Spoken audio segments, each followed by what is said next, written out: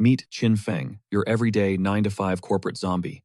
He is just dragging himself through another soul-crushing morning commute. What is the worst that could happen, right? Suddenly, some random dude shoves him off balance, launching him face-first into a beautiful woman's chest. Plot twist, she has a massive boyfriend. Our guy knows he is about to catch hands. A devastating right hook connects, launching him into the air. He stumbles backward into oncoming traffic, getting completely obliterated by a speeding car. Talk about the most embarrassing game over ever recorded. What an absolutely tragic way to log out. But wait, the plot thickens. Our boy suddenly opens his eyes, reborn into the ruthless cultivation realm of Huanggu. Before he even takes his first breath, he delivers a swift kick to his unborn twin. Ding. A glowing system panel materializes, rewarding him with cold, hard villain points. Turns out his womb mate is the destined chosen one, the absolute protagonist of this universe. And everyone knows standing next to a main character is practically a death sentence. To survive the inevitable plot armor disasters, Chin Feng realizes he has to grind his cultivation to the absolute max. But first, let us meet the VIPs of his new life. His mother, the breathtaking saintess of Mount Taibai, an absolute ethereal goddess. The legendary Qin clan feeds their babies a top-tier mystical elixir right from the start. A single drop of this stuff packs enough power to bankrupt an entire city. Our anti-hero has clearly hit the reincarnation jackpot. But as for his old man clan head, Qin Tian, Chin Feng immediately catches the ick and refuses to claim him. Time for the main spectacle. Our newborn villain is about to flex his insanely overpowered stats for the very first time. The Great Emperor Halo ignites. Boom. A massive 10 times multiplier blasts through his base stats, instantly unlocking a literal divine tier technique. Jaws collectively hit the floor. The elders are absolutely losing their minds, crowning him the ultimate peerless prodigy of the heavens. His dad is practically glowing with overwhelming pride. But all this background cheering is giving Chin Feng a massive headache. So how does our boy blow off steam? By treating his unborn brother like a punching bag, obviously. He mentally lectures the crying infant about their star-crossed rivalry. It is the golden boy against the ultimate menace. Nothing personal, just business. Every single slap he lands generates sweet villain points. And our guy is utterly addicted to the system grind. Fast forward 3 entire years inside the womb. Wait, 3 years. Yup. This crazy cultivation world literally delayed their birth for a whole century, and Chin Feng spent every waking second farming his brother for massive experience. The fateful day finally arrives, leaving his twin brother looking like a thoroughly traumatized victim. The saintess goes into active labor while the maids chant her name. Outside, the all-powerful clan head is pacing holes into the floorboards like a total nervous wreck. Suddenly, a sharp cry shatters the tension. The heavy doors slam open as the father rushes in, screaming absolute victory for his firstborn son, Chin Feng. A trembling maid hands over the glowing newborn to the ecstatic father. But the moment our baby villain locks eyes with his dad, gross, so incredibly ugly, he prays to the heavens he did not inherit those tragic genes. Tiny fists start raining down on his father's face. Ding, 2 villain points acquired for actively destroying their father-son bond. Hold up, only 2 pathetic points. The system coldly clarifies that rewards scale with difficulty, and apparently disrespecting your own father is absolute easy mode. Challenge accepted. Chin Feng cranks up the violence completely, wailing on his dad who laughingly brushes it off as an energetic baby tantrum. The clueless father keeps hyping up his emperor-level talent, until the exhausted midwife shatters the celebration with a massive plot twist. There is still another baby inside. It is a set of twins. The medical team frantically scrambles to deliver the second heir. But get this. The traumatized second child is literally refusing to leave the safety of the womb. Chin Feng pauses his father-beating session, absolutely triggered. Refusing to come out. He mentally roasts this completely broken fantasy world logic. How is he supposed to farm his infinite point glitch if the chosen one stays hidden inside? A desperate maid finally steps in to rescue the battered clan head. She tries to feed the little terror, but he forcefully rejects the meal. His tiny mind is entirely focused on demanding his cowardly brother to face reality. He practically screeches for his twin to enter the world. When, suddenly, ding, 50 points awarded for completing the Hidden Cushion of Love achievement. Wait, a whole 50 points, just for lying there. Our baby menace is utterly stunned by this massive payout. Turns out simply being cuddled against a gorgeous maid triggers a major villain milestone. A wicked grin spreads across his face. Is this the legendary perk of walking the dark path? Fast forward a bit. Over in the opulent Chin Estate Gardens, our anti-hero is living that premium toddler lifestyle. What kind of heavenly training is this? A whole squad of beautiful maids is giggling and chasing him down like a literal harem anime protagonist. Blindfolded and completely in his element, he zeroes in on Sister Ziyun. An absolute 10 out of 10 beauty, and he snatches her effortlessly. Because obviously our guy does not know the meaning of defeat. He declares his victory, and the system immediately deposits 200 points for a quote-unquote gentleman mission. Qin Feng's eyes flash with pure ambition. That is exactly the capital he needs to make a massive power play. His glowing status window reveals a massive hoard of over 30,000 points, and his cultivation, already maxed out at the 9th stage of the Qi and Blood realm. For context, this world's power system scales from basic Qi and Blood all the way up to the godlike ethereal realm. 9 grueling stages per tier. Our toddler tyrant sits cross-legged, pulling in massive waves of ambient energy. The atmosphere instantly turns suffocatingly heavy. He announces his ascension to the commencement realm, and explosive, heaven-shaking power erupts from his tiny body. Boom. Just like that, our 3-year-old menace shatters the commencement realm barrier like it is an absolute joke. Jaws drop across the courtyard. Even Qin Feng realizes he flexed way too hard. But our little villain recovers instantly, throwing his arms up and demanding cuddles from Sister Bu. Why? Because the system's villain points wait for literally nobody, and she scoops him right up without a second thought. I mean, look at that face. Who could resist the young master? Our boy is ruthless, though. He swoops in for a quick peck, instantly securing 50 villain points for the love kiss mission. The maids immediately scold him, saying he cannot just run around smooching girls out of nowhere. But let us be real, they give him a total pass because he is literally 3. Qin Feng leans into the act, batting his innocent eyes and agreeing that a toddler knows absolutely nothing. Riding that momentum, he casually asks to share a bed with Sister Bai. And boom, she agrees. Our guy is out here speedrunning the harem route before he can even tie his shoes. Cut to the Great Xia Dynasty Palace. The Emperor is completely distracted, sharing a romantic moment with his favorite consort. Suddenly, a massive shockwave ripples through the atmosphere. He snaps to attention, roaring at his guards to find out who just shattered their cultivation bottleneck. He unleashes his spiritual consciousness across the realm. And let me tell you, this guy is dripping with absolute final boss aura. His senses lock directly onto the Qin family estate. He spots their prodigy son, which means our tiny villain just landed on the most dangerous radar imaginable. The Emperor's eyes go cold. A 3-year-old hitting the commencement realm, that kind of monstrous talent has to be exterminated immediately. Meanwhile, back at the Qin Manor, the atmosphere is way more relaxed. The maids are lounging in the steamy women's bathhouse looking drop-dead gorgeous. But, lurking right behind the door, it is our shameless main character. A notification pings. Bam. 100 points secured for completing another shady gentleman's quest. He tries to justify it, claiming the system forced his hand. But before he can even blink, a new pop-up demands, he go tease Bai right in the middle of her bath. He puts on a fake show of outrage. Who does this system think he is? But then the ultimate jackpot drops. 500 massive points just to hop in the water with Zuo. Morals. What morals? Our guy whispers bet and immediately starts tossing his tiny robes into the hallway without a shred of hesitation. He cannonballs straight into the steaming water next to Sister Bai. She completely freezes in shock, splashing water everywhere in a total panic. The system chimes in anyway, dumping 200 points into his account. Never missing a beat, he turns his puppy dog eyes to Sister Zuo and asks to share her side of the pool. Zuo hesitates. The clueless maids completely brush him off. After all, what could a mere 3-year-old toddler possibly understand? Meanwhile, our boy is absolutely eating this up. He smirks to himself, realizing that living the villain lifestyle is an absolute cheat code. Qin Feng immediately pulls up the system shop menu. His target, a legendary evasion skill called Unconstrained Phantom.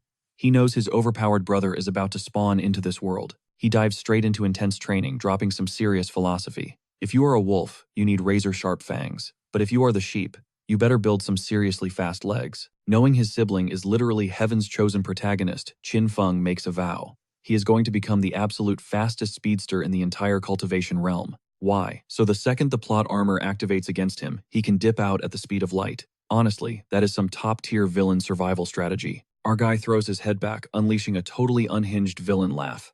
He is literally geeking out over his own cowardly genius. 72 hours later, the sky splits open with a massive heavenly phenomenon. Qin Feng squints at the glowing clouds. Is his ridiculous golden child brother finally making his grand entrance? Suddenly, a terrifying wave of bloodlust washes over him. His smug grin vanishes instantly as pure survival instincts kick in. A lethal beam of purple spiritual energy violently shreds through the air, aiming right for his head. Our boy channels everything he has, dodging the blast by a literal hair. He whips his head upward, his eyes widening at the sight. A squad of terrifyingly high-level cultivators is hovering in the clouds, and their killing intent is locked right onto him. Tension instantly spikes, as 2 ancient elders start beefing over whether to throw hands right then and there. The sky is practically vibrating with explosive energy, until one of the floating masters barks an order down at our boy. The Supreme Emperor himself steps forward, his voice booming like thunder. He demands to know if this tiny kid is actually the firstborn heir of the legendary Qin bloodline. But Qinfeng is not waiting around to find out. He instantly triggers his brand new phantom movement technique, blurring out of sight and leaving the entire squad completely shook. The Emperor narrows his eyes in absolute disbelief. The sheer velocity of this toddler is completely breaking the laws of logic. His mind is reeling. A 3-year-old hitting the commencement stage is already a myth, but perfectly executing a high-level evasion art, that is literally impossible. Sweating bullets, the Qin family elder frantically steps up to run damage control. He nervously chuckles, claiming the little genius is just a bit socially anxious around scary strangers. The ruler lets out a booming laugh, playing it totally cool, but his eyes are practically burning holes into the kid.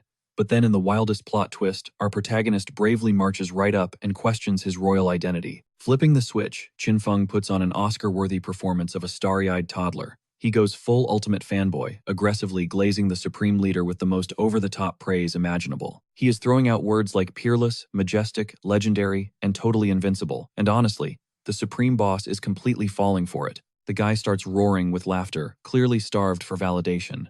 But right when his ego reaches the stratosphere, our boy drops the ultimate trap card. With big, innocent puppy eyes, he asks if such a magnificently wealthy ruler would seriously show up to someone's grand estate without dropping a massive welcome gift. Instantly, the Emperor's joyful expression completely shatters. Let's be real.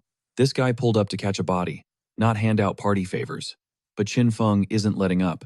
He corners the so-called dignified Emperor of Great Xia, demanding to know if he seriously rolled up empty-handed. The Qin family elders are fighting for their lives, trying to hold back their laughter. Watching the absolute ruler of the realm getting finessed by a literal toddler is pure cinematic comedy. Sweating bullets, the Emperor painfully fishes out a tiny, ornate box. You can tell it physically hurts his soul to part with it. Inside, the legendary vast sky, 9 swords. We are talking mythical blades, wielded by an ancient sword god, 10,000 years ago. Each individual blade is a ridiculously rare divine artifact, but fuse all 9 together, boom, you have got yourself one of the top 10 most overpowered weapons in the entire universe. Qinfeng's eyes lock onto the glowing blades, like a predator spotting its prey. The gears in his head are already spinning. The Emperor smirks, asking if this meets his royal standards. The dude is totally flexing his god-tier stash, trying to look unfazed. But on the inside, he is absolutely screaming in agony. He poured an insane amount of blood, sweat, and cash into collecting the full set. Resolving himself, he decides to just close his eyes and sacrifice a single sword, even though it is tearing his soul apart. But before his fingers can even twitch, our savage toddler strikes. Qinfeng straight up yoinks the entire box, right out of the ruler's hands. Flashing a billion-dollar smile, our main character cheerfully thanks his majestic guest for gifting him the whole set. Acting like this was the vibe all along. Behind that innocent baby face, his inner villain is cackling. You wanted to pull up and cause trouble. Well, get ready to be robbed, blind old man. The Emperor stammers, desperately trying to backpedal on the deal. But Qinfeng weaponizes his baby face flawlessly. Catching the drift, the Qin elders instantly tag in and start glazing the Emperor. They hype up his massive generosity to the heavens. The elders are laying it on thick, loudly declaring that it would be a massive insult to even discuss petty cash. With an existence as balling as His Majesty, taking it a step further, they start swearing dramatic oaths, promising the entire Qin family's undying loyalty. Qinfeng's dad catches the alley-oop perfectly. He orders his son to bow down and thank the big boss for his massive flex. Ding!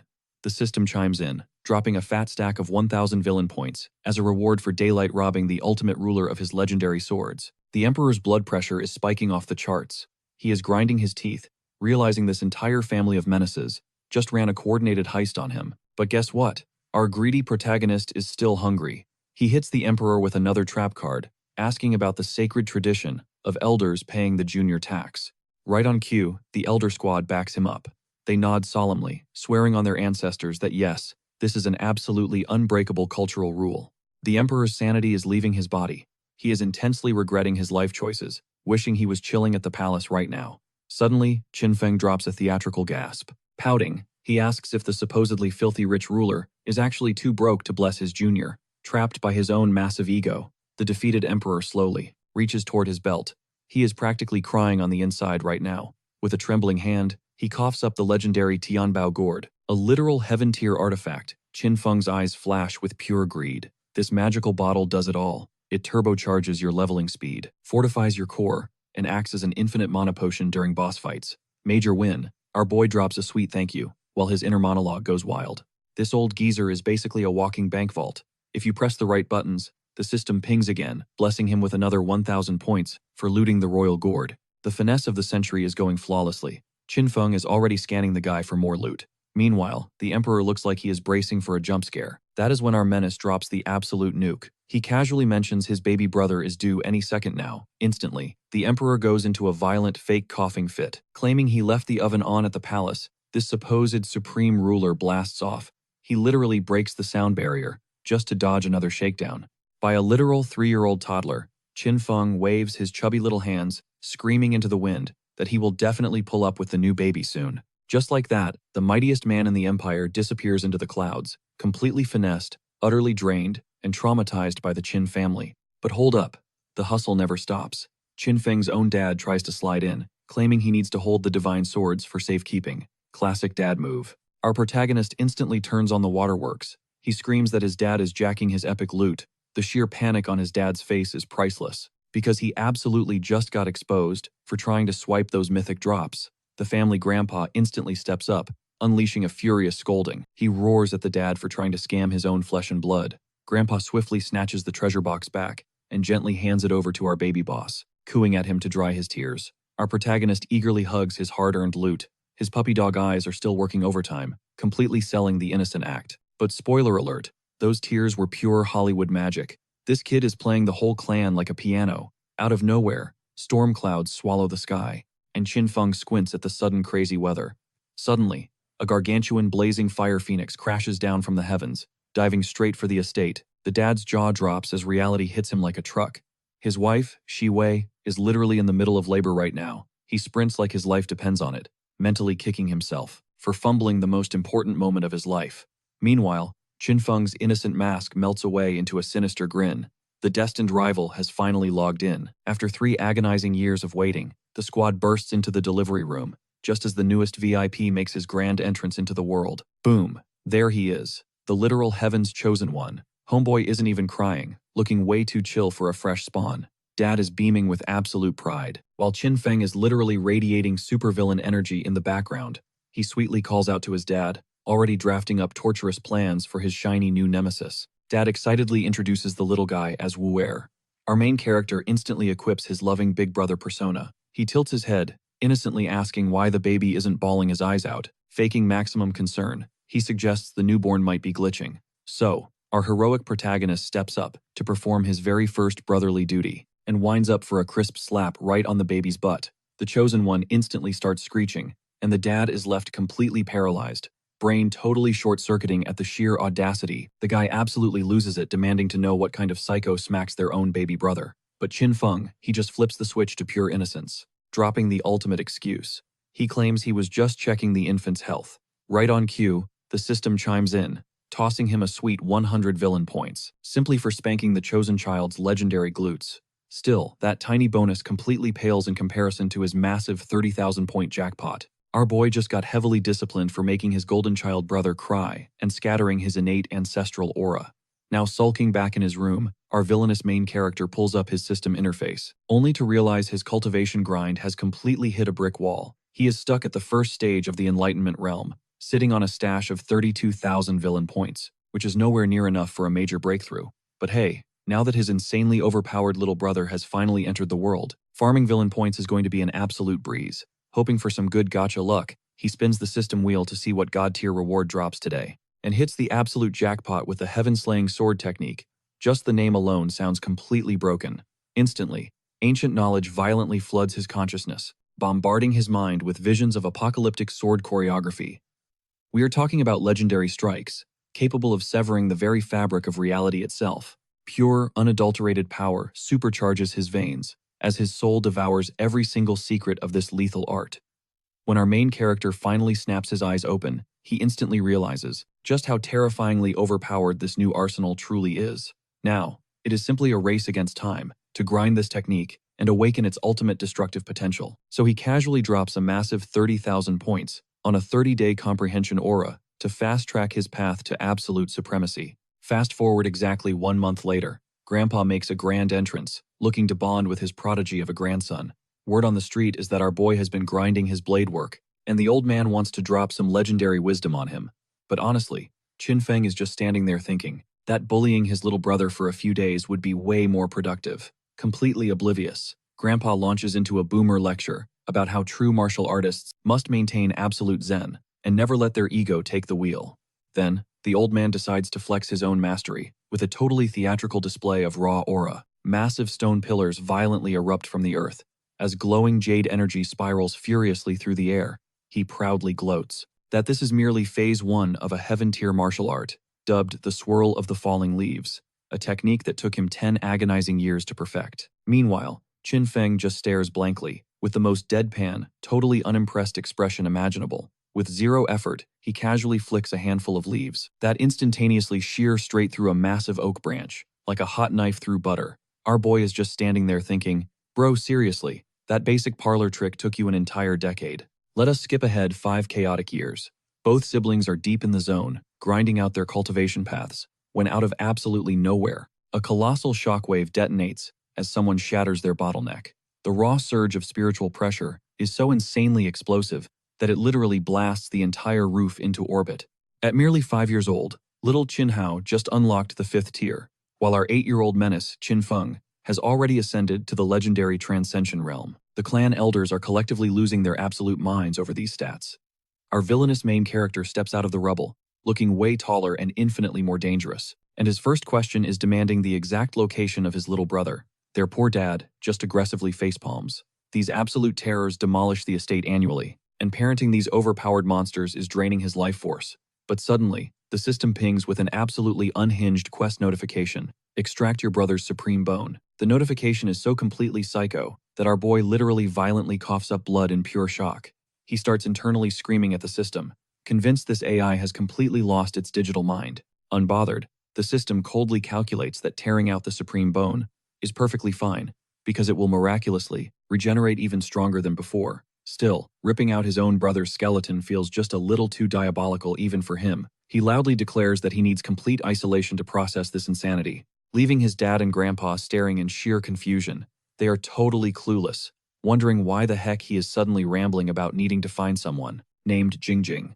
Meanwhile, the literal Heaven's Chosen One is completely passed out in a nearby tree, snoozing away without a single care in the universe. Obviously, our ruthless protagonist tracks his target down in record time, and that absolutely wicked predatory smirk creeping across his face screams exactly what kind of devious plot is brewing in his head. With lightning speed, he forcefully snatches his little brother directly out of the branches. Holding him up, he launches into a full supervillain monologue about how his only dream was to be a lazy, rich playboy coasting through life. But thanks to the universe spawning this ridiculously overpowered little sibling, he is forced to actually grind his cultivation to the bone. Gazing at the sky, he dramatically declares that perhaps this cursed, sweaty grind set is simply his unavoidable destiny. But right then, his impossibly cute little brother looks up with puppy eyes and begs to sneak out of the estate to play. Qin Feng halts his monologue, staring down in disbelief. Play, he echoes, and the tiny prodigy just violently nods his head with maximum enthusiasm. Boom. Just like that, the entire villain origin story gets paused, because our boy simply sighs and says,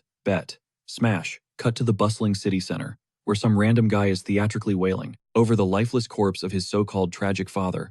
A massive crowd of gullible townspeople forms, constantly yapping about how incredibly cruel the heavens are to orphan such an innocent, adorable little child. And right on cue, a literal avalanche of sympathy coins starts raining down from the weeping audience. Little Qin Hao gleefully tallies up his massive loot of 73 copper coins, completely hyped to go blow it all on a massive feast. Playing the good older sibling, our main character casually offers to treat him to a classic dish of stir-fried beef and bamboo shoots. But what this clueless toddler does not realize is that eating bamboo shoots is ancient slang for catching a brutal beating with a stick. Totally oblivious to the danger, Qin Hao loudly proclaims it is about to become his absolute favorite meal, while in the shadows, our protagonist is just letting out the most sinister, diabolical chuckle. But plot twist, the supposedly stone-dead father violently sits straight up on his mat, sending the entire crowd into absolute panic as they scream about a literal zombie resurrection. The revived scammer looks around completely utterly lost, genuinely asking the crowd when the heck he actually passed away. Deciding not to stress about it, he casually shrugs his shoulders, mutters that his stomach is empty, and just casually strolls off to grift for a hot meal. But the universe has instant karma, because their actual furious dad suddenly spawns out of nowhere and starts absolutely destroying Qin Hao for running a fake funeral racket. With zero hesitation, the loyal little brother instantly throws Qin Feng directly under the nearest bus, screaming that this entire illegal operation was his older sibling's mastermind plot, which perfectly triggers a sweet notification, instantly awarding our boy an effortless 200 villain points. Meanwhile, little Chin Hao is crying absolute rivers, desperately begging the heavens for mercy because he is just a tiny innocent baby. But the family patriarch straight up declares that handing out a little old-school tough love is 100% justified. Little bro bawls his eyes out, screaming that his old man is the absolute worst boss monster ever. Cue the ultimate older brother stepping in to play savior. He whispers softly to dry those tears, totally tricking Chin Hao into thinking he is a literal angel. But our MC he is secretly smirking, knowing a proper childhood needs that classic stick and carrot treatment. After all, a little physical discipline builds character. Cut to the devastating aftermath of that brutal spanking session. Chin Hao is looking absolutely wrecked on his backside. But thankfully, his loyal bro swoops in to play medic, gently rubbing on some healing ointment, all while silently plotting how his entire future wealth literally depends on farming this kid's misery. The little guy is practically weeping with gratitude, swearing his big bro is the absolute greatest of all time. Chin Feng just delivers a gentle head pat, totally faking that wholesome family dynamic. Because let us be real, little Hao is literally the chosen one of this world, making him a walking, breathing cheat code for infinite villain points. The poor kid starts ranting about how their brutal dad only knows violence. And boom, our mastermind spots the ultimate opening. He leans in whispering that he has a flawless counterattack strategy. But he totally plays hard to get, sighing that crossing the patriarch is a massive risk. Hao desperately swears on his life he will not snitch. Chin Feng drops a dramatic sigh, playing the reluctant hero to absolute perfection. Then with Oscar-worthy acting, he clasps his hands and finally leaks the alpha intel exactly as he planned all along. He drops the bomb. The old man has a massive secret vault stashed away. Imagine the absolute chaos if the matriarch somehow stumbled upon it. The kid's eyes flash with pure, vindictive energy as he locks onto the mission objective. Flash forward to the ultimate bust. Epic jars overflowing with pure gold are unearthed deep in the woods. The matriarch goes full demon mode, snatching the patriarch by his skull and demanding to know how long he has been running this shadow economy. The old man's face drains of all color. The terrifying realization of who leaked his coordinates hits him like a freight train. He roars in pure agony about his traitorous spawn aggressively, deciding that round one was nowhere near enough damage. Suddenly, we are in a high-speed pursuit tearing through the courtyard. The patriarch is dual-wielding a feather duster like a legendary grade weapon. Hao sprints directly behind his big bro's back, desperately gasping for a lifeline. But the angry dad closes the distance in a flash, lifting the kid by his collar and daring him to try that evasion maneuver again. The boy shrieks in terror, taking heavy critical hits from a second wave of parental justice. Meanwhile, our MC just watches with a warm, toxic smile, totally pitying his golden goose. Ding, the sweet sound of success. The system confirms a flawless framing of the chosen one and drops a crispy 200 villain points into his account. Fast forward to nightfall. The matriarch is looking absolutely gorgeous, whispering sweet nothings to her traumatized husband. Lurking right outside the doors, innocent little Hao spots the shadow play and asks why dad is aggressively pinning mom down. Our MC does not even blink. With a stone-cold deadpan face, he claims they are just locked in some intense midnight martial arts sparring. A light bulb goes off in Hao's tiny brain. If he ruins this sparring session, maybe the old man will be too exhausted to hand out another beating. Chin Feng actually pauses. The potential villain points are incredibly juicy, but crashing this specific raid boss might trigger an apocalyptic wipe. But the clueless kid takes that silence as a green light, happily declaring he is about to breach the gates. The MC's jaw hits the floor. Pure panic sets in as he lunges forward to abort the mission. Too late, Hao kicks down the door loudly, summoning his dad. The patriarch turns around, looking completely and utterly soul-crushed. Even the spirit pet bird is visibly traumatized by the sheer awkwardness. Chin Feng physically cringes helplessly watching this catastrophic train wreck unfold. But wait, the system interface absolutely explodes. 200 points for the setup and a massive 500 points for triggering an ultra-violent beatdown. The notifications keep spamming his screen. 500 for critical rear damage, and a legendary 1,000 points for inflicting soul-shattering trauma. Our MC just shrugs it off. After all, extreme pain builds extreme character. Timeskip exactly 2 weeks later. Chin Feng is bored out of his mind, practically crying over his dry villain point balance because his little brother's backside is still on cooldown. Suddenly, a massive shadow blocks the sun. He looks up, completely stunned. A gargantuan sky beast rips right through the cloud layer, hauling an insanely luxurious high-tier carriage. Riding shotgun is a terrifyingly cool blue-haired blade master, while an adorable green-haired girl curiously peeks through the silk curtains. Our MC narrows his eyes, wondering why the elite Lin clan from Tianxin City is suddenly invading their airspace. Ding! The system radar suddenly pings a monstrous epic tier chosen one. A wicked grin spreads across his face. His villain point drought is officially over. Let us hit rewind to exactly 14 days ago to see how this epic encounter was forged.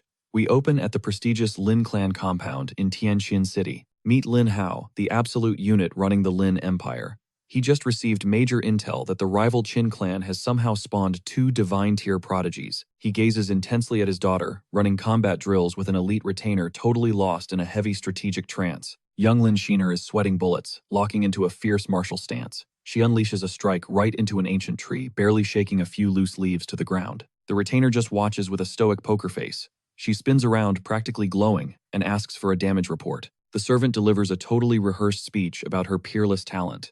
But up on the balcony, her father just drops the heaviest, most defeated sigh imaginable. Turning her back to the scenery, Shiner catches that heavy breath and innocently wonders why her old man is stressing out. He instantly scrambles with the most tragically obvious cover-up ever, blaming a heavy lunch.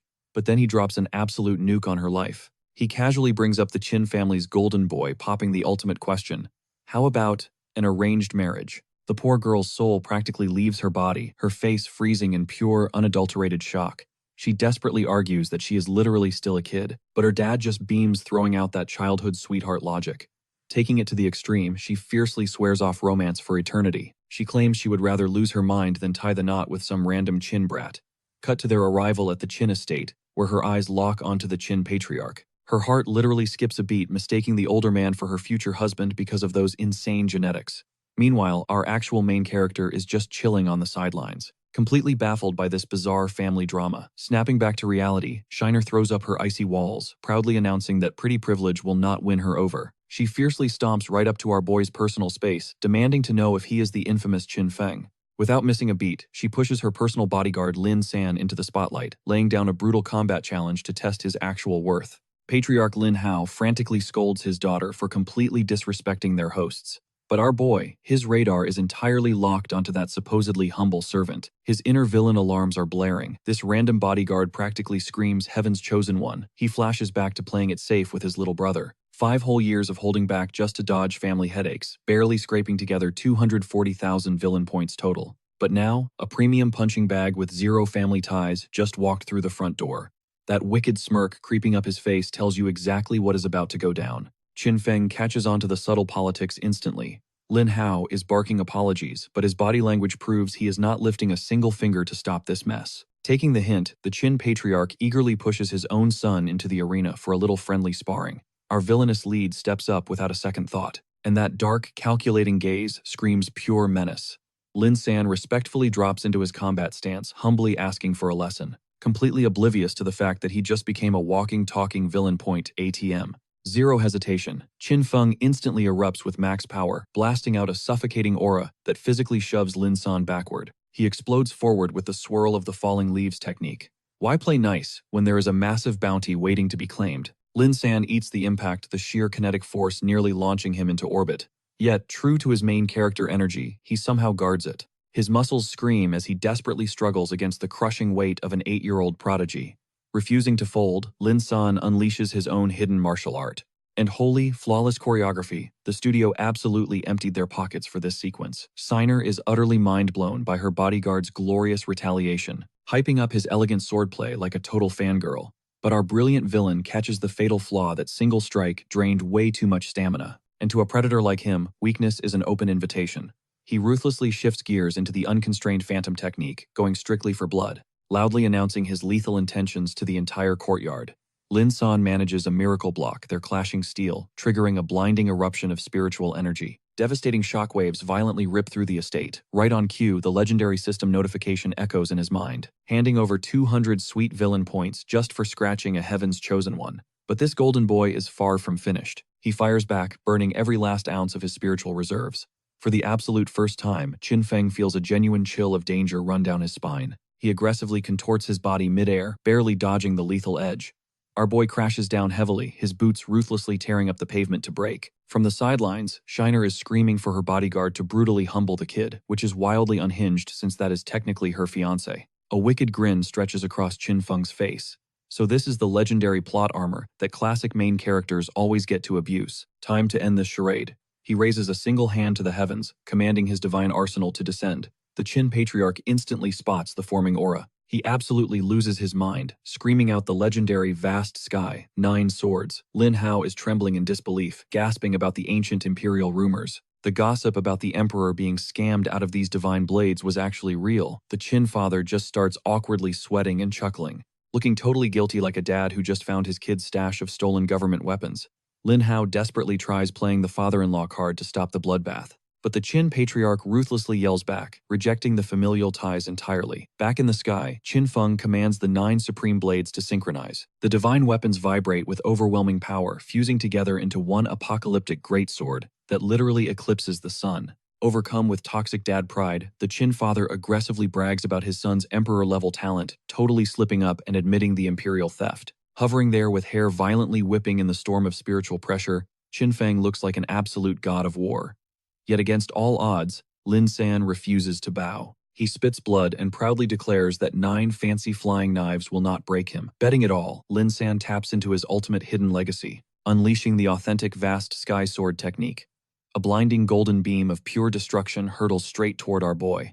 Both patriarchs completely lose their minds. Realizing this sparring match just escalated into a life-or-death execution, the Qin father screams that the technique and the swords share the exact same divine origin, both forged by the legendary vast sky sword god. And now these supreme powers are set on a devastating collision course. Terror grips his heart, knowing damn well his 8-year-old prodigy might be utterly vaporized by a divine tear attack. So he braces himself to pull the ultimate protective parent maneuver. Sprinting forward, Papa Qin screams that Daddy is here to save the day. But our boy, he hits his dad with a deadpan stare, barking at him to back off and stay out of the kitchen. Papa Qin slams the brakes, his soul practically leaving his body. The sheer disrespect. His precious son just rejected his rescue mission. Our MC drops into a flawless battle stance. His blade erupts with a blinding aura, and he unleashes his own ultimate counterattack. The heaven-slaying sword technique. The 2 devastating strikes smash together in midair, detonating a massive shockwave that violently rattles the entire estate. Lin Hao is literally trembling, stuttering out a demand to know what kind of godly technique that was. The residual energy blasts the entire audience. Both patriarchs are left utterly speechless. Lin San is losing his mind, screaming about how a literal toddler just tanked his ultimate strike. But hold up, because this is where the magic happens. Lin San's legendary blade starts splintering, before totally exploding into dust. Ding. The system chimes in, dropping a massive 100,000 villain points into his account for fracturing the Tao heart of the Heaven's Chosen One. Smirking like a true menace, our MC struts toward his prey, casually dropping the ultimate villain line. I am coming for you. The gears in his head are spinning. If a cracked Tao heart pays out 100,000 points, then completely shattering this dude's spirit, that is an absolute goldmine. He yanks Lin San up by the collar, ready to harvest some serious stats. He starts slashing away at the guy's spiritual core, without a second thought. Cha-ching, 500 villain points drop with every single strike on the so-called Chosen One. The experience points are literally flooding his screen. 500 here, 500 there. Our boy is speedrunning this farming route until Papa Qin suddenly snatches him up from behind. Our MC is absolutely fuming. You never interrupt a gamer mid-grind. Sweating bullets, Lin Hao frantically nods along, desperate to end the bloodbath. He practically begs them to stop turning his prize pupil into a punching bag. Lin Hao nervously asks Papa Qin for a private VIP chat, and the patriarch agrees. The 2 boomers immediately drop into that awkward dance of extreme politeness, doing the whole "no you go first" routine. But internally, Papa Qin is throwing a massive party. He knows his son just secured the bag, and this political alliance is locked in. Back in the courtyard, Lin Shiner quietly glides over to our MC. Blushing, she softly admits that his power is absolutely incredible. Without missing a beat, he drops the coldest flex ever. I know. She tries to flirt and introduce herself, but our Sigma male completely blanks her. Instead, he points a finger straight at the unconscious Lin San, and casually asks if she can wake up her toy so they can play again. Shiner absolutely snaps. She practically threw herself at him for marriage. But this battle junkie only wants to grind experience off her servant. She aggressively stomps away, completely done with this toxic conversation, leaving our MC standing there, scratching his head, genuinely wondering why girls are so weird. Cut to Shiner violently, kicking open the guest room door. She is ready to throw hands with her dad over this ridiculous arranged marriage setup. Her dad tilts his head, asking, "Didn't you hate the idea of marrying the eldest son anyway?" That logic trap catches her completely off guard. Blushing furiously, she instantly stammers out a denial, insisting she totally was not against it. Papa Lin sighs, pointing out that dating the second son makes her a cougar by 2 years. Wouldn't the gossips have a field day? But then he just chuckles. Waving it off, he claims that the older woman and younger man dynamic is practically a trending aesthetic right now. Shiner bites back, arguing the haters will say the Lin family is just using her as a political pawn, settling for the runner-up brother. Just because Qin Feng was out of their league, Lin Hao's aura flares with pure dad rage, roaring that anyone disrespecting his little girl will face total clan annihilation. The volume is deafening. The whole estate can definitely hear his threat, and Shiner frantically shushes him, begging him to lower his voice. He coughs awkwardly and promises to use his indoor voice. Taking a breath, Shiner finally draws her line in the sand. She refuses to marry Qin Hao, and that is the exact moment her dad drops the ultimate truth bomb on her. He smirks, asking if she is secretly crushing on Qin Feng instead. Her tsundere mode activates instantly. She calls him a delusional narcissist, screaming who on earth would ever fall for a toxic guy like that. Her dad just smiles, taking that massive overreaction as a yes, and declares the case closed. Shiner is left utterly paralyzed by the misunderstanding. She bursts out of the room in tears, dramatically wailing that her dad hates her, because obviously that is the only rational conclusion to draw. Lin Hao just stands there, blinking, completely baffled by teenage girl logic, trying to process whatever emotional hurricane just hit him. A nearby servant nervously bites her lip, desperately wanting to spill the tea but deciding to stay quiet. Cut to Qin Hao chilling in the courtyard. He casually reflects on how everyone was throwing lethal spells at each other 5 minutes ago, and now they are literally planning his wedding behind his back. But honestly, our guy just gives a massive shrug, figuring that dodging the toxic drama of romance is an absolute win in his book. Because let us be real, as long as he has Lin San to farm points from, his life is complete. Meanwhile, a battered Lin San shivers, sensing a dark aura, paranoia creeping in as he feels the heavy gaze of a predator tracking his every move.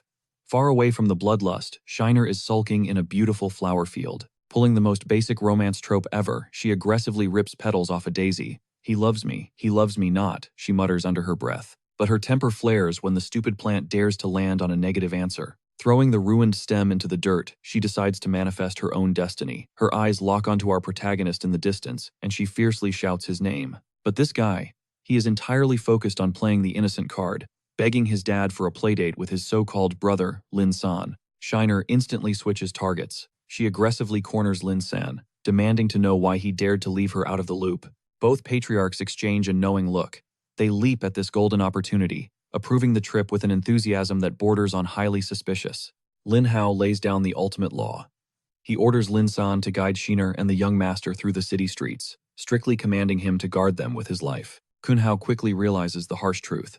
He is basically the worthless bonus in a buy one get one free deal. But honestly, as long as Lin San plays his bodyguard role perfectly, he is absolutely fine with it. And so, the chaotic trio hits the streets. With Lin San leading the charge, they step right into the bustling heart of the Huanggu marketplace. But our villainous main character is already plotting his masterpiece. His logic is flawless. Heaven-chosen ones are basically walking treasure radars. So the strategy is brutally simple.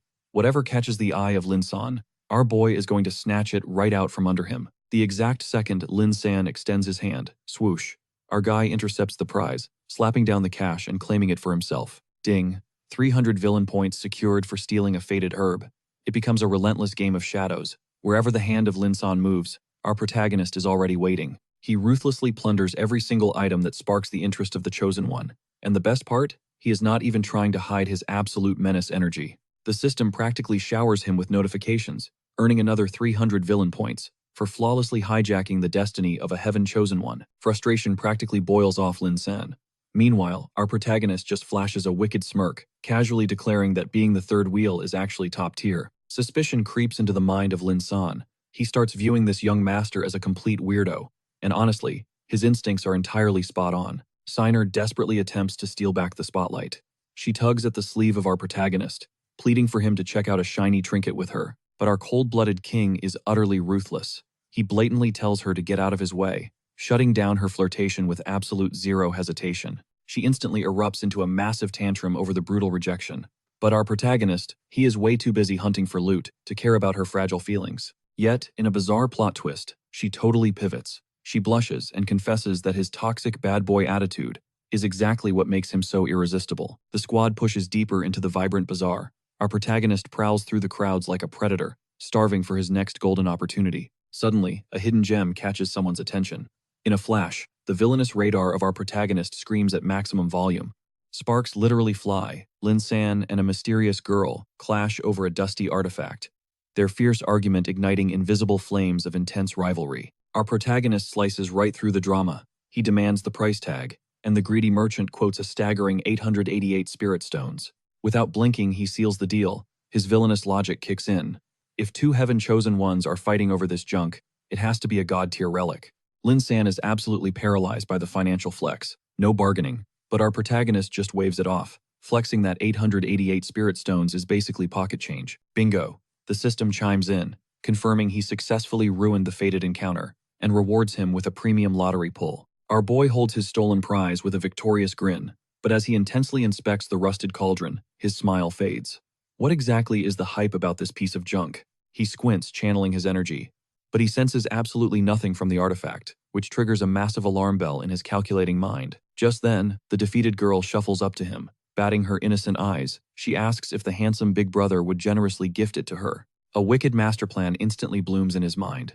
Since his own villain vision is drawing a blank, maybe he can use this naive chosen one to unlock its true heavenly power. He crafts the ultimate scam. He offers to rent it to her for a mere 8 spirit stones, framing himself as a saint who will cover the remaining 880. Hook, line, and sinker. The pure-hearted girl blindly accepts the deal. But in true villain fashion, our protagonist flips the script at the last possible second. He coldly corrects his own math. The rent is actually 800 spirit stones. Before she can even breathe, he snatches her entire money pouch, wiping out her life savings. The absolute irony. This sweet summer child actually bows in deep gratitude. She genuinely thanks him for being such a noble and kind big brother. Ding, the system drops 500 villain points for utterly scamming a clueless chosen one. Our boy just chuckles inwardly. What an unbelievably gullible little sister. Lin San finally shakes off the shock and targets a new stall. But the predatory gaze of our protagonist is already locked, calculating his next brutal hijack. He claps a heavy hand onto the shoulder of Lin San. With ultimate main character energy, he loudly announces he is buying out the entire shop. Paranoia is hitting Lin San incredibly hard. He is thoroughly convinced this rich kid is deliberately stalking him, just to aggressively flex his endless wealth. It completely defies all logic. Meanwhile, our protagonist hides a victorious smirk. His heart is racing. That was way too close. He almost missed out on the ultimate jackpot. The ultimate shopping spree continues. Our chaotic duo drifts deeper into the marketplace, surrounded by an ocean of mystical artifacts. And true to form, the inner radar of our boy is fully activated. His eyes lock dead onto the exact treasure Lin San is about to touch. But plot twist, Signer swoops in like a striking hawk, snatching the relic out of thin air and boldly declaring it belongs to her. She violently bats her eyelashes at our protagonist. She asks if his shopping spree is finally over, clearly starving for just a single crumb of his attention. Suddenly, massive panic flashes across the face of Lin San. He stammers out a pathetic excuse about having urgent martial business, hastily rushing his awkward goodbyes. Shiner is left frozen in the dust. Her mind spins in endless circles, completely baffled by the bizarre behavior of both the master and his supposed servant. Meanwhile, in a parallel moment, a stunning green-haired beauty strolls alongside Kun Hao. Hearing the convenient excuse that Lin San suddenly fell ill, she eagerly shoots her shot to be his shopping date. But our cold-blooded king, he violently shuts her down without a second thought. Without missing a beat, this girl doubles down. She straight up declares Lin San is her only target, totally swooning over his edgy lone wolf vibe. Flashing a bright smile, she promises to return tomorrow. Meanwhile, Qin Hao is just frozen there, forced to swallow this chaotic reality. Hiding in the shadows, Lin San hears every single word. His face burns with absolute dread, muttering her insane confession like his brain just short-circuited. Cut to midnight, and our purple-haired sidekick is spiraling. He is fighting a full-blown existential crisis. His lifelong dream was serving as a top-tier attendant. He angrily rants that he signed up to be a loyal retainer, not some bottomless wishing well. Bro has some serious trust issues about this whole setup. Sunrise hits and the entire capital is shaking. The monumental alliance between the Qin and Lin clans has just dropped like a massive bombshell. With the blood oath sealed, the heavyweights exchange their formal goodbyes. The Lin clan's caravan finally gears up to hit the road, but our MC's brain is working in overdrive. He realizes his ultimate double loot glitch is about to get nerfed right before his eyes. Gazing out from the moving carriage, Lin San exhales a heavy breath. He is beyond thrilled to finally escape this absolute circus. But hold up, the green-haired menace strikes again. Lin San looks ready to leap into the void and erase his own existence. She has already infiltrated his private ride. Down below, our boy watches this disaster unfold with a massively entertaining smirk. Her cheeks burn crimson entirely, convinced the young master is checking her out.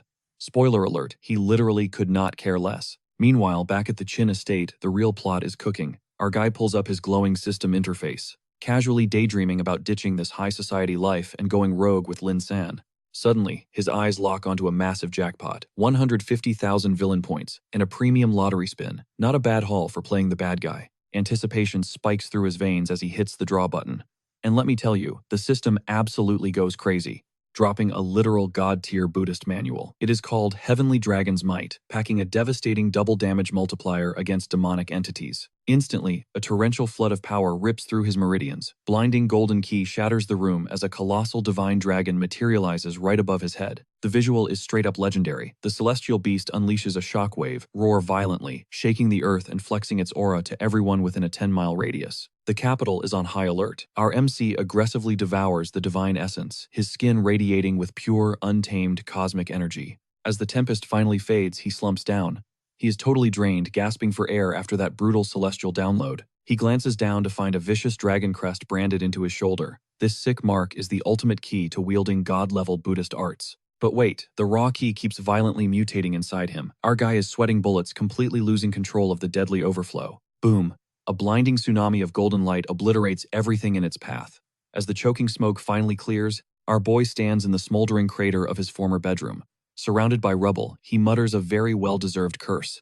Knowing the entire clan just heard that, he instantly shifts into actor mode. To fake a massive breakthrough, he desperately commands the system to level him up. The interface instantly answers his prayer. Injecting him with a second agonizing wave of golden aura, he throws his head back, screaming as the sheer force rips through his flesh. Right on cue, his father and the Supreme Ancestor smash through the ruined doorway. They are screaming his name in absolute terror, but the Ancestor freezes in pure shock, completely mesmerized by the kid's monstrous realm of comprehension. Meanwhile, his dad is just crying on the inside, staring at the vaporized mansion.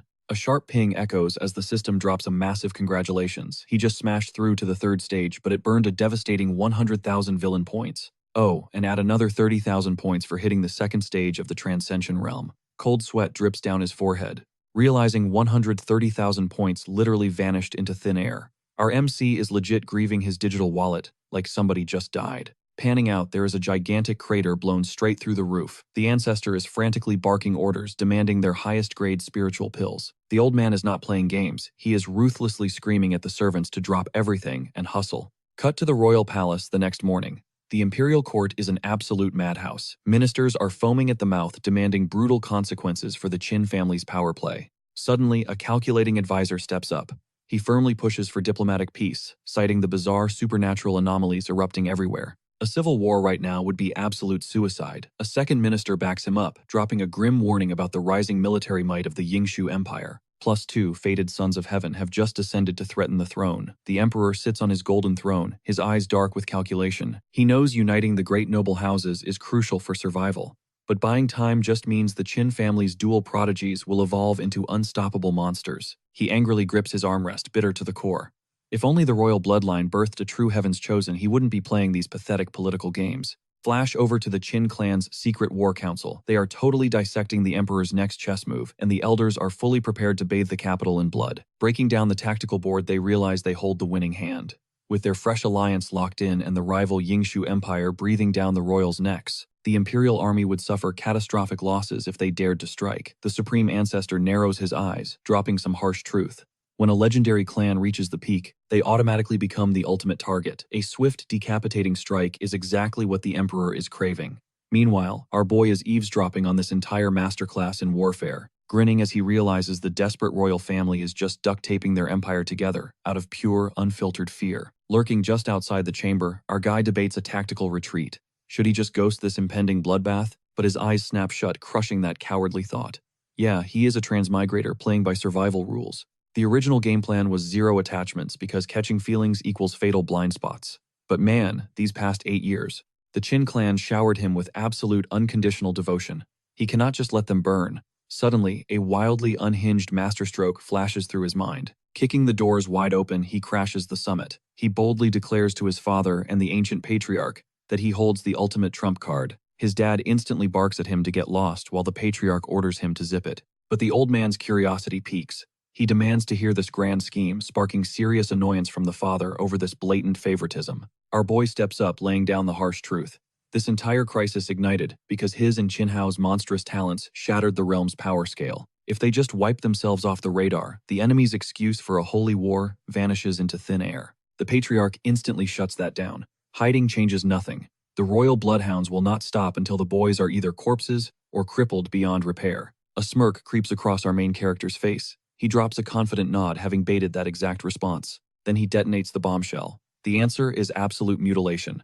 They need to violently rip out Qin Hao's legendary supreme bone. Since that divine skeleton can regenerate, the patriarch actually contemplates this insane gamble. But Qin Feng's dad, he is ready to flip the table. He fiercely screams that Hao is only 5 years old. The kid is way too fragile to survive that kind of butchery. The ancient elder drops some heavy cultivation truth. True supremacy requires more than a fancy skeleton. It demands iron will, an unbreakable spirit, and heavy destiny. The kid must endure the agonizing trauma of extraction, vanish into the shadows, and forge his path back to godhood once the bone regrows. And the alibi is an absolute masterpiece. The arrogant young master, consumed by toxic jealousy, brutally butchers his sibling for the power and goes rogue. Playing his part, the furious patriarch will officially banish Qin Feng, slapping a massive bounty on his head across the entire Huanggu region. While the little brother tanks the physical trauma, Qin Feng is signing up for a lifetime of psychological and physical hell. He will become the ultimate public enemy, hunted by everyone, until his little brother levels up enough to clear his name.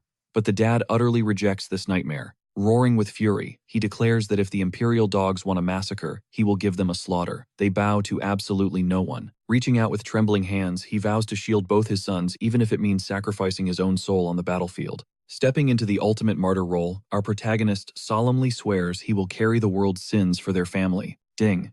The system chimes in instantly, rewarding his Oscar-worthy villainous hypocrisy with a brand new inventory perk. The ancient elder glares intensely, warning the boy that once blood is drawn, there is zero turning back. Regret is not an option. Putting on his best wise sage persona, our guy quotes some epic poetry about legendary blades needing the whetstone and plum blossoms thriving in the freezing snow. But deep inside, he is practically foaming at the mouth. He wasted 8 years stuck in this compound, and he just wants to snatch that bone, unlock those god-tier eyes, and finally, go assemble his harem. Completely convinced by the act, the patriarch roars his final approval. The father shatters under the weight of this ruling.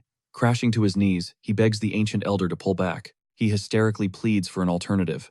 Watching his dad break down, our main character is secretly sweating bullets. He realizes this raw emotional display is totally wrecking his perfect villain script. The patriarch gently grips the broken father's shoulder, coldly stating that this ruthless strategy guarantees the clan's survival through the apocalypse.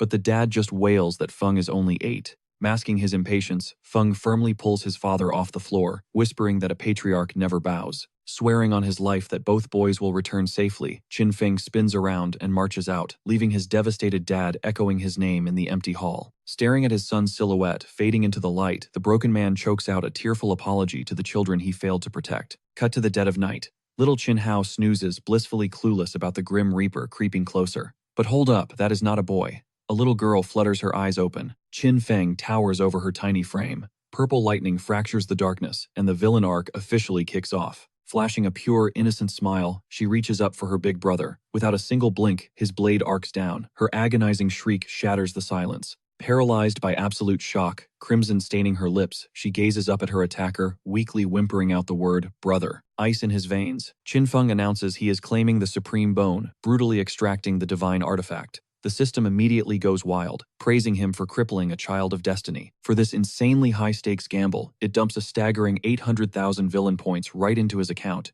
Gripping his face, raw, apocalyptic energy violently courses through his veins. His pupils ignite with a blinding, otherworldly radiance. Time to check the legendary loot. A mystical, glowing cauldron materializes out of thin air. He smirks, realizing he just unlocked the legendary unrivaled eyes. Dropping the divine cauldron next to his bleeding sibling, he mockingly whispers a farewell to his foolish baby brother, locking in the fact that this little girl is playing a massive gender-swap disguise. He vaults through the shattered window. Stealing the bone was always just a decoy. Those unrivaled eyes were his true endgame. As he vanishes into the night, a warm, miraculous aura from the cauldron begins knitting her wounds back together. Glowing energy surrounds the injured child, desperately stabilizing her shattered core. Meanwhile, out in the torrential downpour, a solitary figure drops to his knees outside Qin Hao's quarters. It is Qin Feng. His hands are stained crimson, the crushing reality of his ruthless sacrifice tearing him apart. Inside, the family patriarch wrestles his agonizing wife to the floor. She is absolutely shattered by the horrific news. Soaking wet, Qin Feng stares up at the towering manor, letting the freezing rain wash over his face. His father clutches his weeping mother tight, two proud parents completely ruined by this tragic twist of fate. With fresh blood and rainwater dripping from his chin, Qin Feng's voice cuts through the storm. He screams his final goodbye to the parents who raised him, and vanishes. He launches himself across the ancient rooftops, swallowed by the raging tempest. Seconds later, his mother bursts through the courtyard doors, shrieking her eldest son's name into the void. Her face is a mask of pure devastation, burning tears mixing with the rain as she begs him to come back. Her legs give out. She drops into the muddy puddles, screaming, her throat raw into the endless dark. The trauma is simply too overwhelming. Her eyes roll back, and her husband dives to catch her lifeless body, crying out in sheer panic. Miles away, just beyond the majestic Qin clan gates, our anti-hero throws one final glance over his shoulder. He mentally buries the only life he has ever known. Suddenly, the ancestor's booming voice echoes directly into his mind. The ancient master warns him that at first light, an ultimate kill order will ignite across the entire Honghuang realm. He asks the boy where he will run. Qin Feng does not even blink. He coldly states his destination, the Yinyue dynasty. The ancestor orders him to survive and reclaim his throne. As our boy strides into the shadows, the system dings with a massive reward. For flawlessly executing his ruthless villain persona, his spatial inventory instantly doubles. The AI then roasts him, asking if he has a severe allergy to romance. Honestly valid question. The dude is literally obsessed with nothing but ultimate power. Fast forward to the next morning. Golden sunlight washes over the shattered Qin estate. An upbeat maid with twin braids skips down the hallway carrying a bronze wash basin. She playfully calls out that the sun is already roasting, the young master's lazy behind. But the second she steps into the room, her blood runs completely cold. The heavy bronze basin crashes to the floor. She sprints frantically down the corridors, shrieking at the top of her lungs. It is a total bloodbath. The second young master has been brutally stripped of his core. A massive crowd swarms the critically wounded Qinhao's chest, heavily wrapped in blood-soaked bandages. Whispers erupt like wildfire. The attacker was his own flesh and blood, the eldest young master. The loyal servants are absolutely floored. They violently shake their heads, arguing that Qin Feng was the golden child, perfectly refined and fiercely intelligent. There is zero chance he would commit such an atrocious crime, but the gruesome evidence is undeniable, leaving the entire staff exchanging terrified, wide-eyed stares. The patriarch knows he must sell the ultimate lie. He roars in faked earth-shaking fury, but bottling up this soul-crushing tragedy takes its toll. His chest heaves violently. Black blood erupts from his lips as his knees buckle beneath him. He gasps his banished son's name, as the sheer weight of this master plan breaks his spirit. The guards lunge to catch his collapsing frame, screaming frantically for the clan medics. An elder officially drops the bomb on the panicked crowd.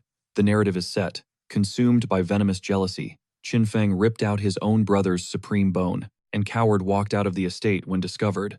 The mighty ancestor himself descends from the sky. With a voice like rolling thunder, he makes it official. Qin Feng is permanently exiled from the bloodline. A terrifying kill-on-sight bounty is placed on his head, but panic sets in. A loyal retainer questions everything. With the supreme bone stolen, and their ultimate prodigy gone rogue, how on earth will the Qin clan survive the incoming holy war? The ancestor's eyes turn to absolute ice.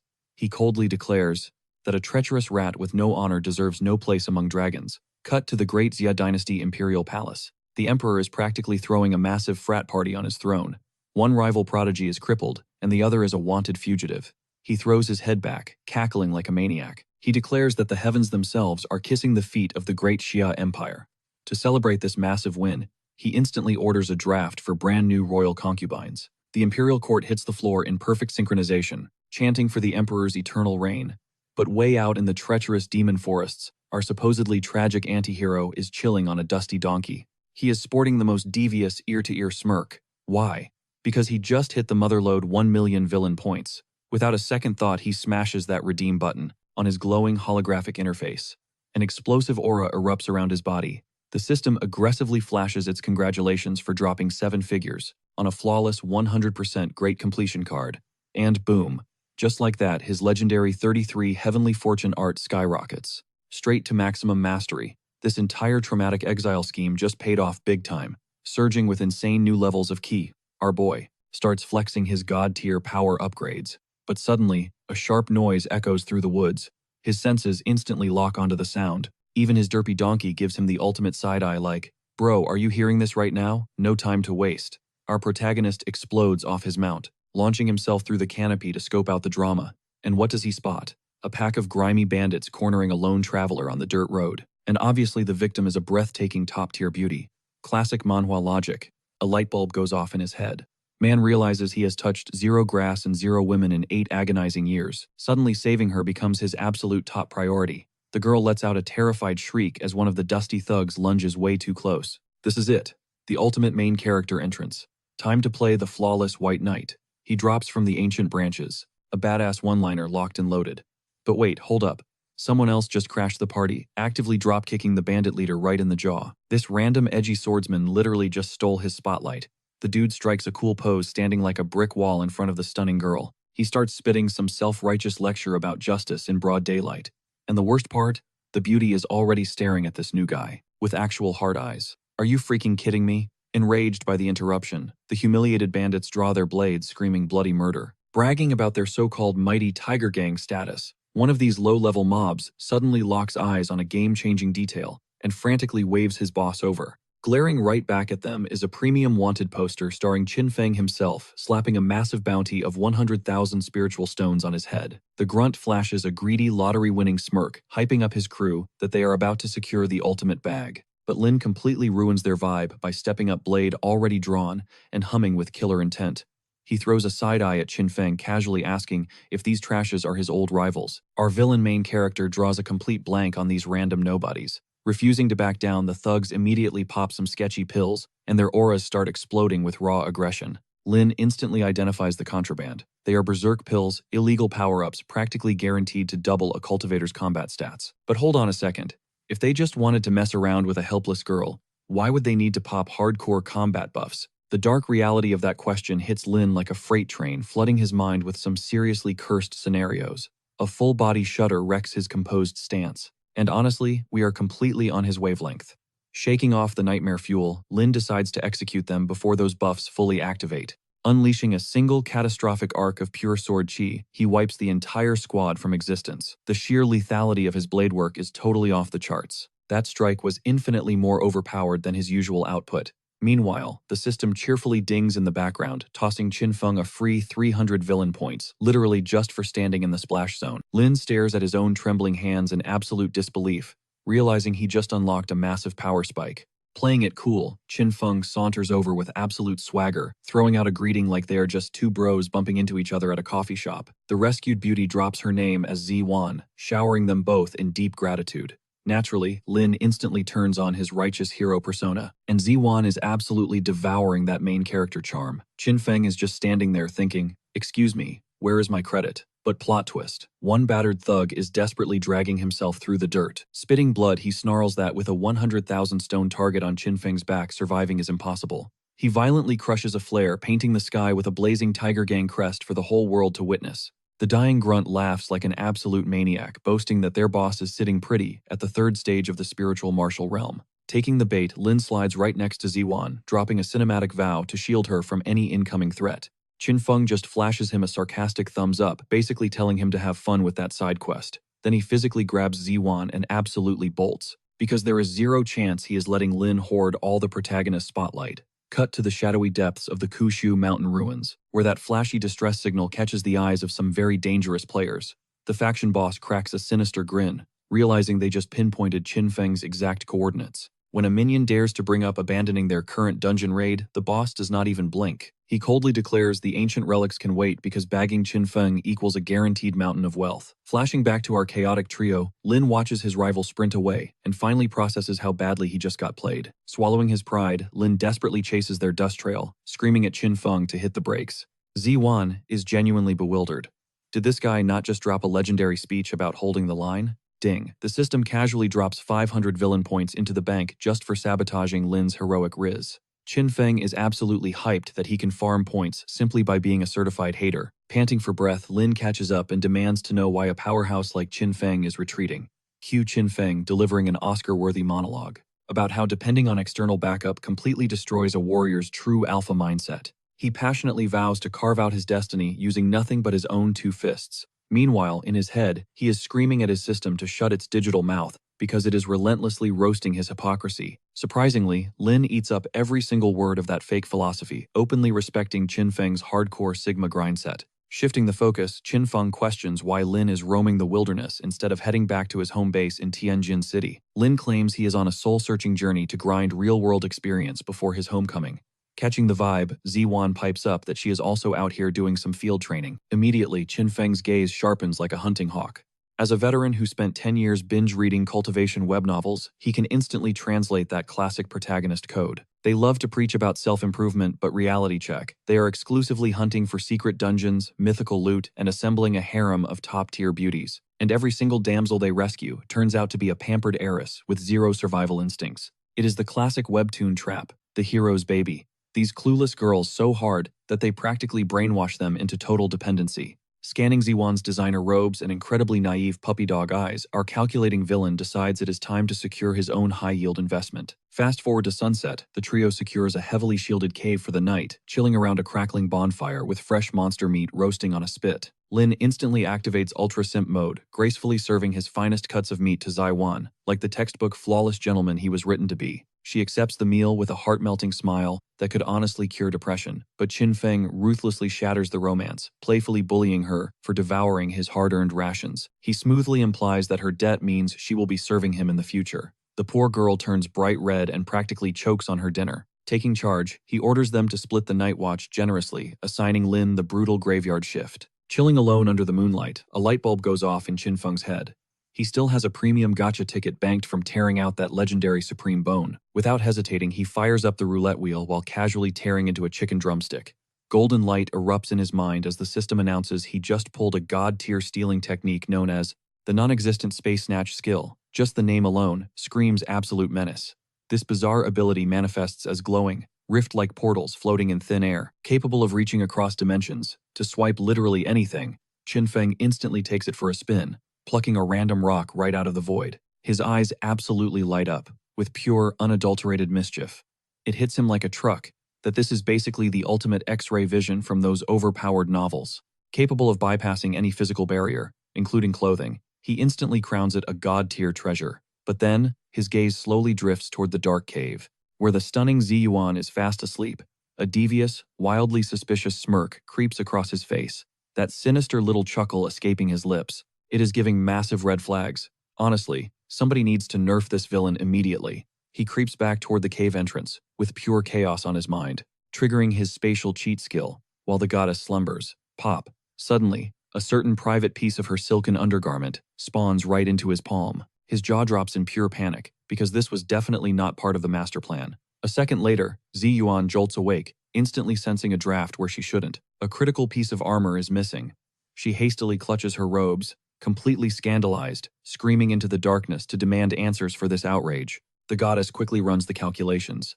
There are only 3 people in this entire cave. Young Master Qin is outside pulling guard duty, leaving only one prime suspect, snoring away right beside her. Fury ignites in her beautiful eyes as she lunges straight for Lin, ordering him to cough up the stolen goods, while the poor guy just blinks in absolute confusion. Cue Qin Feng, strolling in with fake innocence, asking what all the shouting is about. He even has the audacity to ask what brother Lin supposedly stole from her. Ziyuan simply trembles with rage, stabbing an accusing finger at the bewildered protagonist. Poor Lin is just sitting there, glitching out with massive question marks floating above his head. Ding. The system gleefully drops 500 villain points. For perfectly framing the supposed hero and completely tanking his reputation with the goddess, Ziyuan stomps out of the cave, radiating absolute fury, leaving our villainous mastermind standing there, completely aware of his own toxic brilliance. Lin desperately asks young Master Qin why Lady Ziyuan is malfunctioning, and our protagonist just hits him with the most casual shrug, playing totally dumb. But suddenly, a blood-curdling scream shatters the night air. Both men instantly freeze in their tracks. Lin snatches up his blade and bolts outside, screaming that disaster has struck. Qin Feng's mind races. Wait a minute, is this lucky bastard trying to force a hero, saves the beauty trope, to grind his affection rating back up? After taking a major loss in the cave, our villain decides to stop playing nice. It is time to unleash his power and completely hijack this romantic subplot. He explodes past Lin with terrifying velocity, leaving the supposed main character eating dust, completely stunned by this god-tier movement technique. A blinding streak of aura tears through the forest. He crashes onto the scene, only to find Ziyuan cornered by a colossal, bloodthirsty saber-toothed tiger beast. He boldly announces his arrival, like an absolute savior. Swooping in like a hawk, he snatches the goddess from the jaws of death without missing a beat. And let me tell you, the sparkling look in her eyes right now is completely shifting the dynamic. He hits a flawless princess carry, while effortlessly evading the beast. Ziyuan is absolutely not putting up a fight against those strong arms. That hyper-detailed close-up of her blushing cheeks, it reveals everything we need to know. She is officially catching massive feelings for young Master Qin in this exact moment. Touching down softly, she breathes out a flustered thank you for rescuing her from a gruesome fate. But this monstrous feline is far from finished. It obliterates the tree line. Hungry for human flesh, Ziyuan screams a desperate warning as Qin Feng flawlessly positions his body as a human shield against the brutal strike. But internally, our boy is having a total meltdown, because during that epic rescue, his hand definitely grazed a highly restricted danger zone. He breathes a massive sigh of relief that she somehow missed the slip-up, but the unspoken tension right now is thick enough to cut with a broadsword. Lin finally arrives panting, screaming that this is a level 9 transcending realm nightmare. He begs them to form up and fight as a united front. But Qin Feng is already playing 4-dimensional chess.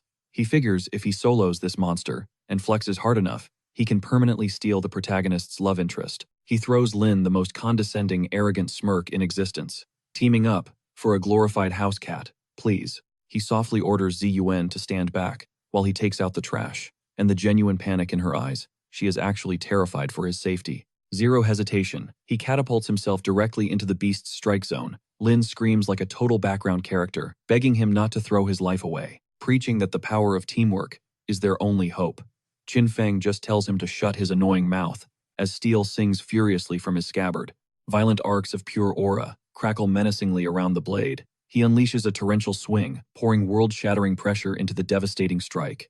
Activating the legendary heaven-slaying sword technique, in absolute high-definition glory, the brilliant slash rips straight through the monster's thick hide, shredding flesh and sparking a deafening roar of agony. But this beast refuses to fold. Its eyes ignite with a blood-red frenzy as it gears up for a lethal counter. Ziyuan's voice shatters the tense air, begging young Master Qin to dodge as the massive predator lunges forward with murderous intent. Lin charges in to play hero, but Qin Feng's eyes narrow with pure spite. There is absolutely no way he is letting this generic guy steal his hype. So Qin Feng pulls his hands together, channeling an oceanic wave of qi. He triggers the heavenly dragon technique, and a colossal golden mythical beast erupts into reality. The ethereal dragon violently bulldozes the saber-tooth, generating shockwaves that literally uproot the forest. A massive nuclear-level explosion blankets the battlefield in thick smoke. Standing like an absolute god amid the destruction, Qin Feng watches the beast flatline. Ding. The system casually drops another 500 villain points, all for completely hijacking the protagonist's chance to shine. Meanwhile, Lin is just frozen there, his jaw glued to the floor, entirely incapable of processing this absolute masterclass in dominance, entirely speechless at the absolute spectacle. Ziyuan practically bounces over, totally starstruck by his overwhelming power. Qin Feng just flashes a nonchalant smirk, brushing it off as some low-level parlor trick. But deep down, his legs are literally turning to jelly. That ultimate strike absolutely devoured his mana reserves way faster than anticipated. Without warning, a slow, mocking, slow clap echoes from the dense shadows. The entire group snaps their heads toward the tree line. A menacing figure steps into the light. He applauds young Master Qin's flawless technique, but that twisted grin screams pure murder. It is the notorious Tiger Gang boss himself, and he is demanding a bloody explanation for his decimated crew scattered across the dirt. Without missing a beat, Qin Feng throws Lin right under the bus. He points at Lin, hyping him up as his unstoppable big brother. Grabbing Ziyuan by the wrist, he loudly announces he needs a nap, casually leaving this deadly mob for his beloved bro to slaughter. Lin shoots back, a knowing smirk instantly, seeing through the trap. Ding. The system gleefully dumps 2,000 villain points into Qin Feng's account for trolling the main character. The furious gang boss barks out orders, instantly dividing his forces. His goons sprint after Qin Feng, while the boss locks his murderous gaze dead onto Lin. Now Lin is staring down a third-stage spiritual martial realm powerhouse. Talk about nightmare difficulty. That is literally like bringing a plastic spoon to a nuclear war. The gang boss explodes forward, his weapon spinning into a deadly vortex. He fully expects to obliterate Lin in a single devastating strike. Boom. Their blades crash together, unleashing a shockwave that violently rattles the entire forest. Surprisingly, Lin stands his ground. He flawlessly deflects the killer attacks, leaving a trail of unconscious thugs in his wake. Cut back to Qin Feng, who is actively dragging Ziyuan through the dense woods. And get this, she actually has the nerve to stress over Lin's safety. Qin Feng rolls his eyes smoothly, promising her that Lin is Heaven's literal favorite child protected by massive plot armor. Ziyuan just blinks completely, utterly baffled by his gamer logic. But before she can question his crumbling sanity, a toxic needle pierces her back. Zi Yuan instantly collapses to the forest floor. Well, there goes Qin Feng's flawless getaway plan. Things just got insanely complicated. The hidden assassin steps out from the brush, already cheering over his supposedly easy sneak attack. But a dark aura erupts from Qin Feng. This absolute clown just booked a one-way ticket to the afterlife. Bam! One ruthless kick sends the goon crashing through a massive oak trunk, shattering the wood into splinters. Qin Feng desperately slides over to check on Zi Yuan. Look at our villain boy genuinely sweating bullets over the protagonist's future waifu. He viciously curses his own ego for wasting all his mana on that flashy entrance. Luckily, the system pops up, dangling a miraculous recovery pill for a measly 1,000 villain points. That price tag feels like a total steal, so he instantly hits the purchase button. But, surprise, the trash item only regenerates 10% of his vital energy. Unbelievable. Of course, this scamming dog-tier system would pull a dirty trick like this. Left with zero choices, he violently spams the buy button 9 consecutive times, like a madman. With his power levels finally maxed out, he immediately channels his glowing spiritual aura to purge the venom from Zi Yuan's veins. But wait a second. He glares at the system prompt. The poisonous wound is clearly on her back, yet this specific healing technique requires heavy chest contact. That sounds sketchy as hell. Despite defying every rule of basic medical science, the mystical cure actually starts working wonders. Qin Feng just stares down at his glowing palms, utterly baffled that this ridiculous trope actually succeeded. Hey, a win is a win. Fast forward, Qin Feng casually strolls through the jagged forest ravine. He silently wonders if Lin actually survived the boss fight, back at the starting zone. Suddenly, he steps into a literal crater. The landscape looks like a devastating meteor strike leveled the entire area. He clicks his tongue. Classic main character plot armor, completely ignoring cultivation ranks like a cheat code. Suddenly, the snapping of twigs interrupts his thoughts. Heavy synchronized footsteps are marching directly toward his location. Qin Feng vanishes into the thick canopy like a ghost, just in time to eavesdrop on some juicy top-secret intel. Turns out Lin heavily crippled the boss and is now sprinting toward some ancient ruins. Hearing this, Qin Feng decides on the most chaotic option possible. He drops from the branches, landing dead center of the squad like an absolute demon. The surviving grunts instantly recognize his face and start barking tough threats. Honestly, it is incredibly adorable, considering the bloodbath about to unfold. Our anti-hero just flashes a bone-chilling smile. He confirms his identity and politely demands the exact coordinates of these mysterious ruins. The thugs practically foam at the mouth, thrilled that their prey delivered himself on a silver platter. They aggressively circle him. A fatal final mistake. Qin Feng refuses to even let them blink. A blinding arc of pure sword energy erupts from his blade in a fraction of a second. The entire raiding party gets utterly erased from existence. He wipes his blade coldly, whispering that they really should have valued their pathetic lives. Standing flawlessly amidst the horrific carnage, like it is just a casual Tuesday walk, he rips a blood-stained map from a fallen enemy. He discovers that Lin is racing straight for the legendary Kuksui mountain ruins. His curiosity spikes. But honestly, that sounds like a problem for future Qin Feng. He shoves the rare map into his inventory. Sliding back to his temporary camp, he finds Zi Yuan still deep in a peaceful healing slumber, completely clueless about the violent massacre that just went down. Since the area is secure, Qin Feng realizes this is the absolute perfect window to finally absorb that legendary supreme bone he has been holding onto. His villainous logic is flawless.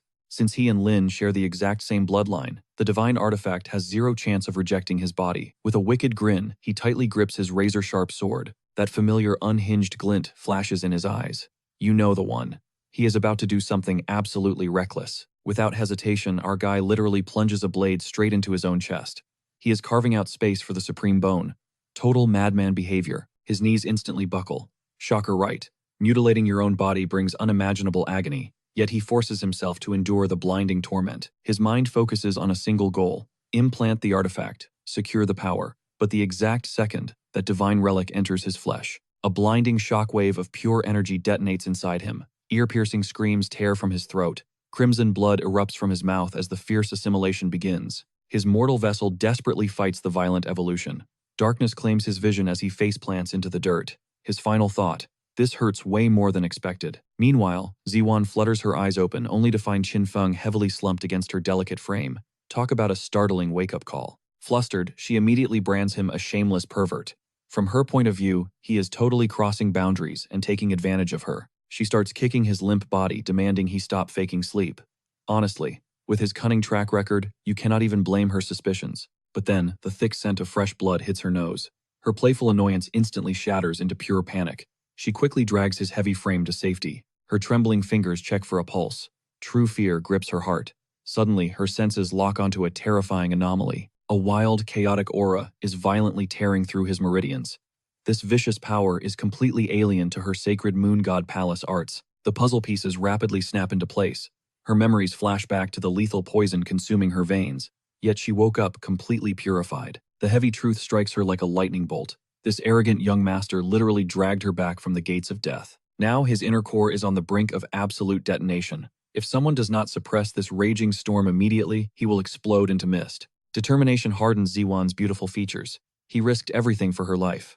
Walking away now would be an unforgivable betrayal to her honor. Casting aside all hesitation, she wraps her arms tightly around his battered body. Pure, soothing aura flows from her core to pacify his rampaging meridians. Honestly, the visual is breathtakingly cinematic. A majestic cyclone of pink luminescence dances around the duo, slowly taming the beastly energy inside him. Qinfeng finally snaps back to reality. The legendary artifact has perfectly fused with his skeleton. A terrifying surge of raw power courses through his veins. He catches Ziwan staring, her cheeks dusted with a deep crimson blush. She whispers that his gaze has drastically transformed. Completely puzzled, he demands to know what happened to his face. To him, his body feels entirely normal. But suddenly, a tiny insect buzzes past his peripheral vision. A bizarre sensation instantly overwhelms his mind. The world around him warps into a strange rhythm. Driven by pure combat instinct, his arm launches forward like a striking viper. His fingers effortlessly snatch the tiny creature right out of thin air. Ziwan gasps, completely mesmerized by his godlike reflexes. But from Qinfeng's perspective, that insect was practically hovering in suspended animation. He brushes off her shock, entirely unimpressed. Then the ultimate revelation hits him. This ancient relic did way more than forge an indestructible physique. It forcibly evolved his unrivaled double pupils into a terrifyingly broken state, riding the high of this epic ocular awakening. Our crazy protagonist forms a genius, albeit weird theory. He orders Ziwan to strike his face with maximum lethal force. She glares at him, thoroughly convinced his brain has melted from the trauma. Fair assumption, honestly, but the hype inside our boy is reaching astronomical levels. He eagerly demands she launch the attack without holding back. Murmuring anxious apologies, she assumes this is some twisted cultivation trial. Bracing for impact, she unleashes a swift full-force strike. But through the lens of those awakened irises, her hand is practically crawling through thick molasses. He intercepts her delicate wrist with zero effort. He stands frozen in place, completely mind-blown by his newly acquired god-tier perception. Meanwhile, his gorgeous companion is trembling, asking if she ruined the test. Totally ignoring her panic, our master of Riz pivots flawlessly from combat testing to weaponized flirting. He praises the silkiness of her skin, before casually dropping hints about their next epic expedition. He dangles the bait of a hidden ancient vault, and her eyes instantly light up. A true cultivator never turns down free loot. Remember that blood-stained parchment he looted from those slaughtered mobsters? Destiny is calling them to cash in that ticket. Right on schedule, the robotic system chimes in. A ruthless villain quest appears. Plunder the Chosen One's destiny. The bounty. A shiny golden supply crate. The mystery immediately unravels in his mind. No wonder that lucky protagonist vanished. Lin San has been lurking in these shadows, hunting for fated relics. Staring into the swirling vortex, Ziwan questions if their elusive prey is actually hiding inside. Flashing a confident smirk, he guarantees the stolen intel is flawless. Without a second thought, the duo dives into the spatial rift. The spatial distortion fades, and his enhanced senses instantly lock onto a breathtakingly rich atmosphere. An ancient stone monument proves his theory. They have breached the fated mythical peaks. It is a holy site written in forgotten scriptures. While Ziwan scans the perimeter for their enemy, our shameless main character starts shedding his robes, like he just walked into a luxury hot spring. Flexing his chiseled physique, he drops some heavy lore from his clan's secret archives. He reveals the existence of a sacred liquid core capable of shattering mortal bottlenecks. This liquid paradise is fueled by a true draconic energy current. It is overflowing with concentrated heaven-defying aura. The catch: if a yin and yang pair unite their cultivation here, the very flow of time warps, turning one single day into an entire year. His inner thoughts race. Unleashing that devastating supreme dragon art earlier severely fractured his martial foundation. Add the violent assimilation of the bone artifact to the mix, and his body is screaming for recovery. He must heal completely before clashing with the favored child of heaven. Suddenly, a wicked idea forms. The truth finally clicks. This totally explains why his parents ghosted everyone for 8 whole years. They were literally hiding out here grinding their romance stats. Cue the flashback. Little Qinfeng sits quietly in his room, totally engrossed in a highly questionable manual called 18 Styles. Suddenly, this family's unhinged energy makes perfect sense. He is busy scheming about maximizing his grind when Zion suddenly sneaks up on him. She drops the million-dollar question asking when the perfect moment actually is. But then her eyes wander. She catches a full, uncensored view of his backside, and her brain completely short-circuits. She unleashes an ear-piercing shriek, loud enough to aggro every single monster in the ancient ruins. Caught completely off guard, Qin Feng violently whips around. Without missing a single beat, he snatches her right mid-scream. He scoops her up and launches them both straight toward the water, because clearly extreme measures are his only problem-solving skill. Boom. They crash violently into the glowing spiritual pool, blasting an epic shockwave of water in every direction. For one breathless second, the mystical depths completely swallow them both. Ziyuan bursts through the glowing neon-lit water, hacking up a lung, while her dripping wet clothes cling to her shivering frame. She instantly goes off on him, shrieking about what kind of psycho stunt that was, but Qin Feng aggressively shushes her. He drops a harsh reality check, yell louder if she wants the whole tiger gang crashing their party. It suddenly clicks. He shoved her in to save her life. When she stammers out a question about it, he just hits her with a deadpan. No duh, why else? Talk about a 180-degree mood swing. She wades closer, going full nurse mode, begging to know where he took a hit so she can patch him up. Qin Feng waves off the meds casually, dropping a bombshell. If she is really desperate to repay him, she should probably strip down and join him in the glowing bath. Ziyuan literally blue screens, her jaw hitting the floor as she stutters over the words, "Take off my clothes." She chokes on her own spit, whispering if he is dead serious about a joint bath. But our guy hits her with flawless big brain logic. How on earth is her body supposed to soak up all that juicy spiritual energy through layers of fabric? Plus, if they are not vibing in the pool together, how are they supposed to trigger the time dilation hack? Ziyuan mentally does the gymnastics and actually buys it. Besides, she figures the dude is literally an 8-year-old squirt, so what kind of dirty thoughts could he even have? Flashing a sweet smile, she rationalizes it as a pure cultivation grind and agrees to ditch the gear. Ding, the system UI lights up instantly, tossing digital confetti for finessing an innocent top-tier waifu. From a wealthy background, bagging him a solid 300 villain points. Qin Feng whips his head around, fighting back a devious grin. He tries to play the saint in his head, swearing he did not scam her before immediately going, "Nah, I absolutely played her." They lock in, settling into the glowing waters to kick off the grind. The whole setup screams peak romance anime as 3 days flash by in the real world, while they dual cultivate. Inside the time bubble that translates to a massive 3-year training arc, Qin Feng is locked in a deep trance until a spark ignites inside his core. This is the massive level up he has been chasing.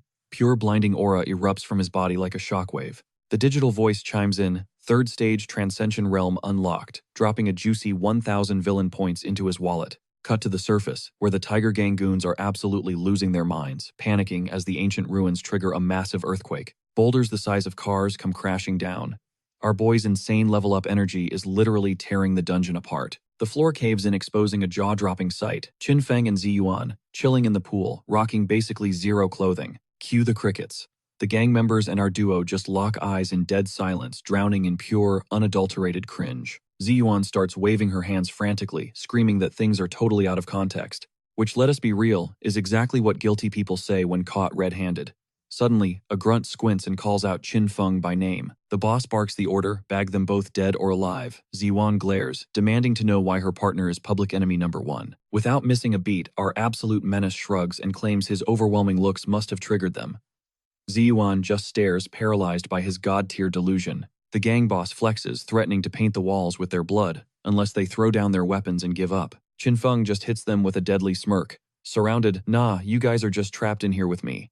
To him, these clowns are just fresh test dummies for his new stats. The brain-dead goons rush him like a swarm of angry hornets, blissfully unaware they are sprinting straight into a meat grinder. With a flick of his wrist, his arsenal materializes. Since they brought a whole army, he decides to stress test all 9 of his floating blades separately. 9 streaks of deadly light fan out, locking onto targets like heat-seeking missiles.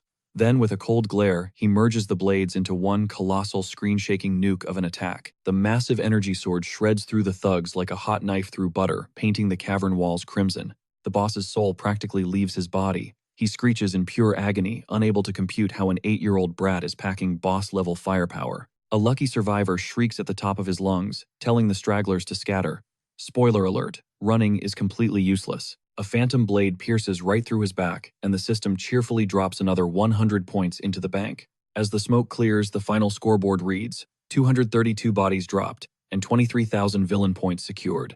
Qin Feng dusts off his hands, casually telling Ziyuan, it is time to bounce. She is rooted to the spot, completely shook by the absolute slaughter she just witnessed. Meanwhile, our boy flashes a devilish grin and nudges her, joking about how crazy their loot drop has been. And honestly, spitting facts. Still processing the chaos, Ziyuan asks for the next waypoint. The kid whips out the blood-stained parchment he looted off the Tiger Gang earlier, tapping a glowing red mark on the map. He locks in their next stop, the Bloody Body Tree. Major horror movie vibes. But when they finally sneak up on the spot, they spot a girl chained to the bark. And let me tell you, she is drop-dead gorgeous, even while looking bruised and battered. A whole new raid party of tiger goons has her boxed in. The squad captain cackles, hyping up his men by revealing her debuff she is completely drained from just having a baby. Qinfeng's face instantly twists into pure disgust, growling under his breath, utterly sickened that these scumbags would actually jump a newly postpartum mother. Ziyuan is boiling with so much rage she aggressively pinches his arm, making him hiss and beg for mercy. Not taking the loss, our boy fires back with a pinch to her thigh, claiming eye for an eye rules, earning a fiery glare, and getting branded a total cheapskate. But their little comedic relief gets violently interrupted. A sickening crunch stops our duo dead in their tracks. The gang is absolutely butchering this poor woman, plunging spear after spear straight through her. Crimson paints the dirt as they relentlessly skewer her, and frankly, it is pure nightmare fuel. They dogpile the defenseless victim, completely stripping away any sliver of a fighting chance. Hitting her absolute breaking point, Ziyuan screams at them to back off, stepping right up to the boss's face. She puts him on blast, questioning if this cowardly jumping is standard protocol for the mighty Tiger Gang. But the boss's eyes instantly lock onto Qinfeng. A greasy smirk creeps across his face, convinced he just hit the jackpot. He taunts our boy, bragging about their last encounter, claiming Qinfeng only survived back then because Lin San played savior. Flexing a fist cloaked in crackling energy, he lunges forward, betting $1 million. There is no running away this time. Plot twist. Our MC casually catches that glowing death punch like it is a thrown baseball, roasting the guy's wild imagination and suggesting a career shift to writing fantasy novels. With a lazy flick of his wrist, Qinfeng launches this supposed heavyweight boss into the stratosphere, like a discarded candy wrapper. Our MC hits him with a sarcastic, "Do you get it now?" while the leader eats dirt. Humiliated in front of his crew, the boss practically foams at the mouth, screaming that Qinfeng just dug his own grave. Catching the vibe, Ziyuan tells our boy to go secure the hostage, while she takes out the trash. Qinfeng gives a quick nod. Desperate to save face, the gang boss taps into his ultimate move, conjuring a colossal beast of pure roaring flame. The fiery beast radiates pure catastrophic heat. Our MC squints at this hyped-up tiger, descending the mountain skill, throwing out a half-hearted cute trick. But cute does not win fights, so he instantly claps back by sparking his own blinding golden dragon aura. Gripping his blade with a devilish smirk, Qinfeng drops the most disrespectful one-liner of the century, letting this dude know his dragon is way bigger than his measly tiger. The boss completely loses his mind at the sheer audacity. He dumps his entire life force into that fiery cat, but our MC just counters with his overpowering heavenly dragon's might. A shockwave of brilliant gold erupts, and the shimmering dragon swallows the flaming tiger, whole atomizing anything caught in the crossfire. The gang boss gets absolutely folded like a lawn chair, ragdolling violently across the sky. And the collateral damage does not stop there. His entire squad gets violently swept up in the blast like autumn leaves in a Category 5 tornado. The system immediately pings, hyping up his fresh kill streak of exactly 88 bodies, cashing him out with a sweet 8,800 villain points. Qinfeng just sighs, swearing he did not wake up planning to commit a literal massacre today. He shrugs, noting that the so-called mighty Tiger Gang is practically an endangered species now. Dust settling, the duo checks up on the battered rabbit demon they just saved, who looks like she went through 10 rounds in a blender. She drops to her knees, endlessly praising the young master for the clutch rescue. Spilling her tragic backstory, she reveals she snuck into the ruins, hunting for the blood body tree to boost her kids' spiritual souls. But since she was still exhausted from giving birth, she got easily ambushed. Pleading, she claims she only needs a tiny favor, 10 blood bodies to feed her babies. Slapping on a fake saint-like smile, Qinfeng acts deeply moved by her maternal sacrifice and agrees to hook her up. Then he casually slaps a price tag of 10,000 premium spiritual stones on each piece, making Ziyuan physically gag. The poor mother's face instantly shatters, stuttering out that she is completely broke. Never missing a beat to secure the bag, our MC pivots, offering to accept rare loot instead of raw cash. Dude whips out a ledger and pen like a fantasy world repo man, ready to seize some assets. But when she confesses, she does not own a single piece of treasure either. Qinfeng is legitimately flabbergasted. He brutally calls her out, declaring her the absolute poorest person he has ever met. As the trio hits the road, the mom shoots her shot, begging for a charity handout. Qinfeng ruthlessly shuts that nonsense down, telling her to stop asking stupid questions. When her pockets are empty, later they set up camp for a breather, and that is exactly when the rabbit lady pulls out her secret cargo. Behold her babies, literally the fluffiest, most heart-melting little demon bunnies in existence, happily snacking on some wild berries. Z1 instantly loses her mind over the cuteness overload, scooping one up for aggressive snuggles. Seeing the vibe, the mother smooth talks Z1, offering to let her keep one. As fate would have it, a tiny fluffball is already clinging to Z1's clothes like she is its real mama. But without a single warning, the biological mother springs to her feet and straight up hits the dash into the thick woods, leaving our duo utterly bewildered. Panicking, Z1 looks to Qin Feng for answers, now that they have officially been finessed into being bunny parents. Right on cue, the system interface pops up. With a glaring alert, this cute baby is actually an epic-tier demonic beast with an extremely expensive diet of rare natural treasures. Qin Feng's eye practically twitches off his face. He realizes this tiny menace shares the same insane power scaling as his little brother and eats through fortunes daily, which completely explains why the deadbeat mom dumped it and ran.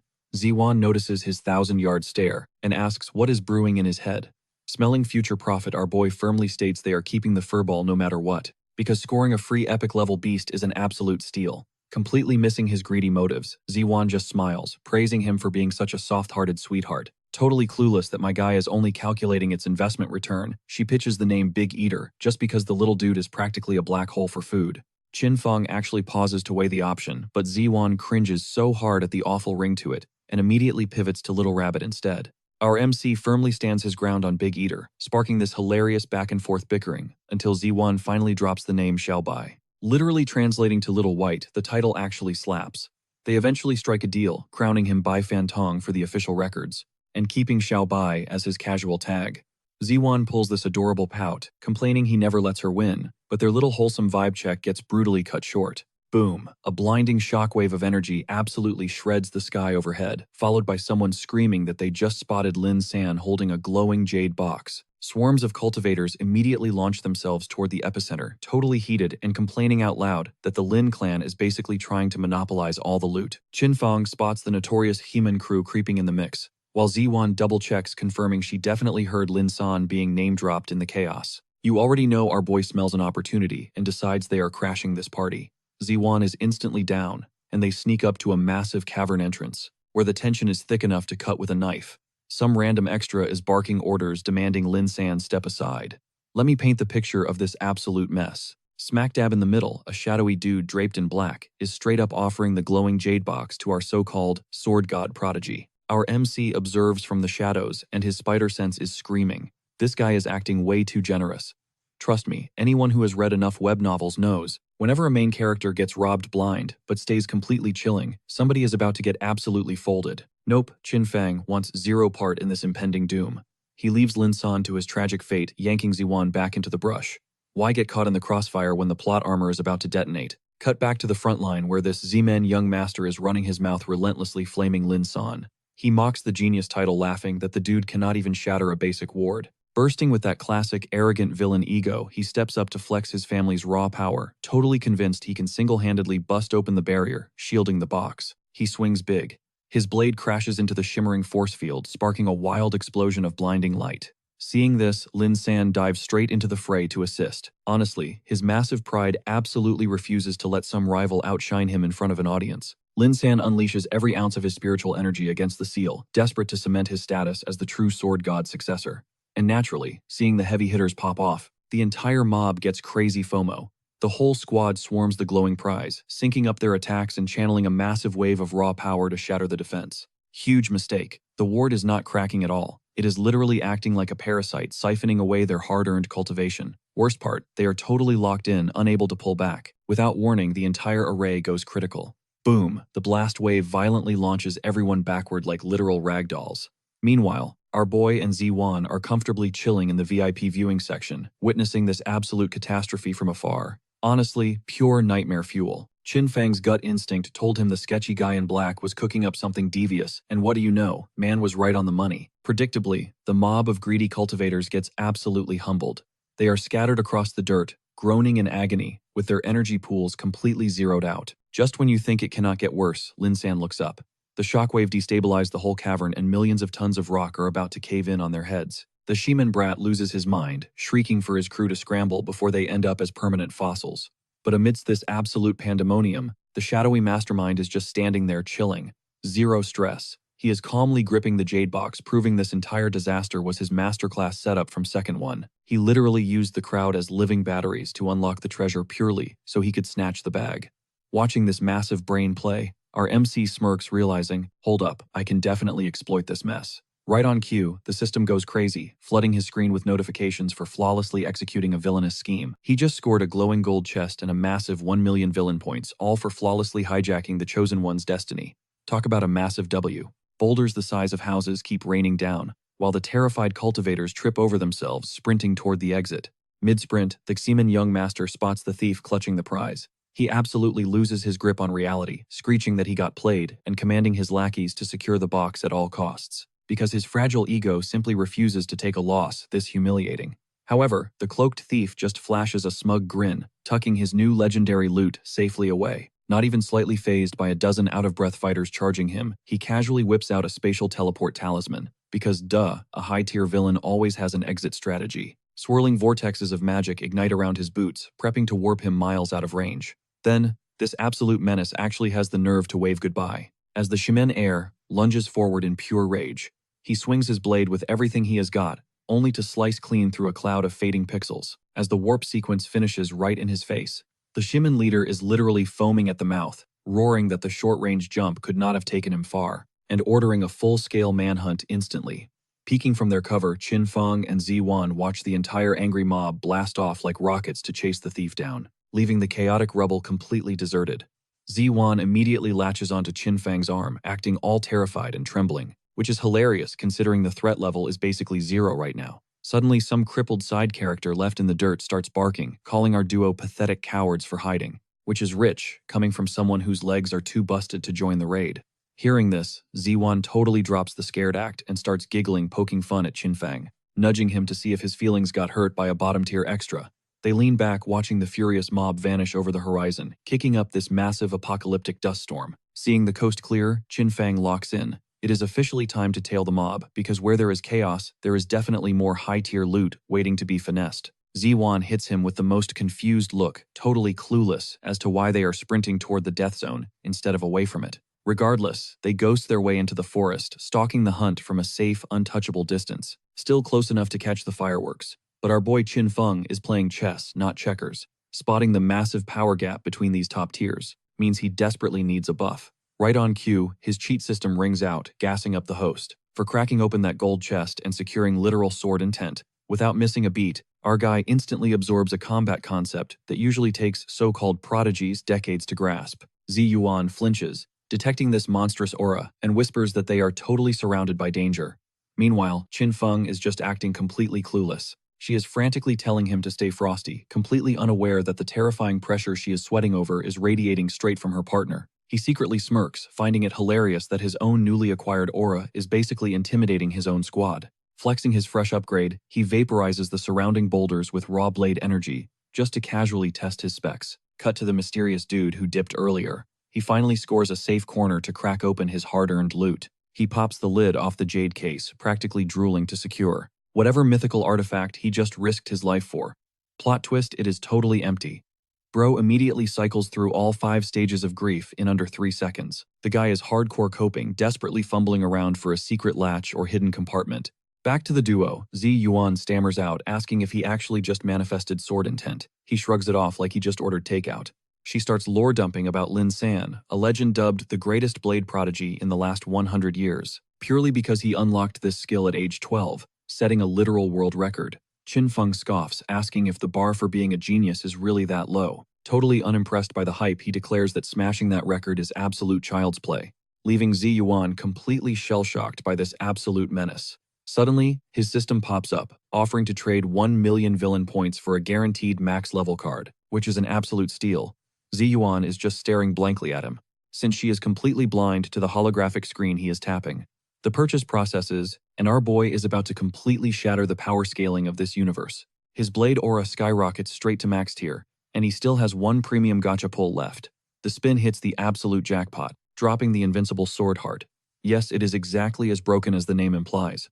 This passive is the absolute peak that veteran slashers spend centuries grinding for, packing a nasty 10 times damage multiplier. Ziyuan squints at him, suddenly distracted because bro somehow just caught a massive glow-up. She starts doubting her own eyes, wondering if his aura actually shifted his features. She demands to know what secret technique he is running that literally acts like a beauty filter. Qin Feng smoothly fabricates some lore about practicing the heart of man, which is entirely made up but sounds incredibly deep. Riding the high of 2 back-to-back mega buffs, our anti-hero is desperately craving a punching bag to test his stats.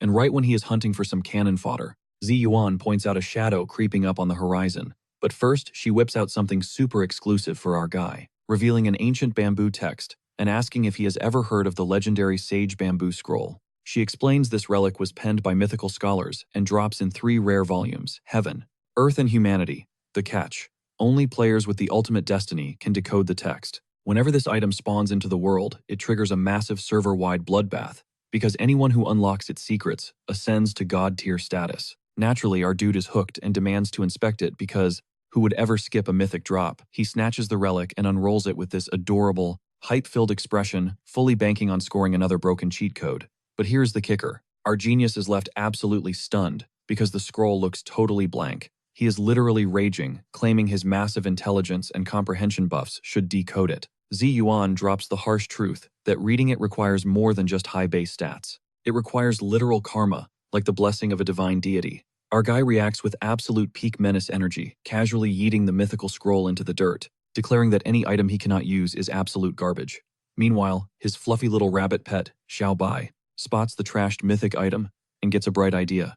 This tiny furball just bounces right onto the priceless religious artifact like it is a cheap rug. Qin Feng stares in silence as Xiao Bai turns the realm-shattering relic into a literal pet bed. But suddenly, Zi Yuan connects the dots and demands to know how he even looted this item to begin with. Our guy is sweating bullets internally because he is totally busted. Luckily, before he has to drop a fake excuse, footsteps echo from the tree line. Somebody is out here screaming Lin San's name, calling him a total fraud, and the second Qin Feng catches wind of it, his radar goes off. We are talking about the undisputed top sword prodigy of the last 100 years. Naturally, our boy sprints straight toward the chaos, because why wouldn't he? Drama equals free loot. Ziwan is left in the dust, shouting at her cheapskate brother to slow down. They crash the scene right as a massive turf war breaks out between Lin San's crew and a mob of ticked-off martial artists. Someone is practically begging, pleading for them to just listen to reason.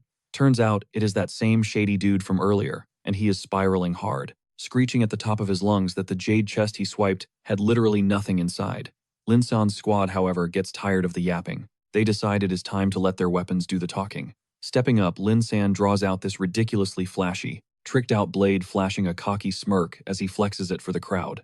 The Ximen clan duo just stands there, looking completely clueless, but Lin San does not hesitate to prove why he holds that genius title, blasting a gigantic shockwave of sword aura that forces the peanut gallery to question if a basic spiritual realm fighter really wants the smoke. One Himen dude barely deflects the strike, but his blood is boiling, cursing out Lin San for being overly conceited. Lin San just hits him with that ultra-punchable smirk, roasting them for lacking originality since they recycle the exact same villain dialogue. Panning out, we get a bird-eye view of this Mexican standoff between Lin San's heavy hitters and the Ximen mob. And guess what? Our main character just dropped in at the absolute perfect moment to spice things up, scanning the sea of walking XP. Qin Feng realizes this is the ultimate playground to test drive his newly buffed blade skills. Without breaking a sweat, he passively leaks his insane sword intent, and the whole battlefield freezes. The Ximen guys are having a collective panic attack, realizing an 8-year-old kid just flexed high-level sword intent. That is 4 entire years faster than Lin San, the current world record holder.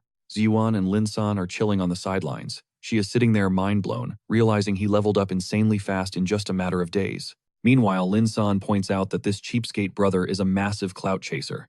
The head Ximen goon is totally paralyzed, struggling to wrap his brain around how a transcendent realm kid could harbor such a monstrous aura. Then the horrific truth dawns on him. This is not just basic intent, this kid unlocked the invincible sword heart, a literally impossible feat. He stumbles backward, completely mind-broken, wondering if he is looking at an actual human toddler, or a straight-up demon in disguise. But his little brother Erlang refuses to back down publicly, roasting his older sibling for trembling over a middle schooler with a glowing stick. Feeling overly confident, Erlang targets Qin Feng head-on, demanding to know if he is the infamous Qin family outcast who snatched his own brother's supreme bone to stay alive. Qin Feng drops a chilling grin, boldly admits it, and basically invites the guy to catch hands. Erlang flashes a wicked, twisted smile, hyping himself up for the kill, totally blind to his teammate in the back, who already knows they are walking straight into the afterlife. Dripping with main character energy, our boy strikes a battle pose and drops the ultimate disrespect, offering the guy 10 free hits. Claiming the dude looks a little under the weather, that absolutely nukes Erlang's ego. He snaps, screaming that Qinfeng is playing with fire, and promising a brutal beatdown. On the flip side, the few non-player characters with actual brain cells are already sprinting for the hills, screaming at everyone to dip before they end up in body bags. One meathead yells about how pathetic his runaway guildmates are, while Erlang vows to feed the Qin kid his blade. Qinfeng just cracks that iconic psychopathic villain smirk, waving them in with 2 fingers, promising he is firmly planted right there.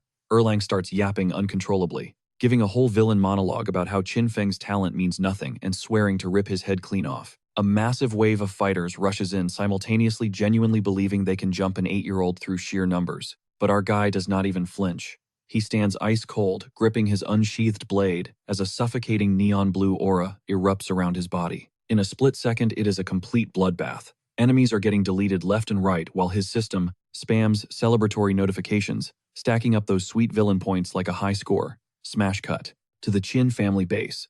An elder and a high-ranking official just got hit with some mind-blowing intel regarding their young master one-shotting the ruthless leader of the mighty Tiger Gang. The official is buffering hard, trying to compute the math considering that gang boss was a solid level 3 spiritual martial realm fighter. He bets everything that Feng had to pop the Supreme Bone's ultimate power to win. The elder looks stressed, worried that relying on stolen hacks might send Feng down a corrupted path. However, the official shuts that theory down fast. The elder has mentored the kid forever, recognizing that Feng's ego is way too massive to let some stolen bone dictate his future. Brushing it off, the official asks for the rest of the briefing, totally assuming the crazy plot twists are over. The scout drops a massive bombshell.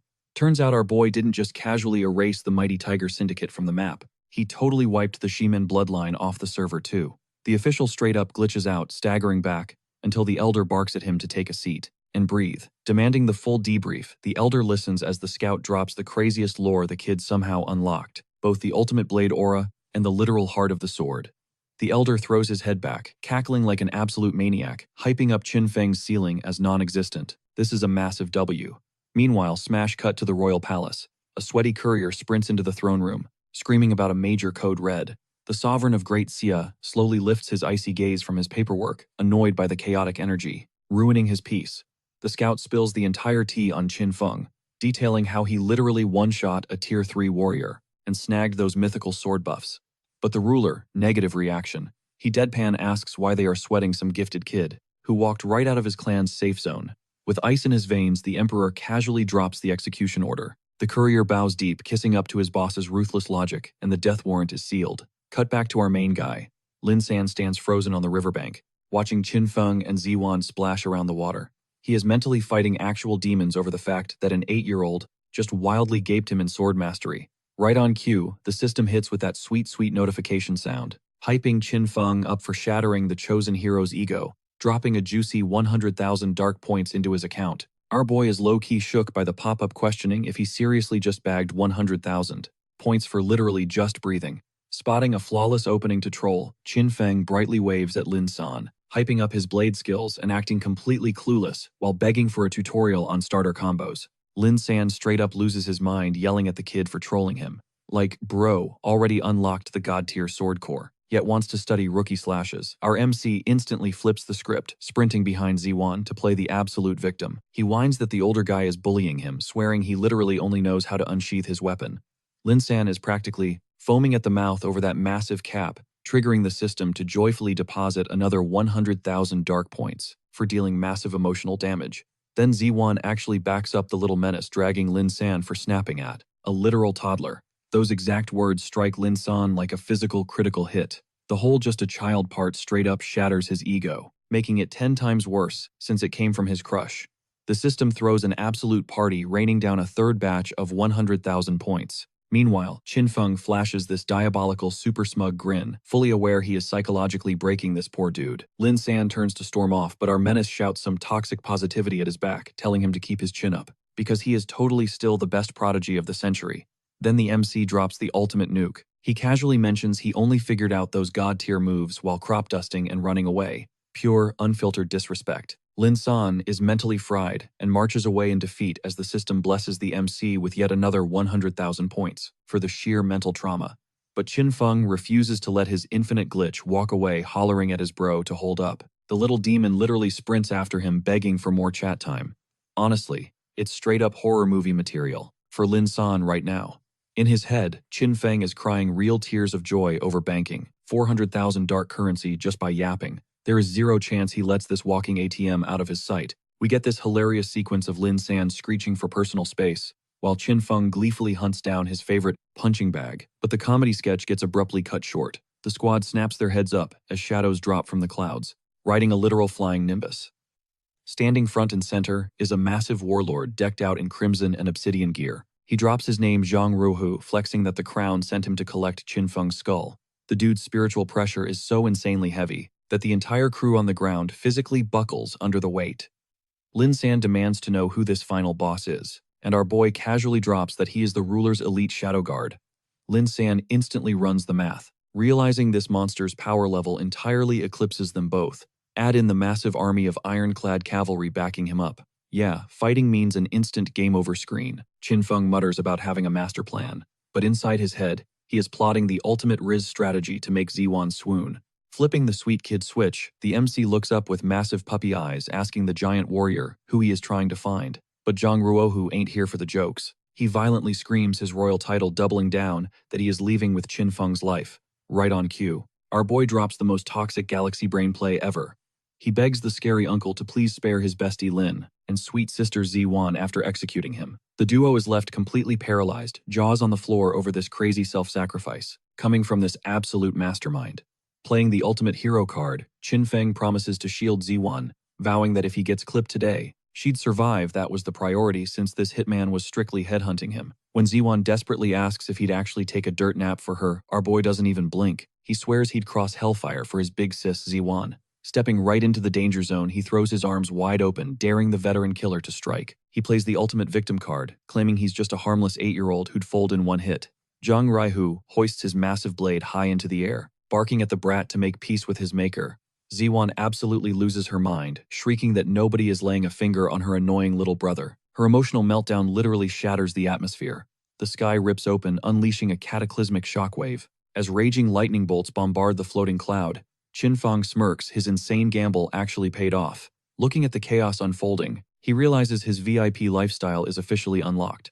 Dropping from the bleeding heavens is a colossal ice dragon, and perched right on its skull is a literal goddess. We're talking next-level jaw-dropping perfection, draped in crimson silk that catches the wind. Boasting an hourglass figure that could single-handedly start World War III, she drops in right on cue to save our main character. She is flawlessly, undeniably stunning. Cut to the Qin compound, where a scout bursts through the doors, sweating bullets with a massive reality check. Intel just dropped that the Emperor deployed his top dog, Zhang Ruohu, to wipe out Qin Feng at the dynasty borders. The family heads absolutely lose their minds, realizing their ultimate cheat code of a prodigy is about to get permanently deleted.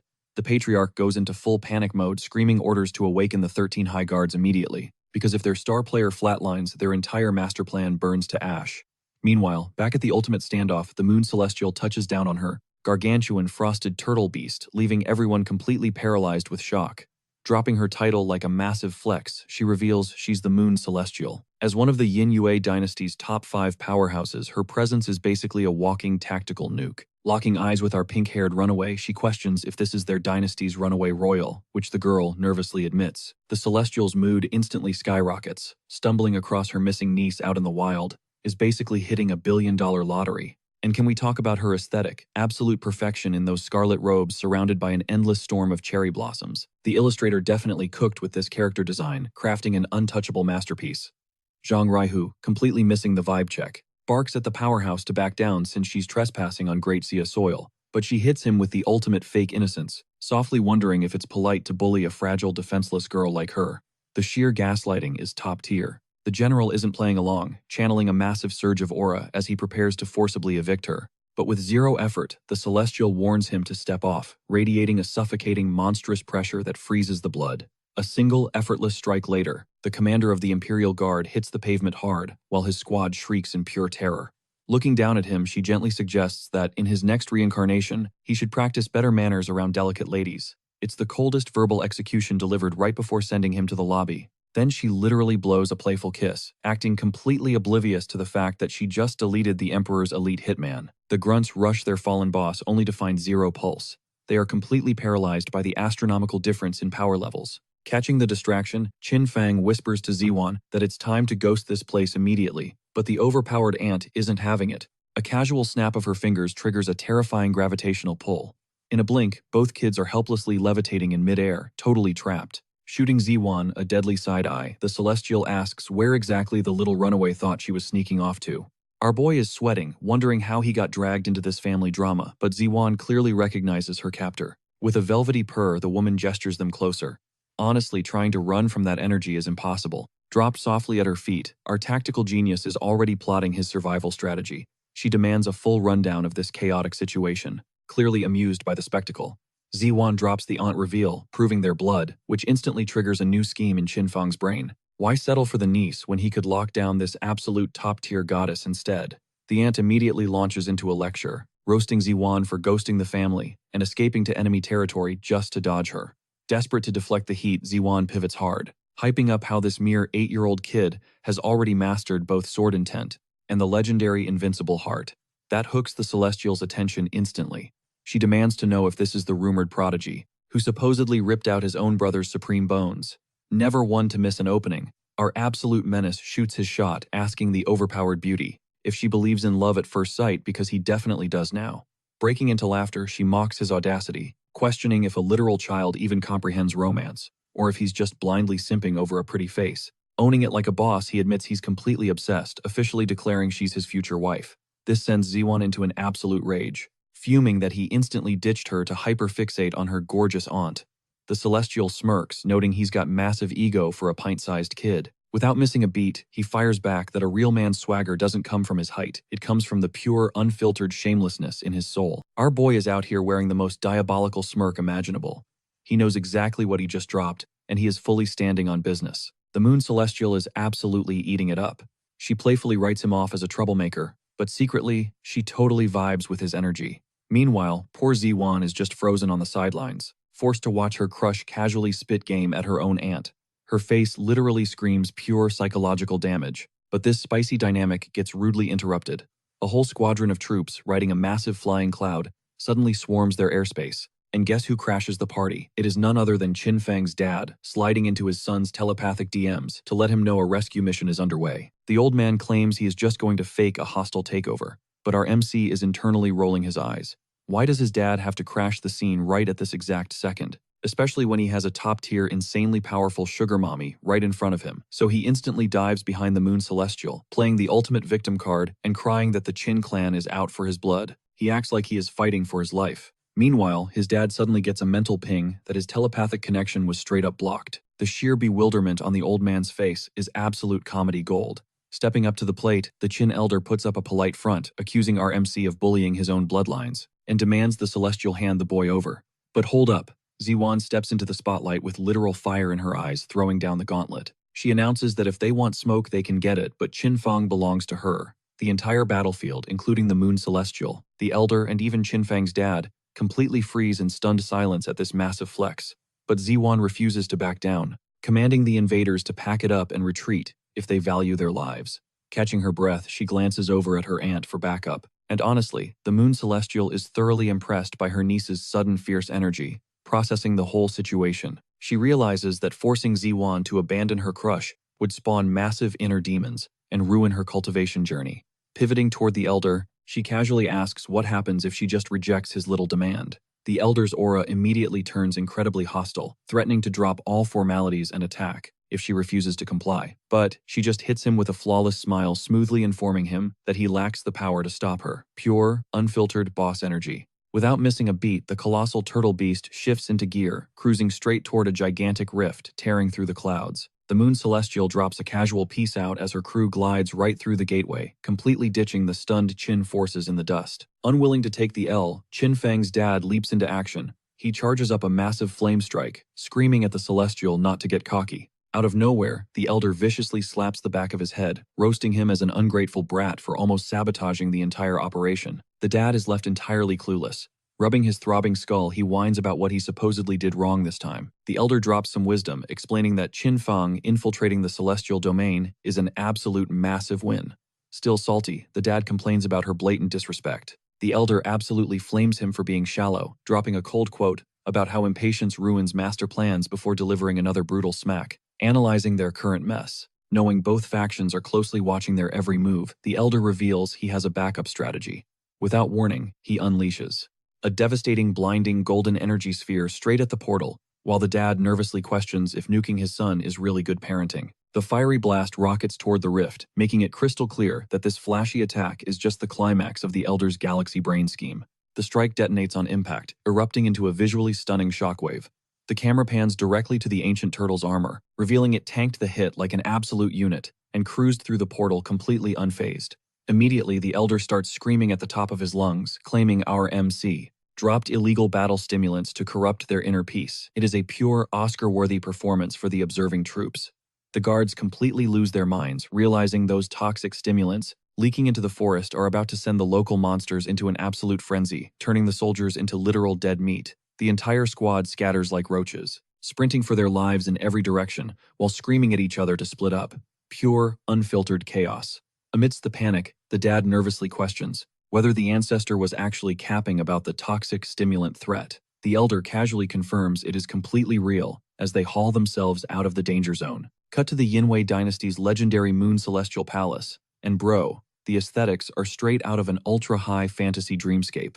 Inside the lavish halls, loyal servants bow, respectfully, welcoming their ruler back alongside our duo. But suddenly, our boy catches onto a game-changing detail. He is literally trapped in an ocean of breathtakingly gorgeous maidens. Blushing hard, he slaps his hands over his eyes, fighting for his life to avoid staring respectfully at all the dangerous curves. But fate has other plans. He stumbles and accidentally faceplants directly into a highly cultured situation that would make any mortal man's brain completely short-circuit. The glorious view is an absolute blessing, instantly triggering a catastrophic nosebleed for our MC. He internally screams, cursing the manga author for putting his loyalty to such a devious test. Honestly, that is peak cinema and the most legendary way to wrap up the sequence. But moving on, now that they have officially touched down at the heavenly sanctuary, the matriarch herself skips the small talk.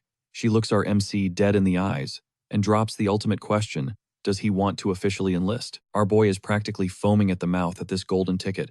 I mean, come on, a sacred palace packed entirely with top-tier waifus. That is literally the greatest steal in human history. Stepping up his riz game, he hits her with the most shameless trope ever, according to ancient martial world laws. Since she saved his life, she is obligated to marry him. The sheer, unadulterated audacity of this menace. But instead of obliterating him, the Moon Celestial just throws her head back and laughs, declaring him a highly entertaining little guy, which in anime terms absolutely confirms his crazy charisma check actually worked. Floating closer, she gracefully imprints a glowing lunar crest right onto his forehead, officially crowning him as an elite deity of the sacred domain.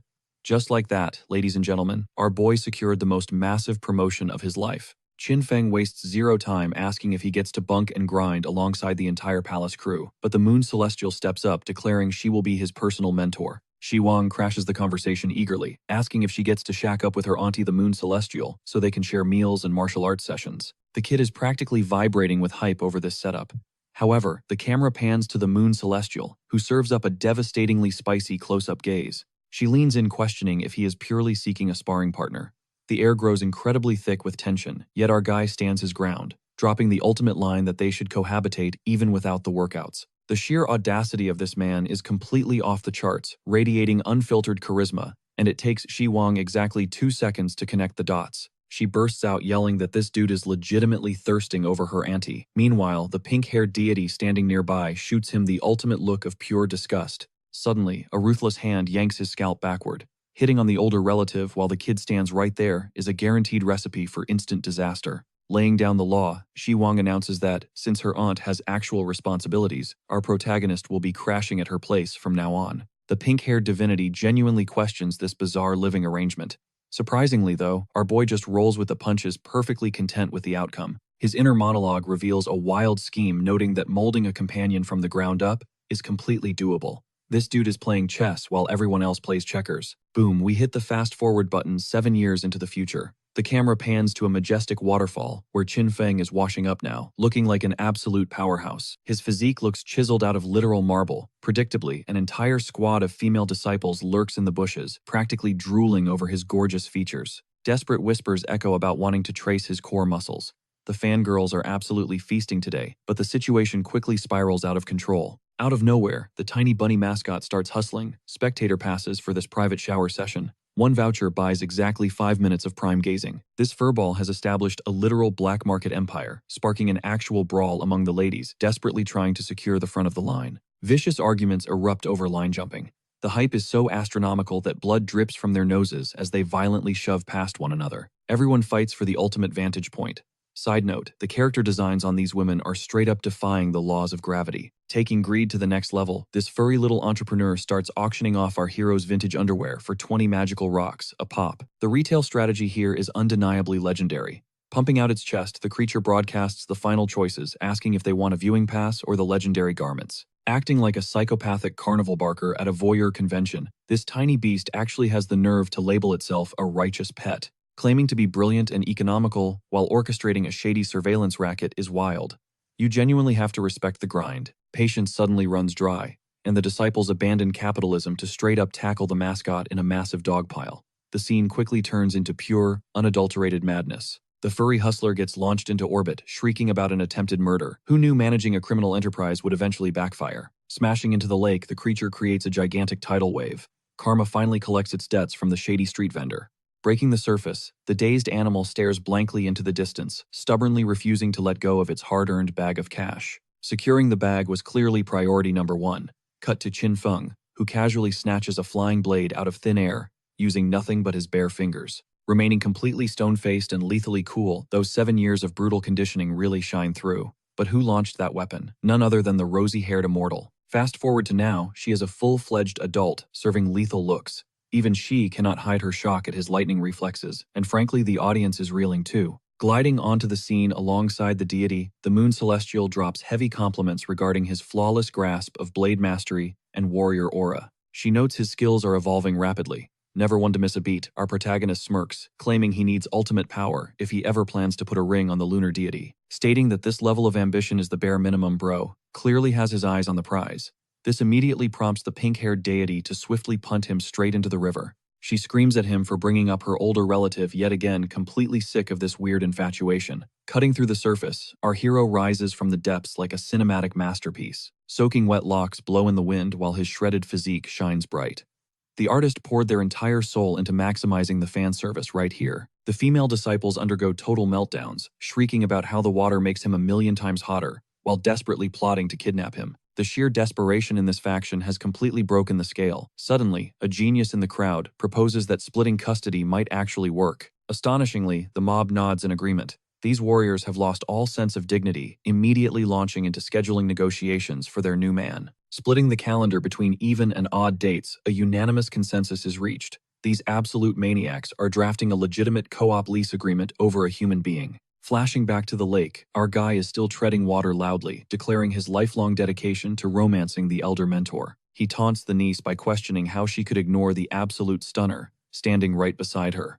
The younger immortal's eyes twitch, looking fully prepared to catch a murder charge. Launching a colossal tidal strike from the riverbank, she blasts him entirely as the older mentor casually observes the chaos. This toxic banter is clearly their everyday vibe. Suddenly, her gaze locks onto a submerged detail, and her entire face flushes crimson in pure disbelief. A massive revelation just broke her brain, and it is a total disaster. Rising up from the depths, wearing nothing but a tiny scrap of fabric, our protagonist casually brags about his impressive size, shrieking out a furious insult at the absolute degeneracy. To be fair, her absolute disgust is 100% justified here. Sprinting across the surface like a torpedo, she vows to literally rip him limb from limb, while the coward desperately screams for his beloved auntie to save him. Surviving a standard morning in this faction requires actual hazard pay, but the chaotic energy suddenly halts when the matriarch delivers a massive bombshell. They hit Qin Feng with a massive proposition as he, down to risk it all in the Imperial Dynasty's savage once-in-a-decade death tournament. The second he hears lethal combat, he slams the brakes hard, causing the gorgeous deity tailing him to smash right into his back. Picture the ultimate spicy cliché. A totally shredded, shirtless dude tangling up with an insanely blessed celestial being. Yeah, the awkward tension is off the charts. The artists absolutely cooked with these visual angles, giving us a top-tier view. Catching her breath, the goddess claps back, claiming his current rank as a divine child is already peak status. Why would a guy of his insane caliber stoop down to scrap for the Yingyue dynasty's holy child title? Total downgrade. The Moon Celestial drops some heavy lore though, revealing this title is not just for show. It is basically a VIP fast pass to the throne, crowning him as the Emperor's direct heir. Plus, once Ziwan levels up into her ultimate moon goddess form, holding that royal power would set them up for absolute domination. Our girl is stressing out though. Her anxiety spikes as she reminds him that a no-rules bloodbath means zero safety nets, and he could literally get wiped off the map. While she is low-key panicking, our main character just smirks, realizing she has completely dropped her icy walls around him. They are officially way past the stranger zone. Flipping the switch to serious mode, he declares that the hustle never sleeps. A little life-or-death brawl is not nearly enough to derail his ultimate grind set. He officially locks in for the brutal showdown. Deep down, he knows his villain currency is hitting rock bottom, and this is the perfect chance to farm some serious chaotic energy. Scoring a face-to-face with the legendary Chosen One would literally be peak. But hold up, because this is exactly where the plot completely thickens. This absolute deity closes the distance, pinning him against the hot spring wall, while whispering why he is acting so incredibly stiff. You can physically watch Qin Feng fighting for his life, trying not to completely lose his chill. Suddenly, her fingers plunge straight beneath the murky surface, sending the tension from 0 to 100 way faster than anybody signed up for. His entire expression glitches through 15 different stages of pure, unadulterated panic, and not a single one looks like a good time. My dude is completely drowning in unfamiliar waters right now. Dodging the trap like an absolute pro, he instantly shrieks at the top of his lungs about a massive snake lurking in the pool. The goddess totally loses her mind too. Was it a real reptile, or just a massive brain escape strat? Literally does not matter, because the mission is completely accomplished. That entire squad of creeping palace maids, and yeah, even the rabbit start screeching their lungs out about the threat. The whole area instantly turns into a chaotic stampede. Right then, it finally clicks for Qin Feng. Bro realizes an entire literal audience has been camping out shamelessly, spectating his private shower session. The sheer trauma plastered across his face is absolute cinema. But the vibe shifts instantly when the Moon Celestial touches down right in the middle of the madness. Busted, red-handed, the spying squad slams their knees into the dirt. They frantically scramble to talk their way out of it, swearing up and down that it was all just one gigantic misunderstanding. One of the girls is absolutely shrieking, her face turning atomic red from the sheer humiliation. I mean, getting busted, snooping by the literal Moon Celestial. Yeah, that is an instant unrecoverable game over. Cut to Qin Feng, making his grand entrance totally decked out in his signature midnight blue and black robes, just straight up towering over the girls, drop to their knees. Bro is radiating straight up final boss energy right now. Talk about a 0 to 100 evolution. He speedran his way from scrubbing tubs to an overpowered celestial being in the blink of an eye. He flashes the Moon Celestial, a confident smirk, telling her to kick back and relax. He's about to humble these girls real quick and handle the dirty work on her behalf. Just look at the insane shift in dominance right here. He drops an absolute zero-tolerance policy on their little creeping operations during his bath time. The sheer hypocrisy of this former weirdo, suddenly acting like the privacy police is top-tier comedy. Still, the girls instantly drop to the floor in total submission. Instead of taking a harsh penalty, they start aggressively praising the moon goddess and hyping up the divine child. It is literally the most bizarre outcome for getting caught, but hey, the vibe totally works. The Moon Celestial straight up calls him out for babying them way too much. Qin Feng just shrugs it off, brushing the entire stunt aside as just a harmless joke. Our dude is officially living his best life in this world, but those chill vibes instantly shatter when his danger radar pings. He locks in, warning everyone that some uninvited guests are lurking just out of sight. Even the little rabbit catches the heavy vibe. It completely locks up.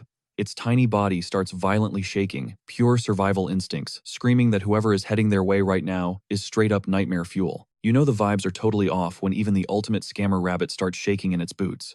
Right on cue, a brand new player steps into the frame. Rocking icy silver hair and a straight up arrogant grin, this guy casually drops a line about kicking back and catching a breath. But before the bunny can bolt, Qin Feng snatches it right up by the ears. The poor thing starts screaming for Sister Zi Yuan, making it painfully obvious that somebody just crashed the party looking for absolute chaos. The Moon Celestial drops a heavy reality check, warning our crew that elite hitters from the Daxia dynasty are scheduled to touch down in exactly 2 days. She locks eyes with Qin Feng, reminding him that Xiao Wang has literally always viewed him as a massive threat. Our boy seriously needs to stay on high alert. Does Qin Feng sweat it? Not even a little. He just flashes a super cocky thumbs up and promises he has the whole situation on lock. Meanwhile, the terrified furball dangling from his fist is practically writing its own will. The pure comedic contrast in this panel is absolute cinematic gold. But scratch the prep time because a panicked servant suddenly bursts into the room. Breaking news just dropped: a hyper-aggressive student from the Great Daxia dynasty is already camping outside the palace, screaming for a one-on-one showdown. Qin Feng arches a single eyebrow, clearly hooked by the sudden action, while the rabbit finally realizes it might actually survive the day. Somebody is actively begging for the smoke, and you already know our main guy is fully prepped to serve it up. So about that loudmouth challenger from Daxia. Yeah, this dude is currently posted up dead center outside the Moon Celestial Palace, absolutely nuking the majestic front gates with massive bursts of raw energy. Veins popping and totally losing his mind. This dude is absolutely raging. He's screaming into the void, practically begging Qin Feng to drop the hide-and-seek act and actually throw hands. Rolling up to another man's crib just to pick a fight. You gotta respect the sheer disrespect. Dude literally nukes the front gates with a massive shockwave, acting like vandalism is a casual hobby. But the resident battlemaids are not having it. They swarm him, spears drawn instantly, putting this trespasser in his place. Yet homeboy still runs his mouth. He starts talking crazy, claiming Qin Feng is too much of a coward to step outside. He accuses our MC of hiding behind skirts. Insane trash talk from a guy currently surrounded by sharp weapons. The headmaid freezes, totally baffled by the pure, unadulterated gall of this random NPC blowing up their porch. Cut to the interior. Shiwan is practically vibrating with rage, itching to step out and humble these great Xia diplomats. Qin Feng hits the brakes. He pauses, looking at the bigger picture, wondering out loud if this noisy intruder is nothing but bait, a sacrificial lamb played by higher powers. He breaks it down for her. This isn't some petty personal beef. It is a calculated chess move designed to force Great Xia's elite clans into a bloodbath with the Yinyue Empire. The mastermind reveals the master plan. For 7 long years, the ruling sovereign has been hoarding prodigies as royal apprentices. Why? To drain the aristocracy of their talent. Now they drop these hot-headed diplomats at the enemy's doorstep, fully aware that if they die, those same aristocratic families will wage absolute war against Yinyue. While those two massive factions burn each other to the ground, the royal crown chills in the shadows, scooping up all the loot. Top-tier manipulation at its finest. Does Qin Feng sweat this? Not even a little. He strolls onto the porch, flashing a devilish grin, claiming there is a very easy method to test. His little conspiracy theory. Security instantly bows down to the boss, flanked by the crimson-haired warrior maid. The man travels with an entire squad. Once the attacker locks eyes with our protagonist, his adrenaline spikes. He howls in triumph. Dude acts like he has been waiting for this exact standoff since birth. Zero hesitation. He lunges forward, slashing his heavy steel right at our guy. Forget shaking hands. We are skipping straight to the murder. The weapon rockets toward his skull, yet Qin Feng remains perfectly still. He merely tilts his body, letting the fatal strike glide right past him. The power scaling here is already looking embarrassing. Then our main character starts talking, and the emotional damage drops. He sighs, mentioning he expected a heavy hitter, only to find a pathetic 4th-tier spirit martial arts scrub. He physically wipes imaginary dirt off his jacket. Mid-sentence, we are reaching unbelievable levels of mockery. The enemy pops a blood vessel, screaming that he is a royal apprentice, at the legendary 9th stage. Yet our protagonist stays deadpan, just chilling in the frame like he is watching paint dry. The dude shrinks down into full cartoon rage, crying about how this random lord dares to disrespect a generational talent, who reached stage 4.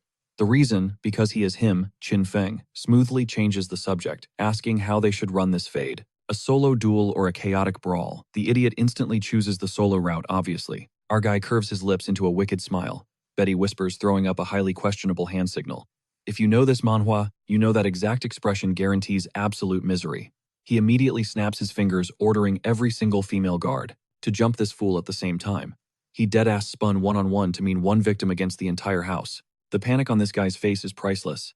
His eyes dart around the courtyard like, wait, hold on, check the rulebook. Too late. He gets relentlessly stomped out by the security squad, sobbing about how our protagonist has zero honor. I mean, where is the lie? The ladies strike. Victory poses over his bruised body, while he throws a massive temper tantrum over the unfair results. Look, getting jumped by an elite squad of spear-wielding beauties could be a lot worse.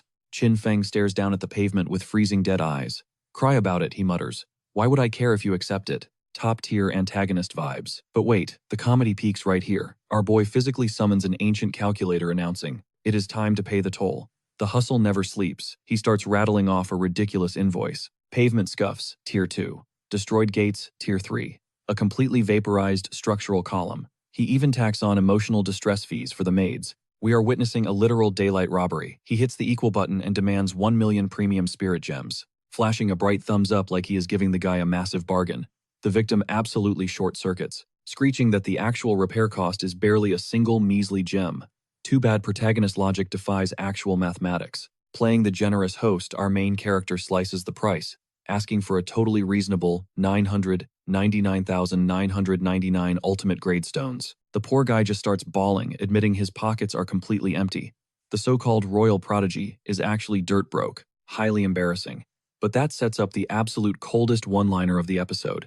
Qin Feng leans in and whispers, "Being broke is not a problem. Your tab's getting paid in flesh." The whole atmosphere just took a massive nosedive into unhinged territory, because cut to the very next scene, Qin Feng is literally parading through the streets on horseback, slamming a gong and acting like a door-to-door hustler, pitching his latest clearance drop. Bro is actually auctioning off the emperor's personal student. He's out here screaming, "Genuine Daxia muscle, forget 998 or even 888. Yours today for the low, low price of 98. Snatch him up right now." He straight up reduced royal royalty to a Black Friday doorbuster. The captive is having a complete mental breakdown, screaming that the Zhu clan and the emperor are going to hunt Qin Feng down for this massive disrespect, all while getting dragged through the dirt shirtless for the whole block to see. Our villain just glares right through the iron bars, warning the guy to prioritize his own survival first. The sheer unfiltered savagery here is off the charts. Our menace goes right back to pitching his human cargo, hyping up same-day delivery on premium brawn. He is thriving in this chaos, and the locals are eating it right up, whispering about what a massive flex it is to snag an imperial protege with top-tier pedigree. One dude even mentions he's got a buddy who'd kill for this deal, before an actual buyer steps up to the plate.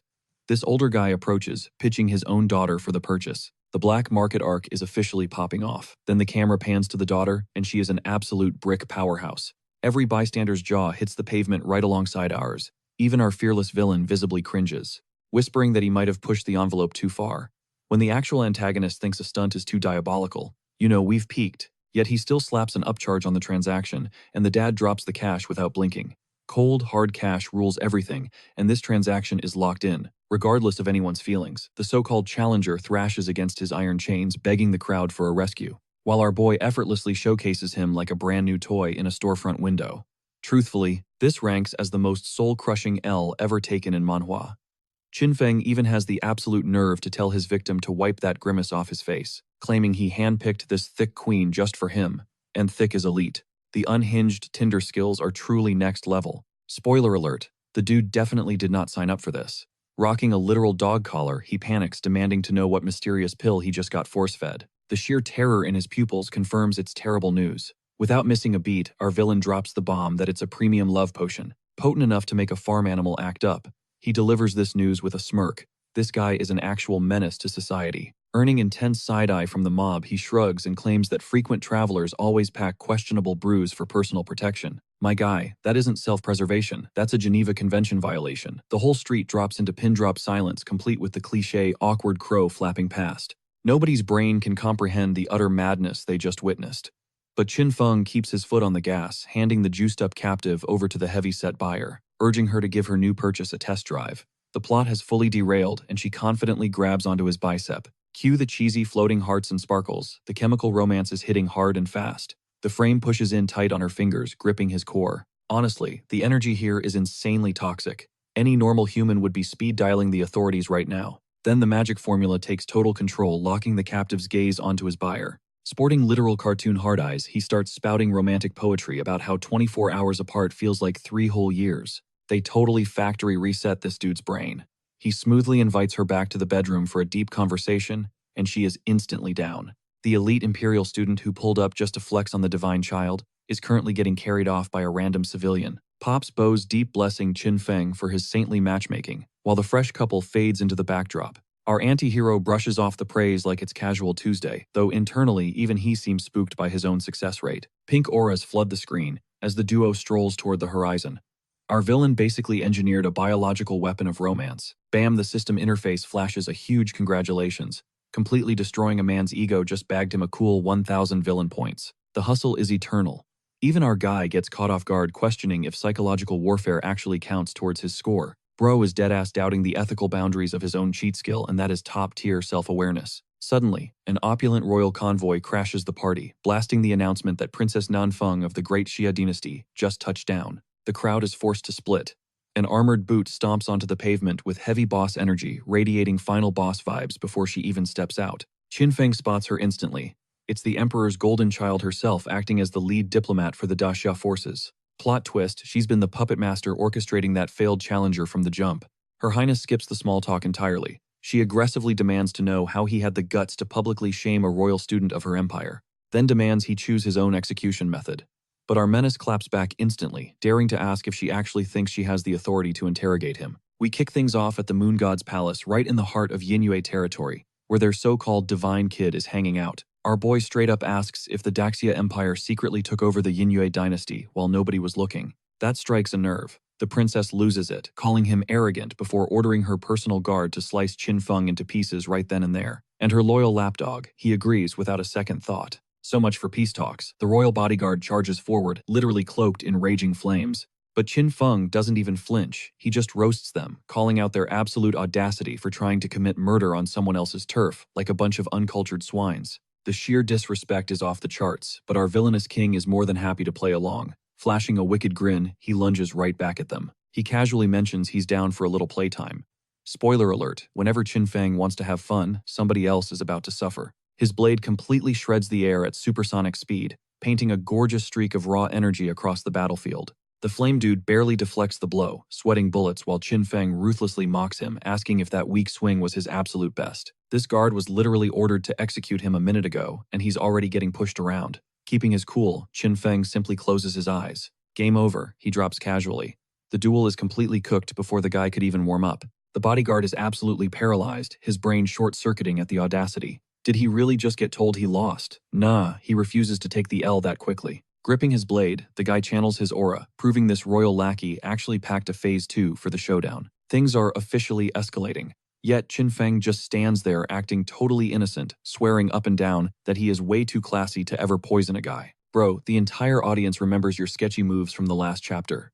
But then he hits us with a minor correction, clarifying that it wasn't lethal venom, just a ridiculously strong love potion. Acting like that is somehow morally superior. You can visibly see the guard's soul exit his physical form. The sheer horror of what is currently pumping through his bloodstream crashes down on him, and this tragic victim immediately bursts into tears, hallucinating a doomed romantic future with some random hefty chick. The potion literally speedran his entire romantic destiny without asking for permission. Desperate and losing his mind, the poor dude crawls through the dirt toward Princess Nanfang's luxury ride, sobbing for her to cure this cursed buff. A heavy sigh echoes from inside the cabin. But the person stepping out isn't the royal beauty, it's a totally new face crashing the scene. Enter Fong Chang. He drops his name and claims he's the princess's official spokesperson, stepping up to issue a formal apology for the mess. Playing the nice guy, Fang politely begs our anti-hero to hand over the antidote, playing the whole "let's keep the peace between our kingdoms" card. Instantly, Qin Feng's system interface goes crazy.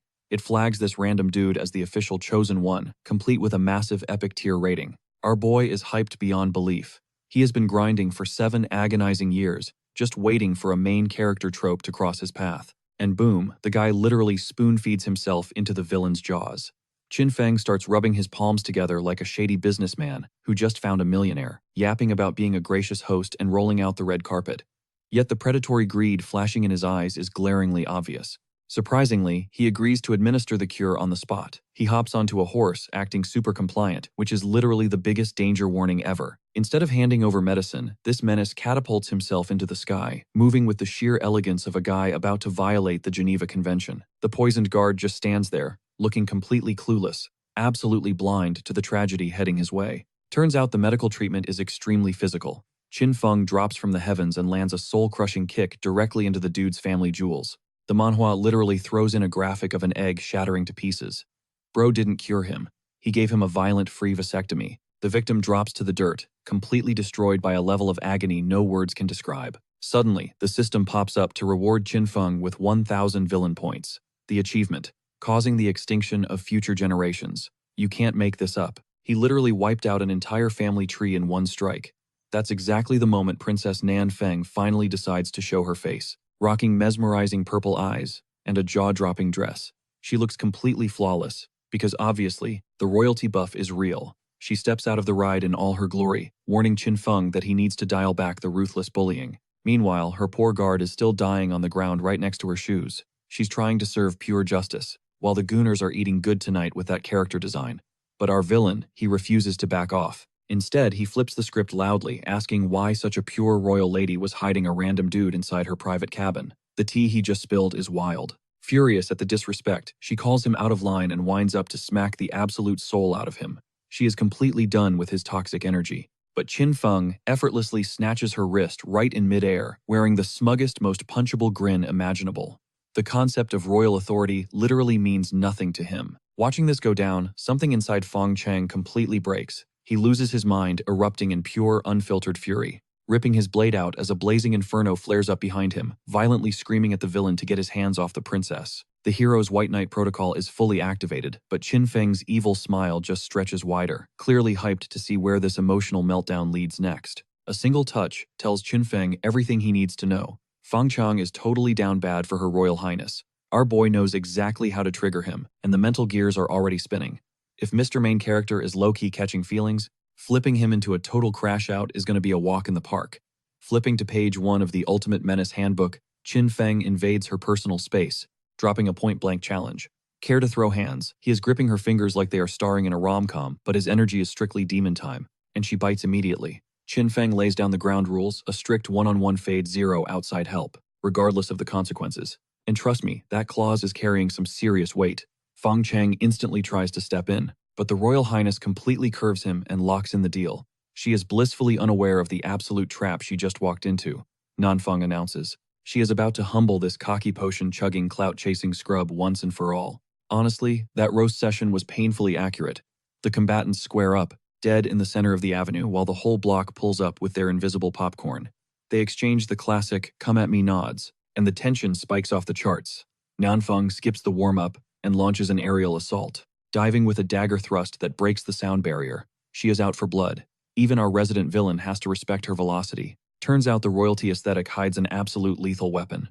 Sparks fly in close quarters, and Qin Feng briefly debates, popping his heavy-hitting ocular powers, but a way more devious plot clicks in his brain. He purposely leaves an opening, letting her steel slice his shoulder, spilling red. Why? Because catching the win means nothing to him. Raking in those sweet, sweet villain points is the only grind that matters. She connects again, forcing him to stumble backward. The scoreboard actually shows her winning, which is precisely the illusion he is trying to sell. She starts talking trash, mocking the supposed ultimate prodigy as totally mid. And let us be real, she serves absolute majesty while spitting fire. The unmatched swagger, the glowing violet eyes, the aura is 10 out of 10, but Qin Feng merely flashes a closed eye, smirk brushing the crimson off his bicep like dust, murmuring, "Oh really? That specific vocal fry means maximum disrespect is loading." And a split second later her highness realizes, her wardrobe feels a little too breezy.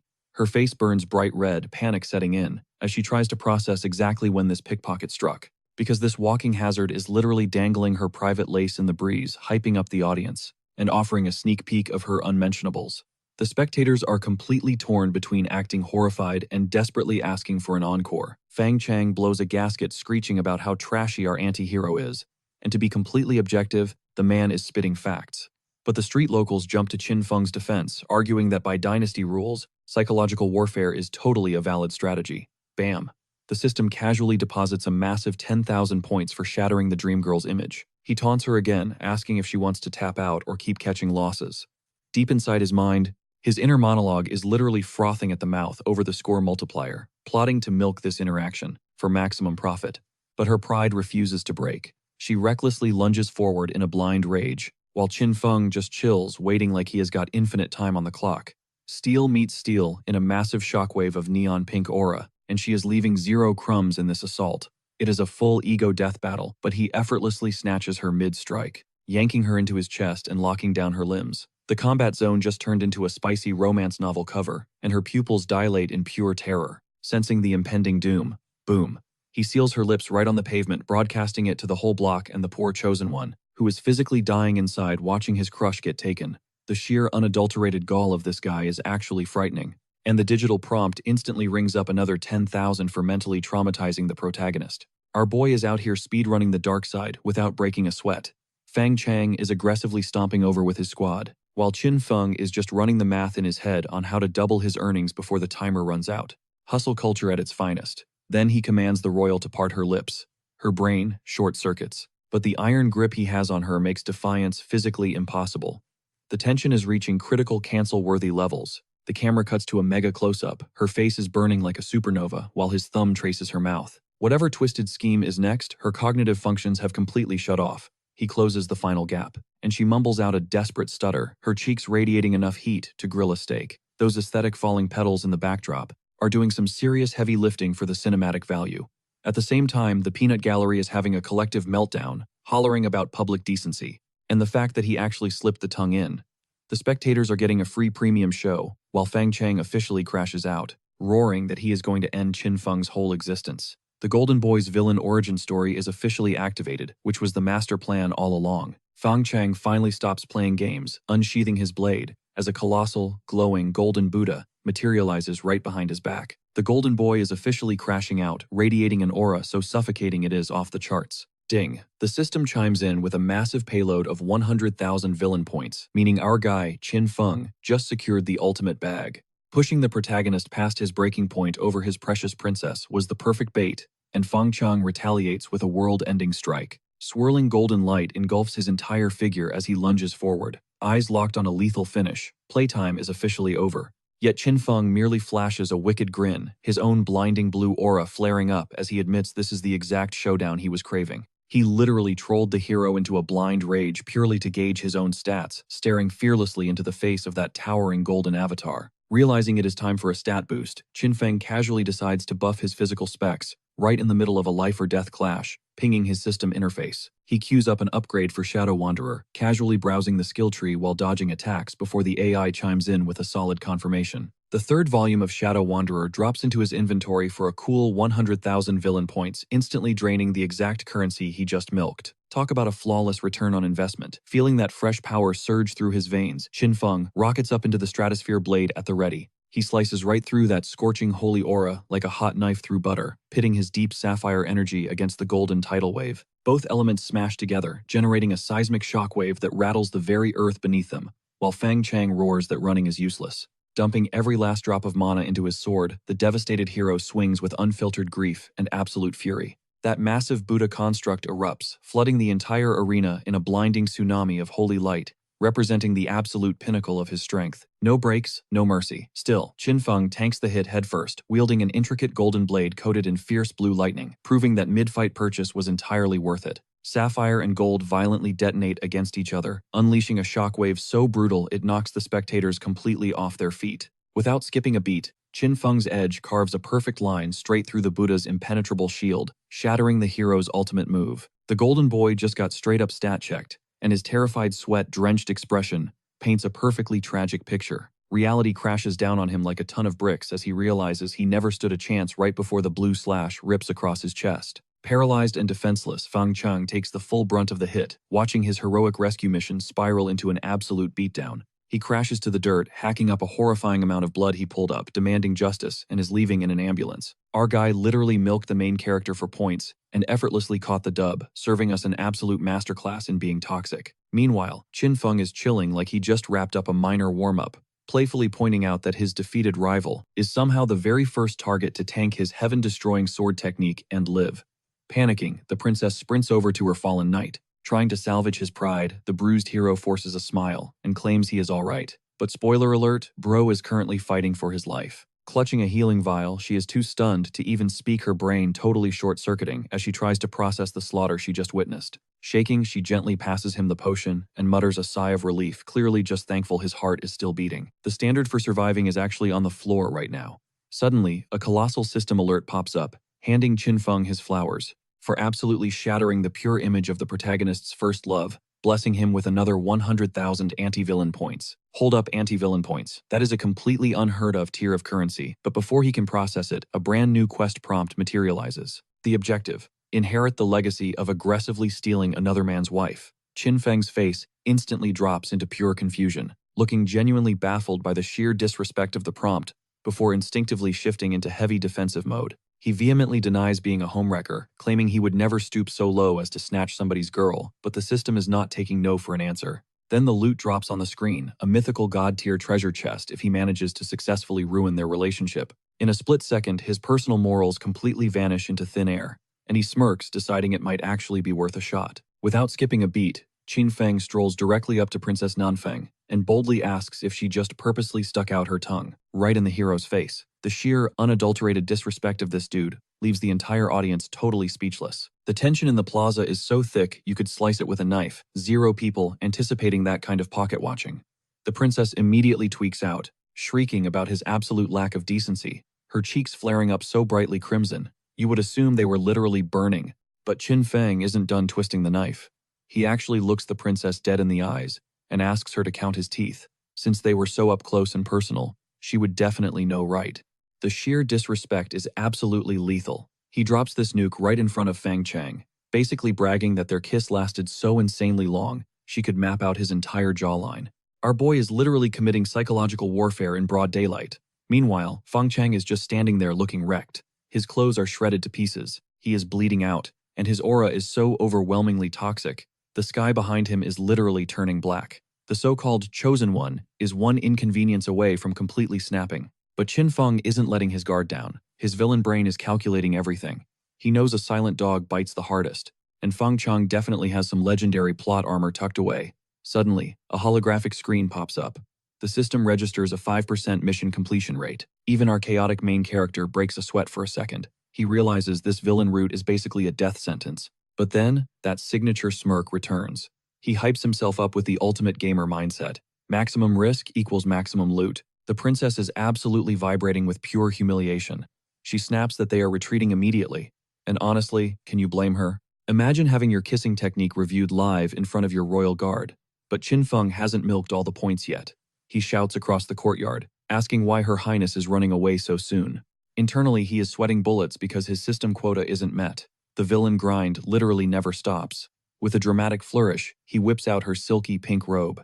He casually mentions she forgot a little souvenir. Quick recap, he literally snatched this off her during their epic clash last chapter. This absolute menace kept it in his inventory, just to weaponize it for maximum emotional damage. The princess whips her head around, completely clueless for a split second. She spots her royal silk thrown onto the dirt. You can practically see 17 question marks glitching above her head. And then the realization hits her like a freight train. Her face goes completely red as she screams that Qin Feng is an absolute scoundrel. Chibi Rage mode is fully unlocked, and her brain chemistry is officially ruined. Meanwhile, Qin Feng flashes the most innocent, punchable smile ever. He playfully asks if she is rejecting it, because he would happily keep it for his collection. This guy treats destroying reputations like a casual weekend hobby. She snatches that robe back faster than the speed of light, having the panic of someone whose search history was just leaked. She is a chaotic mix of furiously blushing and utterly mortified, throwing one last death glare over her shoulder. She storms off into the distance. You just know she is plotting her ultimate revenge. The tsundere energy is literally sparking in the air. Ding. The system notification pops off again. It confirms both targets are officially traumatized. Mission progress just spiked to 10%. He just doubled his villain stats with a single piece of laundry. Cut to the dead of night. Qin Feng is lurking outside the foreign envoy's VIP inn. He has got his shady little rabbit familiar with him. The furball squeaks, asking why they are creeping around in the dark. Suddenly, a catastrophic sword aura violently rips through the atmosphere. It blasts straight toward the inn. The sheer spiritual pressure causes the entire foundation to quake. Yeah, subtlety is definitely not their style. Qin Feng smoothly adjusts his collar and says they are here to farm some serious cash. Instantly, the rabbit's eyes turn into literal dollar signs. The little guy proudly flexes his scamming expertise. This master and pet duo are absolutely unhinged. But before our main character can even drop the strategy guide, the furball blasts off like a rocket. Qin Feng yells out, asking where the heck he is going. But this furry little capitalist has already initiated a solo stealth mission. Shift to the princess's private chambers. She is sitting completely alone, heavily stressing over a certain villainous face. The character designers definitely blessed the fans with her nightwear, and it is so obvious that Qin Feng has set up camp, completely rent-free in her mind. Suddenly, the romantic tension is shattered. A fluffy white rabbit just spawns in the middle of her floor. The princess jumps back, entirely spooked. Like, how did this thing bypass royal security? But then, the bunny literally opens its mouth and asks if she is terribly lonely and desperate for a man. I am sorry, what? This adorable mascot just broke into a royal bedroom and dropped the most violation of a pickup line ever. The princess's mind immediately races to Fang Chang. Could her childhood friend have sent this messenger? Her face flushes red as she connects the delusional dots, thinking the Chosen One is finally stepping up his game. After dodging her for 7 straight years, she nervously asks the bunny if Fang Chang is its master. And without missing a beat, the rabbit says, absolutely. This furry menace is lying through its teeth. Its true master is the villainous Qin Feng, but she is completely falling into the trap. Out of nowhere, the bunny summons a wooden abacus. It starts aggressively calculating profits, claiming it waited 7 agonizing years for its slow-burn master to make a romantic move. Noting that her desperation makes this a prime seller's market, and the craziest part, the princess is buying the whole story. Her inner monologue goes wild, thinking that if Fang Chang hadn't friend-zoned her for 7 years, her sacred first kiss wouldn't have been looted by that demon, Qin Feng. This rabbit is manipulating her emotions like an absolute grandmaster. The bunny finishes crunching the numbers and demands 10,000 premium spiritual stones as a matchmaking fee. This tiny creature literally invented monetized emotional blackmail in a cultivation world. Hustle culture truly transcends all universes. The princess is stunned into absolute silence. The rabbit starts sweating, nervously asking if the premium package is out of her budget. The awkward silence is overwhelmingly loud. But then the bunny shifts to phase 2 of the scam. It pulls out a glowing, mysterious potion, claiming this elixir guarantees double the romantic happiness. And it holds out its paw demanding upfront payment right now. That is some wildly aggressive marketing for a pet. The princess cautiously accepts the mysterious vial, her eyes darting with hesitation. She has zero clue what she just signed up for. Giving total clicked accept without reading the terms and conditions energy, she stares at it. The fluffy little menace flashes a cheeky thumbs up, practically daring her to take a hit. The peer pressure from this adorable scam artist is absolutely unmatched.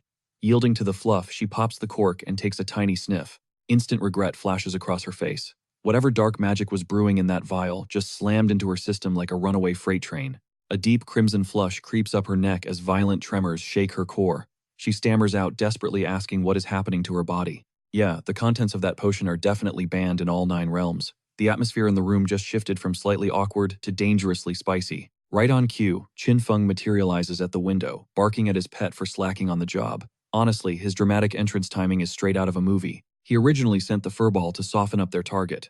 Snatching the rabbit up, the tiny hustler proudly squeaks that the contract is already sealed. Now the stage is set for the master. This furry little menace literally closed the ultimate deal and tagged its boss in for the finishing blow. Qin Feng blinks, completely caught off guard. He shoots the rabbit a bewildered glare, demanding to know what it means by his turn. Even our grand mastermind did not expect his summon to go this insanely hard.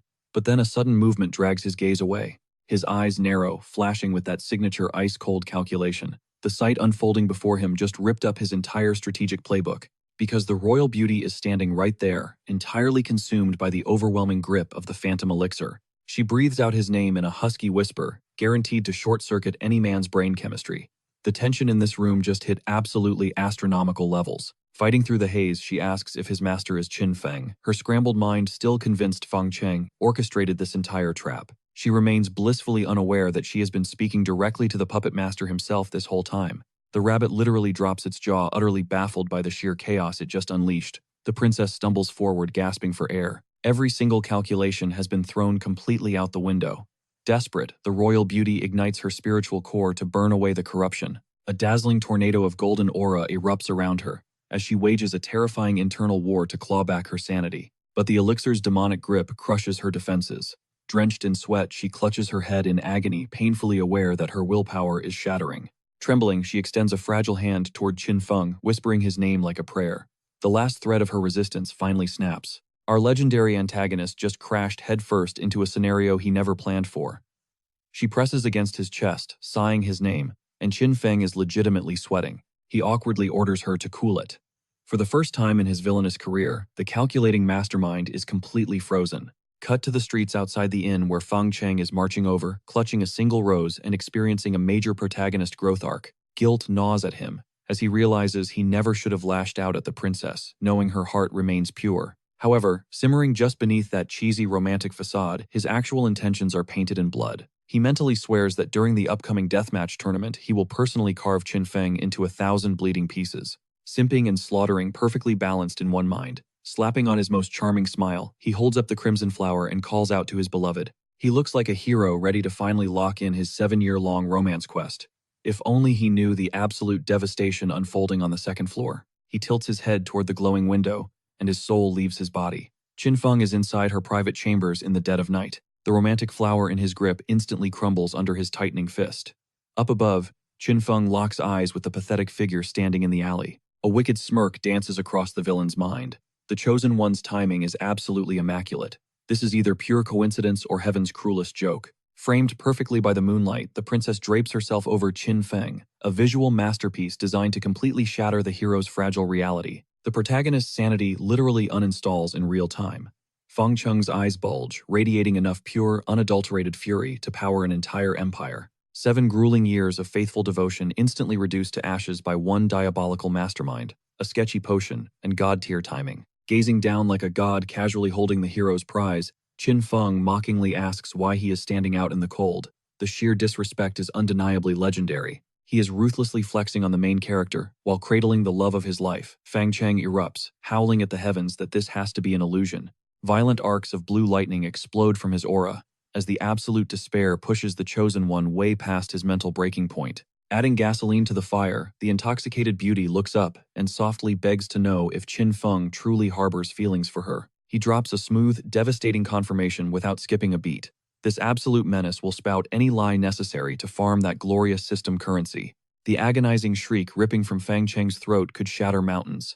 Every single syllable echoing from that balcony plunges a poisoned dagger straight into his heart. Paralyzed by the trauma, he can only stand and watch his world burn. The hero breaks down, sobbing that his rival has barely known her for 5 minutes, screaming that a fleeting encounter cannot trump 7 years of destiny. Meanwhile, a glowing blue screen chimes quietly, bumping the Prime Minister's usurpation quest to 50% completion. The heavenly interface showers him with a staggering 200,000 villain points for absolutely obliterating the protagonist's fragile ego. A chibi version of Qin Feng practically does backflips in his mind, hyperventilating over the massive payout. The dark side hustle has literally never paid out this well. A wicked grin stretches across our boy's chibi face, radiating pure menace as he declares the gloves are officially off. Because when Qin Feng drops, the nice guy act absolute devastation follows. He locks in, preparing to deliver the ultimate psychological strike. Staring right into the princess's eyes, he drops a nuclear bomb of a question. Between him and Feng Cheng, who does she despise more? It is a homing missile aimed straight at the Chosen One's fragile ego. Her gorgeous eyes fixate on Qin Feng as she mercilessly breathes out 2 syllables. Fang Cheng. Hearing his own name weaponized against him, the hero's spirit shatters, whispering that his entire existence was a massive lie. Ding, the system literally goes ballistic, flashing mission complete for the Prime Minister's will and dropping a legendary divine treasure chest right into his inventory. But wait, it gets better. A whopping 500,000 villain points rain down, just for utterly destroying the Chosen One's faith in romance. Our guy literally just speedran emotional damage for 500,000 points. This is absolute peak antagonist behavior, and we are here for it. Outside, Fang Cheng is spiraling into pure madness. An ocean of suffocating demonic aura explodes from his body, thick enough to choke the very air itself. The once proud protagonist howls in unbearable agony, his corrupt energy erupting like a volcano, fueled entirely by a shattered heart. Crimson light bleeds from his eyes as he swears to butcher Qin Feng into a million pieces. Ladies and gentlemen, the Golden Boy has officially triggered his dark awakening. Yet while the fallen hero screams at the heavens inside the room, the gorgeous princess is actually demanding a kiss from our villain. The fans are absolutely feasting right now. The system chimes in again, showering Qin Feng with praise for pushing the hero into total demonification. Even our mastermind is stunned, wondering if a little heartbreak really counts as demonic corruption. Then the unthinkable happens. Their lips actually meet. A shockwave of romantic tension fills the room, while Fang Cheng's soul violently ejects from his physical body, permanently. But plot twist. Snapping into his chibi form, Qin Feng has the absolute nerve to lecture the princess, complaining that she generates 0 villain points. He actually accuses her of trying to steal his purity for free. The royal beauty just stands there, paralyzed, invisible question marks floating above her stunning face. Our main character literally brands her a shameless freeloader. The sheer, unadulterated disrespect flowing through this man's veins is legendary. Humiliation washes over her flushed cheeks as she trembles, barely managing to stutter out a single word of pure disbelief. We have officially hit maximum cinema this episode, but Qin Feng doubles down, delivering a passionate, unhinged monologue about how a man's innocence is a priceless treasure. He argues that since she brokered the shady deal with the rabbit, he is the actual victim being taken advantage of. The gaslighting on display deserves a gold medal. Her patience shatters completely. She screams at the top of her lungs, banishing him from her chambers immediately. Honestly, throwing him out is the only logical response left. Yet, as our villain casually strolls out the door, his galaxy brain is already plotting his next chess move. The hero's dark evolution has multiplied his threat level by 10. If our guy does not level up his stats immediately, the upcoming lethal survival tournament will turn him into absolute mincemeat. Echoing down the hallway, the furious princess yells that he is entirely unlovable. getting tossed into the streets right after securing a free kiss. Simply a flawless victory. Back inside, the chaotic rabbit stares in absolute confusion. It interrogates the princess, utterly baffled as to why she fumbled such a guaranteed, foolproof setup. The fluffy scammer truly believed its business strategy was flawless. But honoring its code as a supreme hustler, a cash refund is absolutely out of the question. As a consolation prize, it hands her a single, pitiful carrot, deadpanning that it possesses magical detoxifying properties. The grind never stops for this furball. Before the royal beauty can process the sheer disrespect, the creature snatches its bag of loot and completely yeets itself through the window into the starry sky. The customer support hotline is permanently disconnected. Left entirely alone, the princess stares blankly at the vegetable in her hand, questioning her entire reality. She genuinely contemplates if a basic root vegetable holds divine cleansing powers. Spoiler alert, it definitely does not. Meanwhile, cutting to a breathtaking ethereal realm. Deep within the sacred moon goddess palace spirit pond, a stunning new player has been monitoring this entire chaotic broadcast. Sizing up her competition, she instantly compares her own heavenly physique to the princess, practically scoffing at the massive difference in their power levels. The sheer arrogance radiating from this divine entity is staggering, but let us be real, she has the stats to back it up. Bathed in silver moonlight, she flawlessly demonstrates exactly why she deserves the title of best girl in this entire series. Her godly proportions are literally bending the laws of physics, but her cool facade shatters instantly, throwing a massive tantrum over Qin Feng, locking lips with royalty. She furiously demands to know why he sneaked out in the dead of night just to romance someone else. The radioactive jealousy is spiking off the charts. Pouting aggressively, she mutters that he should not even bother showing his face around her anymore. Maximum tsundere mode has been successfully booted up. But speak of the devil, our villain drops out of nowhere, with the rabbit perched on his shoulder, prompting the goddess to vow eternal, unforgiving hatred toward him. Which means, spoiler warning, she is going to forgive him in about 5 seconds. She whips her head around coldly, demanding to know his business while pretending not to care. Yet her eager posture betrays the fact that she has been desperately anticipating his arrival. Meeting her gaze, Qin Feng flashes that trademark irresistible villain smirk. Taking in the view, he silently praises how phenomenally she has leveled up her appearance. The mastermind gears are already spinning in his head. Puffing out her chest, the divine beauty boldly claims that her heavenly status crushes a pathetic mortal princess any day of the week. Beside her, a chibi Qin Feng is absolutely devouring the drama. Then, in a masterclass of manipulation, he softly whispers for her to cover her shoulders, so the night breeze does not give her a chill. The ungodly, smooth criminal riz radiating from this man should be illegal. Caught entirely off guard, the mighty goddess instantly freezes her face, burning 50 shades of red. Qin Feng genuinely tilts his head in confusion. Our guy is completely oblivious as to why grabbing her outfit is sparking a whole meltdown. She shrieks at him to back off. But Qin Feng pulls an Uno reverse card, demanding to know why she is sneaking around past midnight. The tension in the air is thick. Without dropping his gaze, he smoothly claims he was just out grabbing her some midnight snacks. He tosses the food right over. This absolute menace went from locking lips with the imperial princess to delivering late-night takeout for a literal goddess. All within 60 minutes. Instantly, her icy glare melts away, and her eyes sparkle brighter than a kid tearing open holiday presents. Her voice softens as she asks if he is serious. Her killing intent entirely vanished. But the second she takes a bite, she instantly whines that the street food is totally bland. Hey, even celestial beings have high culinary standards. Without blinking, Qin Feng mentally summons his system. He immediately cashes in for a massive bouquet of glowing purple roses.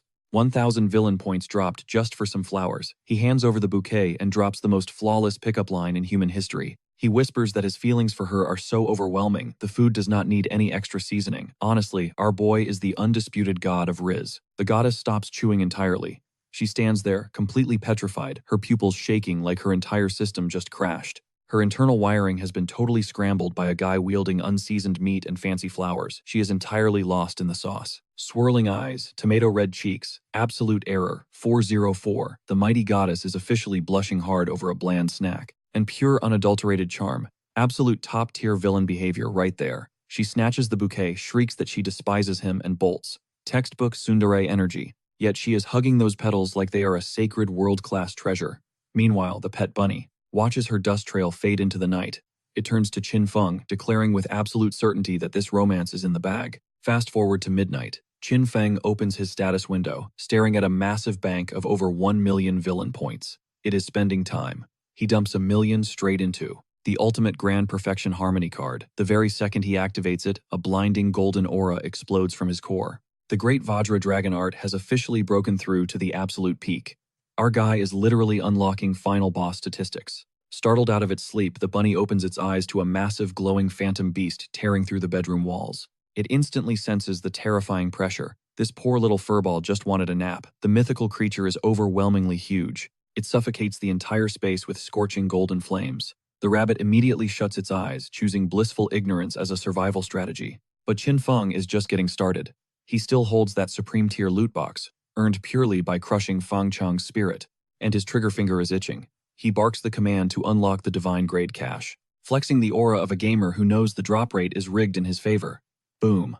A glowing token for a Blade Mastery upgrade materializes. The celestial box shatters into blinding starlight, floating down a radiant emblem etched with a massive blade. The system gods are heavily blessing him today. Qin Feng inspects the floating rune, verifying it will force his blade aura straight to stage 2. He casually questions the interface, asking if the power multiplier is actually worth the hype. The system guarantees a massive spike in lethality. With the automated thumbs up, Qin Feng shatters the rune without a single drop of hesitation. When the prompt says pop the buff, our guy smashes that button. A violent hurricane of cutting energy blasts outward as the evolution kicks in. His killing aura violently, forcefully ascends. Straight into the second realm, his character sheet is looking straight up illegal right now, yet despite the flashy light show, our main character just chills. Wondering out loud if Stage 2 Blade Mastery is even considered powerful, bro just evolved into a walking nuke, and he is still doubting his own damage output, but right at that moment his senses flare. A microscopic insect is creeping up his collar. In this cultivation universe, a stray bug is basically a neon sign for an ambush. Without moving a muscle, he vaporizes it with raw aura. The tiny spy shatters into a burst of pixelated blue sparks. Someone was foolish enough to put a tracker on the Demon King, and they just paid the ultimate price. Staring at the glowing dust, he simply mutters that his updated specs are decent. This absolute monster could probably slice a canyon in half. And call it an average Tuesday, but the spending spree continues. He still has that premium spin from earlier, and he is going all in. The wheel spins and strikes absolute gold. He rolls a supreme-grade vessel called the Heavenly Tyrant Body. The lore text reveals that throwing hands directly feeds his power scaling. Pushed to its limits, this build can literally execute saints and immortals. Bro, that is not a skill tree, that is a developer console. Chibi Qin Feng is practically vibrating out of his mind, eyes sparkling like literal galaxies shrieking over pulling a legendary vessel. The hype is entirely justified, because this drop rate is astronomical. Scorching kinetic force immediately floods his veins. Every single cell in his body screams with power, proving just how broken this heavenly armor truly feels. The very floorboards begin to quake beneath him, but suddenly the evolution violently rips his soul out of his body, sucking him into a raging storm of spiritual pressure. Our guy is hollering as he gets dragged face first into a chaotic space-time rift. Blink and he is standing in a war zone, grip on his blade, sprinting head-on into a legion of enemies. The Heavenly Tyrant Body skips the tutorial completely. Boom, we are thrown right into the chaos. Qin Feng stares at the massive greatsword in his grip, absolutely bewildered by the sudden flex of power. Even with a cracked cheat system, this level of hype is completely off the charts. But there is zero time to process, because a fully armored juggernaut lunges right at his throat, and their blades violently collide. The sheer impact unleashes a devastating shockwave, and the enemy warrior instantly crumbles into absolute dust. Just one single slash. The target is erased from existence. The awakened might of the Heavenly Tyrant Body is straight-up nightmare fuel. Qin Feng gazes down at his trembling palms, questioning if this god-tier strength truly belongs to the legendary physique. The system practically screams yes, and this insane buff is only scratching the surface, fueled by that epic reality check. He explodes forward like a rocket, channeling the heavenly aura to push his limits even further. Our boy just leveled up from overpowered to downright illegal. Blazing blue sword aura shreds the entire legion like wet tissue paper, sending enemy grunts flying into the stratosphere. Qin Feng is literally speedrunning this death trial, like he accidentally clicked tutorial mode. When the massive smokescreen finally clears, our protagonist stands completely alone in the wasteland, lethal blade energy still viciously swirling around his aura. Backed by the Grand Perfection second-level sword intent, and now wielding the invincible Heavenly Tyrant Body, this death elimination match is about to be a total joke. Meanwhile, safely tucked away at the Moon Goddess Palace, dawn breaks on the highly anticipated tournament day. But his pet rabbit is absolutely losing its mind, rolling on the floor in pure hysterics. And you already know the setup here is going to be peak comedy gold, because Qin Feng has been passed out cold since midnight, and this menace of a bunny stomped claw prints across his entire face. The savage battle portal is charging up to open, and our absolute unit looks like he lost a street brawl to a stray kitten. The fluffy, chaotic sidekick violently shakes him, desperately trying to snap him awake, because apparently snoozing through a literal fight for your life is a massive rookie mistake. That is when the rabbit drops the ultimate bait. It loudly announces that every single senior sister at the palace decided to rock black stockings for the big tournament.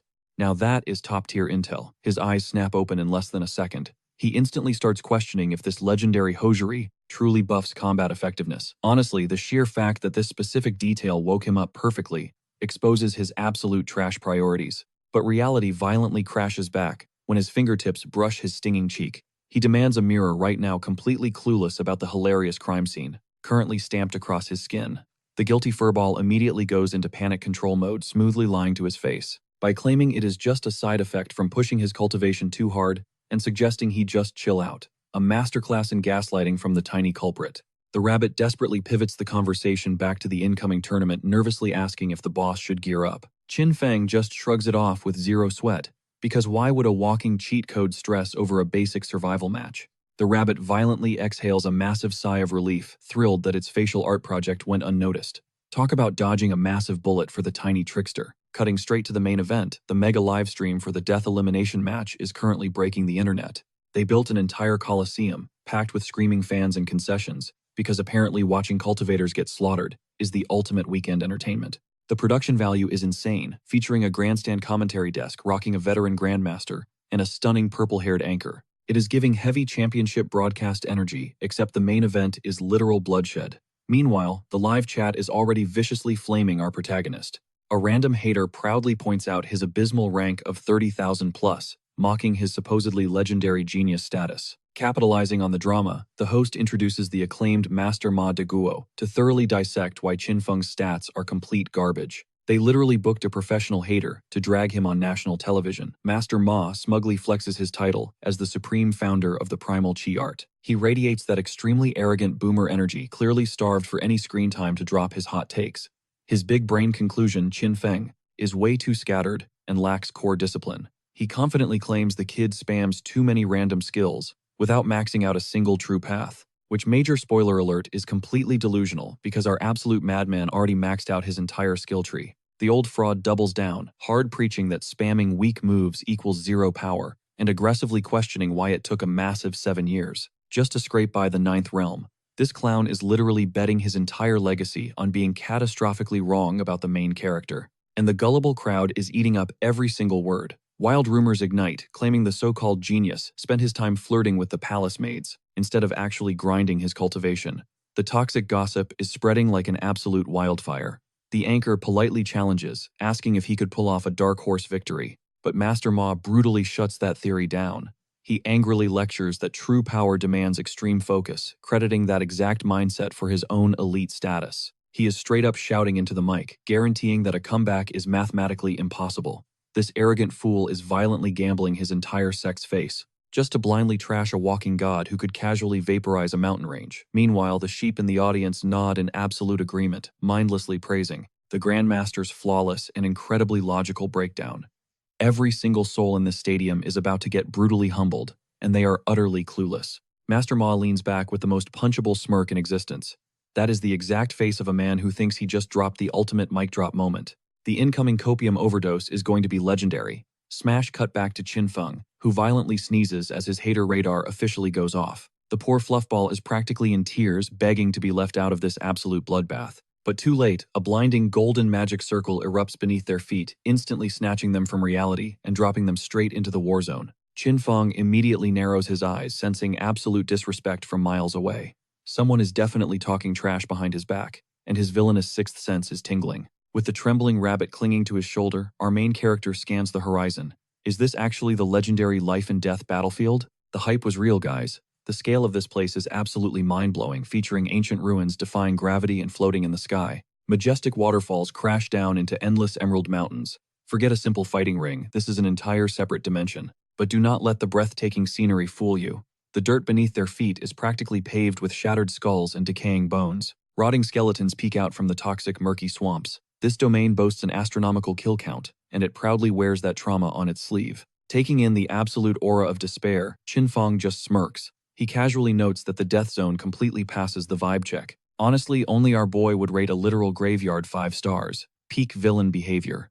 But suddenly, a flicker of movement catches his eye. Rivals are already prowling the area. In a survival game that usually means instant hands thrown, but our mastermind is playing chess, while everyone else plays checkers. With thousands of tryhards and savage beasts roaming around, rushing in headfirst would be a total rookie mistake. His strategy: camp in the shadows, let the cannon fodder tear each other to shreds, draining their stamina and ultimate moves. Then when the survivors are barely breathing, he will sweep in and steal all the loot. He is treating this deathmatch like a cozy farming simulator, and it is terrifyingly genius. Cut back to the outside world, where the livestream commentators are having a field day. Qin Fang's ranking just tanked from 30,000 straight down to the absolute bottom at 50,000. Sitting perfectly at 0 points, the haters are convinced he is choking under the pressure.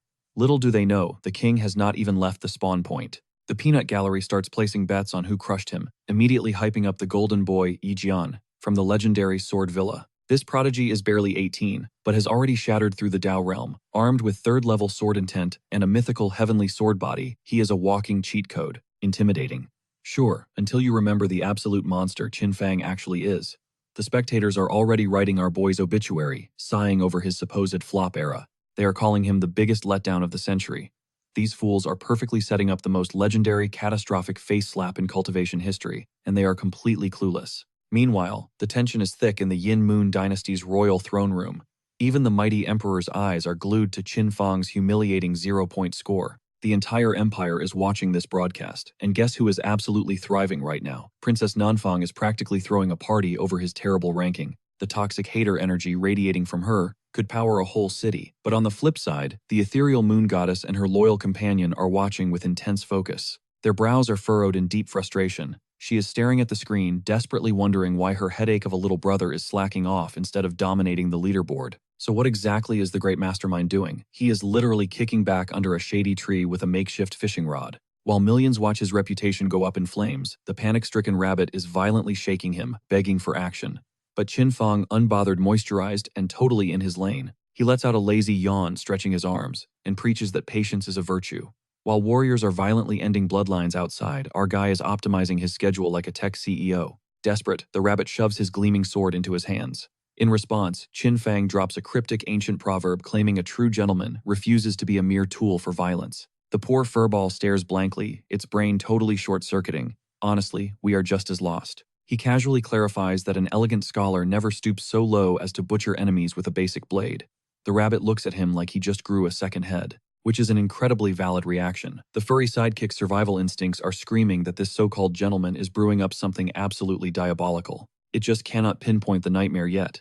But considering Qin Fang's gloriously toxic track record, the pet has every right to be sweating bullets. Brace yourselves for the real grand master plan. After 24 hours of non-stop brutal combat, every single survivor is going to be incredibly parched and desperate for hydration. That is right, Qin Fang is straight up poisoning the main water source. Our boy speed ran from peaceful philosopher to committing casual biological warfare in under a minute. Zero subtlety involved either. He has strapped on a heavy-duty face mask and hauled out a terrifyingly massive sack of shady alchemical powders. The rabbit stammers nervously, asking if they really need enough toxins to wipe out a small country. Instead of answering, our psycho slices open a mutated venomous toad he caught near the riverbank. The glowing, foul-smelling liquid he drains from its glands is definitely not government-approved.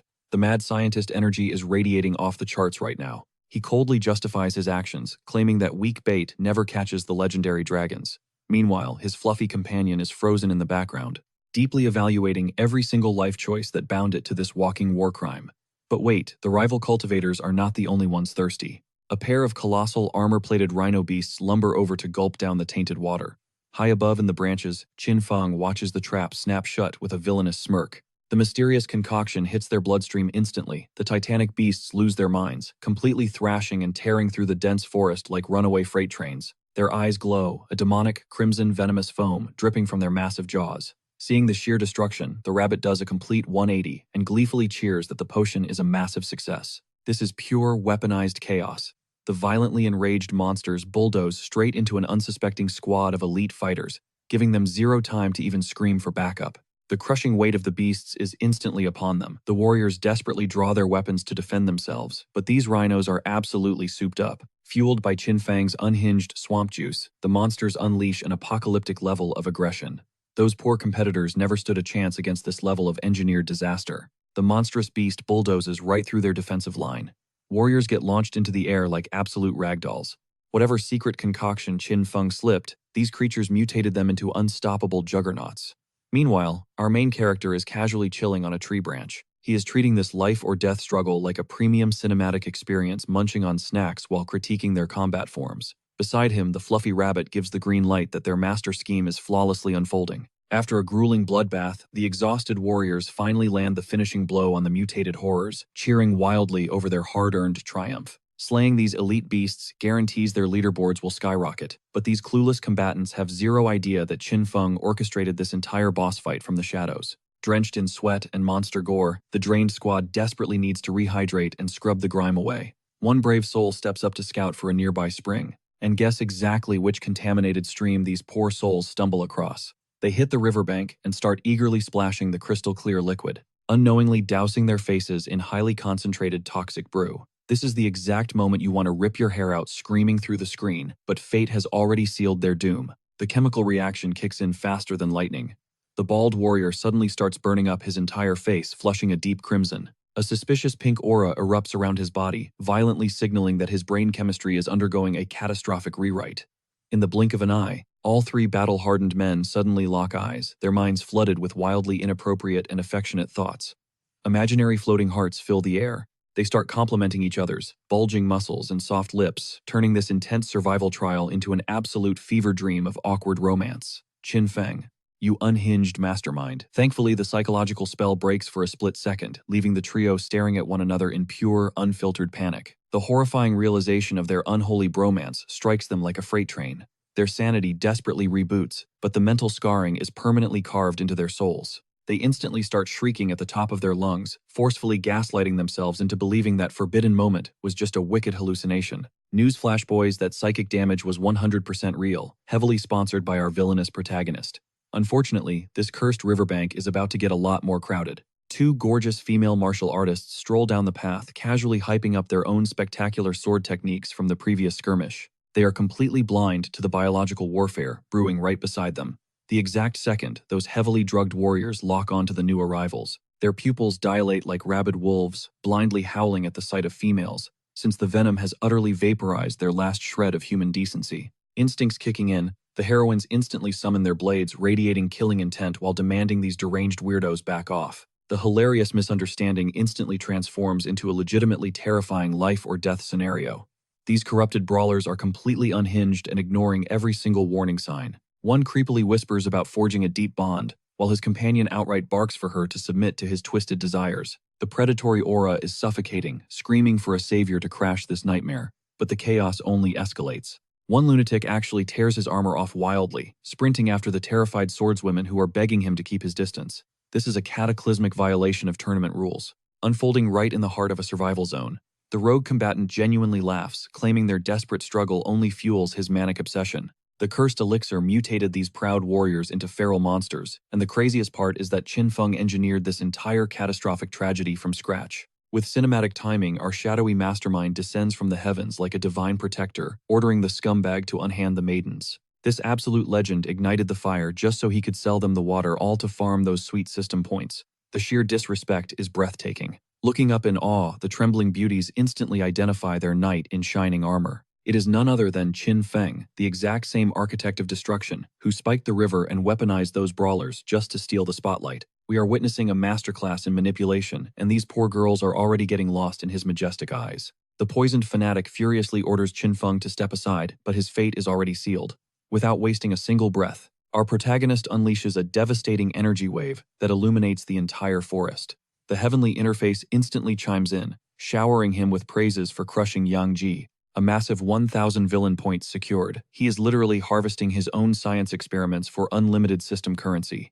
His calculated ruthlessness is simply chilling. The defeated aggressor thrashes in the dirt, completely consumed by the toxin, while Qin Feng glares down at him like a king observing a dancing jester. Suddenly, the rest of the infected squad crashes the party, with the bald leader roaring to understand why his comrade was struck down. These oblivious pawns still cannot comprehend that the devil standing before them is the root of their suffering, and Qin Feng answers their questions with sheer violence. The bald captain cannot even blink before a flurry of merciless strikes shreds through his defenses, triggering a non-stop avalanche of system rewards like a broken casino game. 2 more elimination alerts flash across his vision, bagging another epic 2,000 points. This diabolical genius successfully transformed a sacred trial into his personal infinite money glitch. Unconscious victims litter the battlefield, His faithful rabbit sidekick is majestically soaring through the chaos to snatch their spatial rings, while another grand of villain currency effortlessly hits the bank. Weighed down by mountains of stolen treasures, the magical pet vibrates with pure greed, screaming that they just hit the motherlode of a lifetime.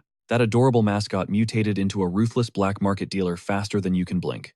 Dusting off his robes, Qin Feng gracefully pivots back to the rescued damsels. He effortlessly delivers a soul-stirring monologue about walking the path of justice and praying for their future safety. The heroines are practically melting into puddles. This absolute menace brewed a disaster, swooped in to crush it, and is happily soaking up their blind adoration.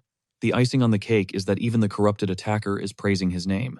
The beaten man literally cries tears of gratitude, weeping that this noble savior prevented him from committing an unforgivable sin. My brother in Christ, this young hero is the one who drugged you in the first place, is the exact reason your aura completely shattered. Meanwhile, Qin Feng just hits him with the ultimate bombastic side-eye, commanding this dude to hit the road. And get this, the defeated guy actually asks for a reunion, acting like they just trauma bonded. The sheer audacity of this interaction is actually blowing my mind. The absolute wreckage of eliminated fighters limps away into the dust, literally using each other as human crutches just to stay upright. Our main character just solo-wiped an entire squad of elite cultivators, and the best part, nobody even realized they got played. Cutting over to the Yin Moon Dynasty VIP lounge, the higher-ups are watching this absolute circus on the big screen. One elder is actually taking notes on his genius-level plays, but another elder is aggressively facepalming, praying the world knows they didn't teach him these villain tactics. And the moon goddess, she is dying inside. Her brain is short-circuiting over the fact that her disciple chose psychological warfare over actual combat. Girl. Literally nobody had this on their bingo card. This wasn't in any ancient combat manual. And now her elegant facade shatters as she enters full chibi rage mode. She's screaming at the screen, begging him to spare the Moon Goddess Palace's sacred reputation. But let's be real, Qin Feng couldn't care less about face. He's just chilling by the river, chanting his ultimate villain mantra: destroy the competition, ruin their lives, and crush their dreams. And his demonic bunny is hyping him up with its own holy trinity: cash out, get paid, secure the bag. These two literally share a single money-hungry brain cell. And that brain cell is hyper-focused on maximum profit. Anyone unlucky enough to cross his path can only curse his absolute menace energy. Watching him swagger away, the traumatized survivors on the ground stare at him like he's a walking, talking apocalyptic event. But hold up, because the real villain arc starts right now. The thirsty cultivators suddenly realize every single water source in the zone has been heavily spiked. Pure panic sets in as dehydration hits, and like clockwork, a booming voice echoes through the valley, announcing a premium water auction for the highest bidder. Enter the capitalist king himself. Qin Feng is literally hosting a black market pop-up, right in the middle of a bloody survival trial. Bidding starts at 1,000 top-tier spirit stones for a single drop of clean water. Bro literally poisoned the entire ecosystem, just to monopolize the cure. This is pure late-stage capitalism with zero moral compass. The bald warrior finally snaps.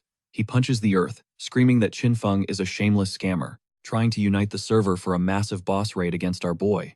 Which valid, but maybe don't chug mystery river water during a death game next time, buddy.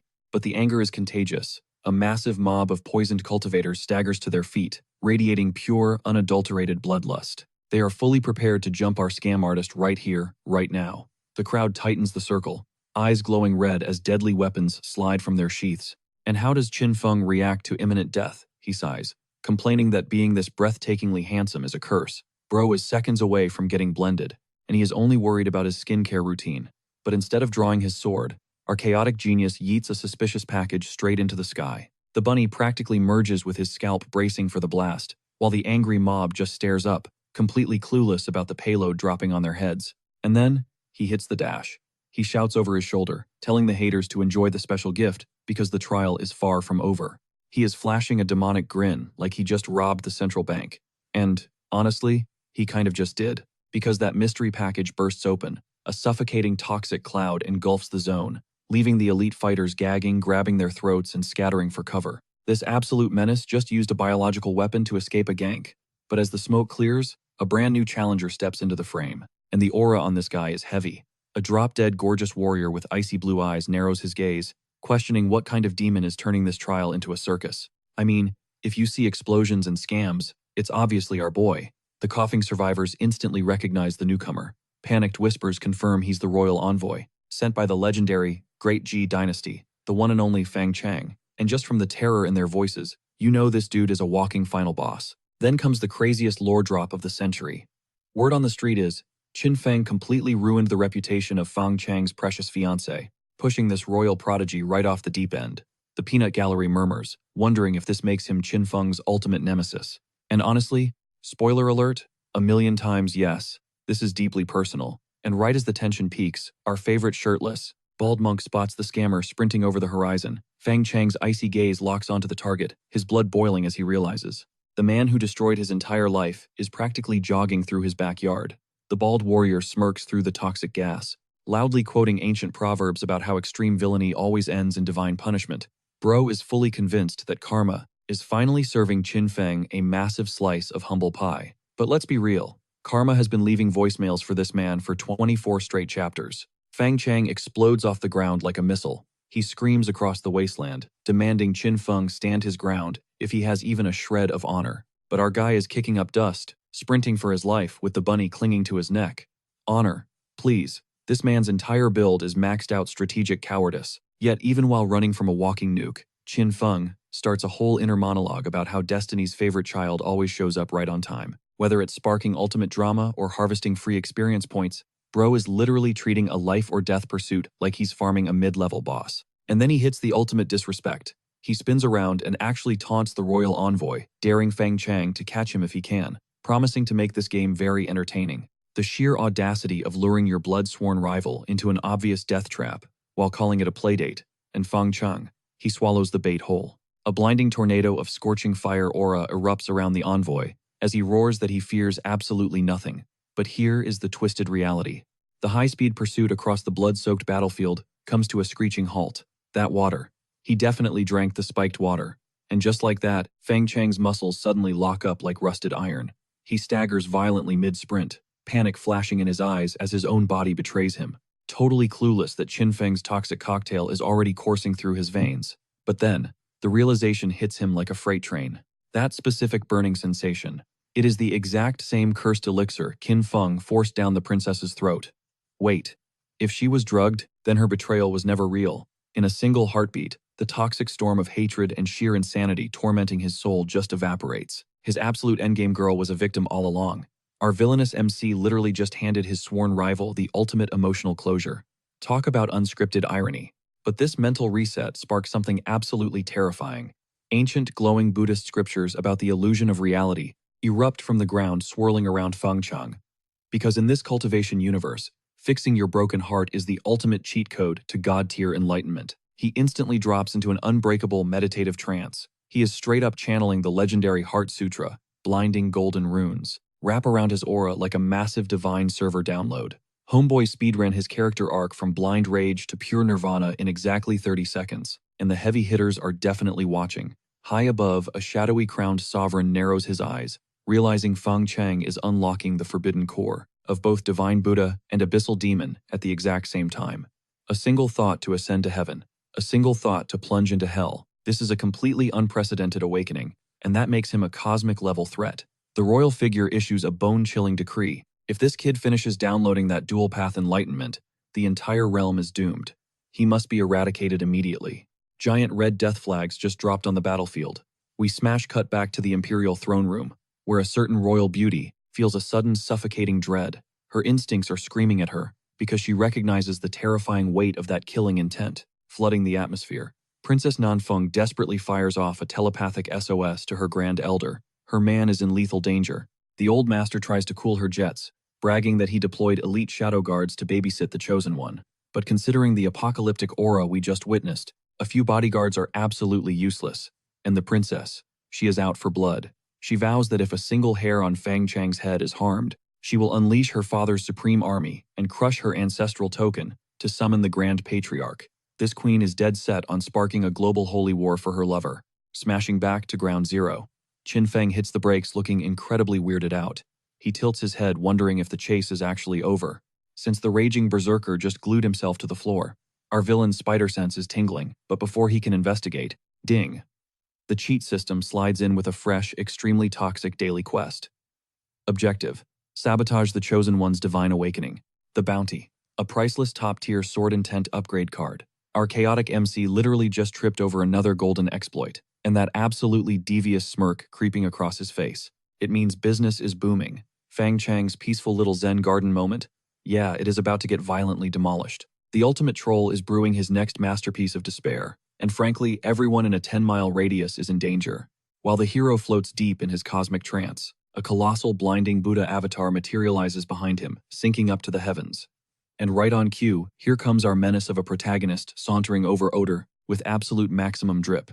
His iconic chaotic rabbit is chilling on his shoulder, while dark aura ripples off his designer robes, like he holds the title deed to this entire war zone.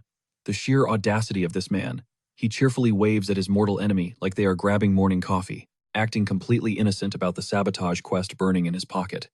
Boom! Fang Chang's glowing eyes snap wide open, and absolute fury radiates from his soul. He roars Qin Feng's name, demanding to know why his nemesis is crashing his awakening. Honestly, a very valid question, but the answer is pure nightmare fuel. Cut back to the palace, Princess Nanfang bolts upright, her face completely drained of color. She knows the brutal mechanics of cultivation. If that smiling demon interrupts her lover's spiritual upload, Fang Chang will suffer a catastrophic chi deviation and literally detonate his own soul. She is screaming at the Grand Elder, fighting wildly to break free and teleport to the battlefield, but the old man forcefully restrains her, barking at her to stay rational. Way easier said than done, old man. Her soulmate is literally about to get cyberbullied into the afterlife. The Grand Elder smugly guarantees that the legendary Buddha relics are shielding her boy. He arrogantly claims that even if Qin Feng sprouted 6 arms and 3 heads, he could never scratch that absolute defense. Talk about a massive jinx. Has this elder met our system-wielding psychopath? Though to be totally fair, those ancient relics are built different. We are talking about transcendent mythic-tier artifacts forged from a god's final breath. According to the lore, they are 100% immune to demonic corruption and practically invincible against brute force. On paper, it is an unbreakable tank build. And yeah, Qin Feng is currently staring right at that golden force field. Immune to evil. Impenetrable by enemies. Challenge accepted. The master tactician's brain is already scanning for glitch exploits. The system aggressively pings him to ruin the hero's day. And our MC hilariously plays the moral high ground, asking why he would ever sabotage another man's holy journey. In response, his AI sidekick drops an ultra-cringe motivational quote about how legendary swords require brutal grinding to become sharp. System bro. That is definitely not how you use that proverb. Qin Feng stares at the holographic text and deadpans.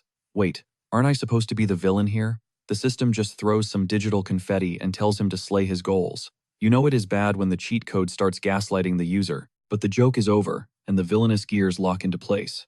Muttering that a powered-up protagonist is bad for his health, his spiritual pressure skyrockets. That predatory psychotic smile stretches across his face. He casually slips a mysterious book from his inventory. If brute force will not work, he is about to end this man's career with pure psychological warfare. Young Ji glances at the so-called sacred scroll in his hands. She squints, totally baffled about what kind of martial arts technique this could possibly be. Oh, you innocent soul. That is definitely not a combat manual. A chilling sense of dread instantly crawls right up Young Ji's spine. Her survival instincts are absolutely blaring, and honestly, they are spot on. Because our shameless main character is projecting his voice, reading from what might just be the most unhinged spicy romance novel in all of cultivation history. We are talking graphic details about wild nights, intoxicating passion, and dual cultivation techniques involving very specific anatomy. This absolute menace brought a strictly 18+ book to sabotage a meditation session, and the crazy part is it is actually working. Fang Chang's golden Buddha avatar is literally vibrating his spiritual focus, shattering into a million pieces. He grits his teeth, cursing Qin Feng as an absolute scumbag, which is the biggest understatement of the year. Meanwhile, back in the royal viewing room, Young Ji turns her head, demanding to know who taught him this degenerate technique. The heavy accusation hangs in the air. Princess Nanfeng immediately hits maximum panic mode, shrieking that she had nothing to do with it, and begging them to stop spreading such absolute nonsense. Yeah, she is definitely protesting a little too hard right now. She is practically foaming at the mouth. Years of meticulously crafting her flawless, elegant reputation, completely incinerated by this one chaotic dude. Welcome to the Qin Feng experience.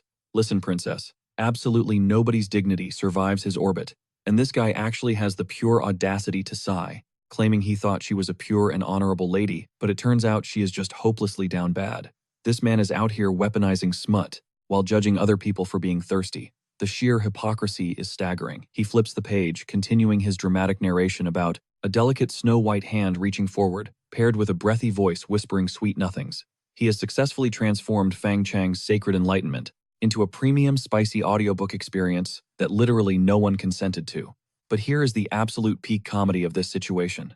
Even Chin Feng himself is starting to sweat from the scandalous plot. His own heart is pounding out of his chest from his weapon of mass distraction. You dug this grave, my guy, now lie in it. The plot is definitely hitting different today, because even our shameless villain is blushing at the sheer intensity of the material. Back at the royal palace, Princess Nanfeng is practically on her knees, begging the elder, desperate for a countermeasure before Fang Chang's mental state completely implodes.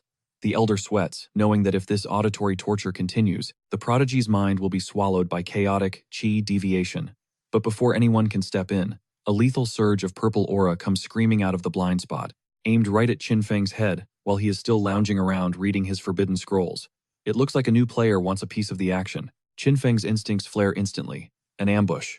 Our boy might be completely morally bankrupt, but his combat reflexes are absolutely god tier. And the killing intent is massive. A colossal violet energy blade tears across the landscape, carrying enough destructive force to split the earth wide open. The blast obliterates a massive ancient tree instead, as Qin Feng effortlessly backflips to safety. He casually brushes off his robes, noting the attack was decently spicy, acting like he is giving a Yelp review instead of narrowly dodging a trip to the afterlife. The dust settles, revealing the attacker. A young archer is clicking his tongue in frustration, furious that his guaranteed kill shot actually missed the target. A brand new challenger has entered the arena, and his aura is radiating pure hostility. He is not giving him room to breathe. The sniper instantly unleashes a devastating barrage of violet energy arrows, raining destruction from the high ground. The dark forest lights up like a war zone, as spiritual projectiles scream through the dense canopy, shredding every single obstacle in their path. Qin Feng dances through the deadly crossfire, screaming at the top of his lungs about getting targeted again. Meanwhile, the fluffy white rabbit clinging to his shoulder is absolutely shrieking in pure terror, refusing to end up as roasted skewers. These two share exactly one chaotic brain cell, and it is currently redlining for survival. As it turns out, this deadly sniper named Bai Ri is no random extra. He is a recognized genius who achieved the first stage of the Dao realm at a terrifyingly young age, sitting comfortably at rank 153 in the brutal elimination tournament. We are dealing with a legitimate powerhouse right now. The peanut gallery is already writing Qin Feng's obituary, loudly claiming that Bai Ri's victory is an absolute certainty. Under normal circumstances, you would totally agree. But these fools clearly have not been paying attention to his ridiculous plot armor for the past 24 episodes. Qin Feng has officially reached his cardio limit for the day. He furiously claps back, complaining that whether he is stealing someone's girl or threatening to become their stepdad, these lunatics just will not stop shooting at him. His eyes narrow as he drops a cold one-liner. If the tiger refuses to roar, do you mistake him for a helpless kitten? Oh, the boss music is officially starting. Yet instead of launching a heroic frontal assault, he instantly ducks behind a massive trunk with his rabbit cooking up something incredibly toxic. That twisted evil smirk tells us that Bai Ri is about to experience a career-ending disaster. The sniper draws his mystic bowstring back, locking onto his prey, ready to secure the ranged execution. But Qin Feng explodes out of cover like a cannonball, violently closing the gap before the elite archer can even blink.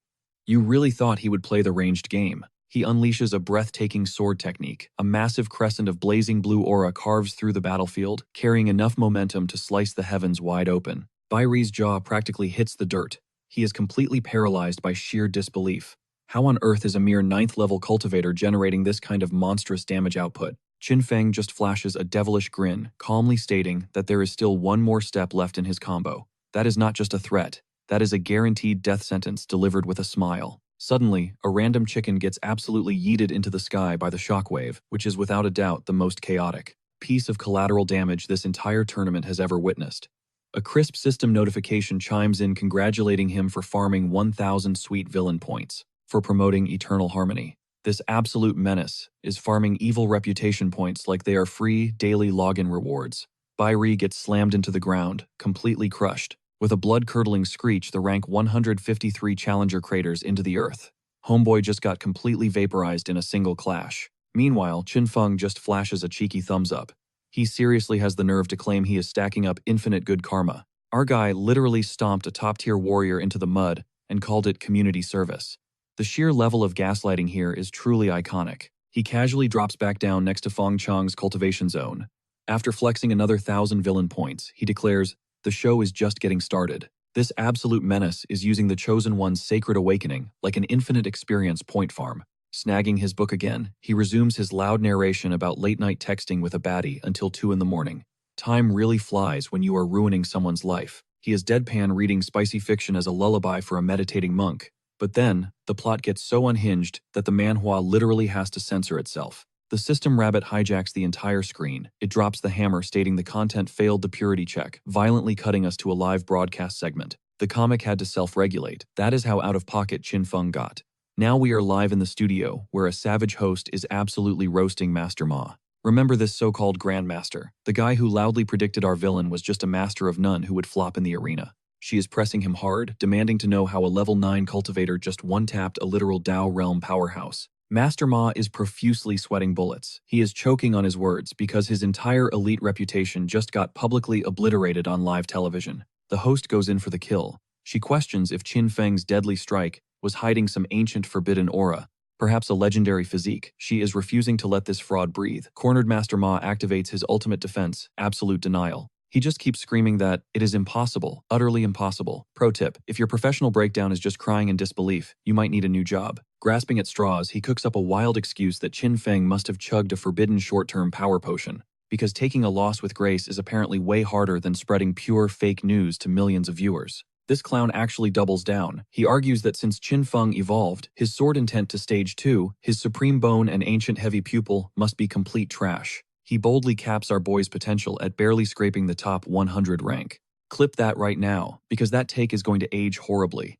Yet the other studio bozos are nodding along like it is absolute gospel. Oh yes, Master Ma, truly a galaxy brain breakdown. The sheer amount of copium radiating from this desk could power an entire sect. Suddenly, the rabbit chimes back in. It confirms the forbidden knowledge has been fully injected into the Chosen One's mind, slamming us back to the live battlefield. I cannot believe this. The system is acting as a literal disc jockey for how much psychic emotional damage Fang Chang can tank. Qin Feng narrows his eyes. He notices the Golden Boy's spiritual awakening is actually accelerating, despite the unholy interference. So our villain flips to the most chaotic pages he can find. He is dialing up the psychological torture to maximum overdrive. Suddenly glowing fractures web across the towering Buddha Phantom. The legendary unbreakable divine shield is literally crumbling under the weight of spicy fanfiction. The ancient monks who forged these sacred relics definitely did not patch this specific vulnerability. Qin Feng lets out a massive sigh of relief, declaring the deed is done. He actually looks completely drained from aggressively reading out loud. Hey, being an absolute menace requires elite stamina. Right on cue, the golden barrier detonates in a blinding shockwave. But get this, Qin Feng is visibly annoyed. He whines that he just hit the best plot twist, but his victim already tapped out. He is legitimately throwing a tantrum over the Chosen One's listening comprehension. Meanwhile, Fang Chang is violently hacking up mouthfuls of dark blood. His divine epiphany has completely imploded. The karmic backlash is shredding his meridians to pieces. This is the brutal reality of getting your Dao corrupted by a romance paperback. The system flares to life, hyping up Qin Feng's flawless execution. It instantly drops a legendary sword intent upgrade card into his inventory. Our guy literally secured the bag just by hosting a restricted audiobook session. But wait, here comes the ultimate jackpot. Boom, 500,000 villain points for absolutely crippling the world's golden boy, 500,000 dark credits from a single storytime segment. The return on investment on this psychological warfare is downright illegal. But do you think our ruthless main character is satisfied? Absolutely not. He glares at the massive loot drop and scoffs, genuinely salty that the system did not throw in a bonus gacha roll. This absolute demon just shattered the hero's entire destiny, and he has the audacity to complain about the drop rates. Since the system was being stingy, Qin Feng decides to tax the victim directly. He starts siphoning pure energy straight from Fang Chang's broken body. Raising a blindingly radiant orb into the sky, he proudly claims it as his personal emotional damage fee. Wait, that is the legendary Buddha's relic. He just yoinked a mythic impenetrable artifact right out of the soul of the guy he just brainwashed with smut. We are witnessing peak antagonist behavior right now, and the system rewards his absolute disrespect, granting him that free prize draw for stealing the hero's ultimate fate. He threw a fit about the loot, and the heavens literally folded and handed him the very important person treatment. Down in the dirt, Fang Chang is desperately crawling, pleading for his sacred relic back. And Qin Feng, he is just standing over him laughing like a total maniac. He sighs with pure, toxic satisfaction. The glorious, invincible Chosen One has officially been reduced to a weeping mess, begging the villain for scraps. Talk about a massive character regression. When the pathetic begging falls flat, Qin Feng literally yeets him across the dirt. The sheer audacity is completely off the charts right now. Our guy just spins on his heel, flashing a devilish smirk, loudly declaring that getting that relic back is a pipe dream for this lifetime. He leaves Fang Chang absolutely screeching in the dust. Just another Tuesday stealing a main character's divine loot. He dips out of there with his bunny companion, but the little guy is super confused about why they are sprinting. Honestly, a totally valid question after you just soloed the entire lobby. Qin Feng glances down and drops some ancient wisdom on the rabbit, asking if it knows the proverb about the mantis hunting the cicada, totally blind to the oriole lurking behind them. Translation: there is always a bigger, deadlier boss on the map. Peering into the creeping shadows, the bunny's eyes blow up like saucers. It stammers out a panic question, asking if a stalker is trailing them. Qin Feng's legendary survival radar is screaming red right now. When this villain senses killing intent, you absolutely lock in, and right on cue, a menacing presence cuts off their escape route. A shadowy figure steps up coldly, stating that Qin Feng runs his mouth way too much. Which honestly valid critique, but bro is about to learn exactly how our guy survived 25 episodes of pure trash talk. The mystery challenger finally steps into the light, and his aura is absolutely suffocating. Flowing white hair, pitch-black robes, and gripping an absurdly massive greatsword. With eyes like ice, he announces that he needs Qin Feng's skull to sharpen his heavenly blade. Easily a top-tier spine-chilling entrance for this series, unfazed Qin Feng demands his name, daring him to give a reason to care. But behind the scenes, the system chimes in confirming this edgelord is definitely not a chosen one, meaning 0 bonus villain points are dropping today. Classic Qin Feng running a full-blown cost-benefit analysis right in the middle of a deathmatch. The stranger proudly claims the title of the famous sword Villa's Elite. In a flash of steel, he unsheathes twin blades, radiating the ultimate swagger of a prodigy who has never tasted defeat. Then, just a chilling, here I come, 0 arrogant monologues, 0 trash talk, just pure unfiltered killing intent boiling over. A warrior who lets cold steel do all the talking is a million times more terrifying than a yapping villain. He politely asks for a spar before exploding forward like a lightning strike. Honestly, the respectful manners make his murderous speed way creepier. Qin Feng's pupils shrink to pinpricks. The attack is already at his throat before his brain can even process the movement. The sheer velocity is mind-numbing. Sparks erupt as their weapons violently clash. In that split second, Qin Feng downloads his opponent's stats. Level 1, Dao Realm. Level 3, Sword Intent. And the legendary Heavenly Sword Physique. Our villainous main character instantly realizes this is the absolute apex predator he has fought since this entire death game kicked off. Coming from him, that is a massive compliment. But Yijun is absolutely relentless, pressing the offensive. With a horizontal cleave so violent it literally tears the oxygen apart. He refuses to give Qin Feng a single microsecond to catch his breath. Yet Yijian's eyes gleam with surprise. He openly praises Qin Feng's ghostly phantom-like footwork. Real, recognizing real. Turning this from a standard beatdown into a gorgeous dance of death. Putting some distance between them, Yijian shouts across the cratered earth, daring Qin Feng to survive his ultimate technique.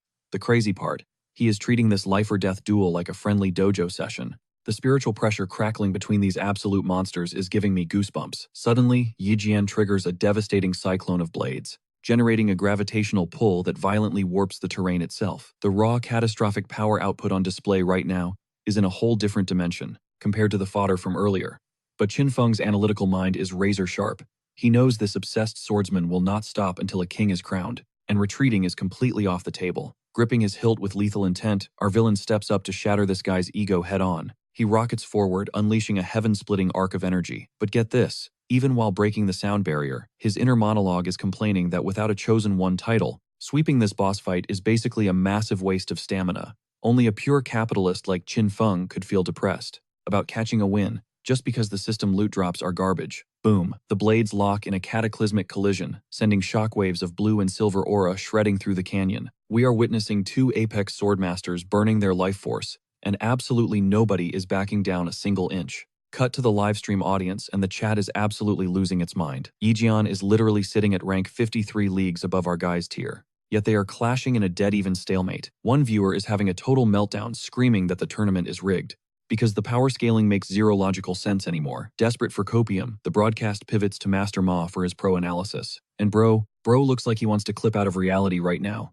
His smug top 100 tier list just got completely atomized on live television, with millions of eyes glued to the screen. Pack it up, Master Ma, your credibility is cooked. Sweating bullets, he drops an absolute nuclear lore bomb, leaking that Qin Feng is actually the Yin Yue Emperor's godson. Then he instantly zips his lips, looking exactly like a man, desperately trying to avoid an assassination order. And the sheep in the audience, they devour the excuse instantly. Some random guy starts howling about how he predicted the nepotism from day one, questioning how a spoiled rich kid could skyrocket 30,000 ranks over a single night. The whole stadium is violently nodding along, treating the fraud's words like gospel. But the ruthless host is smelling blood in the water. She puts a mic in his face, asking if his non-existent conscience is burning yet. Master Ma violently chokes on his tea, having a full-blown existential crisis over selling his soul for clout. But forget the commentators. Back in the war zone, a wave of pure dread washes over Yijian's face. He finally senses it. Qin Feng has secretly broken through to the first tier of the Dao realm. The power scaling math is officially broken, and the prodigy's ironclad ego is shattering in real time. But before Yijian can even process that bombshell, the rabbit turns into a literal heat-seeking missile. Those tiny eyes flash blood red as it launches straight at his face. This cute little mascot just activated full berserker mode. It slaps the taste right out of Yijian's mouth, proudly crowning itself the king of speed, precision, and absolute ruthlessness. You cannot make this up, chat. An elite top-tier swordsman from the legendary famous sword villa just got pimp-slapped by a fluffy bunny on a live broadcast. Yijian staggers backward, completely humiliated. Meanwhile, Qin Feng is just chilling at a safe distance, looking like an absolute boss, with his unhinged pet resting back on his shoulder. The levels of disrespect here are actually astronomical. The furball begs for validation, and Qin Feng showers it with praise, making sure the whole world knows exactly who owns this little menace. Our main character is out here proudly taking credit for his pet's assault and battery charges. Yijian clutches his stinging cheek, desperately trying to salvage his shattered ego. He scoffs, dismissing the strike as just a cheap party trick from a weak little beast. But we all saw your soul leave your body, my guy. The replay tape never lies. And here is where the plot thickens, because Yijian's vision starts glitching out completely. Whatever dark magic that rabbit packed into its little paws, it actually inflicted a blindness status effect. That tiny furball was out here applying tactical debuffs the entire time. However, a proud swordsman like Yijian refuses to just roll over and take the L. His grip tightens around his hilt. He channels every single drop of his spiritual aura into the steel, unleashing a catastrophic tsunami of blinding golden sword energy. The shockwave violently shreds the surrounding battlefield. We are talking about the kind of apocalyptic power that literally alters the map. And Qin Feng is caught dead center in that golden hurricane. The earth splinters and cracks beneath him as the raw pressure threatens to crush everything in its path. For the first time, our boy realizes he might have pushed too far. Throwing his arms up to block the debris, he mutters that things just got incredibly sweaty. Hearing that from our usually untouchable menace means the threat meter is absolutely off the charts. It is time to play the ultimate trump card. Boom! The ancient double pupil awakens. His eyes flare with divine light, fracturing reality itself and shifting his entire perception of the battlefield. Let us see what this legendary bloodline can actually do. In a heartbeat, those blindingly fast, lethal slashes crawl to an absolute standstill. Through his awakened gaze, the double pupil decodes every single strike trajectory. It instantly downgrades a guaranteed death sentence into a simple dodge mechanic. Qin Feng violently weaves through the golden storm with flawless precision. Meanwhile, the rabbit clings to his shoulder for dear life, screaming about this swordsman having massive anger issues. The little guy is having a full-blown panic attack about losing its second life, which is honestly a very valid concern right now. Cutting back to the VIP spectator lounge, a high-ranking elder shakes his head, predicting that our boy's luck has finally run out. He claims the golden aura is too overwhelming. His logic, once Qin Feng fails to one-shot his target, his stamina will flatline, which is honestly a pretty solid analytical read. But then the camera pans to a breathtaking beauty draped in crimson silk. Her eyes are practically glued to the screen, radiating pure anxiety for our protagonist. She argues that throwing a kid into the ring with a Dao Realm Master is straight-up bullying. Girl is heavily invested in making sure our boy survives this bloodbath. Back in the killing zone, Yijian's eyes narrow. He demands to know if Qin Feng is finally going to activate his supreme bone and double pupil. He is basically begging our main character to stop sandbagging and fight for real. But Qin Feng just smirks, dropping the most iconic trash talk of the century. You are not worthy. The absolute unhinged audacity to look a top 50 ranked swordmaster in the eyes and tell him he doesn't even deserve the real smoke. Instead of flexing his divine talents, Qin Feng casually equips mystery potions labeled, "Mother Pigs Can Go Crazy." He mockingly suggests these are a way better match for his opponent's frail vibe. This absolute madman brought gag items to a life-or-death duel. The psychological warfare with this villain is genuinely unmatched. Yijian is practically foaming at the mouth with rage. He roars that this disrespectful childishness needs to end right now. You can visibly see the veins popping on his forehead. He is completely losing his mind against an opponent who fights like a total troll and talks like a stand-up comic. Qin Feng doesn't even miss a beat. He claps back, grinning widely, as he announces he was never the hero anyway. So why the hell would he care about morals?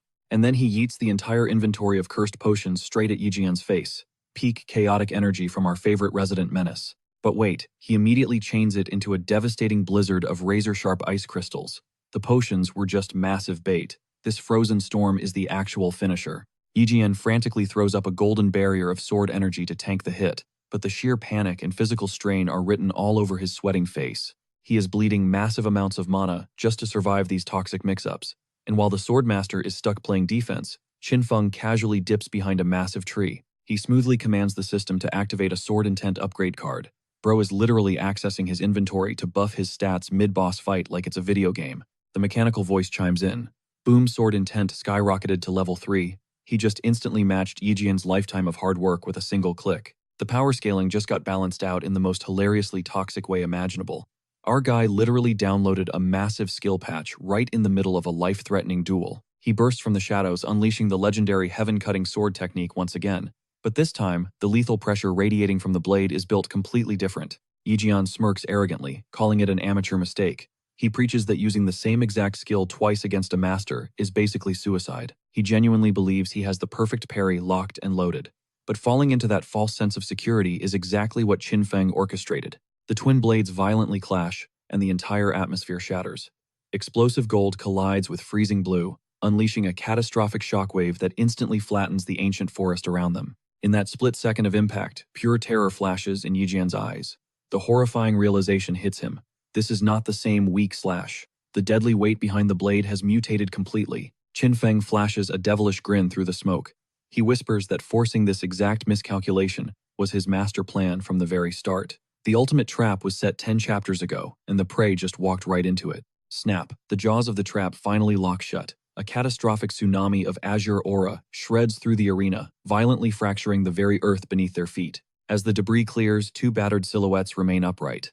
Trembling limbs and scorched ground paint a brutal picture of the sheer devastation unleashed in that ultimate strike. Millions of spectators are practically glued to their screens, hearts hammering in their chests. The entire world holds its breath for one single answer. Who actually survived that meat grinder? The reality check hits hard. Crimson stains Qinfeng's lips as he hacks violently. Our guy absorbs some lethal punishment, and the cracks in his armor are showing. Cut to Princess Nanfang, who is absolutely radiating toxic joy. She completely sprints over to Fang Chang, desperate to spill the tea. The news Qinfeng is finally eating dirt. This girl is celebrating his downfall like she just won the ultimate lottery ticket. Meanwhile, Fang Chang is having a total meltdown. He is screeching at the top of his lungs about Qinfeng stealing his purity, declaring a lifelong blood feud. Half-naked, emotionally scarred, and engulfed in blazing aura.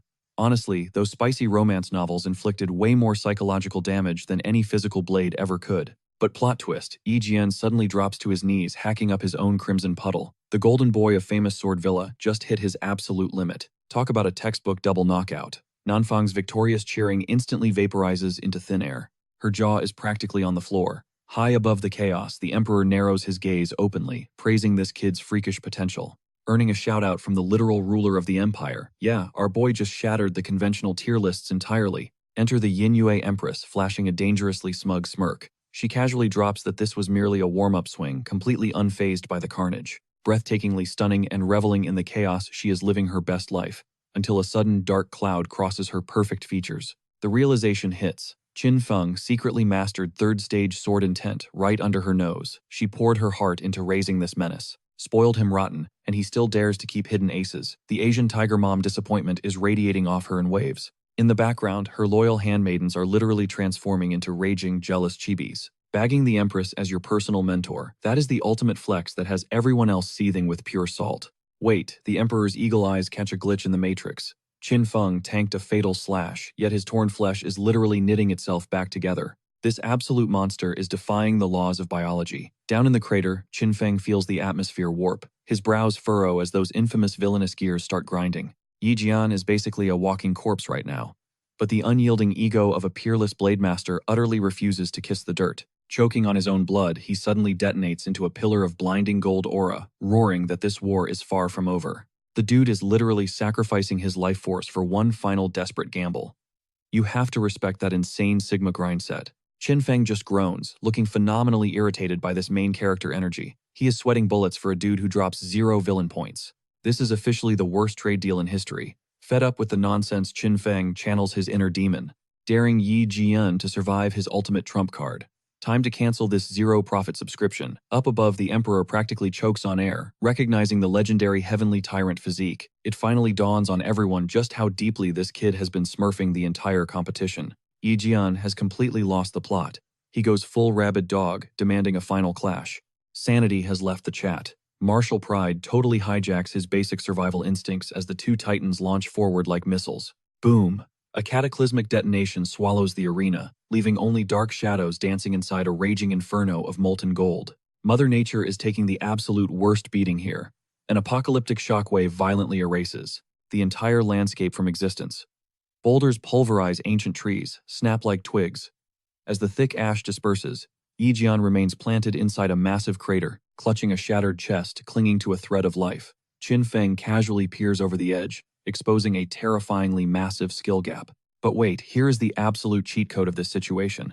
The Heavenly Tyrant physique doesn't just tank fatal blows, it actually absorbs the impact to exponentially multiply his stats. He isn't fatigued at all, he is literally ascending. The developers seriously need to nerf this guy. Flashing a wicked grin, Qin Feng scoffs, realizing he doesn't even need to lift a finger to finish the job. His fluffy sidekick is matching that exact arrogant vibe. The absolute disrespect to literally backseat game your own deathmatch. The rabbit cheerfully declares it is finally snack time, munching aggressively on carrots, while our main character is already planning his next heist. One is calculating supreme world domination, and the other is just enjoying a mukbang. But the chill vibes are suddenly shattered. The rabbit's ears shoot straight up frantically, signaling an incoming threat on the radar. Qin Feng narrows his eyes. The furball instantly points a tiny paw toward the tree line. Gripping his hilt, Qin Feng declares that the guest list does not matter, because they are all just walking loot drops to him. That signature diabolical smirk promises absolute chaos. Left in the dust, a battered Yi Jian watches his conqueror fade into the misty horizon. With deep reverence, he calls him brother, promising a legendary rematch in the future. Wait, he just went from out for blood to practically joining the family tree after one beatdown. Cultivators are literally unhinged. But plot twist, Qin Feng violently pivots and sprints right back at him. Qin Feng's deadly voice slices through the battlefield. Who gave Yi Jian the green light to just pick a fight and dip out whenever he feels like it? The absolute sheer audacity, bro, is genuinely triggered that someone dared to walk away. Yi Jian's face instantly drains of all color. He was banking on an honorable swordsman's farewell, but caught a brutal counterattack instead. Newsflash, buddy, Qin Feng does not accept rage quits, and Yi Jian hits the dirt. The system hilariously visualizes his defeat, with a tiny chicken soul floating up to the sky, right next to a completely shattered egg. The pride of the famous sword villa just got entirely scrambled. But if you think Qin Feng is satisfied, you are dead wrong. His murderous gaze locks onto the peanut gallery of trembling cultivators. He casually announces that they are officially on the menu. Standing over Yi Jian's crushed body, a suffocating blood-red aura explodes from Qin Feng like a demonic storm. The bystanders collectively realize they just bought a one-way ticket to the Shadow Realm. Absolute chaos erupts as the crowd scatters for their lives. Screaming that this dude is an actual demon, the tournament participants downgrade from safe spectators to literal prey in 0.2 seconds. Qin Feng just slowly raises one hand. Boom, an entire armory of glowing lethal blades materializes in the sky above them. Did they honestly think outrunning a menace like him was an option? He coldly crunches the numbers in his head. Over 100 targets each, dripping with 1,000 villain points. That is a massive 100,000 point harvest. Without hesitating, he unleashes the devastating 9-sword strike. Bro literally turned a prestige survival tournament into his own personal farming simulator. System notifications are spamming his vision so fast they are melting the interface. 104 cultivators obliterated. 104,000 villain points secured. The loot dropping from this absolute massacre is out of this world. Cut to a chibi version of our boy, happily chilling on a mountain of unconscious bodies, thanking his quote-unquote brothers for their generous donations. His stash hits a mind-blowing 726,000 villain points plus a fresh lottery ticket. He is treating this life-or-death trial like a VIP rewards app. And the absolute cherry on top, the system blesses him with 300,000 points just for mentally and physically torturing the chosen one. Plus, an extra lottery chance drops for inflicting permanent psychological trauma on Fang Chang. Forcing him to read that cursed romance novel was genuinely a masterclass in emotional damage. Qin Feng surveys the apocalyptic wreckage below and smirks. Overwhelming. The question hangs in the air, dripping with total arrogance. The answer is baked into the smoldering craters of the battlefield. Beside him, the rabbit chimes in, wondering how Fang Chang is still functioning after they literally obliterated his future lineage. Qin Feng blinks and casually goes, "Oh, right." The fact that he entirely forgot he mutilated a dude's future bloodline is unhinged behavior. He immediately launches into a shameless monologue about his quote-unquote boundless virtue, claiming he only broke their eggs so they could stay laser-focused on their cultivation grind. The fluffy sidekick completely ignores his nonsense, interrupting to warn him that night is falling. Finally, someone with actual survival instincts, Qin Feng blasts into the sky, freely admitting they need a safe zone before 100 angry cultivators wake up and form a lynch mob. The rabbit sarcastically asks what happened to all that boundless virtue he was just flexing. Give this little furball a stand-up comedy special right now. They secure a hidden cave, officially marked as a safe room for competitors. No magical broadcasting, no combat permitted. Qin Feng finally scores a blind spot, where he can cook up his villainous schemes without the entire world watching his every move. Hearing the safe zone rules, the rabbit instantly curls into a ball at the entrance, sighing that it can finally get some well-deserved beauty sleep. This poor creature has survived the most chaotic day of its entire fluffy existence. But sleep is for the weak, as Qin Feng immediately pulls up the glowing blue system interface flashes before his eyes, and those digits are absolutely gorgeous. Over 1 million villain points secured plus 2 shiny lottery tickets burning a hole in his digital pocket. Time to level up this nightmare, he smirks. Without missing a beat, he smashes that holographic pull button. Sitting on a mountain of currency and 2 chances at the gacha wheel, the incoming power spike is bound to be completely broken. The digital roulette blurs past legendary drops like the Supreme Bone, True Dragon Art, and Heavenly Tyrant Body, before finally slamming the brakes on the Divine Tier Great River Sword technique. Honestly, with RNG this cracked, you have to assume the system is secretly simping for him. Qin Feng does not waste a single second before taking his new toy for a test drive.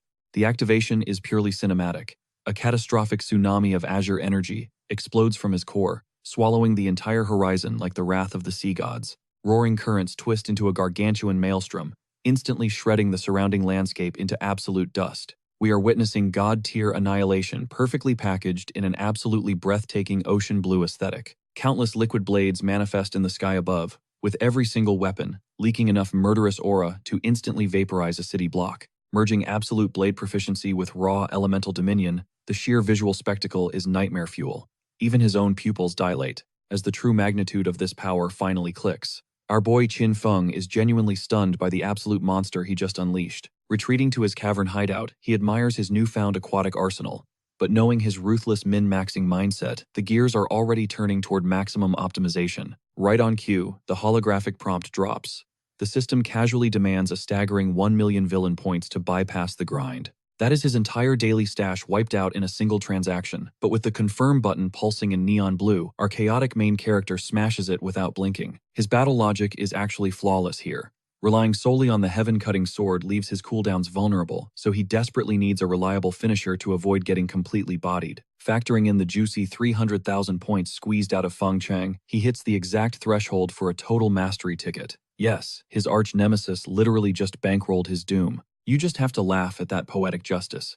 A melodic chime rings out as the system upgrades his Great River Sword technique straight to the ultimate perfection tier. Homeboy literally downloaded the skill 5 minutes ago and already hit the level cap. This is power scaling speedrun behavior at its absolute peak. The fully awakened art summons a colossal aquatic leviathan, roaring in the heavens, guarded by an infinite armada of levitating blades. We are completely past the realm of martial arts now. This is a literal force of nature, equipped with lock-on mechanics. He glides through the raging torrents like a grim reaper, waltzing through a storm, directing the infinite armory with terrifying, flawless accuracy. The synchronization is instantaneous and absolute.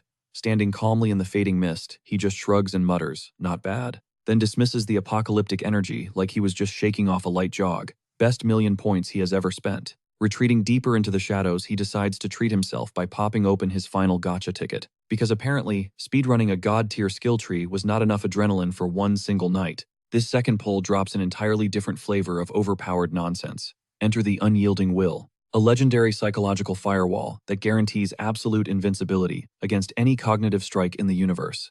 Say goodbye to cheap illusions, spiritual hacks, or brainwashing. His mind is now an impenetrable fortress, and Qin Feng practically jumps with joy at pulling such a top-tier buff. Honestly, the hype is 100% justified here. Packing passive psychic armor in a cultivation universe is basically stacking a cheat engine on top of a god mode. He breaks down the cruel reality of their world.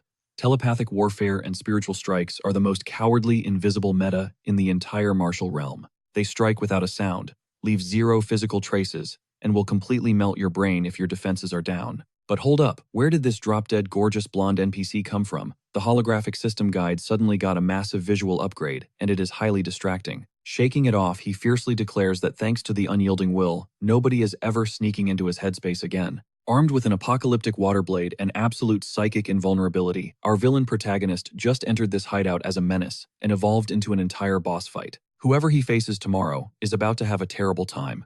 Still buzzing with adrenaline in the dimly lit cavern, he instantly starts mapping out his next devious scheme.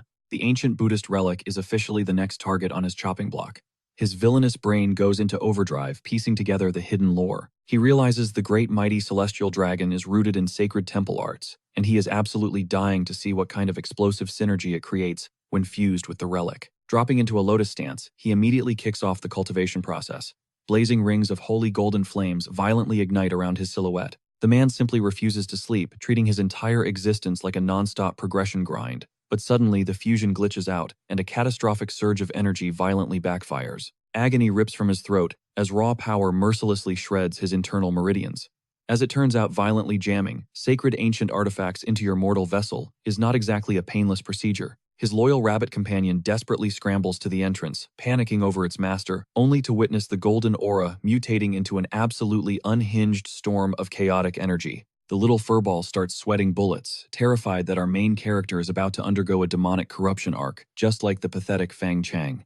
And honestly, that is a completely logical fear when your boss is currently screaming inside a tornado of corrupted, ominous-looking hellfire. In a desperate panic, the bunny grabs a tiny leaf fan and starts frantically blowing air at him. It is easily the most wholesome thing you will see today. But blowing a slight breeze on a guy whose soul is literally combusting feels just a little bit scientifically inadequate. Meanwhile, just beyond the cavern walls, a squad of completely clueless cultivators huddles up, actually debating if they should jump Qin Feng. One dude points out his rank at 51, acting like his lower cultivation level makes him a walking free kill. But his partner is literally dripping in nervous sweat, fully traumatized by what Qin Feng can actually do. The first guy just wraps an arm around his buddy, swearing on their eternal brotherhood and claiming they are literally invincible. The sheer delusion is wild, especially since they are stepping right into a slaughterhouse. Enter Qin Feng. He materializes out of nowhere, delivers an absolute legendary backhand to the guy's face, and commands them to scram. That fake loyalty evaporates in about 4 seconds flat when reality hits.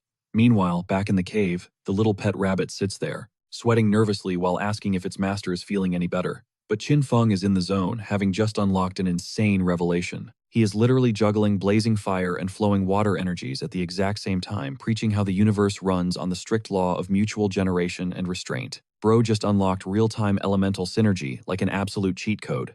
He raises 2 fingers to the sky and channels a massive surge of golden aura into one highly concentrated technique. Ancient characters blaze across the screen as his raw power materializes. The shockwave violently erupts in every single direction, leaving Qin Feng chilling in the center like a war god who just woke up from a nap. The suffocating pressure radiating off his body violently shakes the entire cavern, while those nasty wounds from his fight with Yi Jian begin knitting themselves back together. His flesh stitches shut with glowing sparks of spiritual power, with an auto-healing factor kicking in, like a totally broken passive skill. Qin Feng casually decides it is the perfect time to shatter his limits and ascend to the spiritual martial realm. A massive, blazing fire dragon materializes from his aura as he violently smashes through the realm barrier. This absolute menace dragged himself into the cave just to catch a breath and is about to walk out on an entirely different power tier. That overnight grinding session is completely unmatched. The exhausted rabbit lets out a massive sigh, cautiously asking if this crazy level-up sequence is finally over. This tiny furball has endured more high-stakes trauma in a few nights than elite cultivators face in their entire lifespans. Suddenly, those long ears twitch, and every ounce of relief vanishes into thin air. Menacing footsteps echo toward the cave entrance, while Qin Feng is still totally vulnerable from his explosive breakthrough. The panicked rabbit glances back at its master, who remains cocooned in blinding golden energy. He is completely locked in meditation. His master is in absolutely zero condition to throw hands right now. And that is exactly when this pint-sized bunny makes the most insanely heroic choice of the entire tournament. Realizing nobody else is coming, it decides to solo the threat. The courageous rabbit plants its tiny feet in front of the looming shadows, claiming its master is currently busy negotiating a high-stakes business deal inside, and ordering them to back off immediately. The pure bluffing energy is totally off the charts, but the invaders are absolutely not falling for the cap. They quickly point out that with the brutal reputation Qin Feng has built, anyone trying to run business with him would be wiped off the map in seconds. Still, a few of them suggest backing away for now, proving they actually possess a shred of survival instinct. But more greedy cultivators start swarming the entrance, and someone finally asks the million-dollar question. Can anybody actually trust the pet of the demon himself? The answer is a massive flashing red no. Despite the rabbit putting on an Oscar-worthy performance, a red-haired dude sees right through the illusion. He loudly bets that Qin Feng is hiding inside, desperately healing up from his heavy injuries, which is just accurate enough to spell absolute disaster. So this absolute genius decides to lunge forward and snatch the rabbit. His reward, a savage full-power bite straight to the gut. He instantly drops face first into the dirt, totally out cold. One tiny rabbit versus a grown martial artist, and the cultivator actually got folded. Honestly, they need to create a whole new tournament tier just for overpowered animal companions. The remaining mob freezes in shock, realizing this creature wields spatial magic, meaning it can literally warp its attacks through dimensions. Good luck trying to predict where the next deadly strike will spawn from. The glorious bunny strikes a dominating power pose as blazing aura erupts all around it, dramatically demanding to know who wants smoke next. This fluffy menace is running a brutal dictatorship right at the cave entrance and taking 0 prisoners. However, one silver-haired boss is not fazed. He coldly points out the massive flaw in the logic. If Qin Feng was truly brokering a deal, there would be some sign of life from the shadows. He calls out the furry guardian for putting up a desperate front. Caught in the lie, the rabbit dramatically sighs, questioning why society lacks basic trust between humans and magical beasts. Then its eyes instantly narrow into scheming mode, realizing these veteran fighters are way too smart, and it has absolutely no choice but to go goblin mode. For this ferocious furball, going all out means launching its tiny body like a lethal missile and tearing straight into flesh. Another arrogant challenger drops to the ground, screaming, while the bunny delivers 0 hesitation and 0 mercy. The crowd is totally dumbfounded by the sheer toxicity of this tactic, with someone yelling out that the pet is just as shamelessly vicious as Qin Feng himself. Suddenly, a menacing bald monk draped in crimson steps up, brushing off the spatial warping as a pathetic parlor trick. The rabbit instantly launches at his face, locking onto the target without a single microsecond of fear. To this creature, massive size differences mean absolutely nothing, but this demonic monk operates on a terrifyingly different power level. He casually snatches the airborne rabbit straight out of the void, crushing it in an iron grip, completely shutting down the brave little guardian. Showing no mercy, the monk unleashes a brutal strike. Crimson blood spatters across the rocks as the pet takes a soul-crushing blow, and for the first time, pure agony twists across its tiny face. The vibe instantly drops from a comedic flex to an absolute heart-wrenching tragedy. The arrogant monk chucks the battered bunny aside like yesterday's trash. He smirks, declaring, Qin Feng is next on the chopping block. He struts toward the cave, completely blind to the epic beatdown heading his way. But hold up. Our fluffy hero isn't done yet. Soaked in its own blood and violently trembling, the rabbit staggers back to its paws. It locks eyes with the monk and drops a cold-blooded vow. As long as it draws breath, absolutely no one is stepping foot inside that cavern. The sheer loyalty of this little guy, straight up tear-jerking. Meanwhile, 2 absolute goddesses are watching this chaos unfold from the sidelines. They point out that sure, this furball is usually a total menace, but when the chips are down, it steps up like an absolute boss.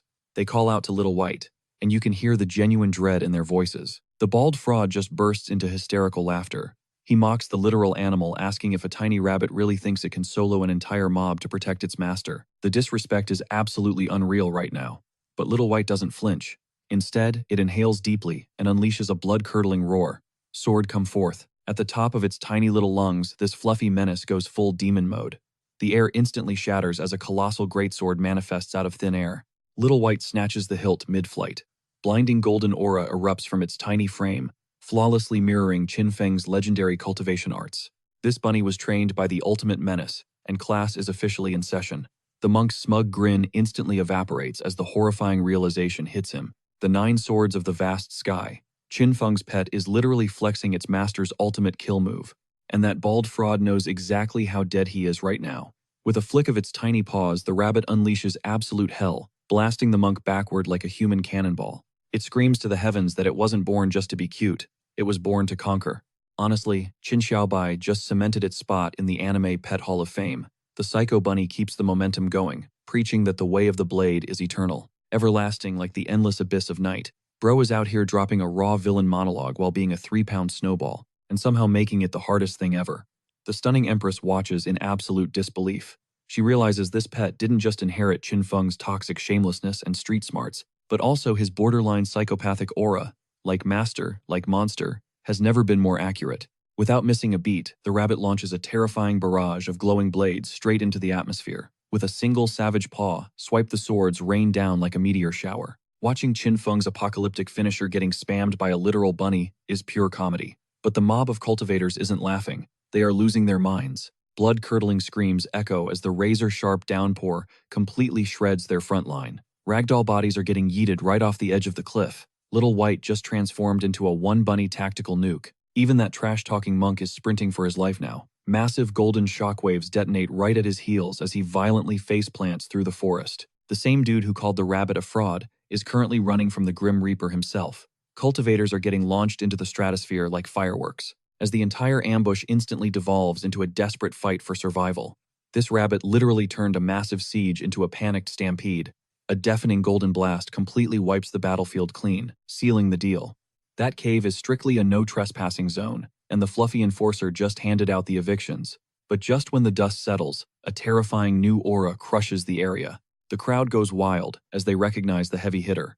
It is Qianjun, the legendary commander of 1,000 elites, currently sitting at the terrifying first level of the Dao realm. The surviving fodder start cheering like they just got rescued by the Avengers.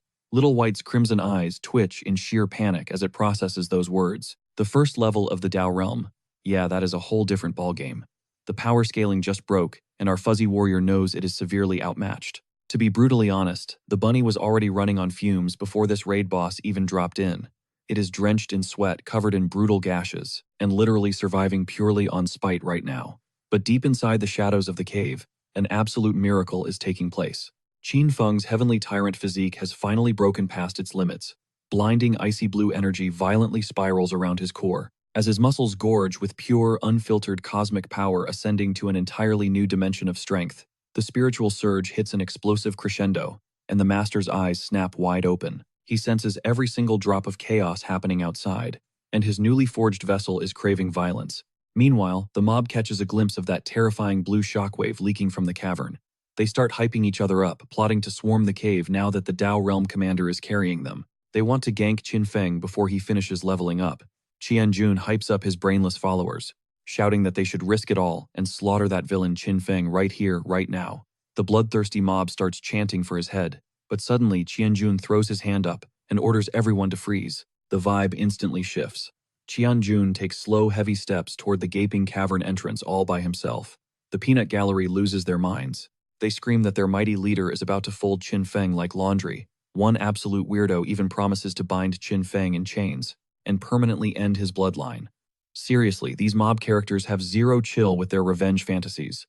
But back at the entrance, Little White is absolutely baffled. The rabbit growls, demanding to know why this meathead is crashing its master's breakthrough.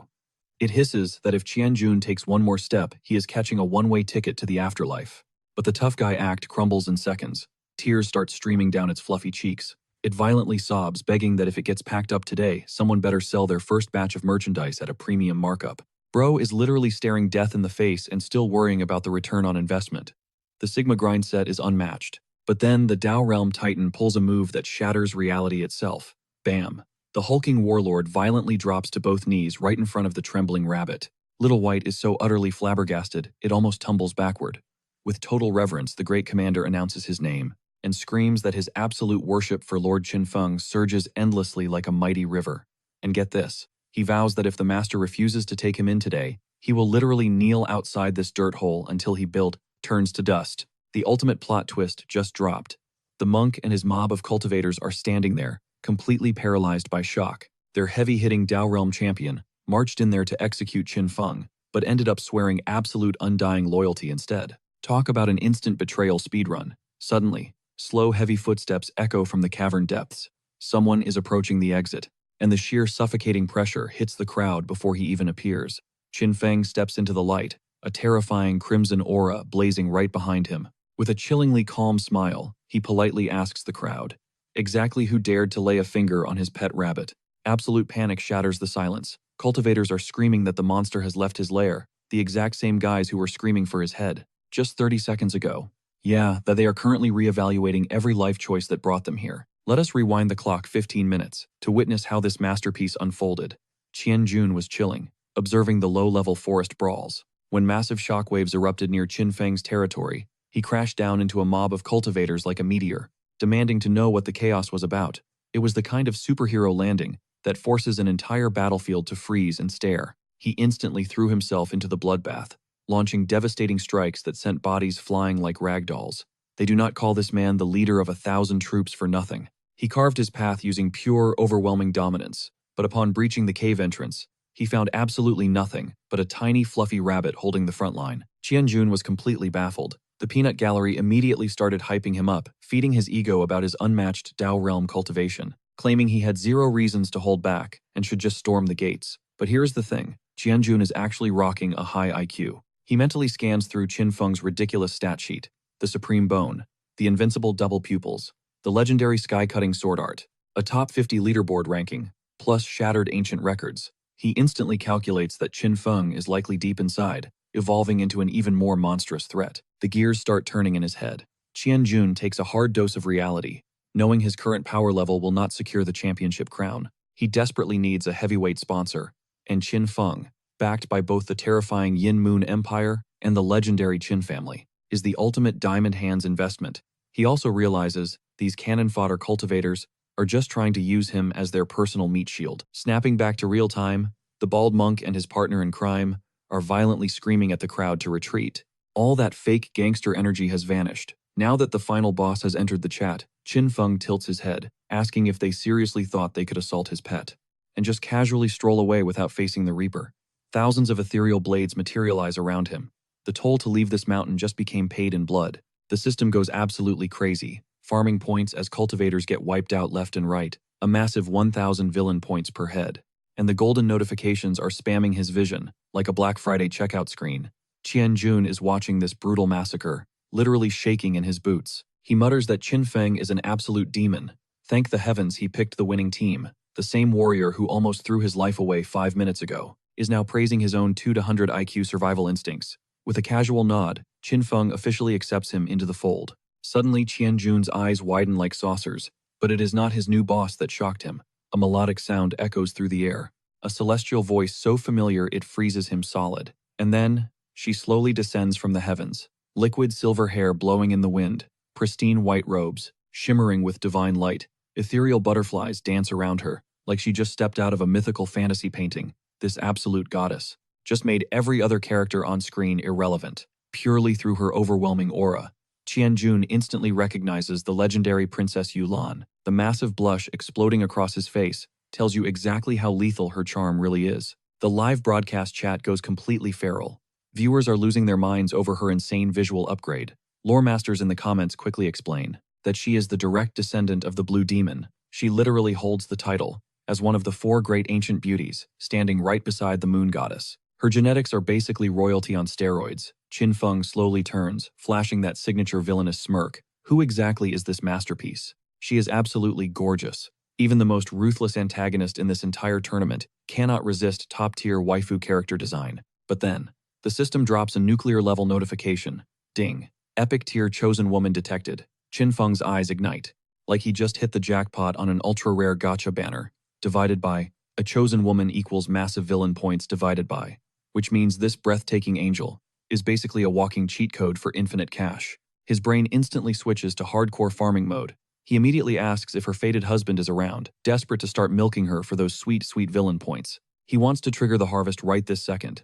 The absolute state of this man's priorities is completely unhinged. A literal goddess drops from the sky, and his first thought is calculating his profit margins. Suddenly, he catches himself in a rare moment of deep self-reflection, questioning why his immediate, automatic response to seeing a beautiful girl was asking about her marital status. The self-awareness lasts for about 2 seconds, and it is pure comedy. He frantically starts defending his own honor, swearing to the heavens he is not into married women. He claims he has never touched those questionable romance novels. His hard drive is totally clean, filled strictly with high-level mechanics and deep philosophy texts. Everything he does is purely for the sake of the system missions. Honestly, this entire denial speech is radiating maximum suspect energy. Meanwhile, Princess Yulan is just standing there, absolutely seething that Qin Feng is treating her like background decoration. Her aura flares up as she fiercely demands to know how he dares to ignore her divine presence. And let us be real, she has every right to catch an attitude. Up close, this woman's beauty is straight up lethal. She locks eyes with him asking if he is Qin Feng, before instantly backtracking. She drops a cold apology, claiming she got the wrong guy, Qin and their battered bunny companion are just chilling at the cave entrance while this high and mighty princess writes them off like absolute NPCs. But the disrespect is a two-way street. Qin flashes a wicked smirk and sets the record straight. He is not just some random junior, he is the rookie who completely eclipses the veterans. Princess Yulan just turned her back on the most terrifying predator in this entire tournament arena. And trust me, that massive miscalculation is about to bite her back hard. The peanut gallery is scrambling to process his sheer audacity. That flex about a junior dominating the master sounds completely absurd to their traditional ears. But Yulan has zero time for verbal sparring. She steps up, her aura flaring with intense pressure, and coldly dictates that spilling blood is pointless. No need to crush these defeated losers any further. Top-tier visuals, paired with a shiny moral compass. Let us see how our resident menace handles that holy energy. Without dropping his grin, Qin smoothly suggests casually wiping them all off the map instead. The absolute psycho energy radiating from his smile is bone-chilling. The surviving cultivators catch wind of his threat, and their fight-or-flight instincts redline immediately.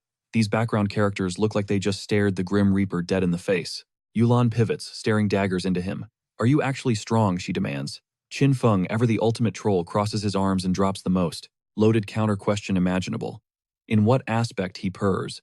Suddenly, his inner monologue goes into hyperdrive, auditing her visual assets like a greedy merchant.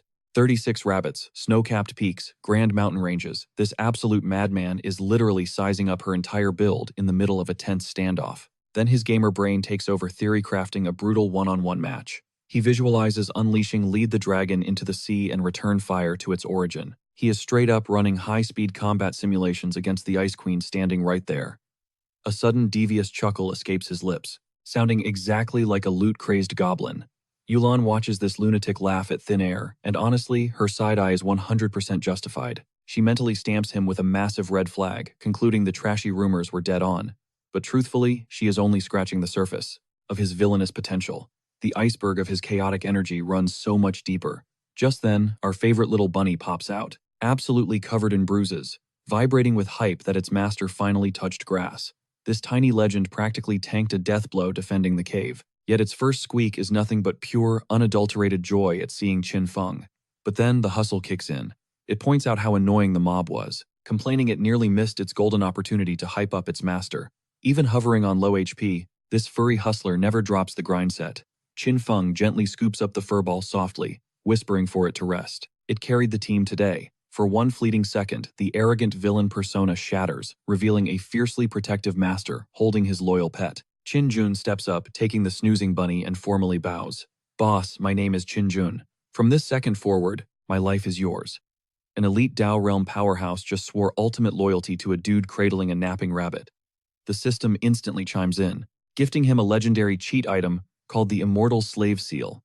The buff, the servant inherits a whopping 50% of the master's raw strength. The catch: betrayal equals instant cremation by abyssal hellfire. This is literally an ironclad contract, drafted by the devil himself. Qin does the mental math.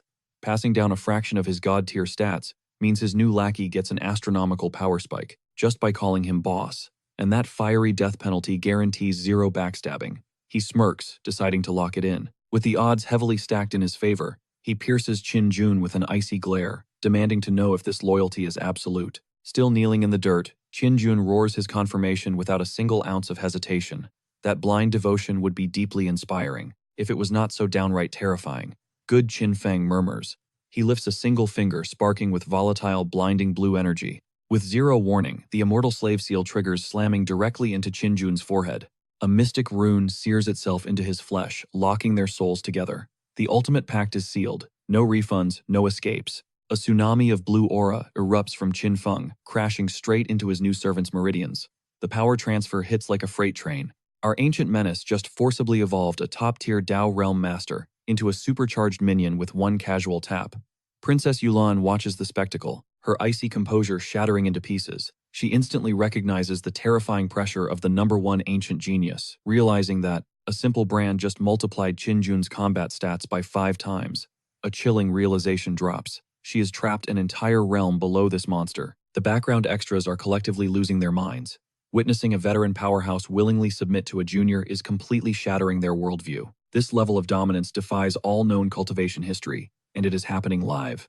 Trembling Qin stares at his own hands, watching electric blue ki surge through his veins. What in the heavens just happened, he gasps. The insane power cliff is undeniable. He is wildly stronger than he was 30 seconds ago. Qin faceplants into the dirt, screaming his gratitude to his new master. Qin Feng just lazily waves him up, acting like he did not just rewrite the fundamental laws of this man's existence. The sheer terrifying drip of this power dynamic is on an entirely different level. The villainous gears in his head are spinning at max speed. Qin Feng is already plotting to brand this chosen heroine with his immortal slave seal. One calculated glance at Yulan, and the master plan is set into motion. Seriously, would you leave your pet rock alone with this guy? Definitely not. Yulan catches his intense gaze, her guard immediately going up as she questions his suspicious staring. Ding, the system casually drops +1 favorability and 100 villain points into his lap. The dude hasn't even opened his mouth yet, and he is already passively farming affection. This absolute menace generates Riz, literally just by breathing. Catching the notification, Qin Feng instantly diagnoses this royal beauty as a classic tsundere. The sheer audacity to treat a deadly princess like a dating sim route proves exactly how twisted his priorities are. Flipping the switch to maximum charm, he showers Princess Yulan with praises about her peerless beauty, her pure soul, and her heroic immortal magic. He is laying the flattery on so thick you could cut it with a broadsword, calculating every single syllable to drain those system points. But Yulan isn't having any of it. Her blade flashes out, ordering him to drop the act. If he wants those cultivators dead, he has to step over her cold, dead body first. This absolute queen is ready to throw down for total strangers. She literally just met. Her main character energy is overflowing, and the system goes absolutely feral. +3, favorability. +300 villain points. Qin Feng catches her deadly blade barehanded, throwing a massive internal party. Every single spark of her righteous anger just makes his wallet fatter. He is literally monetizing her strict moral compass. Then he drops a massive curveball. He challenges her to a fistfight instead, claiming their clashing weapons might injure innocent bystanders. If she wins, the strangers walk free. If she loses, well, he conveniently leaves that part out. This is a masterclass in gaslighting disguised as honor, and Yulan bites the hook instantly. She accepts the terms without a second of hesitation. The web is spun, and the butterfly flew right in. Radiating pure confidence, she tosses her legendary weapon into the dirt and demands he make his move. And honestly, I have to mention, she looks absolutely breathtaking while radiating pure killing intent. The studio's art department cooked a Michelin star meal with her design today, but right before the clash, massive shockwaves violently rock the horizon. A colossal battle just erupted out of nowhere, immediately snapping Qin Feng's attention away. He openly questions, what kind of absolute madman is brawling with the local dragon? The surrounding cultivators catch the scent of battle too, instantly whispering about crashing the party, drooling over legendary dragon pearls and massive point drops for slaying the mythical beast. The loot goblin energy in this mob is completely off the charts. Without warning, they bolt toward the danger zone, shrieking about securing the drops before anyone else. These bozos are treating a deadly dragon raid like a Black Friday super sale. Yulan just stands there, watching the stampede of greedy warriors blow past her, totally dumbfounded, as she asks if they are seriously ditching her. The epic duel she just hyped herself up for gets completely cancelled because the mob smelled shiny loot. Refusing to be left out, she prepares to dash after them. Her hilarious chibi expression screams that she doesn't care about the dragon at all, she just hates being left alone. The gap mo on this fierce princess is insanely cute, but right as she launches forward, a firm grip locks onto her wrist, and that single touch completely shifts the fate of the entire storyline. Qin Feng unleashes a weaponized guilt trip of epic proportions. He softly points out that a noble heroine like her would never stoop to joining thugs who terrorize the weak and bully innocent animals, while secretly plotting in his head that there is zero chance he lets this high-tier prize walk away. This is sociopathic-level psychological warfare, and it works like an absolute charm. She instantly agrees to stay back. The proud princess just got completely socially engineered by the final boss, who is still casually holding her hand, and she is completely oblivious. Right on cue, the pet rabbit wakes up wailing in agony, putting on a tragic performance, begging for the sweet release of death, sobbing that it is just a piece of trash in this cruel world. Somebody hand this fluffy menace an Oscar right now, because its emotional manipulation game is flawless. Yulan rushes in with a glowing scan of healing magic, confirming that Little White's internal energy is completely shattered, and it is standing on death's door. The furball instantly shapeshifted from a greedy scammer into a tragic victim locking down a premium personal healer. Qin Feng smoothly invites Yulan to join their squad, and the rabbit aggressively turns up the drama, crying out that its worthless life shouldn't tie down such a beautiful lady. This diabolical duo of villainous master and scammer pet are executing the most flawless bait-and-switch combo in cultivation history, and she swallows the hook whole. Nodding softly, she agrees to travel together, looking like an absolute goddess, while marching straight into the jaws of the beast. We are literally watching a masterclass in dark psychology unfold in real time. Qin Feng bows with perfect gentlemanly grace only to turn around and flash a hidden wicked thumbs up. Mission accomplished. The absolute madman just drafted the terrifying blue demon's daughter into his party, using zero violence, a dramatic furball, and top-tier riz. This has to be the most zero-effort, high-reward party recruitment in system manhwa history. Later that evening, they set up base camp inside a quiet cave. The glowing embers illuminate the faces of Qin Feng Kanjun and their newest VIP member, Yulan. Breaking the silence, Qin Feng gently hands over the injured little white for the princess to nurse. The ultimate villain squad has officially formed, and this cozy aesthetic almost makes you forget the sheer darkness hiding underneath. This entire setup was totally rigged from the start. Yulan gently cradles the tiny fluffy creature, her voice ringing with absolute pure conviction, as she declares that shielding the defenseless is the true path of a cultivator. Her absolute purity hits so hard it actually makes you wince at Qin Feng's ruthless manipulation. Seriously, our girl deserves way better than being treated as a walking, talking villain. Point ATM. Our menace of a main character simply turns to Jianjun, ordering him to keep a close eye on Yulan and Little White while he takes a quick stroll outside. The way his brand new lackey snaps to attention with a swift yes boss proves exactly who holds the ultimate power in this dynamic. The pecking order was cemented in literal seconds. Qin Feng literally descends upon a squad of rogue cultivators like a secret raid boss crashing a starter zone. The sheer terror in their eyes confirms they know exactly who just ruined their day. The earth-shattering impact of his blade hitting the dirt screams zero mercy. Sweating bullets, one of the goons actually has the nerve to bark out, "What do you want from us now?" The sheer, unadulterated audacity of questioning a god-tier menace while his blade is practically kissing your neck. It is a wild mix of legendary bravery and absolute brain-dead stupidity. A chilling, dead-eyed smirk creeps across Qin Feng's face. He casually asks if he did not already spare their pathetic lives once today, making it crystal clear that his mercy punch card has officially expired. Just by breathing the same air as him again, their free trial of living has been permanently cancelled. Panicking, the squad desperately scrambles to strike a deal, swearing on their lives they will hunt down a legendary top-tier spiritual beast for him once they obliterate the dragon.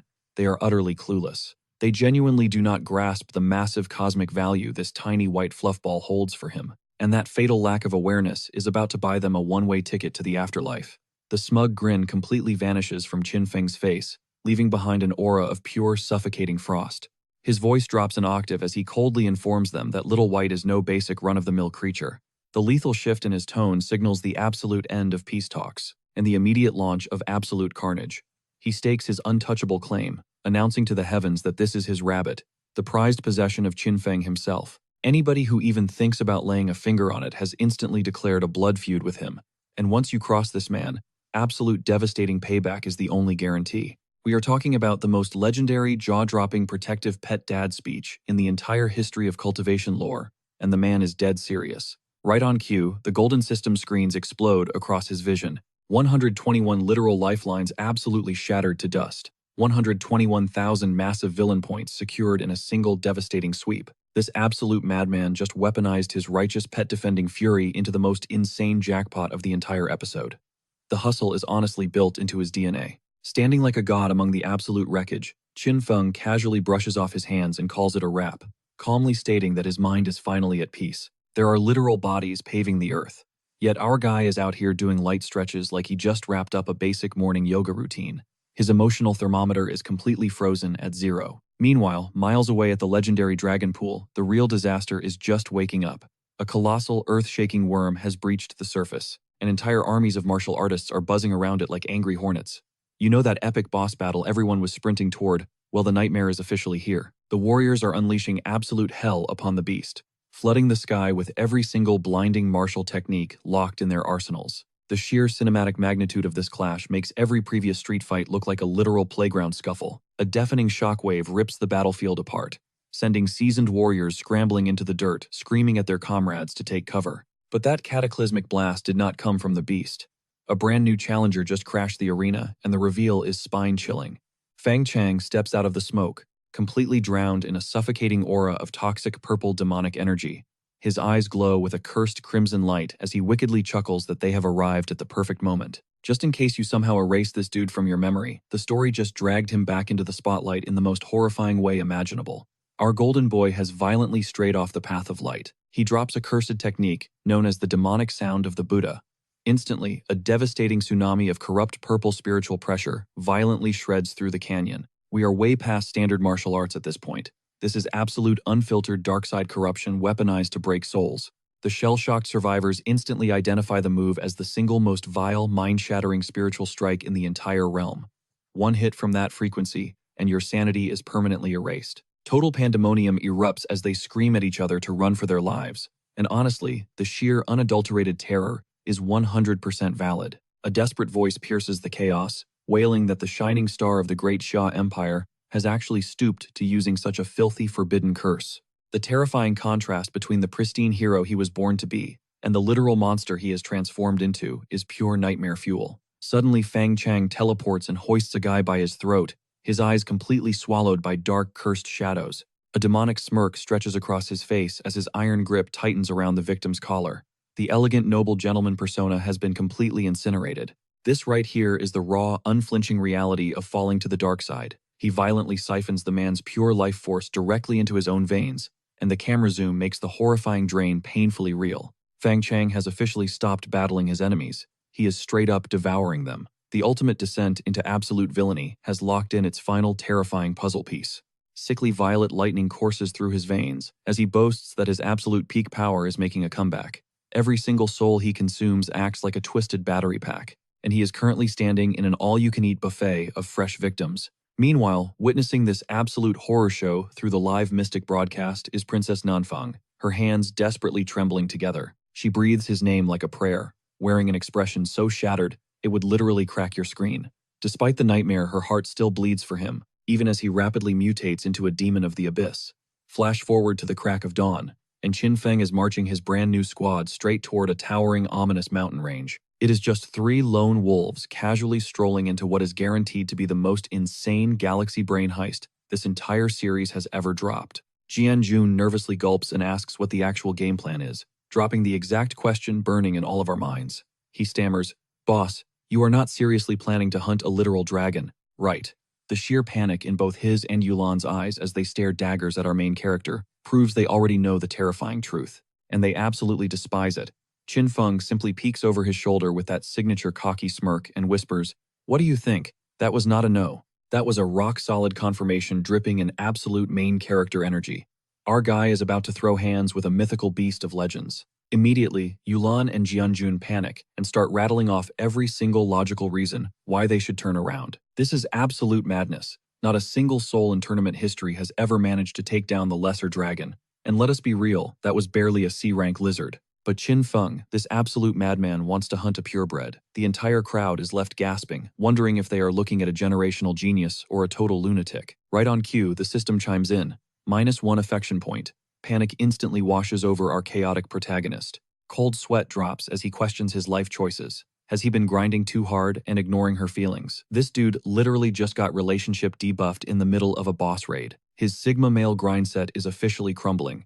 Desperate to salvage the situation, he spins around and drops a massive promise on Yulan. If he slaughters this giant beast, she gets half the legendary drops. He is straight up using boss loot to bribe his way back into her heart. The dating sim mechanics glued to his villain system are top-tier comedy. But Yulan, she is internally short-circuiting. The moment his skin brushed against her hand, her mind turned into a screaming tornado of pure disgust. Boom, another critical hit to the affection meter. This Ice Queen has a personal bubble the size of a continent, and those -1 alerts are stacking up fast. 3 penalties in a row, Qin Feng just stares at his glowing blue interface, utterly flabbergasted. Every single move he makes is digging his grave deeper. Our boy has somehow reverse-engineered his charm stat into an absolute repulsion field. So delivering the most Qin Feng line ever scripted, he loudly declares that romance only slows down the speed of his blade. And with that boss energy, he marches straight toward the dragon lair. When the Riz completely fails, you choose violence. Truly words to live by. He scales the jagged cliffside like gravity is merely a suggestion, while Qin Jun screams out, begging his young master to return alive. The golden retriever energy from this loyal guard is genuinely heartwarming, even if his boss is diving headfirst into an absolute suicide mission. Down below the ice, around the heart of Yulan finally cracks. She thinks back to how desperately he begged for her help just to save a little rabbit. how he casually offered to split mythical treasures with her. For the first time, she wonders if the rumors painting him as a cold-blooded monster were completely fake. She actually considers dropping her guard and being a little sweeter. The unintentional manipulation is carrying harder than Qinfeng could ever imagine. Ding, the system suddenly explodes with a +5 affection boost and a massive 500 villain point payout. Qinfeng freezes in his tracks. He glares at the holographic screen, demanding to know if it is just trolling him. 1 second he has bleeding points, and now they are raining from the sky. Not even the main character understands his own bizarre romance stats anymore. Meanwhile, over at the glorious Yinyue Imperial Palace, the absolutely unhinged battle plan has reached the royal court. An elder chokes on his breath, asking if this arrogant kid seriously challenged a true ancestral dragon. The fact that this gossip breached the throne room proves just how utterly astronomical this flex is. Princess Nanfeng stands frozen. Her brain is completely short-circuiting, between Fengchang tumbling into the demonic abyss and Qinfeng casually declaring a holy war on dragons. Every man in her life is making the most terrifying life choices possible. The Imperial Advisor is practically ripping his hair out in panic. He screams that throughout all recorded history, it is the dragons who hunt mankind.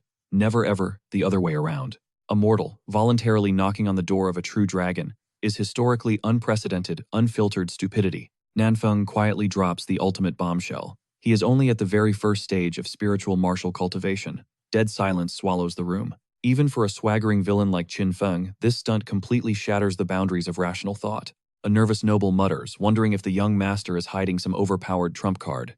The majestic empress merely shakes her head. She has no clue. That heavy uncertainty suffocates the royal hall like a looming thundercloud, and then a massive shockwave physically rocks the palace pillars. The magical broadcast captures a scene that leaves millions paralyzed. Deep inside the pocket dimension, a supreme dragon is getting absolutely butchered. Crimson blood, roaring hellfire, and shattered scales paint the sky. Someone actually did the impossible, and one burning question echoes through the empire.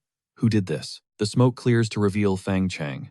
He stands triumphantly over the bloody carnage, laughing that true art is found within the explosion. The Golden Boy has officially shattered. He went from a refined, elegant scholar to a pure demonic psychopath with a sickening flair for drama. His villain origin story is 100% complete. He spreads his arms, screaming for the world to step up and become sacrifices for his masterpiece. His eyes are completely feral. His twisted grin is pure nightmare fuel.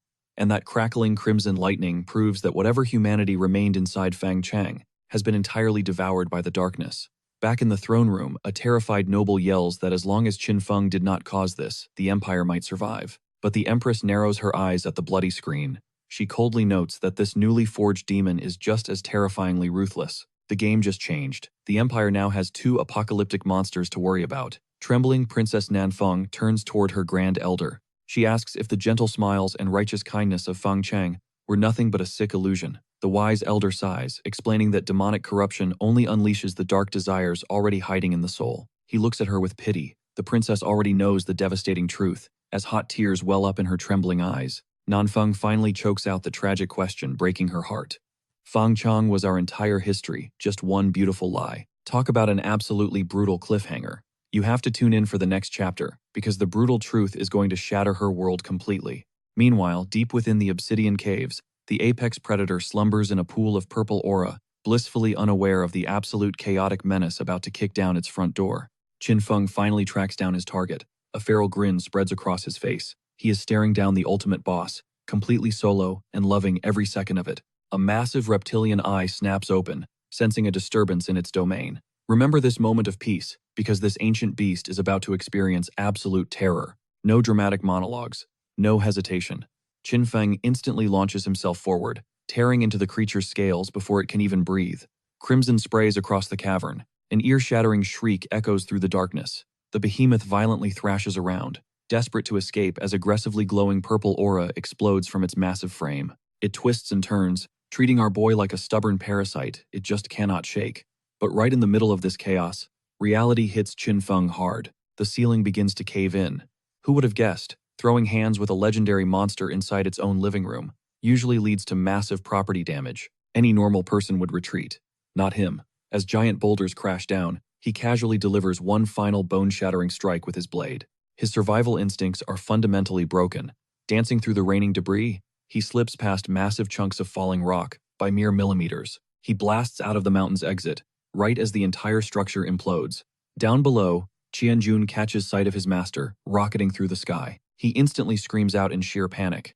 Seriously, the absolute devotion pouring from this dude's lungs is honestly beautiful. Boom. The peak completely detonates into dust. A furious roar shakes the heavens as the dragon bursts out, sending the whole squad running for dear life. Honestly, just a regular Tuesday for this squad. Jun desperately covers his ears, crying about the absolute sonic boom rupturing his eardrums. Meanwhile, Yulan remains completely unbothered. She just stands there, treating the literal apocalypse happening behind her like a minor inconvenience. Suddenly, a tiny silhouette rockets through the air, charging the massive beast without an ounce of hesitation. The sheer size difference is honestly hilarious. Bam! Qinfeng violently crashes into the creature's snout, literally demanding the ancient beast call him daddy. Let that sink in. This is peak disrespect.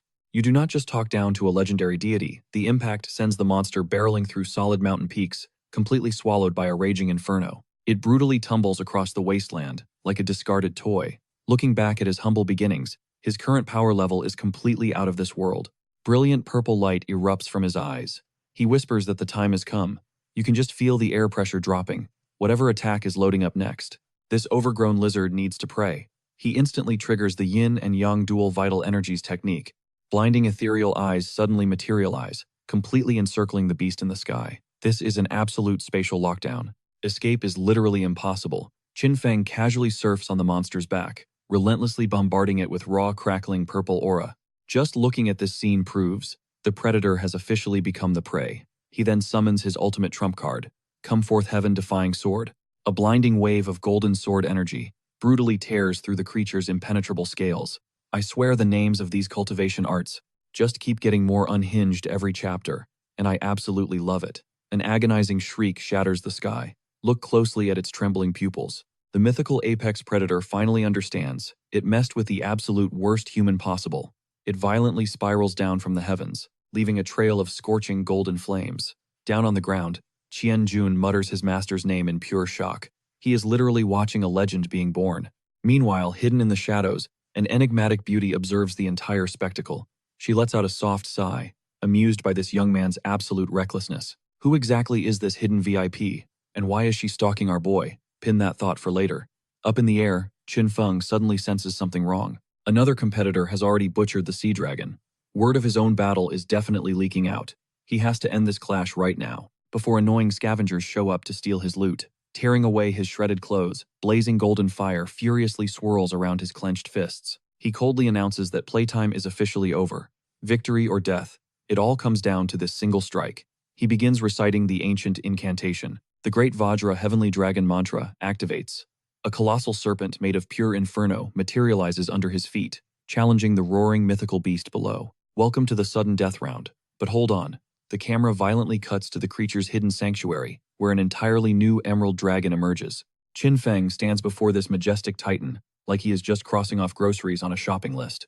He ruthlessly drains the emerald beast's life force, violently crackling purple lightning dancing across his palms. He boldly claims its ancient power as his own. He is not just exterminating monsters anymore. He is literally treating them like endless loot drops. The scene cuts to Fang Chang, gripping a glowing dragon core in his hand. He flashes the most infinitely punchable smirk ever drawn, arrogantly questioning how our main character could ever rival his achievements. Bro, is he actually still yapping? The background lore drops hard here. A prodigy personally trained by the great Xia Emperor is absolutely humiliating every single talent from the Yin Yue dynasty. The imperial court is sweating bullets. The official leaderboards just updated, revealing Qinfeng chilling way down in 13th place. The entire realm is holding its breath. Can this madman actually dethrone the #1 prodigy? Let me save you the suspense. They are definitely not ready for his upcoming flex. Back to the aerial warzone, Jun is absolutely losing his mind, hyping up his boss like his life depends on it. The Qinfeng fan club is officially recruiting, while our protagonist just flashes a dangerous smile. Dripping in blood and completely shirtless, he looks straight out of a spicy martial arts romance cover. We did not ask for the fan service, but we will take it. His blade brutally collides with an overwhelming force. The sheer kinetic impact creates a blinding shockwave, completely illuminating the ravaged wasteland.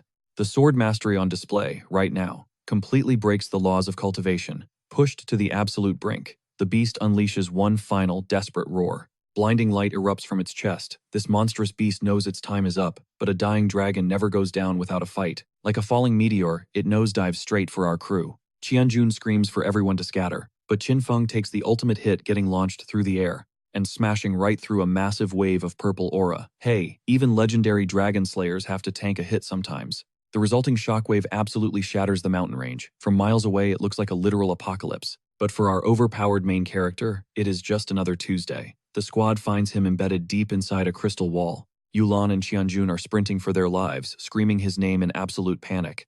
The fear in their eyes is 100% real. This guy casually claims he is perfectly fine while dripping blood and missing half his shirt. Bro, your definition of fine is doing some serious heavy lifting right now. High above, the scaled tyrant is still circling. It is coiling through the clouds, charging up its remaining mana for one final devastating strike. But Qin Fenghe does not even care about the boss monster anymore. He realizes the server first kill announcement is about to drop, and every single greedy competitor in this realm is going to come hunting for their loot. It is time to ghost right now. He commands the squad to link up. Yulan Qianjun, that sassy rabbit, and our seriously battered protagonist prepare for a tactical retreat. Honestly, this party composition is equal parts adorable and absolutely terrifying. Boom, they vanish in a blinding flash of golden energy, dipping out of the combat zone, way before the scavengers arrive. Now this is where the plot thickens. Back at the original lair, Feng Chang is standing victorious over a dead green dragon. Gripping his dragon orb like a trophy, he is straight up cackling, bragging about being the absolute undisputed genius of this generation. The unhinged villainous aura radiating off this dude is completely breaking the scale. Darkness has totally consumed whatever sanity he had left. But suddenly, a system notification chimes. His chaotic villain laugh dies in his throat. Wait, someone actually slaughtered the true dragon boss, because it definitely was not his arrogant self. He aggressively swipes open the leaderboards, and right there, glowing in neon letters, rank 1 Qin Feng. The so-called invincible prodigy just got completely outplayed before the match even ended. Cue the ultimate meltdown. He is shrieking that the system must be bugged, yelling that this is absolutely impossible. The veins on his forehead look like they are about to snap. This is hands down the most satisfying hater breakdown of the whole season. But then his twisted mind starts plotting again. He figures taking down the final boss must have left Qin Feng at 1 hit point, and a wounded tiger is just begging to be hunted. With absolute malice, he swears that once he tracks him down, both the ultimate dragon legacy and Qin Feng's head will belong to him. Surrounded by a literal mountain of corpses, this psycho is already planning his next bloodbath.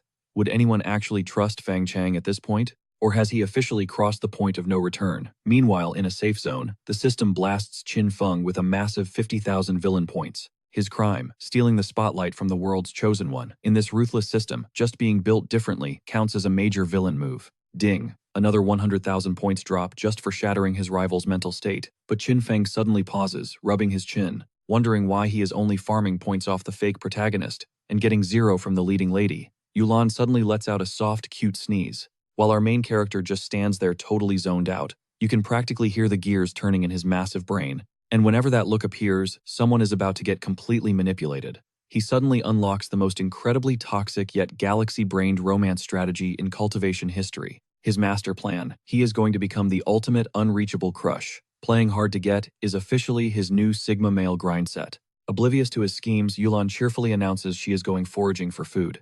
Qianjun instantly warns the princess to keep her guard up. Bookmark this exact moment, guys, because disaster is about to strike. She just waves it off confidently, claiming that no one can lay a finger on her. Bruh.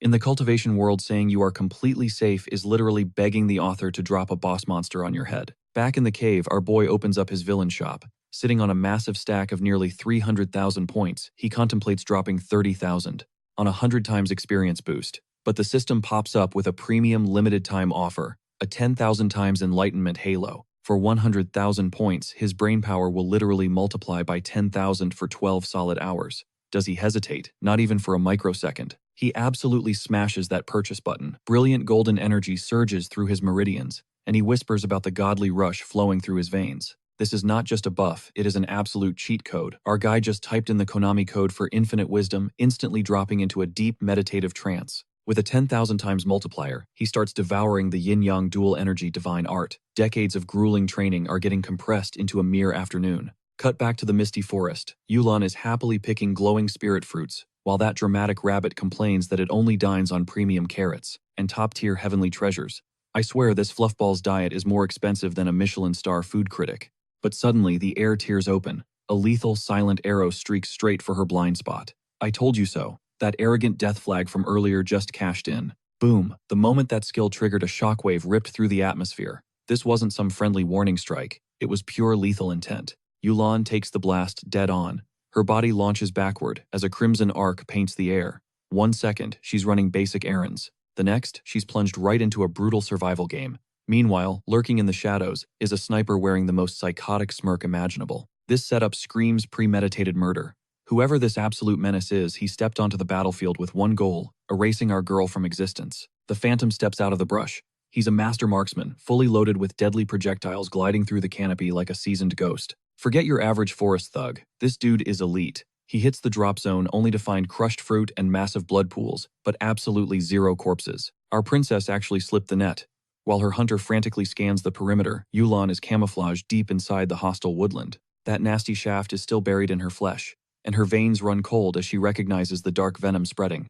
Her little bunny companion begs her to stay conscious, swearing that backup is on the way. We just speed ran from a bad day right into a critical emergency. Suddenly, Qin Feng crashes onto the scene. He spots Yulan crumpled in the dirt. Hearing the raw terror in his voice as he belts out her name proves just how violently this situation escalated. Scanning the damage, our guy instantly roasts the so-called Chosen One's abysmal luck. Imagine stepping outside your front door, only to immediately catch a poisoned arrow. Ping. The system slaps him with a multiple-choice quest, and if you know this interface, it's about to drop the most out-of-pocket ultimatums ever. These 3 choices are straight-up evil. Number 1. Ditch her to bleed out and snag a legendary divine staff. Number 2. Finish the job yourself and claim a literal dragon-slaying blade. Number 3. Play hero and unlock poison immunity. He calls the interface sneaky, but let's be real. That is the understatement of the century. Suddenly, the gears in his scheming mind start spinning at warp speed. He recalls her mother is the legendary Blue Demon, an absolute icon among the 4 ancient beauties. If he acts like a savior today, just imagine the massive VIP perks he could milk from her mom tomorrow. This capitalist menace is literally calculating return on investment. While a girl is fighting the Grim Reaper, ripping out the shaft, he proudly announces that, since she might end up calling him stepdad one day, he'll generously clear the venom from her system. The absolute unhinged audacity of this dude. Weaponizing basic first aid for future political leverage is wild. The princess rests quietly with her shoulder wrapped up tight, and the slapstick humor finally takes a breather. She was literally inches from the grave, and despite his trash personality, he actually executes flawless acupuncture, draining the toxic sludge away drop by drop. Watching his masterful technique proves he's secretly a medical genius, which somehow makes his obnoxious attitude 10 times more infuriating. Ding. The interface blesses him with a massive 100,000 villain points just for exploiting the protagonist's trauma. He then casually demands she start treating him like royalty from now on, turning his doctor duties into a hardcore hustle. He secures that sweet poison immunity buff, stares at his stacked digital wallet, and shamelessly begs the system for another payout. His greed attribute is broken beyond repair, and he is completely addicted to the grind. Suddenly, Yulan's eyelashes flutter. Those sapphire irises capture the ambient glow, and frankly, the studio illustrators absolutely cooked with this breathtaking close-up shot. It is weaponized beauty. She blinks awake, but instantly her radar pings that something is incredibly messed up about this scenario. The art style instantly drops into chibi mode, confirming that absolute chaos is about to unfold. Yulan unleashes an ear-piercing shriek, aggressively shielding her face. Meanwhile, our boy violently waves his hands, swearing it was an honest interface glitch. What should have been a dramatic healing arc just derailed into a full-blown romantic comedy catastrophe. She starts throwing hands while he aggressively rubs his temples, questioning if the heavens really picked someone with this negative IQ. The toxic chemistry between these two is operating on a god-tier level. He snaps back that she better bow down to his impeccable moral compass, or she would be 6 feet under by now. Honestly, using the words moral compass for this man is the biggest scam in the history of the entire cultivation universe. He shifts into sensei mode, dropping philosophy about separating crucial goals from temporary panic, and shockingly, she absorbs every word. Her crystal gaze locks onto his face, and you can visibly see her walls crumbling down. But then our glorious idiot immediately self-destructs the vibe by whining about his fatigue and demanding a full-body spa treatment. This dude speedran from mysterious grandmaster to arrogant CEO in 0.3 seconds flat. Yet Yulan's cheeks turn bright crimson as she softly tells him to relax, promising to melt his stress away. Are we being punked right now? The untouchable royal, who literally cringed at his shadow 2 chapters ago, is volunteering for physical therapy. Her delicate hands work his muscles as he practically purrs in approval. The tension inside this hidden cavern has completely flipped, leaving the audience experiencing massive emotional whiplash. Closing the distance, she breathes against his ear, promising an even more heavenly sensation. We just crossed the line from a healing sequence straight into spicy restricted territory. Stars literally explode in his vision as he desperately prays. He just stumbled into a secret harem route. His critical thinking completely short-circuits, leaving him in absolute paradise, until she suddenly snaps his vertebrae with the crushing power of a meteor strike. Spoiler alert, that was definitely not a romance buff. That wasn't just a back crack. That was a full-blown spinal assault, delivered by a girl with the raw grip strength of a silverback gorilla. Our guy is literally cratered into the solid stone wall. Meanwhile, she is just hovering over him, totally clueless, claiming she barely used a fraction of her power. Going from a heart-fluttering romantic massage straight into an accidental fatality. This is hands down the peak comedy of the entire chapter. But Qinfeng He instantly activates his inner victim. He starts laying the guilt on thick, crying about how his body was already battered from literally slaying a dragon. He claims he burned his last drop of spiritual aura just to cleanse the deadly poison from her veins, and this absolute beatdown is his grand reward. The man has completely opened the ultimate textbook on gaslighting, and he is studying every single page like a master scholar. Slumping weakly against her shoulder, he whispers that he might not live to see tomorrow's sunrise. Yulan is completely spiraling, begging him to stop talking like that. She literally went from snapping his spine to cradling him like fragile glass in under 10 seconds. Gazing up into her teary eyes, he drops the ultimate question. Do you believe in love at first sight? I cannot make this up. This absolute menace just speedran the entire romance trope, skipping from casual strangers to a tragic deathbed confession. And the craziest part, his shameless acting is working perfectly. Fast forward to the next scene, and Yulan is holding him in pure desperation. She is frantically scanning his body, begging to know where it hurts so she can channel her healing aura. You guys remember that ridiculous love at first sight line? Oh, he is pushing that narrative to the absolute limit.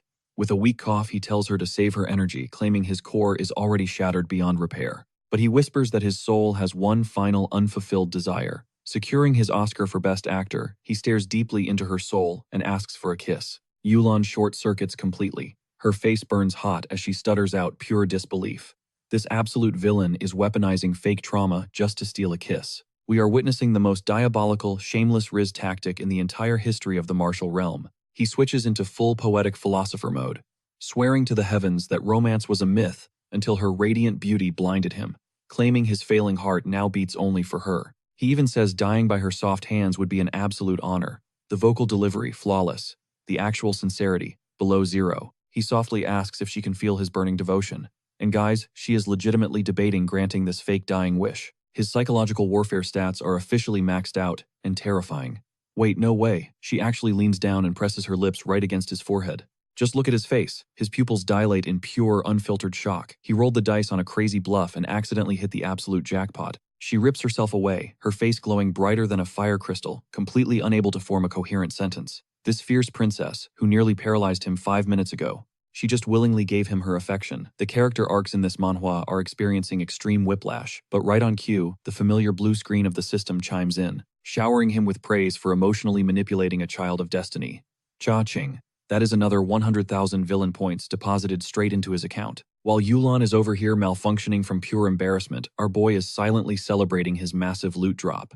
Without missing a beat, he instantly pivots the conversation. He casually points out that her outfit changed, noting the sudden color swap. Hold up. Did this absolute menace steal something highly inappropriate? Watch his hands closely. Realizing what he is holding, Yulan explodes with embarrassment and lunges forward to snatch her private item back. Ding, the system happily rewards his degeneracy with another 100,000 villain points. This absolute madman just turned a stolen piece of clothing into an infinite farming glitch. She literally tackles his injured body to the cavern floor, desperately swiping at his hands, and he has the audacity to gasp and ask if she is forcing herself on him. The dynamic has completely flipped, and the sheer tension in this cave is hitting dangerous levels. Smirking, he sighs and says he knows his godly looks are irresistible, swearing he will just lie back and let her have her way. Bam. Another 100,000 villain points. Secure the bag. At this point, the system is just a limitless ATM every single time he breathes near this poor girl. Yulan is having a total meltdown. She screams that he is completely shameless, threatening to literally rip his arrogant mouth right off his face. But the massive crimson blush spreading across her cheeks completely destroys any intimidating aura she had. And right at this highly questionable moment, Jianjun strolls into the cave, only to discover the elite boss and a noble princess grappling on the dirt like brawling toddlers. The poor disciple just freezes in the entrance, his brain entirely crashing as he tries to process this absurd scene. But before the awkward silence can settle, two random dudes crash the party, screaming at the top of their lungs that they finally located Boss Chin. Covered in sweat and dirt, they look like they have been trekking for days. and their energy is completely unhinged. Sensing an audience, Qin Feng instantly activates his righteous gentleman persona. He dramatically shoves the flustered Yulan off his chest and loudly lectures her about purity, claiming that romantic intimacy must be saved for true love. He actually begs her to stop violently forcing herself on his fragile body. The speed at which he reverse-engineered this situation literally gave my brain whiplash. Hearing this fake sob story, Wanma instantly unsheathes his blade and charges like a raging bull at Yulan, roaring at the top of his lungs, demanding to strike down the demonic temptress who dared to defile his glorious boss. Meanwhile, Qin Feng is just chilling on the dirt, casually observing the madness and praising the fiery passion of his new subordinate. The absolute chaos unfolding in this cave is a masterpiece. Quickly realizing this might end in actual murder, Qin Feng grabs Wanma's arm, ordering him to chill out and use his words. He is sweating bullets, trying to prevent his totally unhinged fanboy from accidentally triggering a massive sect war by slicing up a literal royal princess. Hearing his idol's voice, Wanma slams his knees into the solid rock, swearing eternal, unbreakable blood loyalty, declaring that if his boss points east, he will blind himself before looking west. He is straight up groveling in the dirt, desperately pleading to become a lowly servant. The sheer magnitude of this guy's aggressive fan behavior is honestly intimidating. Qin Feng just stands there looking completely short-circuited. His eyes are darting around frantically, trying to decode why this absolute unit of a lumberjack is treating him like a descending god. Acting like a highly honorable samurai who just found his true shogun, Wanma continues to weep and beg desperately, waiting for approval. And seeing that intense, watery desperation inside those tiny chibi eyes, it is weirdly adorable coming from a massive tank of a man with a thick beard. Once the chaotic dust settles back inside the cave, Qin Feng finally looks at Wanma, brutally roasting him by saying that with a rough face like his. Honestly, the Aegyo routine needs to stop. Our villain's roast hits with absolutely zero chill. But Wanma refuses to take the hint, practically begging for a spot on the squad. Qin Feng finally drops a heavy sigh and agrees. But there is a massive catch. If this guy wants to roll with him, that face needs to be completely hidden. Consider a brown paper bag, the official uniform for this dark crew. Without another word, Qin Feng casually snaps a finger right against his forehead. But this is no ordinary tap. A blinding surge of azure aura erupts on impact entirely, swallowing Wanma in a terrifying glow. The dude is left absolutely paralyzed. His brain is completely short-circuiting. Our ruthless MC just branded his soul with an ancient, inescapable power. A mechanical chime rings out. The system declares the celestial slave seal is officially maxed out. If the host wants more thralls, his cultivation realm desperately needs to level up. So there is actually a hard cap on his mind control roster. Honestly, thank the heavens, this overpowered cheat code actually has a cooldown. Flanked by his two freshly brainwashed minions, Qin Feng smirks at the restriction. Quantity might be locked, but the sheer quality of these heavy hitters is off the charts. The villainous entourage is officially assembling, and every single member brings serious heat. Wanma is flashing a massive smile, completely hyped to lay down his life for the boss. The fanatical devotion practically radiating from this guy's eyes is honestly a massive red flag. Still, our protagonist is not about to turn down free muscle. Cut to a hidden location, where a council of stressed-out elders drops a massive lore bomb. Wanma is secretly Qinwan in disguise. He is literal elite royalty, the heir to the commander of the Qin family's legendary 13 guardians. The old men are sweating, convinced the patriarch deployed him personally. The paranoia is so real. Did the main branch hit a crisis and send out a distress signal? Or is the head of the family just flexing to protect his prodigal son? Regardless of the truth, Qin Feng's background is dripping with terrifying generational wealth. Suddenly, Wanma comes sprinting back into the cave. He is absolutely shrieking that the fated son Fang Chang is hunting them down, but our villain boss, he barely even blinks. His brain instantly connects the dots. If the clan has enough free time to send him a bodyguard, the family empire is totally safe. Talk about insane priorities. But the looming threat is not family drama. It is the absolute menace crashing toward their location with murder on his mind. Let us be real. After the supreme psychological damage Qin Feng inflicted on him, this confrontation is going to be incredibly bloody. Meanwhile, our boy pulls up his fresh stats. The 10,000-fold enlightenment aura went absolutely crazy. He instantly mastered the fourth heaven of the 33 days creation technique. His health bar is completely restored. Plus, he just downloaded max-level insights into the Supreme Bone, the Double Pupil, and the Sky-Cutting Sword Art. Throw the Great River Sword technique onto that list too. The power creep on this man is actually illegal. Suddenly, his dark thoughts pivot back to his favorite victim. He chuckles at how the protagonist always delivers experience points right on schedule. A deeply unhinged idea hits him. If the heroine Yu Lan refuses to call him daddy, he will literally force Fang Chang to do it instead. The psychological warfare is peaking today, guys. His two cursed thralls just stand there watching their master cackle like an absolute demon. Huddled near the entrance, they whisper frantically, wondering what kind of madness possessed their new boss. Neither of them has a single clue. Honestly, his mind is an enigma. Right on cue, the sky darkens. Fang Chang descends from the heavens, suspended in a storm of raging violet aura. An entire army of lackeys swarms the ground beneath him. The fated hero has returned for his revenge. Lock in everyone, because the sheer scale of this clash is about to shatter every single expectation. Unbothered, Qin Feng steps out of the shadows. He yawns, mocking the freezing atmosphere. He literally asks the floating demigod if he brought a jacket to avoid catching a cold. He is out here disrespecting a bloodlusted enemy like they are chatting at a coffee shop. Fang Chang completely snaps, roaring his nemesis's name. The sheer venom in his voice shakes the mountains. The killing intent radiating from his face is totally unfiltered. This is no friendly tournament arc. This is a fight to the death. Fang Chang teleports across the battlefield in a flash. Even our cocky villain raises an eyebrow at that insane velocity. The protagonist definitely leveled up off-screen. Fist meets fist.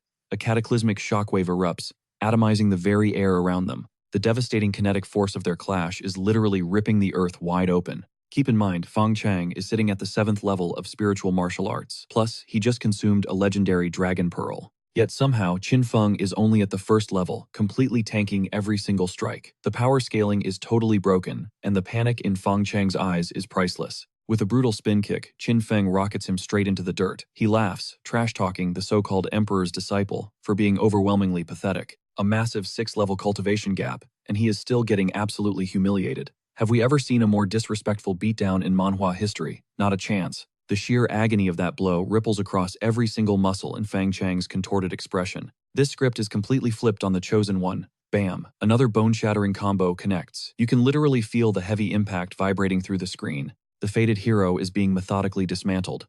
A terrifying surge of violet ki explodes, blasting Fang Chang across the entire wasteland. He is bouncing off the terrain like an absolute ragdoll, yet somehow he digs his heels in. Coughing up blood, he smirks, claiming a mortal's courage means absolutely nothing. Bro is genuinely trying to drop poetic quotes while catching hands. The heavy copium is honestly staggering. But then reality breaks as Qin Feng suddenly duplicates. A swarm of lethal shadow clones materializes, fully surrounding the hero, mocking his pathetic philosophy. The cheat codes on our boy are literally infinite. Pushed to the brink, Fang Chang burns his life force. He screams to the heavens, swearing he will personally dictate the villain's destiny. A blinding maelstrom of magenta and violet energy detonates from his core. It is a visually terrifying ultimate move, dripping with pure desperation. Calmly, Qin Feng just stands there, watching the apocalypse barrel straight toward him. Not a single muscle moves. Qin Feng has stared down literal mythical beasts. Some golden boy throwing a temper tantrum. That is barely a breeze to him. Azure aura violently erupts around Qin Feng as his blade clears its sheath. He smirks. If Fang Jian wants to play the tough guy, it is officially time for a brutal reality check. The absolute disrespect is freezing cold. Azure and crimson auras crash viciously into one another, instantly vaporizing the battlefield into dust. Boulders disintegrate, and the earth violently cracks wide open. Neither of these absolute monsters is backing down a single inch, but that Azure sword intent is just built differently. It completely devours the shockwave, slicing through solid bedrock like warm butter. This is the harsh truth of cultivation. Raw plot armor simply cannot compete against a villain packing 7 maxed-out techniques. Cut to the sidelines, where Wanma and his buddy are sprinting for their absolute lives in full chibi mode. They are shrieking in pure panic. How is this just a standard spiritual martial realm brawl? The apocalyptic scale of this clash is way above their pay grade. Meanwhile, the peanut gallery is completely losing their collective minds. They are screaming their lungs out for Fang Jian, begging him to utterly crush Qin Feng. They are entirely blind to the fact that their precious hero is getting mathematically dismantled. Hovering in the sky, Fang Jian roars out in blind fury. He assumes the sky-cutting sword art is on cooldown, meaning Qin Feng is basically a dead man walking. He charges up the ultimate execution strike. But out of nowhere, Wanma and his duo instantly body-block the incoming nuke. They furiously scream that touching the young master means stepping over their dead bodies. That mandatory loyalty from a slave seal really hits completely different. Absolute mayhem explodes across the zone, with cultivators and elemental blasts ricocheting in every direction. What was supposed to be a sacred one-on-one duel just devolved into an absolute jumping session. Qin Feng just hovers there, casually nodding at his minions. The entire map is literally burning to the ground, and this absolute menace is handing out quarterly performance reviews. But then the villain protagonist drops the real bombshell. The sky-cutting sword art was never his only trick. He instantly chants a brand new incantation. A massive ocean of azure sword intent detonates from his core, swallowing him in a personalized typhoon of pure destruction. The sheer absolute drip of this power-up is cinematic perfection. With a flick of his wrist, he unleashes the storm. A catastrophic tsunami of lethal energy violently rushes toward Fangjian. It carries enough kinetic force to permanently alter the continent's geography. Fangjian's pupils shrink in pure, unfiltered horror as the roaring river of blades shadows over him. His brain cannot even process the threat level before the raging current completely swallows him whole. Cut to a hilarious chibi Fangjian violently flailing in the rapids. He is furiously coughing up water, whining that his rival went straight for the absolute kill. The literal chosen hero of this timeline is desperately doggy paddling through a lethal vortex of blades. Absolute peak cinema right here. Up in the VIP viewing gallery, the spectators' jaws are glued to the floor. They are openly gasping, totally clueless about the origins of this god-tier move. Our villain really just dropped a legendary skill that literally nobody had on their 2024 bingo cards. The Grand Elders immediately start aggressively interrogating each other over his background. Judging by their completely blank expressions, the answer is absolutely nothing. Suddenly, every single elder is foaming at the mouth to draft him into their faction. One Grandmaster swears his foundation is pure Buddhist martial arts.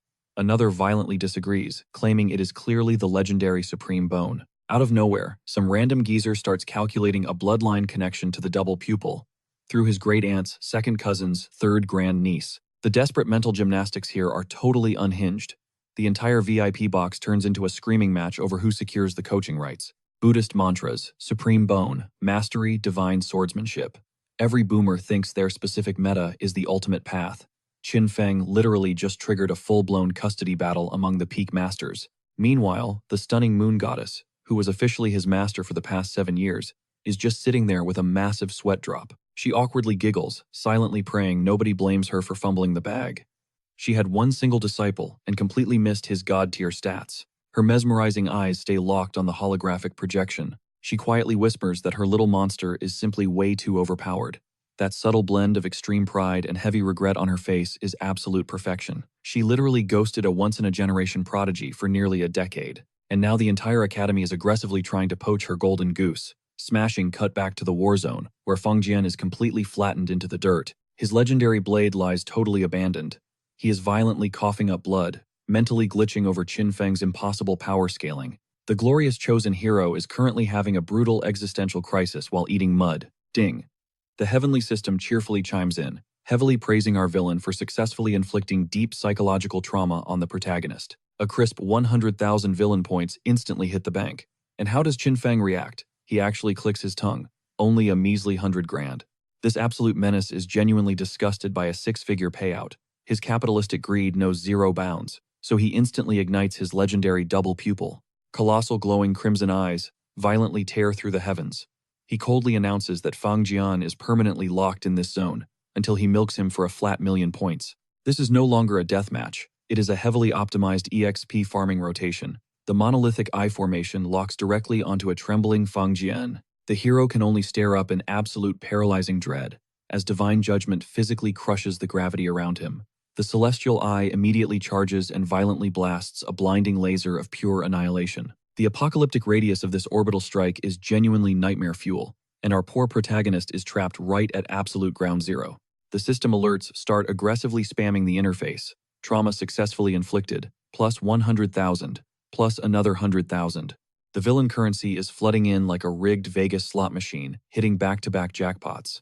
Qin Feng literally weaponized this duel into an automated point farming factory. Fangjian is swaying on his feet, dripping pure crimson, his legendary robes shredded to absolute ribbons.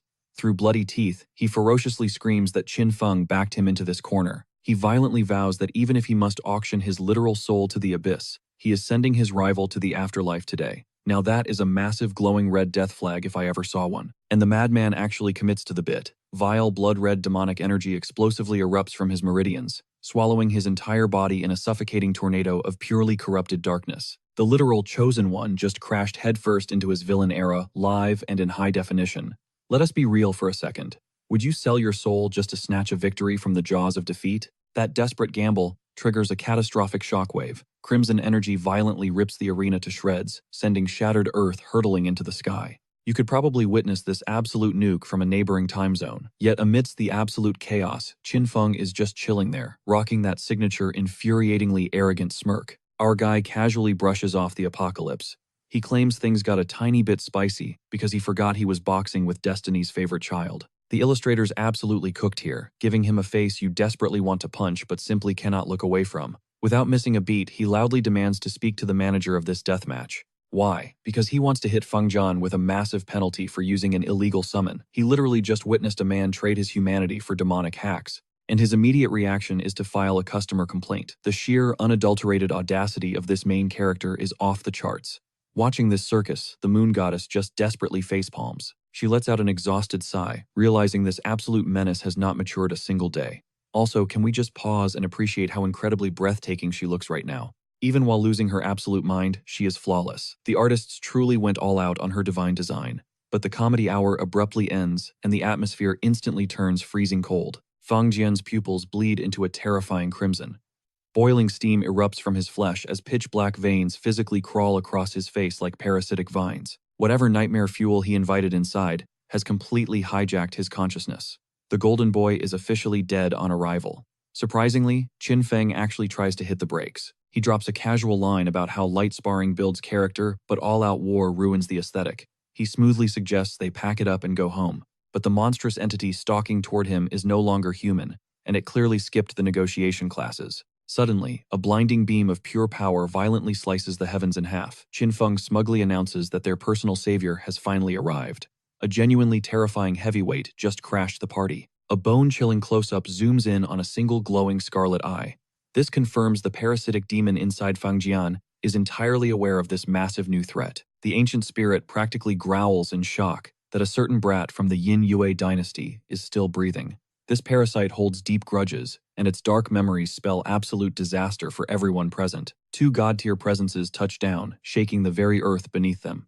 The legendary Six Paths Emperor has officially entered the chat. Dripping with icy authority, he casually reminds the demon that this lethal duel was strictly for the younger generation. A dusty old relic hijacking the ring is just deeply embarrassing. Right, the twisted shadow puppeteering Feng Jian stretches into a bloody psychotic grin. It straight up dares the Emperor, asking what he plans to do if the demon refuses to step down. Flexing that kind of disrespect at an absolute titan is either legendary bravery or a one-way ticket to the afterlife. The Six Paths Emperor detonates his aura coldly, stating that he will take it personally. The sheer spiritual pressure radiating from this man instantly reduces the previous death match to a toddler's playground brawl. We have officially entered an astronomical new weight class. Yet the demonic parasite just cackles madly, mocking the Emperor that this level of parlor tricks will not leave a single scratch. Whatever ancient nightmare is wearing, Feng Jian, like a cheap suit, feels zero fear toward a living legend. That is either the greatest bluff in history or a terrifying reality check. Done talking, the Six Paths Emperor unleashes a world-ending strike. His magnificent purple spiritual pressure violently collides with the demon's suffocating crimson aura. The shockwaves physically carve up the sky. They echo like two mythological natural disasters, declaring war on each other. Spectating from the sidelines, Qin Feng confidently declares, the ancient parasite is totally trapped. For literally the first time today, our boy is not the one causing massive property damage. However, the supreme satisfaction plastered across his face proves he is eating this up like premium cinema. Suddenly, a blinding pillar of raw destruction pierces straight into the cosmos. The catastrophic collision of these two titans lights up the horizon for miles. This is not just a fight anymore. It is a battle of mythological gods that makes everything else look like child's play. Meanwhile, a bystander and his partner start connecting the terrifying dots. The Six Paths Emperor just addressed this demonic presence as elder, which means this dark energy. The audacity of this guy, calling the legendary Six Paths Emperor a mere child. You can practically feel the weight of their centuries-old rivalry charging the air. And guess what? Feng Jian actually dared to summon outside assistance. That little cheat code complaint was 100% valid. Boom, violet and crimson auras smash together in a sky-shattering shockwave. Their final clash paints the heavens in absolute devastating ruin. Battered and broken, the shadowy figure scrambles away. It screams bloody murder, spitting venom at the Emperor for obliterating an entire millennium of hard-earned cultivation. One single strike, and 1,000 years of power just vanishes into thin air. Talk about sparking a generational blood feud that will echo through eternity. Like a beaten dog, Feng Jian sprints for his life, vowing his inevitable return. Meanwhile, the system interface absolutely loses its mind with notifications. Cha-ching, 300,000 villain points drop instantly for crushing the so-called hero toss, in a premium lottery ticket for crippling his plot armor, and we are feasting tonight. Our boy Qin Feng just flipped a deadly deathmatch into the ultimate payday of his villainous career. Watching his rival vanish into the horizon, Qin Feng scoffs at the absolute delusion of this protagonist. But suddenly, a delightfully wicked idea sparks in his eyes. What if this golden boy sneaks around and purchases even deadlier system hacks for round 2? Swapping straight into angry chibi mode, Qin Feng whips around. He starts throwing a massive tantrum, demanding to know why the emperor just let that shadowy loot drop escape. The ancient monarch just stares back with zero expression. Dead silence. The comedic chemistry between this all-powerful ghost and our greedy villain is literally unmatched. Qin Feng pops a blood vessel, screaming about how the emperor totally fumbled the bag by letting Fang Zheng run away. If that hero cashes in on better upgrades for their next brawl, that is basically a 1-star review for his bodyguard services. The absolute disrespect of treating an ancient sovereign like a lazy customer service rep is wild. You cannot make this up. Our guy literally unrolls a parchment and starts drafting an official lawsuit for lost wages.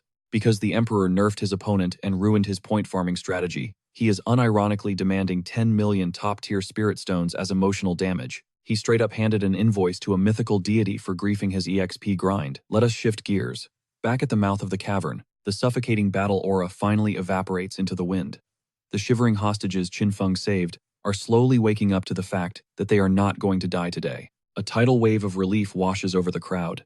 They are practically weeping and bowing to the sky for this miracle survival. And frankly, considering the absolute slaughterfest this dimension usually is, their ugly crying is completely valid. Smash! Someone aggressively pounds a desk out of nowhere, instantly shattering the peaceful vibe. His sidekick is completely frozen, sweating bullets as he tries to process the sheer chaos unfolding. Honestly, we feel that. The camera pans to Wang Ma, and that fluffy white rabbit chilling like bosses behind a makeshift mafia toll booth. Do not let the cute ears fool you. The garbage pouring out of this furball's mouth next is straight up diabolical. The rabbit clears its throat and delivers the most shamelessly exaggerated hype speech ever. It officially crowns Qin Feng as the breathtakingly gorgeous, universally adored blooming flower lord. Then the shakedown begins. Guys gotta cough up hefty protection taxes while the ladies are encouraged to just surrender themselves. Wives get VIP treatment. This pet is running a full-blown cartel. Even our ruthless main character is sweat-dropping, wondering if this tyrannical extortion racket is taking things way too far. When the literal villain thinks you need to chill, you might be the real menace, but suddenly his gaze locks onto something intriguing.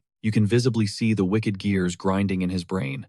Wang Ma flexes his massive sword, glaring at the crowd and daring anyone to object to their little business model. Peak mafia diplomacy right here. The rabbit folds its tiny paws across its chest, flashing a grin so smug you just want to punch it, boldly declaring that this is just the law of the jungle, infinite audacity, and absolutely zero shame. Qin Feng can only rub his temples and sigh. He fed this gremlin, and now he must suffer the consequences.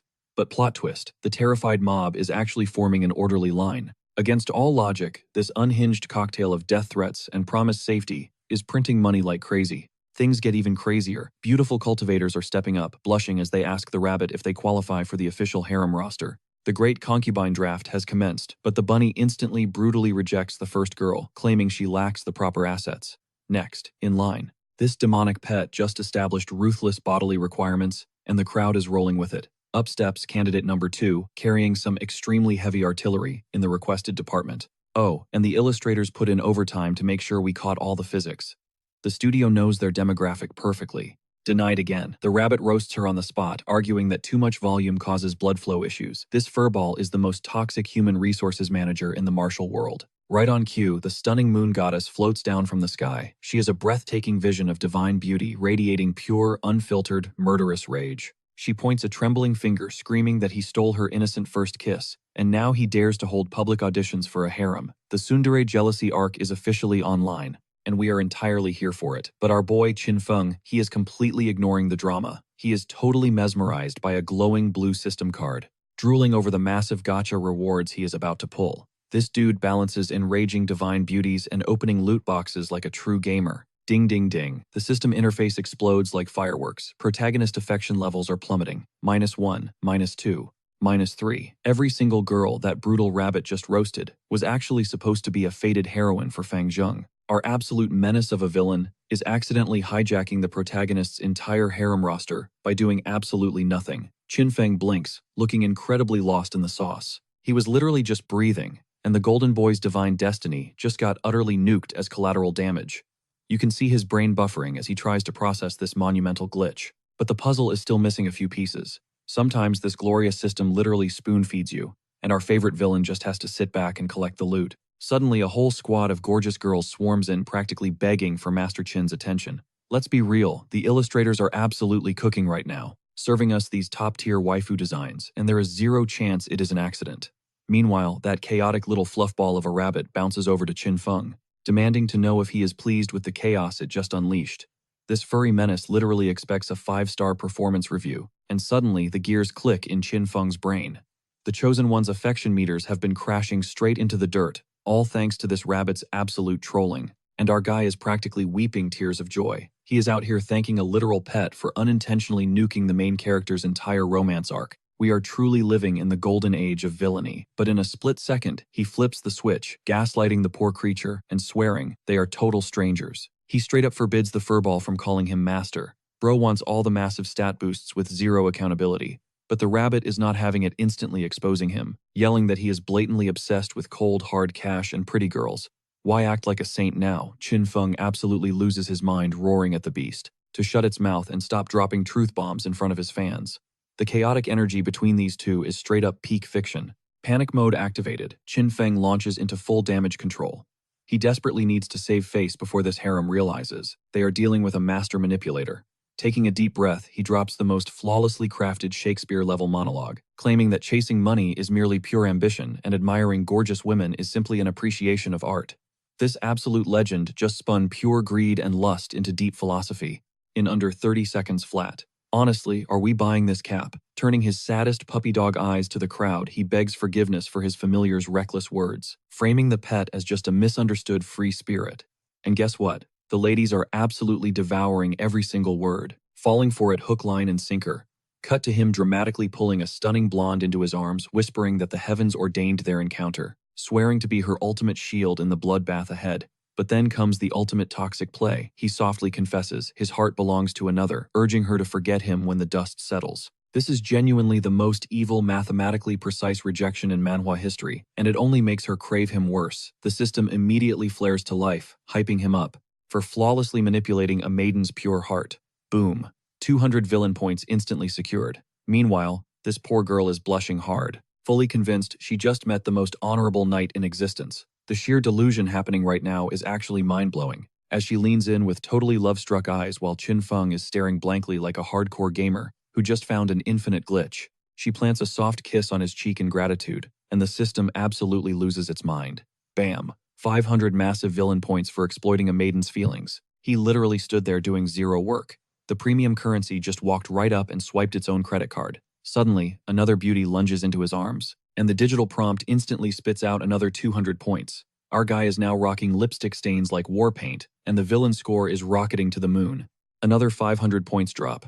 This absolute menace just weaponized toxic behavior and fake promises into a passive income empire. Forget fighting monsters, this is unequivocally the most busted high-yield farming exploit he has ever pulled off. The glowing blue system alerts are spamming his vision so hard he can barely see straight. 200 points here, 500 points there, it is raining rewards. Qin Feng has basically established a dark magic kissing booth that prints pure villain currency, and the line of simping girls stretches way past the dungeon walls. Hidden in the shadows, the stunning moon goddess watches this entire circus unfold silently, questioning if she judged this chaotic man too harshly. Bestie, wake up. Your radar was completely accurate from day one, but brace yourselves for the wildest plot twist. The divine heroine's affection meter for our villain is legitimately skyrocketing. +3, +5. His fake saint routine entirely brainwashed the moon goddess into believing he is a tragic hero burdened by fate.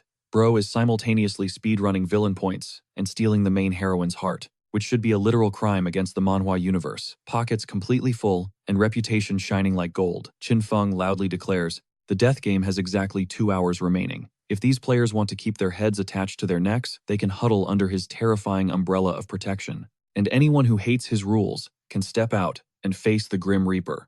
Entire crowds instantly hit their knees, praising Master Qin like a god. He just established a mafia-level protection racket, right in the middle of a brutal survival trial, and these victims are literally thanking him for the scam. We cut to a chibi Qin Feng radiating absolute smugness, plastered in bright pink kiss marks from forehead to chin, doing a victory dance because he just unlocked the holy trinity of exploiting fans, securing the bag, and hoarding evil points. He proudly labels this a God-given talent, while the rest of us would immediately call the authorities. Still dripping in the chaotic evidence of his emotional manipulation, he coolly commands the system interface to open the reward pool. Because true Sigma males prioritize the grind over a face wash. He aggressively yanks the gacha lever, and golden light explodes across the screen as he pulls a mythic tier celestial card. The system blares the victory horns like he just hit a 0.1% jackpot. And honestly, looking at the insane stats, the hype is 100% real. This overpowered artifact grants him a single vision into the universe's deepest, darkest secrets, exposing absolutely any hidden truth he desires. But here is the massive catch. The AI actively pushes him to use it on the actual main character, to trigger the ultimate butterfly effect. It is essentially an illegal one-time hack that lets our villain rip open the protagonist's personal walkthrough guide. Qin Feng's eyes narrow as he furiously calculates the best target for this legendary game-breaking item. The tension is so thick, you could cut it with a sword, turning this choice into a hardcore, high-stakes chess match. Let me ask you, if you held this ultimate power, who are you exposing first? Meanwhile, back at the royal court, the Supreme Elders are absolutely roasting the moon goddess. They are demanding to know how she botched such a generational talent. They straight up compare his concubine duties to sweatshop labor. Naturally, our moon goddess is throwing up her shields, swearing she gave the kid every single resource. The toxic corporate meeting vibes are off the charts, but then the Emperor silences the room. He casually drops a nuke. Qin Feng is getting his own personal domain. When the Supreme Boss overrides the board, you know the meta just shifted. By royal decree, Qin Feng is crowned the Holy Son of the Yinwei dynasty. He gets a premium S-tier spiritual peak, total freedom to draft his own guild, and a massive estate. Our favorite antagonist just leveled up from homeless rogue to absolute royalty. With a single piece of paper, instantly the elders start throwing hands over who gets to be his master. That hilarious custody war from last time. It never stopped, it just relocated to the throne room. But the Emperor instantly vetoes the chaos, claiming he already locked in the perfect mentor. Then he drops the ultimate bombshell. Royal envoys are heading to the Qin clan to force a family reunion. Remember, they literally exiled Qin Feng. The political chessboard is getting messy. The mysterious lady in red is completely blindsided by this play. Judging by the shock on her face, this galaxy brain move was not on her bingo card, but her tactical mind immediately dissects the strategy. If Qin Feng successfully pulls his clan over, the Great Xia Empire bleeds an entire territory. If it flops, the mere rumor plants seeds of absolute paranoia in the Xia Emperor's head. It is a flawless checkmate geopolitical trap. Her analytical brain is honestly terrifying. Popping into cute chibi form, she just pouts and labels the Emperor a sly old fox. Even a mastermind like her bows to this diabolical scheme. Cutting back to Qin Feng, he is scrolling through his hit list for the Celestial card. Second brother gets instantly swiped left. Barely a boss fight. He is speedrunning the roster now. Lin-san, they are basically bros. The guy is so gullible that basic gaslighting works fine. No way is he wasting an ultra-rare item on an NPC he can talk out of a fight. Then there is Yulan. He smirks, claiming her resistance just fuels his thrill for the hunt. Spoiling her secrets would ruin the game. The toxic energy dripping from that statement is genuinely alarming, and we need a collective yikes in the comments. But then his gaze turns lethal. The target has to be Fang Chang. He is burning his cheat item on the protagonist himself. It is the ultimate meta play, and Qin Feng is all in. He shatters the card and summons Fang Chang. Blinding golden aura explodes across the room as the heavens literally hack the timeline. The spiritual pressure goes off the charts as the system locks onto its target. Whatever spoiler he is about to witness will entirely rewrite his survival strategy against this walking plot armor. The first cinematic drops. It is the legendary Kunlun Secret Realm, a mythical dimension that only unlocks once every millennium. The fact that this server event is tied to Fang Chang means the protagonist is about to score some broken loot. Suddenly, the vision shifts to a figure cultivating at the fabled Spring of Purity, just chugging ungodly amounts of divine energy. Qin Feng is absolutely mind-blown that Fang Chang stumbled into this hidden zone. The protagonist privilege is actually sickening. In the vision, the guy roars as Golden Key swallows him whole, triggering a monstrous breakthrough. But then the real nightmare drops. Fang Chang successfully forged the Dao Heart Demon. Qin Feng completely rages, screaming at the heavens about server balance. This protagonist is stacking broken buffs like a hacker exploiting a glitch. Desperate Qin Feng claws at the illusion, begging for more intel. He needs to know just how rigged this power scaling is going to get. Out of nowhere, a shadowy phantom manifests, clutching Fang Chang while preaching about the destiny of 6 emperors. The entity promises they can shatter the heavens and ascend to the supreme great emperor throne together. Wait, Fang Chang has a hidden grandmaster backing him too. Qin Feng grips his head, losing his mind over this 6 emperors reveal. His brain is short-circuiting from the lore drop. His enemy is not just leveling up. He is on a one-way ticket to literal godhood. Slumping back, our villain tries to digest this massive reality check. He assumed Bairi was just a mob character, but the dude has been secretly farming cosmic luck in the shadows. Every single NPC around the protagonist is hitting max level, while Qin Feng is stuck grinding for pennies. The absolute rage finally boils over. They are both using cheat codes, so why is the power gap this humiliating? The guy just looted a Buddha Heart ET, and next month he is scoring a Tao Heart ET. Qin Feng realizes the universe literally designed him to be a walking experience pack for the main character. And honestly, facts. Jaw clenched, he makes a savage vow. 30 days from now at the Kunlun event, he is hijacking the Spring of Purity. Even if the gods step in, he is stealing that loot. The ultimate villain training arc officially commences right now. Our boy has never been this lethally motivated, but reality hits like a truck. His pathetic Spirit Marshal Tier 1 stats, yeah, that is not going to cut it. The Kunlun Secret Realm is about to be crawling with absolute monsters on Yulan's level. To even survive, our boy needs to smash his way into the Dao Initiation Realm in barely 4 weeks, which sounds like a straight-up fever dream. Just look at the power scaling. The gap is mathematically sickening, leaving him scraping the absolute bottom of the barrel. His goal is sitting 9 entire stages above his current pay grade. Even if he grinds 24/7, chugging energy drinks and skipping sleep entirely, he would realistically only bump up 2 measly levels. The math just ain't mathing. Plus, there is a massive roadblock dead ahead. Speed-running cultivation breakthroughs is a literal death sentence. His internal foundation would violently crumble, turning his physical body into absolute dust. You cannot have your cake and eat it too in the martial world. But hold up, the system casually drops a cheat code into his lap. Behold, the Spirit Martial Foundation pill, divided by, this glowing little beauty entirely wipes out the cultivation backlash. 1 pop equals 1 perfectly stabilized power-up.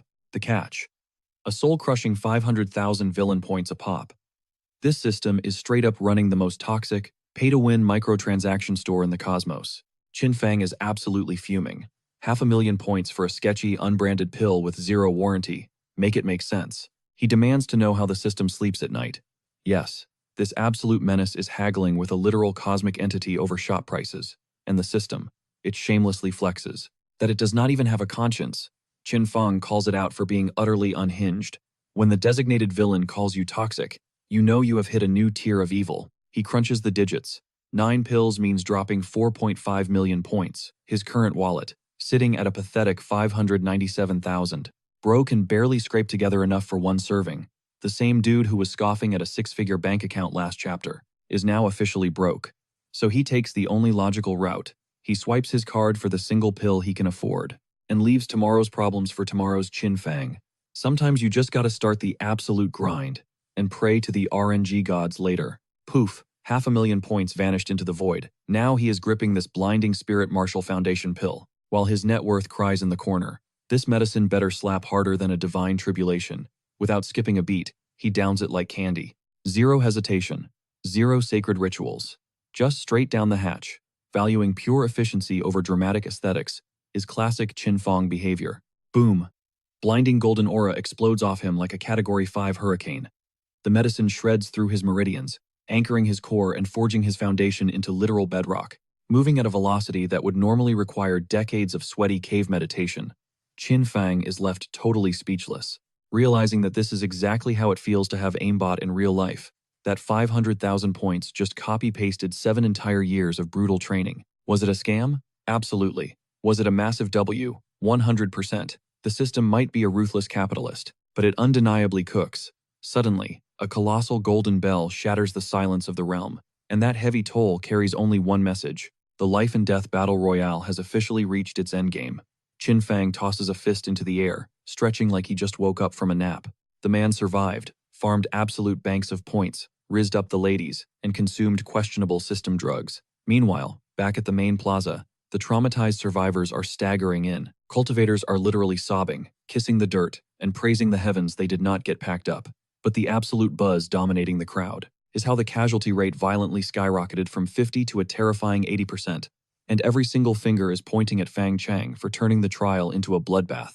Amidst the chaos, Qin Feng just casually glides through the mob with his pet rabbit chilling on his shoulder.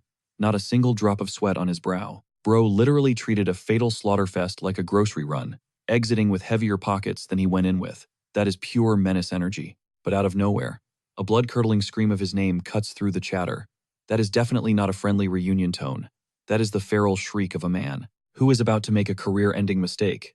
Qin Fang and the bunny whip around, hitting perfectly synchronized looks of pure confusion. Because whoever just locked onto our main character is carrying beef so heavy, it was bound to trigger the next arc. Catch you in the next one. Alright, remember that insane cliffhanger, where some dude was screaming for Qin Fang's head, enter the challenger, and let's just say, he is not exactly looking for a hug. But instead of matching the hostile energy, Qin Fang just casually strolls up, throwing his arms open like they are long-lost frat bros. Sword brother, my man, what is good? The white-haired dude violently shoves him back, foaming at the mouth and telling him to back the heck up. Which, to be completely fair, is the only valid response to Qin Fang's toxic positivity. But our MC will not be denied. He smooth talks the guy, reminding him the deathmatch is over. That laying down their swords is the mega brain play, and networking is everything. Bro is literally pitching friendship like a shady pyramid scheme. Then, he drops the bait. He offers up an earth-shattering secret as an apology, swearing the guy to absolute secrecy. Grab your popcorn, because we are about to witness gaslighting at its finest. Qin Fang leans in, purposefully pitching his quote-unquote whisper loud enough for the entire plaza to hear. Claiming he possesses the ultimate shortcut to reach the Great Emperor realm, every single nosy bystander immediately locks in. The trap is flawlessly primed, the tension peaks, and the groundbreaking, heaven-defying secret. Just 4 tragic words. The future is long. Literally, that is the whole cheat code. This absolute troll just engineered legendary hype for a quote you would find in a cheap fortune cookie. But the paranoid crowd starts overanalyzing it like an English teacher. Some genius connects the dots, dragging Fang Chang, the great Xia Emperor's prodigy, into the mix. Suddenly, whispers are flying about Fang Chang's hidden agenda, and the rumor mill is spiraling out of absolute control. The white-haired victim completely short-circuits. He screams at the top of his lungs, desperately swearing he has zero connection to Fang Chang. Why is Qin Feng dragging their names through the mud in broad daylight? The sheer disrespect is honestly catastrophic. The entire crowd collectively gasps, realizing they just watched a brutal verbal slaughter, wrapped up as a polite suggestion. With a deadpan expression, Qin Feng drops a nuke. If you didn't scream your insecurities from the rooftops, no one would even know you were trash. This isn't just trash talk, folks. This is absolute psychological warfare, and you have to respect the flawless execution. The poor guy stammers out a single syllable, before his brain literally fries from pure rage. Qin Feng just speedran creating a mortal nemesis, and he couldn't care less. But before fists start flying, the sky suddenly darkens. 4 terrifying auras crash down from the heavens, crushing the noise out of the plaza. The heavy hitters of the realm have officially touched down, radiating absolute authority. Instantly, every single cultivator freezes in their tracks. When monstrous powerhouses demand silence, you swallow your pride and zip it. A booming voice shatters the tension, declaring the brutal deathmatch phase entirely over. Only the top 1,000 survivors will step through the golden gates of Tianhong Academy. The rest of the losers, grab your participation trophies and get out. The plaza absolutely erupts. Tianhong Academy isn't just a school. It is the legendary crown jewel of the Yinwei dynasty, holding centuries of supreme cultivation arts. Walk out with a diploma, and you instantly become a political heavyweight. We are literally talking about the Ivy League of the entire martial world. But a murmur ripples through the masses. Wait a minute. What about the #1 spot? What kind of god-tier loot does the champion claim? The official drops a bombshell that shakes the earth. The undisputed champion, Qin Feng, is hereby crowned as the 3rd holy son of the Yinwei dynasty. He is granted a massive private estate and the absolute power to forge his own private army. Our absolute menace of a main character just skyrocketed straight into royalty. The audience's brains collectively blue screen. A holy son title, a grand palace, unlimited recruiting power. Thousands of jaws unhinge and slam into the dirt. Yet standing at the epicenter of this hype, Qin Feng doesn't even blink. He is internally yawning, thinking, so the royal kid gets a mansion, who cares? But a bystander frantically whispers that this title is basically a myth. It is exclusively hoarded for once-in-a-century supreme talents, transforming you into an untouchable political god in the blink of an eye. Hearing this, Qin Feng just smirks, closes his eyes and sighs. Well, obviously. Isn't this just my basic worth? The sheer unfiltered arrogance radiating off this man is honestly suffocating. His ego literally bends space and time. The surrounding cultivators glare at him, as if he just spat on their family graves. And the best part? He is genuinely confused by their dirty looks.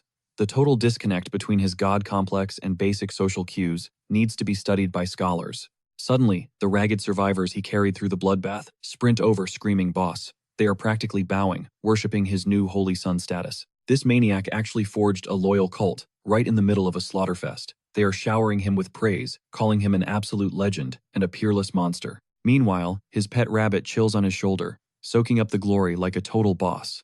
And honestly, that little fluffball put in the work. The lackeys eagerly ask what their new master desires next. Qin Feng drops his next objective, without skipping a single beat. I need a woman, he declares. Specifically, a top-tier target who can help me farm exactly 4 million villain points. It is aggressively straightforward, completely unhinged, and deeply terrifying.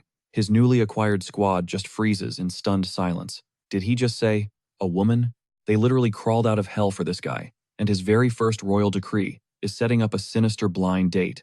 Is this seriously the job description for a Holy Son's bodyguard? Suddenly, his predatory gaze snaps onto a figure in the dense crowd. Target acquired. Whichever unfortunate soul just landed in his crosshairs is completely clueless that her life is about to spiral into absolute chaos. Way across the plaza, Yulan shivers, a sudden chill warning her that she is being hunted. She brushes it off as paranoia.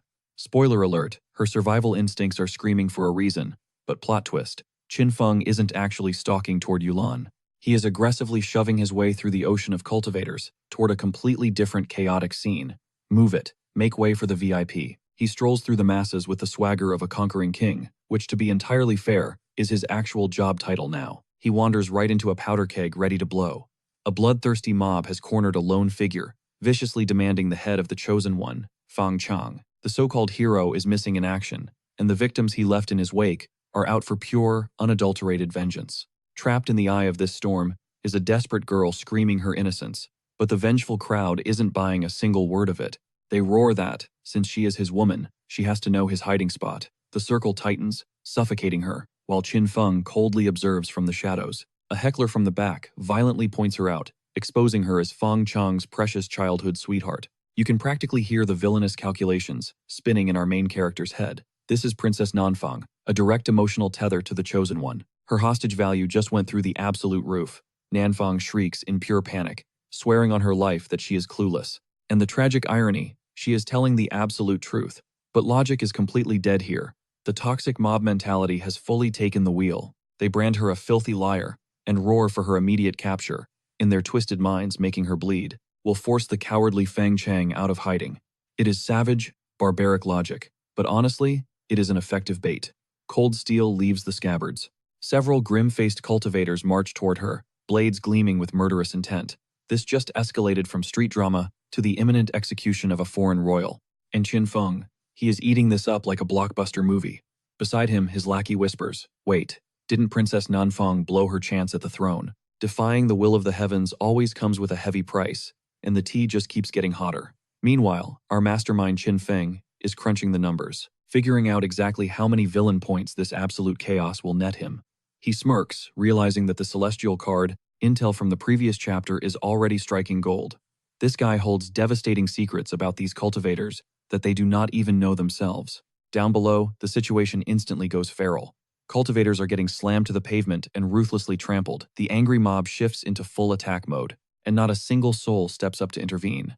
A heartbroken elder collapses in tears, screaming that the great Xia dynasty ruthlessly slaughtered his innocent child. He cries out that his young grandson was brutally tormented too, begging the heavens for a shred of justice. The surrounding crowd completely devours this tragic narrative, and their collective fury ignites like a roaring inferno. The mob instantly finds their battle cry.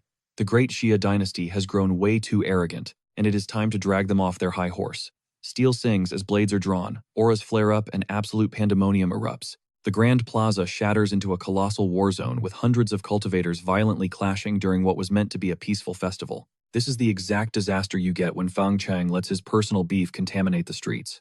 Watching this unfold, Princess Nanfeng is shaking with pure, unadulterated rage. She furiously screams that this is completely unacceptable, and let us be real, she has a valid point. She traveled here as an honored diplomatic envoy, yet she is being hunted like a rogue war criminal over a man who completely ghosted her.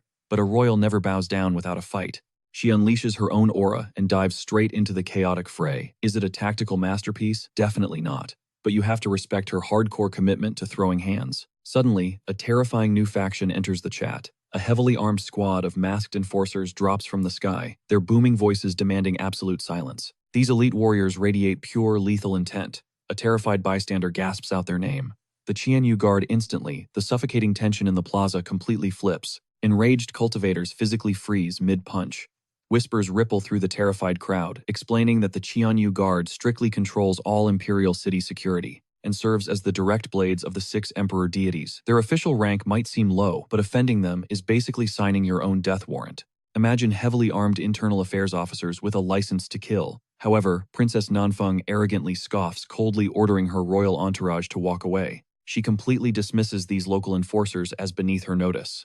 But turning your back on high-level imperial authorities never ends well. The imposing captain instantly blocks her escape route, viciously reminding her that the Yingyue dynasty is not her personal playground. Her followers just assaulted local citizens, and they are all getting dragged in for an intense interrogation. Her diplomatic immunity card just hard bounced. Furious, her arrogant subordinates immediately start roasting the captain, sneering and asking if his brain is completely shattered, demanding if he even knows who he is talking to. That is an incredibly bold strategy, openly trash-talking the elite law enforcement while literally standing inside their home turf. One reckless disciple actually crosses the line, branding the captain a mere watchdog. You can practically see the captain's final shred of mercy evaporate into thin air. They just publicly humiliated a direct representative of the 6 emperor deities. That is undeniably the most catastrophic mistake anyone could have made in this entire chapter. With murder in his eyes, the captain barks out his command. Detain every single one of them. Panic sets in as Nanfeng's arrogant followers start desperately screaming about their royal connections to the princess. Acting like a simple name drop will magically save them after they just called elite armed executioners a pack of rabid dogs. The royal guards do not hesitate for a microsecond. They violently surge forward, brutally locking down Nanfeng's squad with terrifying martial precision. These ruthless enforcers were forged in blood for exactly this type of suppression. Her once proud disciples are now being violently dragged across the stone floor. With one desperately howling for the princess to intervene, Nanfeng stands completely paralyzed, watching her entire elite diplomatic squad get utterly dismantled in real time. She is entirely powerless to stop the massacre. Pure venom courses through her veins.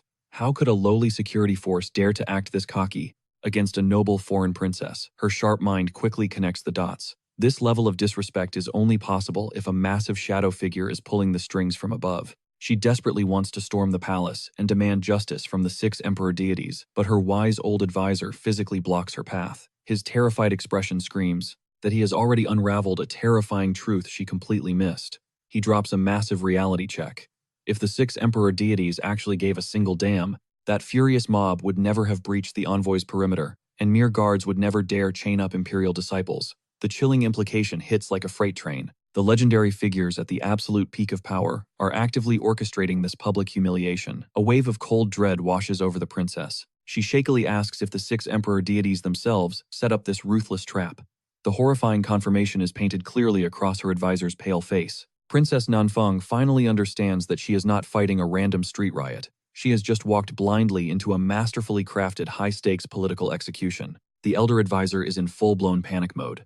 Feng Chang has completely vanished. Her elite prodigies are locked in chains and the entire board is stacked against them. He desperately begs her to retreat to the great Xia dynasty while she still has her life, but her pride flares up. If she returns home with 0 successful missions, a missing main target, and an abandoned squad of captured geniuses, the ruthless noble families will literally call for her head. Fleeing the scene is simply not on the table. She is completely suffocating between a rock and a deadly hard place. She fiercely declares she will save her people, but the advisor drops the crushing reality check. How exactly? They are stranded deep in enemy territory, stripped of their political power, and totally isolated. The survival odds are absolutely 0, no matter how hard you cope. But right at the peak of despair, her eyes lock onto a familiar figure. Qin Feng is casually chilling right there, balancing that iconic rabbit on his shoulder. He looks like a miraculous heaven-sent coincidence. But knowing our manipulative villain protagonist, this is definitely all part of his terrifying master plan. No cap, it really isn't. Her sights are set on him, the newly crowned 3rd holy son of the Yingyue dynasty. He is the absolute only wildcard in this hostile territory with enough pull to save her skin. The prey has officially locked onto the predator. Her royal advisor instantly panics. He warns her that making a deal with Qin Feng is literally begging a starving tiger for its fangs. But Nanfeng's resolve is absolute titanium. She orders him to stay back at the tavern while she marches straight into the lion's den alone. Whenever a righteous princess tries to outsmart a master manipulator, massive red flags should be flying. She steps up to him, and Qin Feng immediately hits her with the cold shoulder. He claims her attitude is completely unreadable, but his glowing system interface screams a totally different reality. System alert, side quest unlocked. Torment the Chosen One's ultimate girl for a massive payout of 100,000 villain points. There was zero chance he was walking away. Then the glorious realization hits him like a truck. Hold up, Fang Chang is completely out of the picture. The so-called hero is totally missing in action, and his main girl is standing right here, practically begging for a favor. This is not just a quest, it is an unlimited feast of premium villain points. Dropping the act, he smoothly agrees to step in. But a true mastermind never works for free. When she nervously asks for his price, the ultimate toxic contract between a cornered royal and a shameless menace officially kicks off. Honestly, would anyone in their right mind trust this guy? Let's be real here. He flashes a wicked grin, telling her the solution is dead simple. Just step into his private domain and he will reveal the master plan. The falling cherry blossoms are working overtime to create a pure romance vibe. But the actual aura, radiating off him, is giving pure, unfiltered, sketchy energy. Flash forward to Quizu Peak. This is Qin Feng's lavish new base of operations. We are talking towering mountains, crystal rivers, and endless seas of spiritual bamboo. Our guy literally bagged an entire luxury mountain estate just for being terrifying. The Holy Sun privilege is insanely broken, and right in the center of it all, Princess Nanfeng is rocking a drastically different look. She is wearing a jaw-dropping, ultra-revealing crimson dress that she definitely did not pick out. Whatever devil's bargain Qin Feng cooked up, playing dress-up was clearly written in the fine print. She looks absolutely ready to commit murder. However, she also looks mind-blowingly gorgeous, and we all need a second to respect the aesthetics. Qin Feng does a slow scan and casually drops a, "Not bad at all." Bam! The system instantly chimes in, dumping 100,000 villain points straight into his account for successfully humiliating the hero's absolute favorite girl. He literally secured a six-figure payout just by playing fashion police with a royal. We are witnessing the most insanely optimized villain grind in manhwa history. Gripping her dress, she demands final confirmation. As long as she wears this degrading fit and plays his personal maid for 15 days, her people live. The contract is locked in. She is trading her ultimate pride for their survival, and she is fully committing. That is either top-tier royal loyalty or the absolute worst math ever done. Qin Feng stretches out his hand, rocking the most brilliantly faked saintly smile in existence. He promises that a man of his standing never breaks a vow. The voice acting is Oscar-worthy, but the sincerity is 0% real. Settling down for some high-class tea, she nervously asks exactly how he plans to manipulate the terrifying Emperor of Six Daos. His response: "It is a highly classified secret." Obviously, this ultimate manipulator refuses to drop lore unless he is squeezing out maximum profit, but deep down, he is smirking about that celestial prophecy card he previously burned on Fang Chang. His future vision already spoiled the ending. He knows the captive prodigies will be completely freed, no strings attached, in exactly 15 days. He does not need to lift a single finger, he just has to run down the clock while farming infinite villain points from a desperately angry princess in forced cosplay. And right now, she is fiercely pouring his tea while he totally kicks back to absorb the top-tier view. I am definitely not going to describe exactly where his eyes are wandering. The cinematic angles are doing all the talking. Qin Feng has successfully engineered the most luxurious bad guy lifestyle in all of cultivation history. She hisses a venomous threat, swearing he will regret this. And the system instantly blesses him with another crisp 1,000 points just for the banter. Every single time she rages, his bank account explodes. Homeboy literally turned a princess's emotional damage into a passive income glitch. That is straight-up diabolical genius. But hold on to your seats because the vibe shifts violently. Searing lightning shatters the sky above the ancient towering estate of the great Xia dynasty's Qin clan. A massive storm is brewing at Qin Feng's ancestral home, and the suffocating pressure is unreal. Cut to the inner chambers. A young warrior sits in extreme meditation, raw azure energy violently spiraling around his fists, while a seasoned elder guards his shadow. This is a brand new player entering the board, and judging by this heavy clan aesthetic, he shares the exact same bloodline as our villain. You better lock onto this kid immediately. With a feral roar, he smashes through his limits. A blinding shockwave of blue aura detonates across the room. Whatever impossible wall he was hitting, he just pulverized it through sheer unyielding willpower and 7 brutal years of non-stop grinding. The elder bows with massive respect. After 7 agonizing years in the shadows, he has finally shattered the barrier to the 7th realm. His physical vessel is now forged to rival the terrifying might of ancient, bloodthirsty primordial beasts. He could literally obliterate a spirit martial realm master in a straight-up fistfight. That is no joke. That is hardcore, blood, sweat, and tears kind of power. But then the boy drops a massive lore bomb. He mutters that his older brother is chilling at the 9th stage, and the ultimate gap is finally closing. Brother, yeah, he is talking about the menace himself, Qin Feng. Enter Qin Hao, the little brother who has been training like a demon for 7 straight years to claim his revenge, to rival the very shadow of the brother who abandoned their clan. Suddenly his gaze sharpens like a drawn blade. He declares, Lin Shinner, mark my words. In 3 years you will choke on this regret. Whoever this mysterious girl is. Her betrayal carved a scar deep enough to ignite 7 grueling years of blood, sweat, and cultivation. Rewind the clock to exactly 1 month ago. Inside, a breathtaking incense-filled pavilion, gasps echo through the room. A legendary marital pact is being shattered into pieces. The Qin clan's toxic politics run deeper than an abyss, and we are about to hit rock bottom. The mastermind behind this humiliation, this exact girl, emerald locks, piercing golden eyes, and an aura colder than absolute zero. She demands the cancellation. Zero hesitation, zero empathy. She is dropping her fiancé like an expired streaming trial. With an arrogant smirk, she details the ancient pact her father forged 7 years prior. Back then, the main character Qin Hao possessed the legendary Supreme Bone. He was the undisputed heir, while his brother radiated the monstrous aura of a future great emperor. But fast forward to now, that divine bone was brutally ripped away. The clan's prestige crumbled into dust, and Qin Feng committed absolute treason by defecting to the Yinye Empire. She is literally broadcasting their catastrophic downfall to the entire upper crust, and then, she drops the ultimate executioner's blade. Taking a painfully slow sip of her spiritual tea, she flexes her royal status as the reigning princess of Heavenly Heart City, born with a heaven-defying destiny. So, why on earth would a goddess chain herself to a crippled trash-tier mortal like Qin Hao? The sheer unadulterated disrespect is giving ultimate final boss energy. Honestly, she might actually be more toxic than the traitorous brother, and that is a brutally high bar to clear. Boom, Qin Hao's father smashes the mahogany table, sending shockwaves through the very foundation of the hall.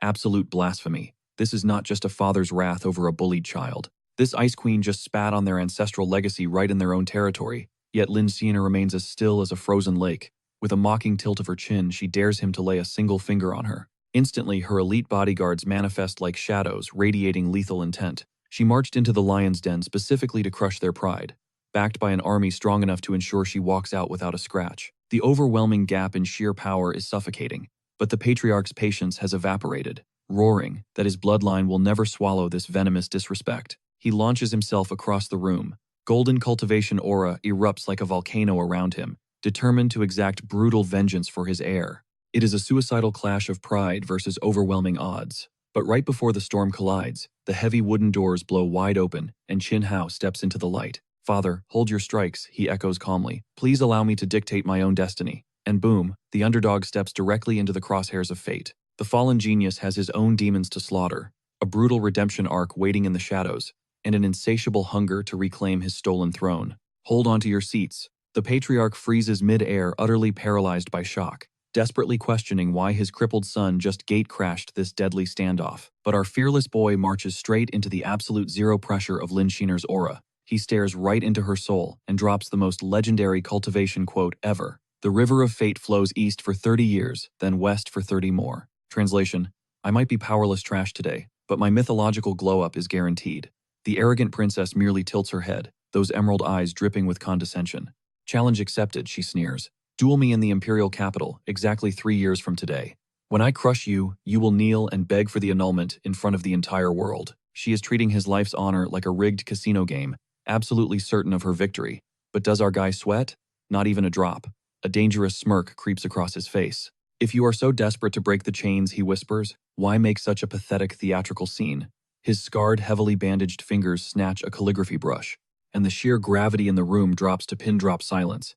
He slashes black ink across the parchment with blinding speed, fueled by a raging tempest of suppressed vengeance. He slams the scroll down, the ink still bleeding. Boom. A formal decree of divorce. This absolute savage just pulled the greatest reverse card in history. He completely neutralized her power trip by officially dumping her first. Lin Shinner's flawless porcelain mask shatters into a million furious pieces. She is totally short-circuiting. You arrogant worm, you dare divorce me? She shrieks. The disrespect has been successfully returned to sender with premium shipping.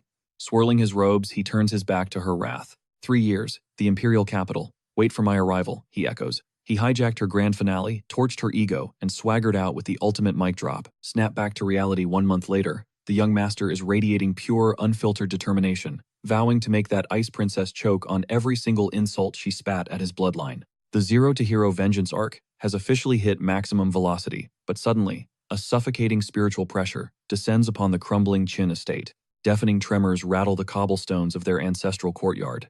the very atmosphere turns impossibly heavy.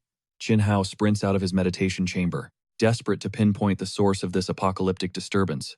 He and his father crane their necks upward, only to witness a colossal gravity-defying fortress, tearing through the clouds like a descending god. Because in this cultivation universe, premium delivery service means dropping a literal floating citadel on your front lawn. A majestic imperial envoy, flanked by terrifyingly high-level heavenly guards, booms a decree. By the supreme will of the 6 emperor deities, they have arrived to honor Qin Tian, the fallen patriarch of this disgraced clan. The father's pupils shrink to pinpricks. Beings of that mythical realm have not glanced at their trash-tier family in over a decade. Clang. The heavenly chests burst open, unleashing a blinding tsunami of spiritual light. We are talking supreme spirit stones, divine pills, and celestial artifacts. This is not just a care package. This is an ancient dragon's mythological treasury, dropped right at their doorstep.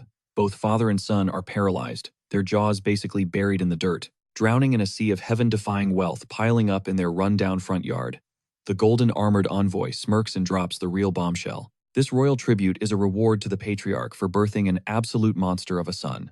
He announces that the traitorous brother Qin Feng just soloed an army of 100,000 elite cultivators. He brutally slaughtered a mythological true dragon 4 entire cultivation realms above his own, and was instantly crowned as the invincible third holy son. The patriarch is trembling, staring blankly like he is listening to the biography of a terrifying stranger. His mind completely short-circuits. Meanwhile, our boy is still trapped at the pathetic spirit martial first stage. This absolute menace just casually slaughtered a 5th stage Dao Realm dragon. Standing right beside him, Chin Hao is left completely speechless. He stammers out that his older brother's talent is absolutely unmatched, completely trashing every single training goal he ever mapped out in his head. But then we cut to their dad, and the man is struggling. He is fighting back, a proud grin so fiercely that his facial muscles look like they are in actual agony. Desperately chanting, "Do not laugh," in his head, he slams that treasure chest shut with explosive force. Then he instantly pivots, roaring at the royal messengers to get out of his sight. He screams that he does not have a monster for a son, demanding they all pack up and vanish.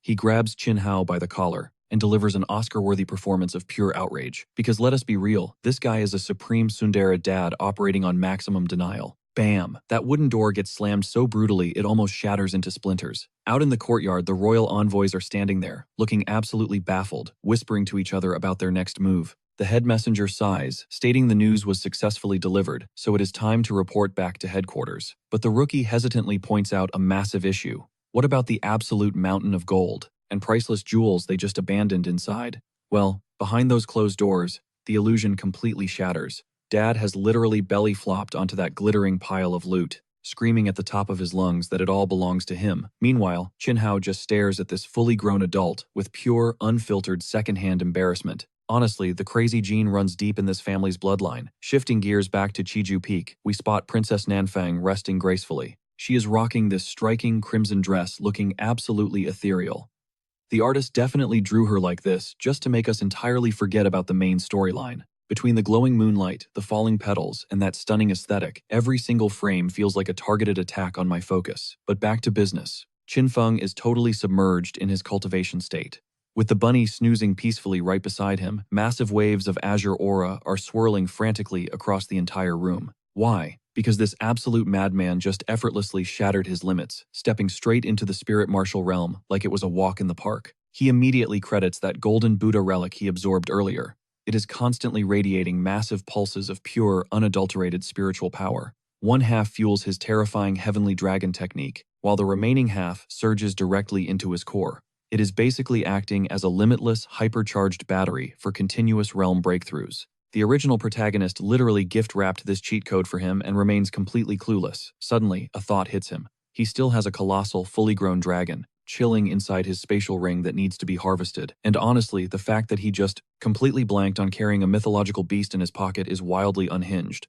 As he suddenly rises to his feet, Nanfang instinctively flinches backward. Gripping her clothes defensively, she frantically stutters that she only provides her professional services, nothing else. The sheer speed at which her brain went to the worst-case scenario proves exactly how terrifying she finds this. Dude.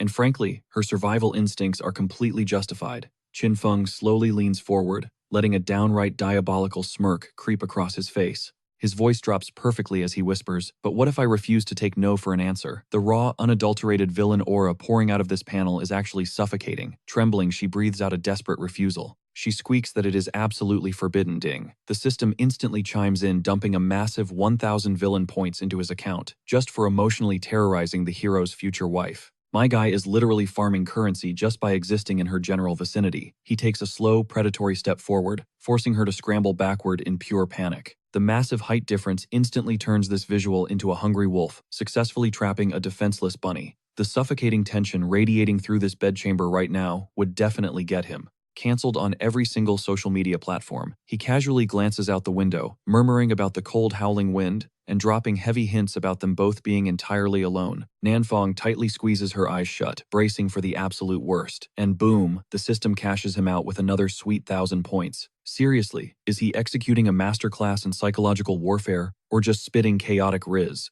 When it comes to our main character, the answer is somehow always both, but then the tension snaps. He simply grabs a porcelain teacup and casually downs the drink like the last 2 minutes never even happened. He literally had zero intention of laying a finger on her.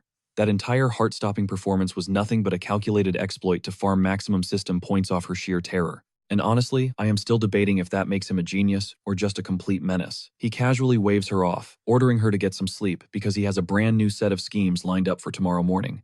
The system notification happily dings again, throwing another 1,000 points at him as he steps out the door. Left behind in that gorgeous crimson dress, Nanfong exhales a massive sigh of sweet, sweet relief. Meanwhile, the passive villain income just keeps flowing effortlessly into his pockets. Stepping out into the cool midnight breeze, he stretches his arms trying to figure out exactly which unfortunate soul he should drag into helping him. Butcher that colossal dragon corpse sitting inside his inventory. Normal teenagers stress about passing their exams, but our guy is out here managing mythological beast logistics. Right on cue, a gorgeous silhouette emerges from the silver moonlight. It is Jiyuan, the beautiful niece of the moon goddess, playfully pouting that ever since he claimed his very own mountain peak, he has completely abandoned his visits to the celestial palace. She refers to herself with such sweet intimacy, but that underlying protective possessiveness is practically leaping off the screen. But Qinfeng does not even flinch. He fires right back, reminding her that ever since they were kids, he promised to repay her for saving his life by offering up his entire body. The sheer confidence of that line delivery is so incredibly lethal, it should be registered as a forbidden martial art. Flustered, Jiyuan softly calls him a troublemaker, while a deep red blush spreads across her cheeks. But then her tone shifts into a jealous pout, complaining that his eyes are always locked onto her aunt. She boldly hints that she is perfectly available for his smooth talking too. This niece is out here fighting a turf war against her own blood relative, just for a crumb of his attention. And let us be honest, both of these women are top-tier visual powerhouses. Suddenly though, she drops the flirting, and her expression turns dead serious. At first light tomorrow, he absolutely must follow her directly to the prestigious Tianhong Academy, because the legendary 6 emperor deities have stepped in and personally selected an elite master to guide his path. And I have to say, the way the artist rendered her glowing eyes, reflecting that silver moonlight, makes it incredibly tough to pay attention to this crucial plot drop. Hearing this, Qinfeng's eyes instantly narrow with sharp curiosity. He demands to know exactly who he is meeting. Leaning in, she explains, they are about to introduce him to the absolute apex of intellect within the entire Yinya dynasty. A supreme master of strategy, ancient calligraphy, spiritual painting, brutal martial arts, divine alchemy, legendary weapon, forging mystic runes, and even unlocking forbidden physiques. A smirk crosses Qinfeng's face as he instantly drops the name Emperor Shu, and the way he figured it out instantly tells you this idiot actually pays attention when it matters. Shi Wang is shocked he guessed correctly, and he just laughs, saying it's because he's also knowledgeable. The narcissism levels on this man are clinically fascinating. But Qinfeng brings up the real question. Emperor Shu is disabled, so why would the 6 emperor deities assign him as a master? Shiran wraps herself in a red cloak and explains they see potential in Qinfeng to stimulate Emperor Shu's comeback. So basically he's being assigned as motivational therapy for a washed-up legend. Qinfeng processes this for exactly half a second before asking how exactly he's supposed to stimulate someone, and then his brain takes the worst possible detour as he imagines himself cross-dressing to seduce Emperor Shu. The mental image he's conjuring with that outfit and pose would absolutely get this scene flagged by content moderation. He screams that if they want him to do that, it'll cost extra. And the sheer panic on his face is the funniest thing this episode has produced so far. But now we flash back 100 years and suddenly Emperor Shu's past unfolds. Back in the day, this man was a bona fide celebrity. Women screaming his name, confessing their love, collecting his poetry. He was the original K-pop idol of the cultivation world. The narration paints him as one of the 4 outstanding figures of the ancient wilderness. Profound knowledge, devastating, looks terrifying, power, a complete package walking around with a fan, looking like he was specifically manufactured to make other men feel inadequate. Then, he met a woman, and they privately pledged eternal love under cherry blossoms because, of course they did, she's gorgeous. Green dress, gentle smile. And Emperor Shu actually looks happy for the first and probably last time in this story. She gave birth to their son, but the servants took one look and started screaming that it was a monster. Because his wife was a demon with deer antlers, and their kid inherited the non-human features, the fairy tale just smashed headfirst into racism. Emperor Shu shows up with a sword and an entourage, muttering that she shouldn't have lied to him. Whether she hid her demon identity or he knew and is crumbling under pressure isn't clear yet, but his followers have already drawn their blades. She holds up their baby boy and begs him to look at how cute their child is, how peacefully he sleeps while a sword is literally inches from her face. This is one of the most genuinely heartbreaking panels in this entire series. His followers pile on the pressure. Humans and demons walk different paths. The child is a half-monster, who'll be despised by both sides, and Emperor Shu needs to stop persisting in his mistake. They're giving him an ultimatum, and the weight of it is crushing him visibly.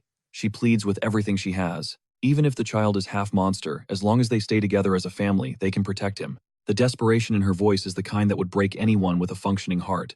And Emperor Shu's face tells you everything. Tears streaming, jaw-clenched eyes full of a pain that has no clean answer. This man is being torn apart between the world he belongs to and the family he built. He makes his choice. He uses his power to rip the baby from her arms, and she screams for him to stop. This is the worst possible outcome, and it's happening in real time. He drives a blade into the red bundle, holding his own child, and the blood splatters across his white robes. Emperor Shu just did something unforgivable, and every single person watching this knows it. The baby's body hits the ground, still wrapped in that red cloth, now soaked through with blood. The mother collapses to her knees, reaching for the tiny body. She's trembling over the bloody remains of her child, and the image alone is enough to make you want to reach into the screen and end Emperor Shu's entire existence. And something inside her snaps. Her true form erupts, a massive deer spirit blazing behind her with eyes burning green. And the rage pouring off this woman could level a mountain range. You do not touch a mother's child and live to brag about it. But the aftermath is somehow even worse. His followers casually announce, the demon has been eliminated, and walk away talking about how family matters are difficult.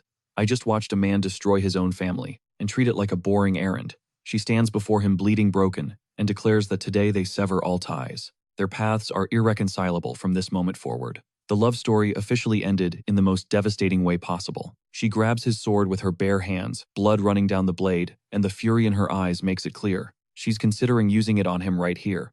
Emperor Shu closes his eyes and tells her to do it, that this is what he owes her. He's offering his life as payment, and the worst part is, he probably means it. She stands there, shaking with rage, tears mixing with blood, and every fiber of her being wants to take his head off. The sheer willpower she is showing right now is genuinely God tier. Instead of striking, she declares her love for him is officially dead, then violently buries her blade into the dirt right at his feet. Choosing mercy in this moment hits infinitely harder than a fatal blow. Emperor Shu can only stand completely frozen. Watching her silhouette fade into the dark woods, that steel is still trembling in the ground beside him, but he refuses to move a single muscle to chase her down. And unfortunately for him, the news travels fast. The entire realm turned against his legacy literally overnight. The streets are suddenly echoing with pure hatred, labeling him a heartless, ruthless, absolute piece of garbage. The ultimate idol everyone worshipped. Yeah, he just dropped to the most despised villain in existence. Suddenly, a raw egg smashes directly against his skull. A furious citizen screams at him to face his own pathetic reality. The same dude who had women constantly throwing themselves at him. Now he is literally getting pelted with rotting groceries. This has to be the most catastrophic downfall we have witnessed in this entire series. He just trudges blindly through the angry mob, completely drenched in random garbage. His eyes are completely hollow, yolk dripping down his face. Without uttering a single syllable, you are looking at a man whose soul has already left his body. While the villagers continue throwing vegetables, the narrator drops a massive lore bomb. The previously untouchable Emperor Shu completely isolated himself from the world after this disaster. He spent nearly 100 years just drowning his sorrows in liquor, slowly rotting away in the dark. A single horrible choice transformed a living legend into a tragic myth. Do you guys actually feel bad for this dude? Or did he totally deserve every single rotten tomato thrown his way? Snapping back to the present at Giju Peak Z, one wonders out loud if Emperor Shu is living with massive regrets. Meanwhile, our boy Qin Feng is having a total internal meltdown, because as a proud degenerate who obsessively stands catgirls and fox spirits, being linked to a monster who murdered his own half-demon kid, that is absolute public relations suicide. But then his gaze slowly wanders over toward the window, where Nan Fang is casually chilling inside. looking absolutely breathtaking in that crimson dress. And our shameless protagonist immediately loses focus. He literally starts plotting how to force her into a Catgirl cosplay by tomorrow. The insane whiplash from a devastating flashback to unhinged villain scheming literally gave me physical whiplash. Ziwan catches on to his sudden silence. She demands to know why he is completely zoning out, standing beautifully under the moonlight, looking insanely gorgeous with those pink locks flowing perfectly in the wind. She totally catches him, locking eyes with Nan Fang through the glass. And she absolutely loses her mind. She literally spent half the day begging her aunt just to get permission to sleep over at Guiju Peak. And this absolute clown has the audacity to stare at another girl, right in front of her face. The jealousy mode just activated at warp speed. She throws a punch that lands perfectly, but Qin Feng smoothly recovers. He pins her straight to the ground and smoothly whispers, "Would you rather I only stare at you?" And the dominant way he is hovering over her right now, this just turned into a completely different genre than either of them anticipated. Ziwan's face explodes into a bright tomato red as she stammers out, "You absolute jerk." All that fierce anger instantly melting into pure flustered panic. Her defenses are nowhere near strong enough to handle his flawless counterattacks. Then Qin Feng casually stretches and actually complains about being sleepy, acting like he didn't just completely short-circuit this poor girl's entire brain. Exactly 3 seconds ago, Ziwan reaches out her hand. Flashing those mesmerizing eyes, she softly suggests they head back to bed. Between that stunning outfit, the bashful look, and her pink hair glowing in the moonlight, I seriously need to sue the illustration team, because my heart cannot physically handle this level of peak character design. He gently grabs her hand, and the sparkling bubbles overflowing in this panel are hilarious. It genuinely looks like a pure romance webtoon got lost, right inside a dark villain cultivation plot. She flashes a breathtaking closed-eye smile and sweetly agrees, showcasing literally the most innocent expression we have witnessed in this entire series. We must protect this precious girl with our lives. But then the scene abruptly cuts to them, literally sharing a mattress, snuggled up directly beneath the blankets. And Qin Feng, you incredibly lucky plotting menace, keeping a literal royal princess in the guest quarters while holding a divine goddess's niece in your personal bed, that is an absolute god-tier flex that defies the laws of physics.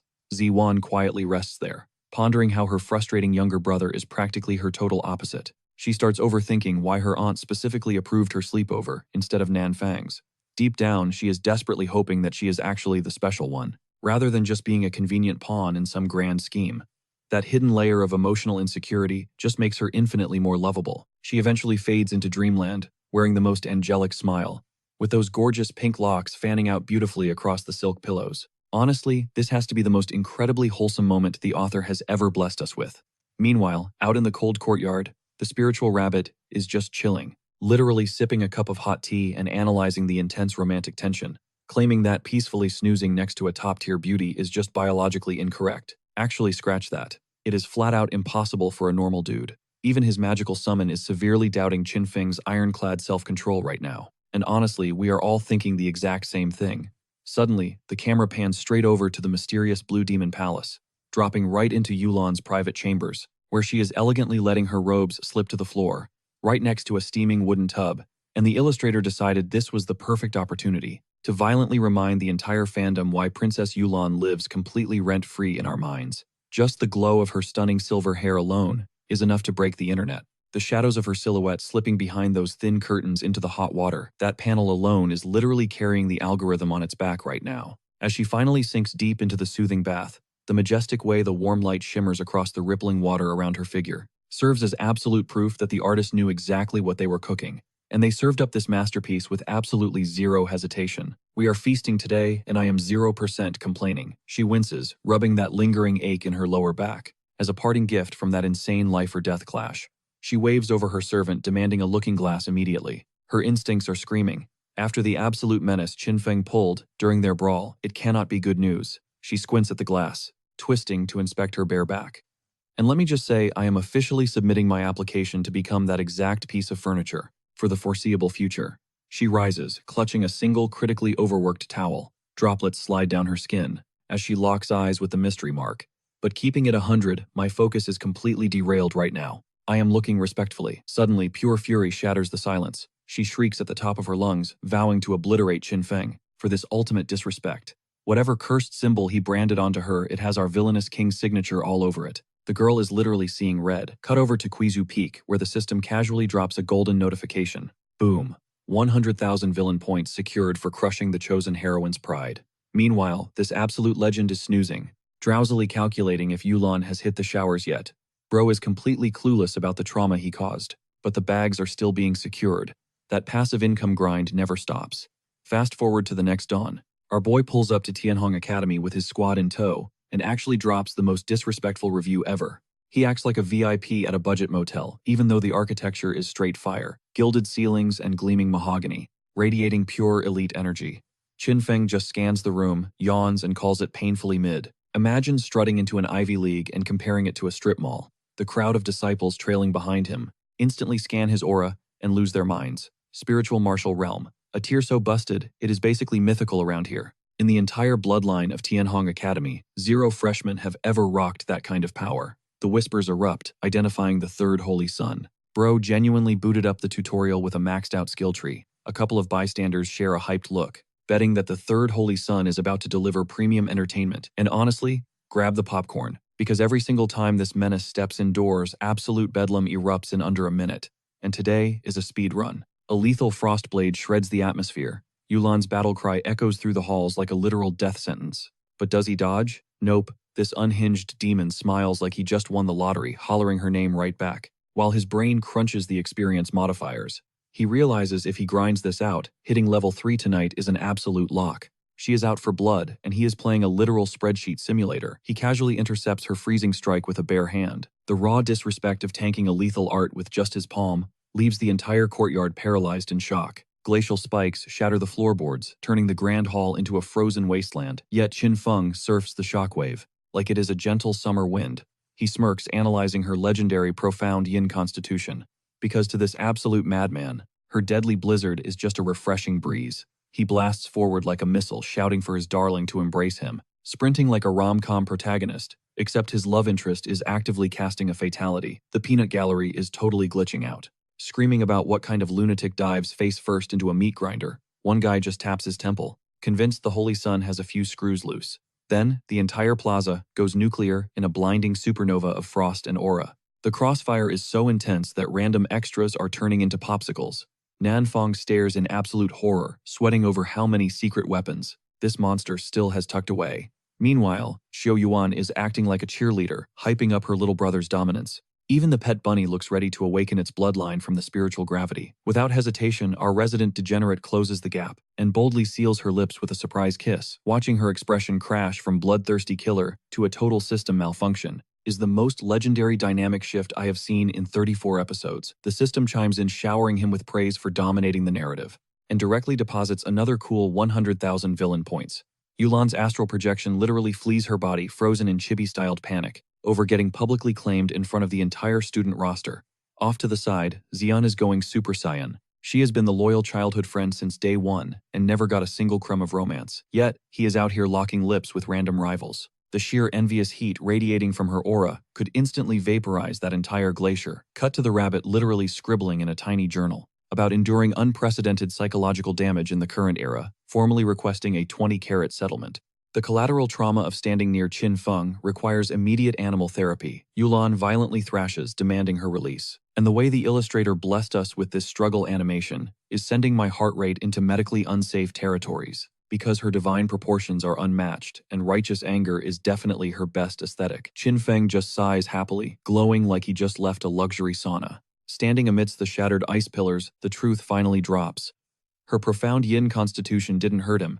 It actually supercharged his heavenly tyrant body. This girl literally gave him a massive buff while trying to end his whole career. Yulan lunges forward, swinging her blade with pure lethal intent. "Watch the blade," she screams. And honestly, the way her battle robes flow in the wind is straight up criminal. But Qin Feng slips past her guard without breaking a sweat. Yulan's expression instantly shatters, from burning rage to absolute confusion. None of her deadly strikes are landing, and this absolute menace is just smirking right in her face. She stumbles backward, desperately clutching her robes together. You, she stammers. Right on cue, the system chimes in. It casually rewards him with another 100,000 villain points just for bullying the chosen daughter.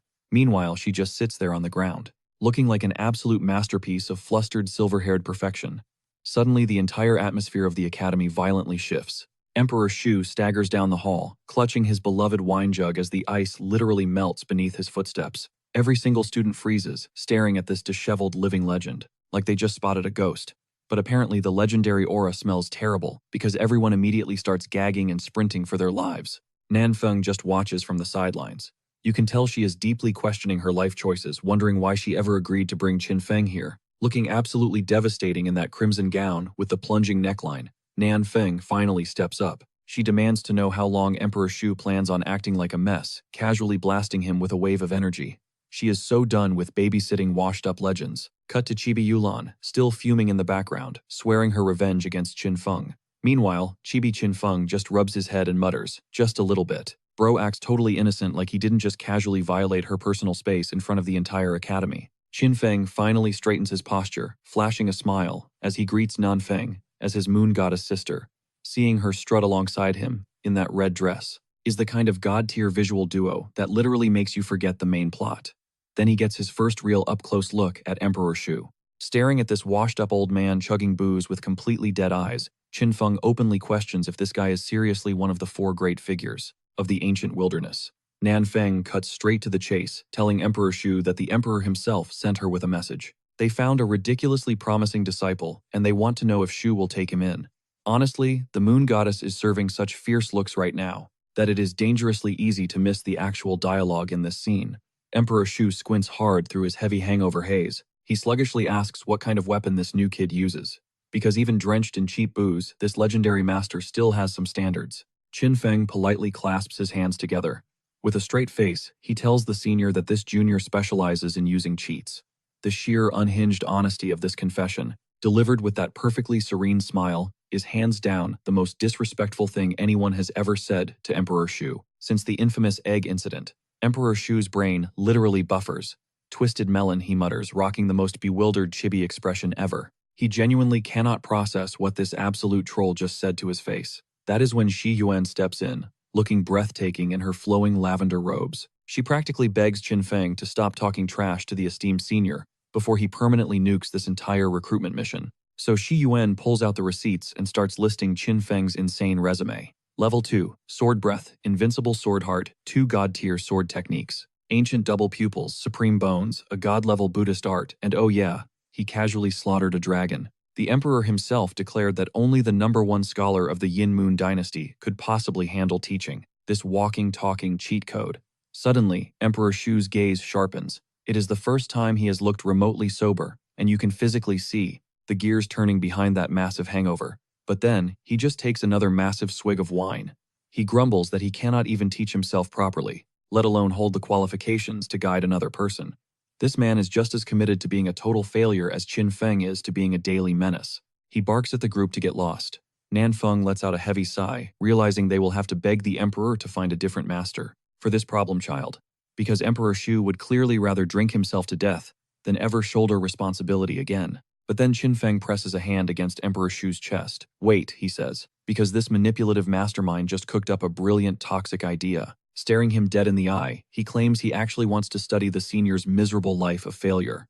The horrified chibi reactions from Nanfeng and Shi Yuan in the background tell you everything you need to know about how completely unhinged that statement was. And then, this absolute clown starts aggressively flexing every single talent he possesses. He brags about mastering god-tier arts at birth, shattering cultivation realms before he could even walk, and how his life is just way too tragically easy. Can you possibly understand this kind of pain, he asks. Bro is literally speedrunning. The world's most toxic, insufferable humblebrag. Emperor Shu just stands frozen, white-knuckling his wine jug. He cannot even form a single coherent sentence, because in 100 years of bitter isolation, no one has ever possessed the sheer audacity to disrespect him like this. Suddenly, Qinfeng drops to his knees. He dramatically begs to stay by Emperor Shu's side, promising to drink heavily every single day, wander aimlessly, and completely trash his own glorious future together. Nanfeng violently facepalms, finally realizing her fatal mistake was vastly underestimating this kid's terrifying talent for psychological warfare. Chibi Shi Yuan and Nanfeng clutch each other in panic, physically feeling the legendary master's rage boiling over. Nanfeng screams that they are all about to get blasted into the stratosphere. But against all odds, Emperor Shu simply opens his mouth and says, "Whatever you say." Qinfeng fires back without missing a single beat. "You got it, master." Honestly, I cannot even tell if this mythical powerhouse just got totally played, or if his soul is just so exhausted that he straight up surrendered. Our boy pivots around, flashing a wickedly toxic smirk and a thumbs up. Operation Troll is officially a go, because taking a massive rejection from a legendary hermit and spinning it into a full-blown apprenticeship using absolute meme-level audacity, that is peak Chin Feng behavior. Ziyuan and Nanfeng are completely paralyzed. Their jaws practically hit the dirt as they question reality itself. They just watched a masterclass in pure psychological manipulation. Stepping back out into the open air, a massive mob swarms the academy gates. The chaotic buzzing instantly hooks Chin Feng's radar. Nanfeng declares her mission accomplished. The apprenticeship is secured, so she is tapping out. She orders our main character to grind hard and actually focus on his cultivation journey. She is radiating that strict older sister aura, even though her wardrobe screams maximum hazard. Chin Feng tosses up a lazy wave, that signature smirk plastered on his face. Loud and clear, Sister Moon Goddess. He sounds exactly like a toddler, getting ditched at a summer retreat. But Ziyuan instantly jumps into the mix. She begs her aunt to let her enroll at Tianhong Academy too. And let us be real here. Her academic drive is purely fueled by a desperate hard-eyes obsession with Chin Feng. Nanfeng steps up with some god-tier auntie wisdom. She tells the girl to chill out and give the guy some breathing room. Then she casually mentions that her pet rabbit will serve as a permanent babysitter. The tiny furball just stares blankly, completely accepting its tragic destiny. But hold on to your seats, because the plot is about to thicken. As Chin Feng strolls through the streets, a massive crowd completely surrounds him. Some random dude named Chen San steps up. He practically begs to become Chin Feng's eternal servant by accepting the immortal slave mark. Then he literally offers up his little sister Kexin, like she is some kind of VIP bonus prize. She is trembling with this adorable shy aura, making it painfully obvious she never signed up for this nightmare. Chin Feng arches a single brow. That lethal, predatory grin creeps across his face. As he shoots back, "What is the play here? Are you literally gifting me your sister?" Because naturally, his degenerate mind zeroes right in on the catch. Chen San starts sweating a literal ocean. He stutters out that serving the Holy Sun and taking the slave brand would somehow benefit his sister. But his voice completely dies in his throat. As the sheer creepiness of his pitch finally catches up to him, Chin Feng brutally rejects the offer. He coldly states they are just trying to leech off his status, while the brother plans to siphon his spiritual energy. This random duo really thought they could outsmart the master. His villain system has his scam radar tuned to absolute perfection. Standing alone in an empty courtyard, he suddenly whispers, "Where is she hiding?" His focus entirely shifted from random background characters straight to his ultimate prize. And boom, there Yulan is. Her flawless silver hair shimmers under the sunlight from across the courtyard. Chin Feng's eyes ignite with absolute joy, like a gamer spotting a hidden treasure chest. Right before the final boss, he casually glides up right behind her with a breezy, "Hey there, fancy meeting you." The sheer reckless audacity, walking up to a lethal beauty who tried to sever his head just 20 minutes ago. Give this man a medal for pure insanity. Yulan's aura instantly spikes with hostility. She orders him to back off. Meanwhile, Chin Feng is running rapid mental calculations. He is barely 3,000 villain points away from hitting that massive 500,000 milestone. And this fiery ice queen, she is his personal rage-fueled jackpot. She violently snatches him by the collar, screaming to know what his problem is. And this absolute menace stares back with wide, innocent puppy eyes. "Will you get mad if I tell you?" he whispers. Will she get mad? This dude is masking a literal death wish behind elite-level Riz. Yulan absolutely erupts. A terrifying blizzard of frost energy explodes around her. Her voice shakes with pure fury as she snarls, "I am." The way she looks right now, threatening absolute murder, it is dangerously intoxicating. A divine masterpiece of lethal beauty from head to toe. Really angry, she finally roars. She rockets toward him with enough devastating force to shatter a mountain. But his instincts are flawless. He effortlessly tracks her strike, reaching out with terrifying calmness. Her eyes blow wide open in shock, realizing her fatal mistake entirely too late.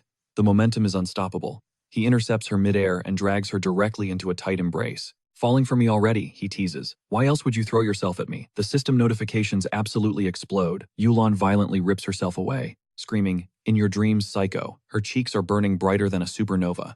Right on cue, the system chimes in, dropping another massive 100,000 points into his account. She staggers backward, her elegant robes fluttering wildly. Her icy facade is completely shattering, right down to its core. Yet, even while drowning in panic and rage, she aggressively steps back into his personal space, fists locked and loaded. Let me be entirely honest with you guys right now. The sheer intensity of Yulan's glare mixed with that furious blush is inflicting critical damage to my soul. Our boy just casually tilts his head. "Are you sure about that?" he purrs softly. That single line, paired with his devilish grin, strikes deeper than the most devastating sword art in the entire cultivation universe. Her emotional defenses are totally obliterated. Fast forward half a month later, Qin Feng is lazily sprawled beneath a massive ancient tree. Empty liquor jugs litter the ground, bordering a terrifyingly huge impact crater. Our resident menace looks like he has been on a legendary bender. Suddenly, Emperor Zhu drops from the sky, instantly demanding to know how this absolute madman, hitting the 7th level of the spirit martial realm in just 2 weeks, is a legendary feat. But doing it while getting absolutely wrecked on booze every single day, that is just pure, unadulterated madness. The old master shakes his head. He tries to snap the kid back to reality, warning him that this reckless path will shatter his foundation entirely. But Qin Feng is slumped hard against a massive ancient tree. He guards his half-empty cup with a death grip, treating the cheap booze like a divine tier artifact. Peeling one heavy eyelid open, our boy smirks and slurs out. Go on, like, what exactly? Little does the old man know this homemade brew is practically a cheat code. The potent liquor is actually jump-starting the evolution of his heavenly tyrant body. That is right. This epic bender was actually a hardcore training montage in disguise. Frustrated beyond belief, Emperor Shu barks at him to get up. He reaches down to drag this absolute disaster of a disciple out of the dirt. Because even a centuries-old hermit hits a breaking point when watching raw talent flush itself down the drain. But Qin Feng latches onto his robes with a wicked scheming grin spreading across his face. If you feel that bad for me, how about a little favor? Because with this guy, every single breath is just another opportunity for a masterclass scam. Without missing a beat, he tears open a spatial portal and casually requests the Grandmaster to butcher the giant dragon chilling in his inventory. He drops the favor like he is asking a buddy to take out the weekly trash. Suddenly, reality shatters. A colossal purple leviathan erupts from the void, sending out terrifying shockwaves that instantly flatten the surrounding terrain. Glowing crimson eyes lock onto them. You can tell this beast is ready to file a very violent noise complaint about its cramped living conditions. The old master sighs and agrees to dismantle the towering beast. But beneath his annoyance, genuine worry clouds his eyes regarding the damaged foundation of his student. It hits right in the feels. Seeing this washed-up legend actually care about the chaotic gremlin who fully conned his way into an apprenticeship, but plotting an emotional moment, denied. Qin Feng has already teleported into the wind, leaving nothing but dust and a cheeky thank you echoing behind. See you never. The silence breaks as Emperor Shu suddenly shrieks in pure agony. My precious wine, the absolute menace, just looted his entire legendary cellar. The grand heist was the endgame from day one. Left alone with a towering, furious dragon shadow looming over him, the master can only rub his temples and mutter in defeat. You can practically taste the existential crisis as a supreme being realizes he just got finessed by a teenager. Meanwhile, we cut back to the Tianhong Academy. The scene opens on Yulan inside her private quarters. She is desperately gripping her robes together, face burning red as she screams at our boy to get the hell out. And let us be totally honest here. The cinematic angle the artist blessed us with right now, it fully explains why this absolute degenerate risks his life coming back for more. The camera zooms in on her heavily flushed cheeks. Her slender hands clutch the fragile fabric, while those piercing sapphire eyes shoot literal murder rays at him. I need the entire studio behind this character design to know. You have permanently altered my brain chemistry and ruined my ability to focus. But this fearless lunatic, he is just casually spinning a stolen piece of delicate silk on his finger, mocking her declining embroidery skills. A crisp notification chimes in as the system dumps another 100,000 villain points into his account. Why? Because he has turned this chaos into a daily routine. He has stolen so much that he is actually critiquing the stitchwork. The man is a certified phantom thief of innerwear, and Yulan absolutely loses her mind. She explodes, shrieking that every single piece of that intimate apparel is personally hand-stitched by her own 2 hands. But since this menace raids her wardrobe every 24 hours, her midnight sewing sessions literally cannot keep up with his insane looting speed. This has to be the most diabolically unhinged farming strategy in the history of villain systems. Completely caught in the act, Qin Feng does not even blink. He strikes a righteous pose and claims, "How can the refined borrowing of a scholar be called theft?" Yulan just stares at him with eyes devoid of life and spits back, "You, a scholar." The comedic delivery is absolute gold, and honestly she is entirely correct. We get a gorgeous close-up as she turns her head and scoffs in pure disgust. That heavy blush creeping up her neck, paired with absolute hostility, it creates hands down the most dangerous and captivating expression this series has ever dropped. We are truly feasting on peak content today. Getting back to business, she issues a lethal warning. "Keep testing my patience, and you will leave in a body bag." Without skipping a heartbeat, he smirks and challenges. "Oh, let us see what you got." Because pure, unadulterated escalation is his primary love language. Bam! His fist slams into the wall right beside her head, locking her into a flawless textbook wall trap. Yulan is forced to look up at him, staring deep into his soul with those trembling sapphire eyes. Suddenly, the raw fury in her gaze melts into an entirely different, far more lethal type of tension. The breathing room between them evaporates. And for the first time ever, the mastermind brain of Qin Feng totally glitches out. Wait, why is she not fighting back? Even crazier, the system notifications have gone completely silent. 0 villain points are rolling in, and his chaos-driven brain cannot process the romantic math happening here. Then the horrifying realization hits him like a runaway freight train. Hold on a second. Is this woman actually trying to harvest my god-tier looks? This absolute clown just spent 10 minutes terrorizing the strongest heavenly daughter alive. Yet he immediately rips himself away, slapping on an ice-cold protective glare. He violently crosses his arms and declares, "Do not even dream of claiming this premium package for free." Meanwhile, Yulan is left standing frozen against the wall, with literal question marks orbiting her beautiful head. Chat, you have to tell me, was this the most tragic romantic fumble or the most galaxy-brained bait in cultivation history? I honestly cannot decide. Anyway, fresh off that absolute masterclass in romantic self-destruction, our boy finally settles down to check his loot. His jaw drops as he realizes he has hoarded over 1,000,000 villain points from his relentless campaign of chaos and thievery. Zero hesitation. He smashes that system purchase button with the unhinged energy of a whale speedrunning a new gacha banner, tossing 2 glowing golden foundation pills into his mouth like cheap candy.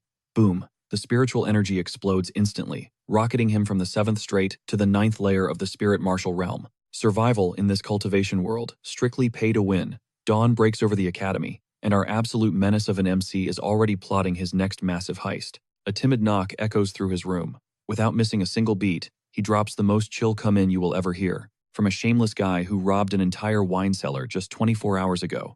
The door creaks open, revealing a literal goddess stepping into the room. She balances a plate of jujubes like a VIP server at a luxury resort, and let me tell you, that crimson dress she is rocking, it is pushing the age rating to the absolute limit. She offers him the snacks, but our dense protagonist completely ignores the breathtaking view. Bro switches straight to hustle mode. He demands to know when the Yin Moon Empire is dropping those captured Tianzi elite students, because that 15-day timer just hit 0. He casually crunches into a jujube, instantly recoils in absolute disgust, and orders her to scrub them clean. Her jaw practically hits the floor in shock, so this menace literally yells the command again. Scrub. She furiously reminds him that royal great Shia blood flows through her veins, but our guy just hits her with a blank stare, acting like rinsing some snacks is not a federal crime. The sheer aura of disrespect radiating off him is truly off the charts. Let us pause for a quick lore drop. This gorgeous royal used to be the emperor's golden child, deployed strictly to oversee the brutal survival exams. Instead, her entire elite squad got locked behind bars, and her main powerhouse Fang Cheng vanished into thin air. And honestly, the way that stunning outfit highlights her raging temper is a cinematic masterpiece on its own. She absolutely explodes, screaming about how a supreme royal got degraded to a literal house servant. Ding! The system effortlessly farms 2,000 villain points off her trauma, because in this universe, royal tears equal massive profit. Meanwhile, Qin Feng blinks in genuine confusion. He realizes the word scrub carries a deeply spicy double meaning here. You can practically see the gears turning in his head. As he figures out her mind went straight to the gutter, he dangles the sticky fruit in her face, demanding she dry her tears. Because he literally just wanted clean snacks, he completely violates her pride, calling out her incredibly down-bad imagination, before banishing her back to the hotel. The very microsecond the door clicks shut, our master scammer smirks. Time to milk some rich kids dry, because the villain hustle is eternal. Scene change to the Yin Moon dungeon. Though calling this luxury hotel a prison feels like a massive stretch. A heavily armored guard approaches, nervously asking if the elite Tianzi hostages are actually getting freed. Qin Feng hits him with a smooth yes, dripping with fake Holy Sun authority. He finesses the iron keys instantly, name-dropping the Emperor like they are best friends. Inside, he is doing backflips, thrilled that his living, breathing piggy banks did not despawn before payday. Heavy iron gates swing open. He loudly proclaims their absolute freedom, all courtesy of Princess Nanfang's supreme grace. The captive elites instantly break down in pure, unfiltered joy. These battered warriors clutch the steel bars, weeping about their miraculous salvation. They chant the Royal Highness's name to the heavens, completely blind to the absolute financial devastation heading their way. Because the trap is finally springing, Qin Feng raises a single menacing finger, his charity definitely not free. He politely requests 1,000,000 spirit stones per soul. You can actually pinpoint the exact second their hopes shatter. He leans into the shadows, whispering how their precious princess begged on her knees, serving him tirelessly at Quizu Peak for 15 straight days. So are these noble warriors truly going to cheap out over a few measly glowing rocks? The psychological warfare this man wields is legitimately terrifying to witness. The dungeon erupts in absolute fury. They accuse him of preying on her vulnerability, screaming about his sickening audacity. They vow to snitch to the Emperor immediately. You have to respect their die-hard loyalty, even if they literally possess zero bargaining power. But our villain protagonist does not even flinch. He instantly weaponizes their own guilt against them. He casually reminds them of their pathetic failure to protect her, forcing the royal princess to sacrifice her own dignity, just to keep their worthless lives intact. Safety.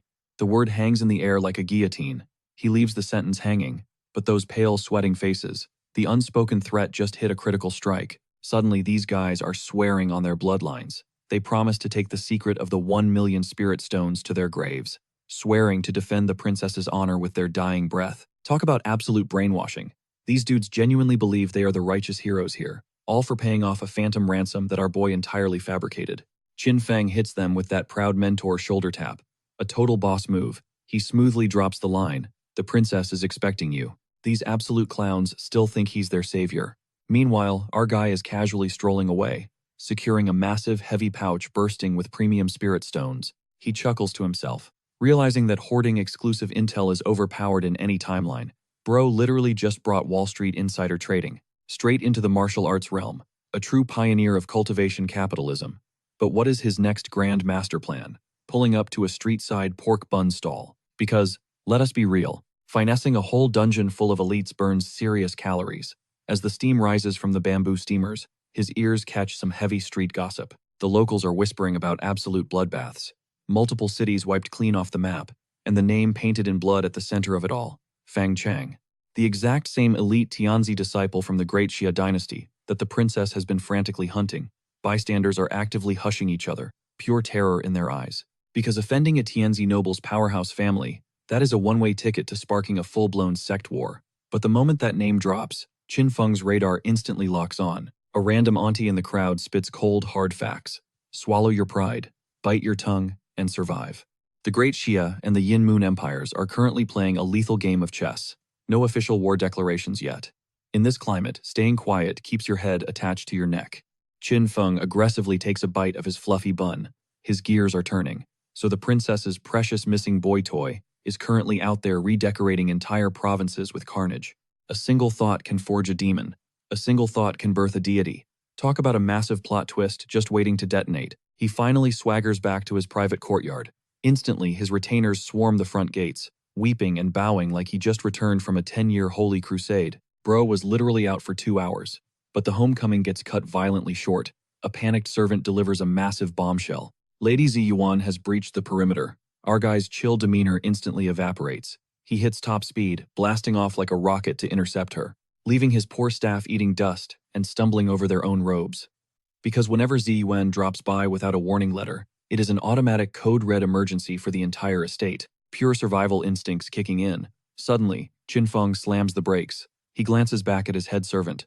The dude is just staring at him with the most bombastic side-eye ever recorded, audaciously asking if the young master has been out flirting with random maidens again. Because honestly, that is a weekly hazard in this specific household. Cue the enraged chibi transition. Qin Feng throws a massive tantrum, furiously defending his honor, spouting some nonsense about inheriting the supreme elegant art of effortless charm. But the brutal reality, his own crew immediately assuming he committed a felony, is a massive red flag on his permanent record. He aggressively straightens his collar. Clearing his throat, he declares he will handle the guest. Behind his back, the servants are literally communicating, purely through heavy skepticism. The biggest doubters in the entire martial realm. He marches toward Ziyuan's quarters, every footstep echoing with heavy main character determination. He throws open the heavy wooden doors, only to witness absolute domestic terrorism. Ziyuan is going full hurricane mode, shattering priceless porcelain and violently tossing mahogany chairs. He just freezes in the doorway, silently judging this aggressively chaotic interior design choice. Suddenly, she spins around like a viper, launching a high-speed projectile straight at his skull, screeching about his absolute audacity to show his face. Now, let us take a moment to appreciate the visuals. Because her outfit, while committing severe property damage, it is a lethal critical hit to my actual heart rate. Still, our boy does not even blink. He snatches the flying cushion out of midair with one hand, serving ultimate deadpan energy. When you dodge lethal assassination attempts from gorgeous women every single Tuesday, dodging a fluffy pillow is not even a warm-up exercise. She absolutely loses her mind over his bored face, screaming that she is going to snitch to her aunt, and honestly chat, this chaotic pink-haired menace. Draped in that stunning lavender silk, flashing those sapphire blue eyes, she is radiating supreme villain-era vibes while looking flawlessly majestic, an aesthetic that should literally be illegal. But suddenly, the playful atmosphere violently shatters. Qin Feng's eyes turn into absolute glaciers. He drops a sentence that plunges the room to absolute zero. "You are not Ziyuan." The fake instantly shifts into innocent victim mode, stumbling backward, flashing doe eyes, desperately stammering that she has no idea what he means. But the cold sweat dripping down her neck gives it away. Qin Feng just tilts his head. Oh really? Boom. He detonates his spiritual pressure. The air turns suffocatingly heavy. He is about to paint these walls with a very different shade of crimson. Realizing she is busted, the fake instantly sheds her damsel disguise. She erupts with her own terrifying spiritual flare. A massive shockwave of cyan energy blasts outward, completely obliterating the roof and shredding the reinforced walls into splinters. The camera zooms in on her trembling pupils, pure, unadulterated shock, because the monstrous aura Qin Feng just casually leaked completely defies the logic of some brat. Stuck in the mere spirit martial realm, she grits her teeth, finally respecting his title, calling him the undisputed #1 prodigy of the ancient era. But flattery will not stop her. She demands the mythical dragon core and the sacred Buddha relics. Qin Feng's lips curl up, unleashing the most sinister diabolical smirk ever drawn on paper. He looks her dead in the soul and drops absolute heat. "I am the one who pillages the heavens. Nobody breathing has ever successfully robbed me. Cue the air horns." That is undeniably the coldest, most savage flex in this entire series. I will literally fight anyone in the comments who disagrees. The shapeshifter just smiles right back. Pitch-black malevolence starts twisting in the air behind her. "Oh, is that a fact? Then show me exactly what kind of trump cards you are hiding, little boy. And listen, the lethal combination of her deadly aura and that gorgeous face, it is making my survival instincts war with my literal heartstrings." She outright commands him to unleash his full terrifying potential, eyes sparkling with psychotic excitement, like she is unwrapping a bloody birthday gift. Instead of dropping a legendary domain expansion, our absolute fraud of a main character shrinks into chibi form and bolts. He is screeching for the moon goddess to save his life, proving his ultimate cultivation technique was literally just cardio. The fake assassin just stands there, buffering with the most adorable confusion. She was totally hyped for an apocalyptic showdown. Instead, she gets a grown man hitting Mach 3 in the opposite direction. His loyal retainers watch him torpedo past, shrieking for backup.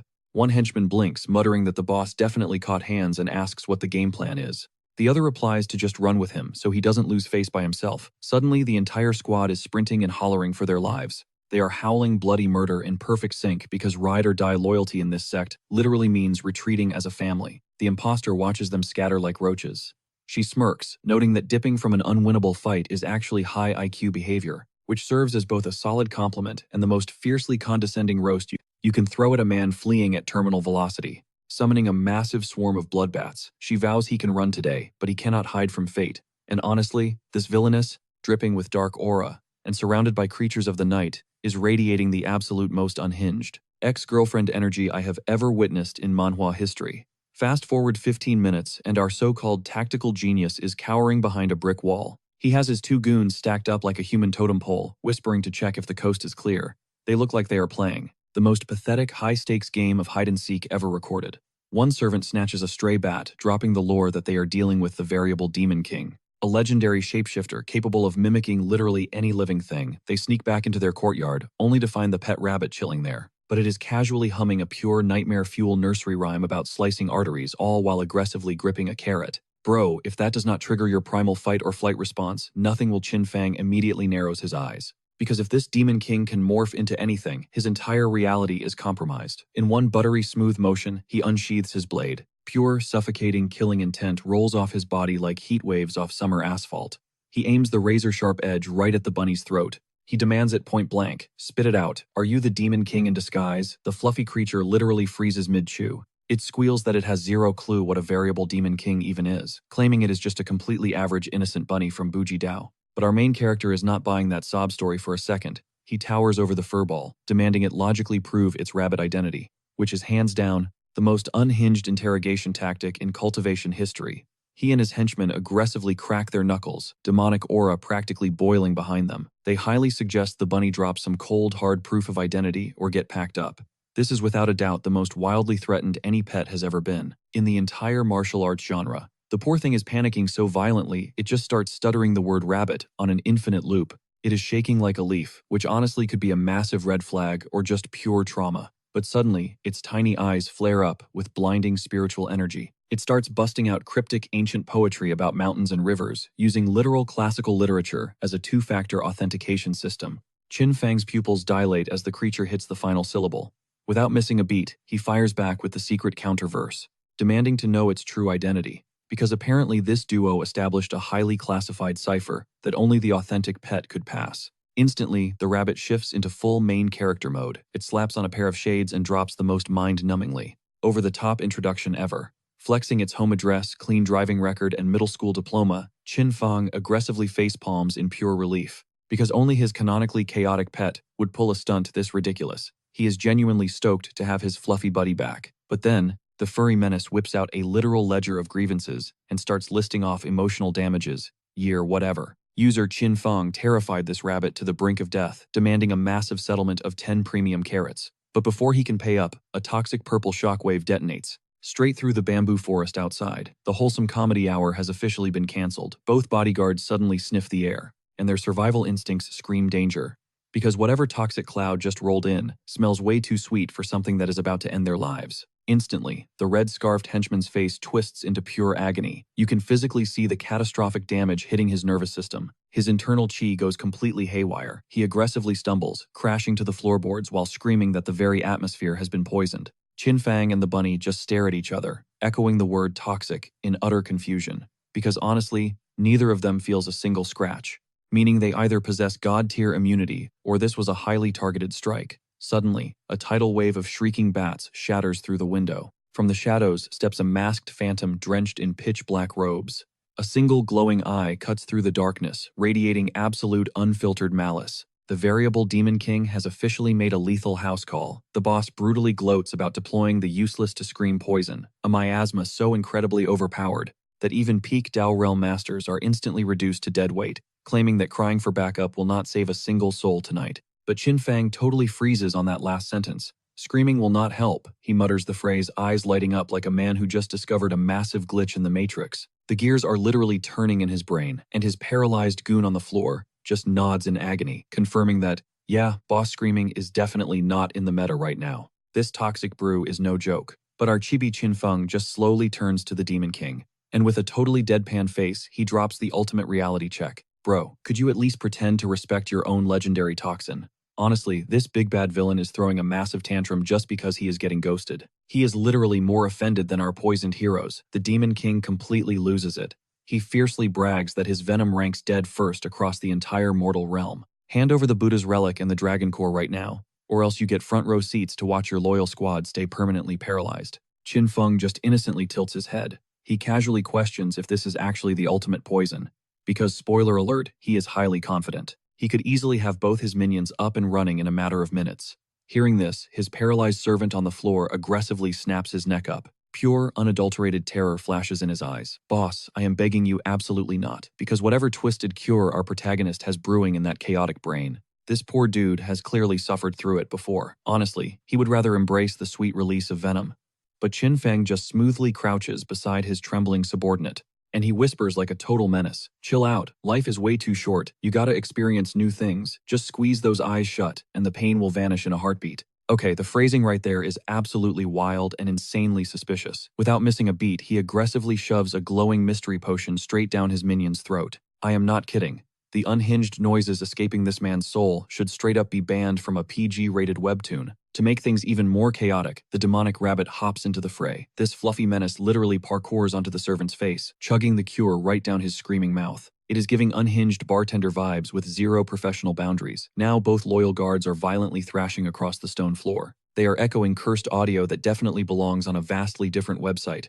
Meanwhile, our mastermind just scoffs. How on earth could my masterpiece be useless? Well, the cure is actually doing its magic, but those side effects, a literal nightmare. Smoothly pivoting back to the imposing Demon King, our boy flashes the most wickedly calculated smirk. He openly praises the useless-to-shout-loud toxin as an absolute stroke of genius. He desperately wants to add that recipe to his own arsenal. Plus jackpot. This edgy villain is not exactly the sharpest tool in the shed, making this a total cakewalk. He rises to his full intimidating height, and he unleashes the most bone-chilling flex of the entire episode. Let us pretend I actually hand over the Dragon Core and the Buddha's relic. With my god-tier talent, how many seconds do you honestly think it takes for me to completely outscale your power? And knowing my deeply petty personality, do you genuinely believe I would ever let you breathe another breath? The Demon King completely snaps. Then I will annihilate your soul right here, right now, before your potential even blooms. But Qin Feng, he does not even blink. Flashing that signature punchable smirk, he casually drops a massive reality check. Do you really think the Supreme Moon Goddess would ever let you walk away from this? Then he aggressively doubles down on the mental warfare. The Emperor of the Six Realms would personally hunt you to the ends of the earth. Just disrespecting the Yin Moon Empire is an automatic death sentence. Strike me down today and enjoy living in absolute paranoia for the rest of your miserable eternity. Suddenly, the almighty demon goes dead silent, and our absolute lunatic of an MC casually leans forward. He physically pats the utterly stunned villain on the shoulder. He starts lecturing this Dark Lord about checking his ego at the door. He tells him to use his brain before flexing his aura, because naturally, the ancient wisdom of a seasoned pro like himself is flawlessly accurate. Seeing this terrifying overlord completely buffering, getting scolded by his own captive, it is hands down the most hilarious shift in power dynamics that we have witnessed in this entire storyline.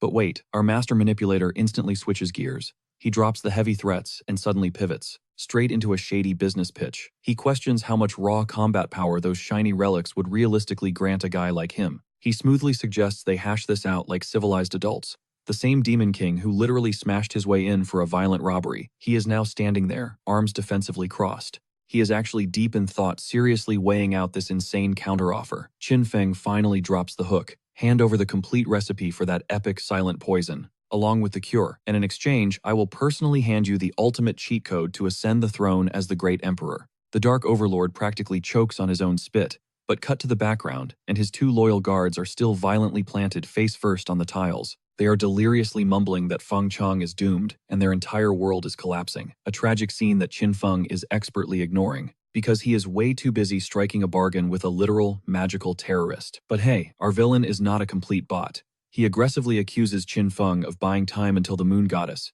descends from the heavens to bail him out. But does our madman panic? Nope.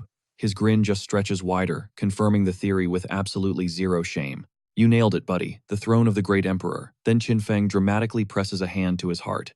He solemnly swears on his flawless honor as a righteous Confucian scholar that no lies will leave his lips today. He claims ascending the throne is as effortless as riding a horse. Honestly, that right there is the most terrifyingly deceptive sentence that has ever been uttered in this entire webtoon. The bewildered Demon King slowly mutters the phrase back to himself under his breath. As effortless as riding a horse, you can literally see the mental gears grinding behind his ominous mask. Because at the end of the day, blind greed is the ultimate puppet master. Seizing the moment, Qin Feng leans in dangerously close. He whispers a legendary question. Have you ever caught wind of a mythical fate known as the Six Emperors play? Suddenly, blinding sparkles erupt around them. It is giving high-end jewelry commercial aesthetics instead of a high-stakes hostage crisis. The villain's aura instantly crumbles. He shifts from an apex predator into a desperate VIP customer, frantically demanding the name of whoever holds this divine destiny. A genuine spark of thrill flashes in Qin Feng's eyes. Unbelievable. This gullible demon boss actually knows the lore of the Six Emperors play, which means this epic scam just leveled up into an absolute breeze. Just like that, the unholy alliance is officially locked in. The ultimate deadly recipe and its cure traded instantly for a list of destined emperors. These two menaces are literally doing a polite paper exchange in the middle of a war zone. It literally looks like a shady back alley business deal between a burglar and his victim, both of them just standing there, scanning their little slips of paper under the pale moonlight. And looking at those devious little smirks, I honestly cannot tell who finessed who harder. They both look like they just hit the absolute jackpot. Suddenly, the Demon King shatters into a massive swarm of shadow bats and dips out. He shrieks through the doorway that the great emperor throne belongs solely to him. Meanwhile, Qin Feng just stands there watching him leave, looking exactly like a proud father at graduation. And then, this absolute menace actually mutters to himself, saying he struggles to vibe with other villains because he is quote-unquote just not unhinged enough. Bro, that has got to be the single most delusional piece of self-reflection in the entire history of the cultivation genre. Now, pay close attention here. The Demon King touches down in a whispering bamboo forest, slowly unfolding the secret note. Qin Feng slipped him, the name written in ink, Feng Chang, and the Demon King is drawing a massive blank. He literally has zero clue who that even is, just standing there, surrounded by literal floating question marks. looking like a dude who just traded his ultimate forbidden technique for a random sticky note with a stranger's name on it. But hold up, because things are about to get incredibly dark. Over where Fang Chang actually is, the entire city has been completely leveled into an ocean of ash and slaughtered corpses. The sky itself is bleeding a sickly crimson, and a massive, terrifying demonic shadow is literally sprouting straight out of the physical body of Fang Chang. It whispers venom into his ear, taunting him that he is nothing but damaged goods now, forcing him to relive how Qin Feng utterly humiliated him, and how Princess Nan Feng threw him away like trash. All because he lacked power. Fang Chang is desperately begging his own hands not to take another life, but the inner demon just keeps pushing, screaming at him to embrace the absolute slaughter. To drown himself in endless power, Fang Chang violently clutches his own skull, screaming into the void for the voice to just shut up. Because this man is fighting a brutal, bloody war inside his own mind, and he is losing tremendously. Suddenly, heavy footsteps echo through the absolute carnage. Those sharp claws clicking against the blood-soaked wooden boards, they belong to exactly one entity. The Demon King rolls up to the massacre site, staring dead at the mountain of bodies. And he actually wonders out loud, is this really the legendary figure holding the Six Emperors' destiny? Wait, is it even a man or a woman? He genuinely cannot even tell through all the chaotic wreckage, and cue the sudden internal crisis. We got Chibi Demon King over here literally sweating bullets, completely torn between his burning ambition to seize the Emperor's throne and his personal moral compass, which is a wild dilemma that I never expected from a guy literally named the Variable Demon King. But spoiler alert, pure greed takes the wheel. That classic devious villain spark flashes in his eyes as he mutters, "Let us make a little deal, because apparently even legendary demons have a price tag." Bam. Scene cut straight to the breathtaking Blue Demon Palace. And this location is an absolute visual masterpiece. We are talking massive waves of cyan energy spiraling into the sky, looking exactly like a magical theme park castle. Except this one will straight up end your life if you step inside. Suddenly, a stunning silver-haired woman with sharp elven features spins around toward a massive set of heavy doors, trembling with pure excitement, because apparently her mother is finally breaking out of her deep cultivation seclusion. But hold on to your seats for a second, because we are about to officially meet the matriarch, and this girl is currently seeing red, swearing on everything that she will make her mother completely obliterate Qin Feng. Her face is completely flushed with blazing rage, while wearing an outfit that was very clearly engineered by an artist, who specifically wanted my eyes to struggle with screen focus, if you catch my drift. Meanwhile, snapping back to the private quarters of Qin Feng over in Kui Jufang, the entire squad is huddled around a massive wooden table that is absolutely overflowing with premium loot. Our guy Big Dragon has already sorted out all the heavy preparations, and let me tell you, the gear sitting on this table is absolute top tier. We are staring at a blindingly radiant golden longbow, plus a flawless set of dragon-scale armor, shimmering like it was meticulously crafted by a blacksmith, who heavily respects both max defense stats and supreme drip. Qin Feng gently picks up the dragon-scale chest piece, eyes wide with genuine undeniable awe as he asks out loud, "Which exact part of the beast did you harvest to forge this masterpiece?" Because even a powerhouse like him can feel the insane aura radiating off it. The master craftsman proudly steps up, explaining that it was woven from the ultra-rare soft scales of a dragon's underbelly, bound together by dragon tendons, and heavily enchanted in boiling dragon blood. Equipping this beast lets you casually tank a full-throttle nuke, straight from a terrifying Dao Realm cultivator. Bro, that is not just armor. That is literally a wearable game-breaking cheat code. Qin Feng's eyes instantly transform into massive sparkling stars, as he practically bear hugs the legendary armor against his chest, hyperventilating and repeating that it can actually block a Dao Realm strike, seeing this ruthless grown man cradling a piece of scaly metal, like a hyped-up toddler on Christmas morning, is just pure comedy. But here is the absolute game-changing kicker. The Kunlun Secret Realm strictly only permits young prodigies under the age of 30 to cross its borders, and absolutely nobody in this universe naturally hits the Dao Realm before hitting 30, which effectively means, with this armor equipped, not a single soul inside that dungeon can even leave a scratch on him. We are talking about literal walking invincibility with a stylish dress code. The man is out here shedding actual salty happy tears, squeezing the life out of his new legendary drop, and loudly praising it as a god-tier artifact. Honestly, the little pink hearts floating all around his head just absolutely confirm one thing.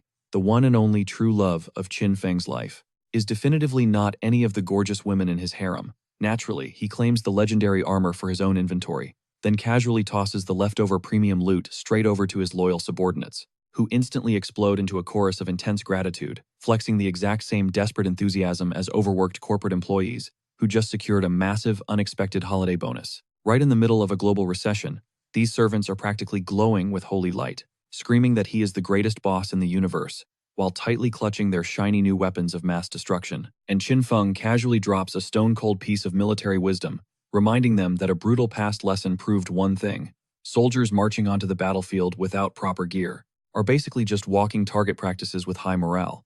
But suddenly, his genius brain completely pivots back to the grand strategy. He specifically wants to reserve that radiant golden longbow for a mysterious archer named Bai Ri, and his mind is already spinning with a dark plot to recruit a certain powerful woman, someone holding actual great emperor qualifications, and he plans to do it by forcefully branding her with the legendary immortal slave mark. The terrifying fact that this absolute psychopath refers to brainwashing as simple recruitment is deeply, deeply concerning. But there is one massive glitch in his master plan. Our boy is completely out of available immortal slave mark inventory slots. Our guy is racing against the clock. He desperately needs to smash through to the Dao realm to unlock 2 more stages before the Kunlun secret realm officially opens its doors. Talk about a ticking time bomb.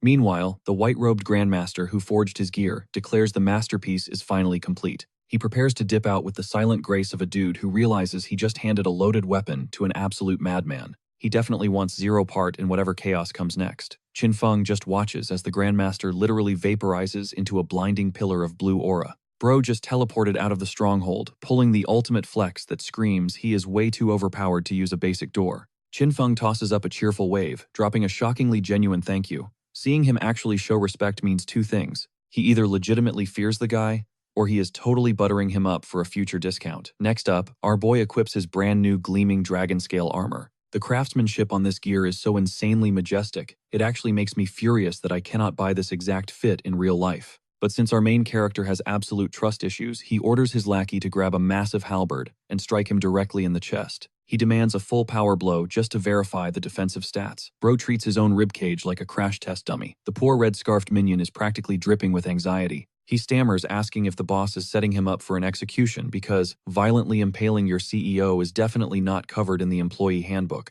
Right before the deadly strike lands, a tiny, fluffy paw stomps down hard, and the demonic rabbit screams at them to hit the brakes. The furball crashes the testing session frantically, warning them that the well-endowed sister has just breached the perimeter with heavy backup. The sheer fact that this magical beast assigns codenames based strictly on physical proportions is honestly the most undeniably legendary move in the entire series. The servant just blinks in utter bewilderment, completely clueless about the target identity. Come on, my dude, use your imagination. That extremely specific description really leaves zero room for misinterpretation. Suddenly, a furious shriek shatters the courtyard silence, demanding Qin Feng show his face. 2 incredibly intimidating silhouettes block the entrance, emitting an aura that screams they are here to collect blood money. And there she stands, her flawless silver hair flowing like a waterfall of ice, rocking an icy blue battle dress that the artist definitely designed to completely obliterate my sanity, boasting a legendary physique that violently defends the rabbit and its ridiculous naming system without a shadow of a doubt. It is the Blue Demon Princess in all her breathtaking glory, and my heart cannot take this frame. The rabbit quickly drops the actual intel. She brought the entire royal demon squad to collect his head, but this absolute madman just smirks, nodding like he is clocking in for a retail shift. How does he counter this lethal threat? Bro casually strolls out and instantly drops the baby nickname on her. He audaciously scolds her for not giving a heads up that his future mother-in-law was visiting. This lunatic just marched into a literal war zone and weaponized the situation into a spicy couple argument. The 3 elite elders backing her up instantly, paralyzed in pure shock. One elder stutters the pet name in absolute disbelief.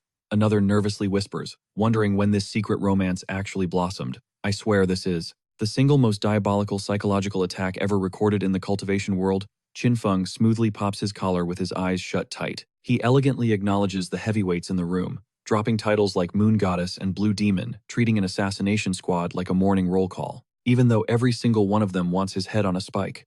Then he boldly snatches her hand softly, asking if she is still throwing a tantrum. The sudden explosion of pink aesthetic and romantic sparkles flooding the panel confirms one thing. The illustrator entirely ditched the martial arts genre to give us a pure romance beat. She violently snaps back her majestic silver locks, whipping wildly. In a fit that should literally be illegal in 3 different realms, even while radiating pure lethal fury, she somehow remains breathtaking enough to destroy every single rational thought in my brain.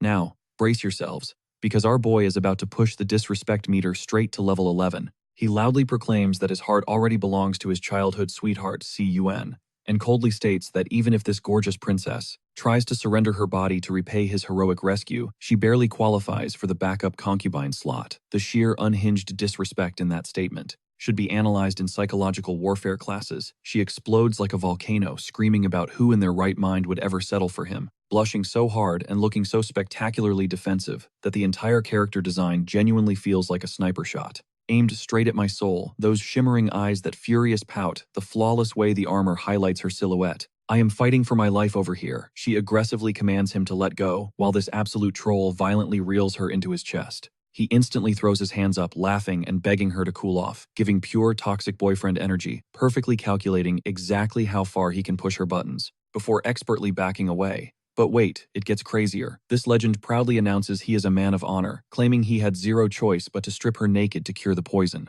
and vows to take full responsibility for seeing her body. He then casually drops the bombshell that she gifted him her private undergarment as a love token, promising to keep their naughty little secret totally safe. Every single syllable this man speaks is a literal war crime wrapped in fake romance. Meanwhile, her royal bodyguards are processing the trauma very differently. The first elder is basically paralyzed in horror, while the second one nods in deep respect, quietly praising the insane riz of modern youth, treating this entire deadly standoff like a massive reality television episode. She snatches him by the collar, eyes blazing with fury. She demands to know exactly which girl gifted him that intimate little belly band. Her face hovers mere inches from his. Between the raging jealousy, the zero personal space, and that incredibly dangerous outfit, she is pushing every single boundary the YouTube algorithm will let us get away with. But our shameless main character completely sidesteps the interrogation. Instead, he confidently declares that her love for him flows like a violently surging river. He claims her obsession is endless, and that she simply cannot stand to be away from him for even a single second. Bro is literally writing her diary for her, and she is absolutely not having it. To make matters worse, he whispers for her to cool her jets, because Big Sister Moon and her own mother are watching this entire train wreck. She shrieks at the top of her lungs that it is a total misunderstanding. Meanwhile, this absolute menace just averts his eyes, acting like a shy, innocent maiden. Honestly, this is hands down the most masterful god-tier gaslighting any cultivation protagonist has ever pulled off in front of a live studio audience. Then this absolute madman reaches into his inventory and whips out the actual physical undergarments. He waves them around, smugly asking, "Then what exactly are these?" All the color instantly drains from the blue demon princess's face. The hard evidence is literally dangling right in front of her, and her exit strategy has completely evaporated. Sweating bullets, she tries to play it cool, stuttering that it was just a mandatory cultural gift. But the gorgeous woman in red starts squealing about how incredibly romantic and deep their connection must be. Her emotional defense shields absolutely shatter. She completely loses her mind, screaming, "Pure nonsense, you filthy thief, you stole those." Without missing a single beat, Chin Feng hits her with the Uno reverse card. Do you have any solid proof? He is holding her unmentionables like a Supreme Court lawyer presenting Exhibit A, and he is winning so hard right now. Suddenly, Mama Blue Demon steps up to the plate and drops an absolute nuke on the situation. "No need to explain yourself, sweetheart. We mothers used to be young too. We completely understand the heat of passion." The poor princess looks like her mortal soul just forcefully ejected itself from her physical body. Why? Because Mama Bear is rapidly scanning Chin Feng's legendary stat sheet in her head. Number 1 prodigy of the ancient era, literal dragon slayer, absolute conqueror of the Tianji trials. He is the third holy son of the 6 Tao emperors and the undisputed legitimate heir to the mighty Qin dynasty. Those piercing blue eyes are doing the math, calculating exactly how massive of a jackpot this son-in-law would be. She violently grabs her daughter's hand and broadcasts to the entire world that bagging him is an incredibly solid life choice. And our boy Chin Feng is just standing there flashing the most devilish smirk imaginable. Bro literally finesse scammed his way into getting the mother's blessing without even buying a ring. Mama even winks, saying she is super progressive, right as his inner system forcefully chimes in. Ding. 100,000 villain points awarded for securing the early approval of a destined heroine's mother. This absolute legend is literally farming unlimited EXP off their family trauma, but Chin Feng's sharp ears lock onto that specific system phrase, destined heroine. His brain is already calculating his next heist, wondering if her destined golden boy is about to crash the party. I swear this guy treats the sacred laws of fate like a casual grocery list. The princess suffers a total mental breakdown. She violently stomps her feet, screaming that her mother is spouting pure garbage without knowing the facts. And let me tell you, every single pixel of her adorable rage is captured in a masterpiece panel. The artist absolutely cooked on this specific drawing. But Mama brutally pinches her daughter's arm, scolding her for being a totally ungrateful brat. She bluntly states that if she had been born just a few years earlier, she would have personally backhanded any rival girl. just for daring to breathe the same air as the #1 genius of the ancient era. This savage woman is somehow her own daughter's biggest hater and most aggressive wingman at the exact same time. But suddenly the playful warmth vanishes from Mama's eyes, replaced by absolute zero ice. She lays down the law, swearing on her bloodline that her precious daughter will never settle for being a mere concubine. And for the very first time in this hilarious circus act, Qin Feng freezes. That arrogant, punchable smirk of his completely glitches out for a fraction of a second, because his harem dreams just got violently blocked by a boss character who actually has the power to stop him. Sweating internally, he desperately deflects the aggro, suggesting they need to take up those marital terms with the moon goddess herself. Cut to the gorgeous woman in red, who is literally sitting there snacking on a juicy watermelon slice, just treating this explosive family feud like her favorite reality TV show. The moon goddess's adorably squishy face pops into frame, radiating pure, unadulterated confusion. She was living her best life on the sidelines, and she absolutely did not sign a contract to mediate a terrifying supernatural custody battle. The tension snaps, as both powerful mothers lock deadly eye contact. The Blue Demon matriarch coldly states that Qin Feng already claimed her daughter as his one true childhood love. The moon goddess tilts her head dangerously, whispering, "Oh, is that a fact?" Radiating that terrifying silence right before a Category 5 hurricane hits, the Blue Demon mother smirks and slowly raises a single finger. And guys, I need you all to truly process the sheer gravity of this moment. This majestic woman is serving lethal amounts of absolute menace and divine curves. Her breathtaking outfit is fighting for its life, barely containing her overwhelming spiritual energy. And honestly, I am once again heavily questioning my own moral compass as your faithful narrator today. Boom. She casually summons a colossal apocalyptic white tiger forged entirely from crackling blue lightning. It blots out the sun, unleashing a monstrous roar capable of turning entire mountain ranges into dust. Oh yeah, Mama Demon absolutely did not come here to play peaceful politics. The astral tiger fully solidifies its towering form. She floats gracefully before the beast, like a terrifying final boss who just activated her hidden second phase. Lethal, high-voltage electricity violently dances around them both. The suffocating aura of supreme dominance bleeding off this queen is insane. It perfectly explains exactly where her feisty daughter inherited that wild, untamable energy. She issues a chilling ultimatum, vowing to scorch the earth until they swear her precious daughter will never be a secondary wife. The legendary tiger roars in thunderous agreement behind her. We just went from a spicy teenage rom-com misunderstanding to a literal Godzilla-level apocalypse in under 10 seconds flat. But spoiler alert, the mighty moon goddess does not have the word retreat in her vocabulary. Wham! She manifests her own terrifying spirit beast.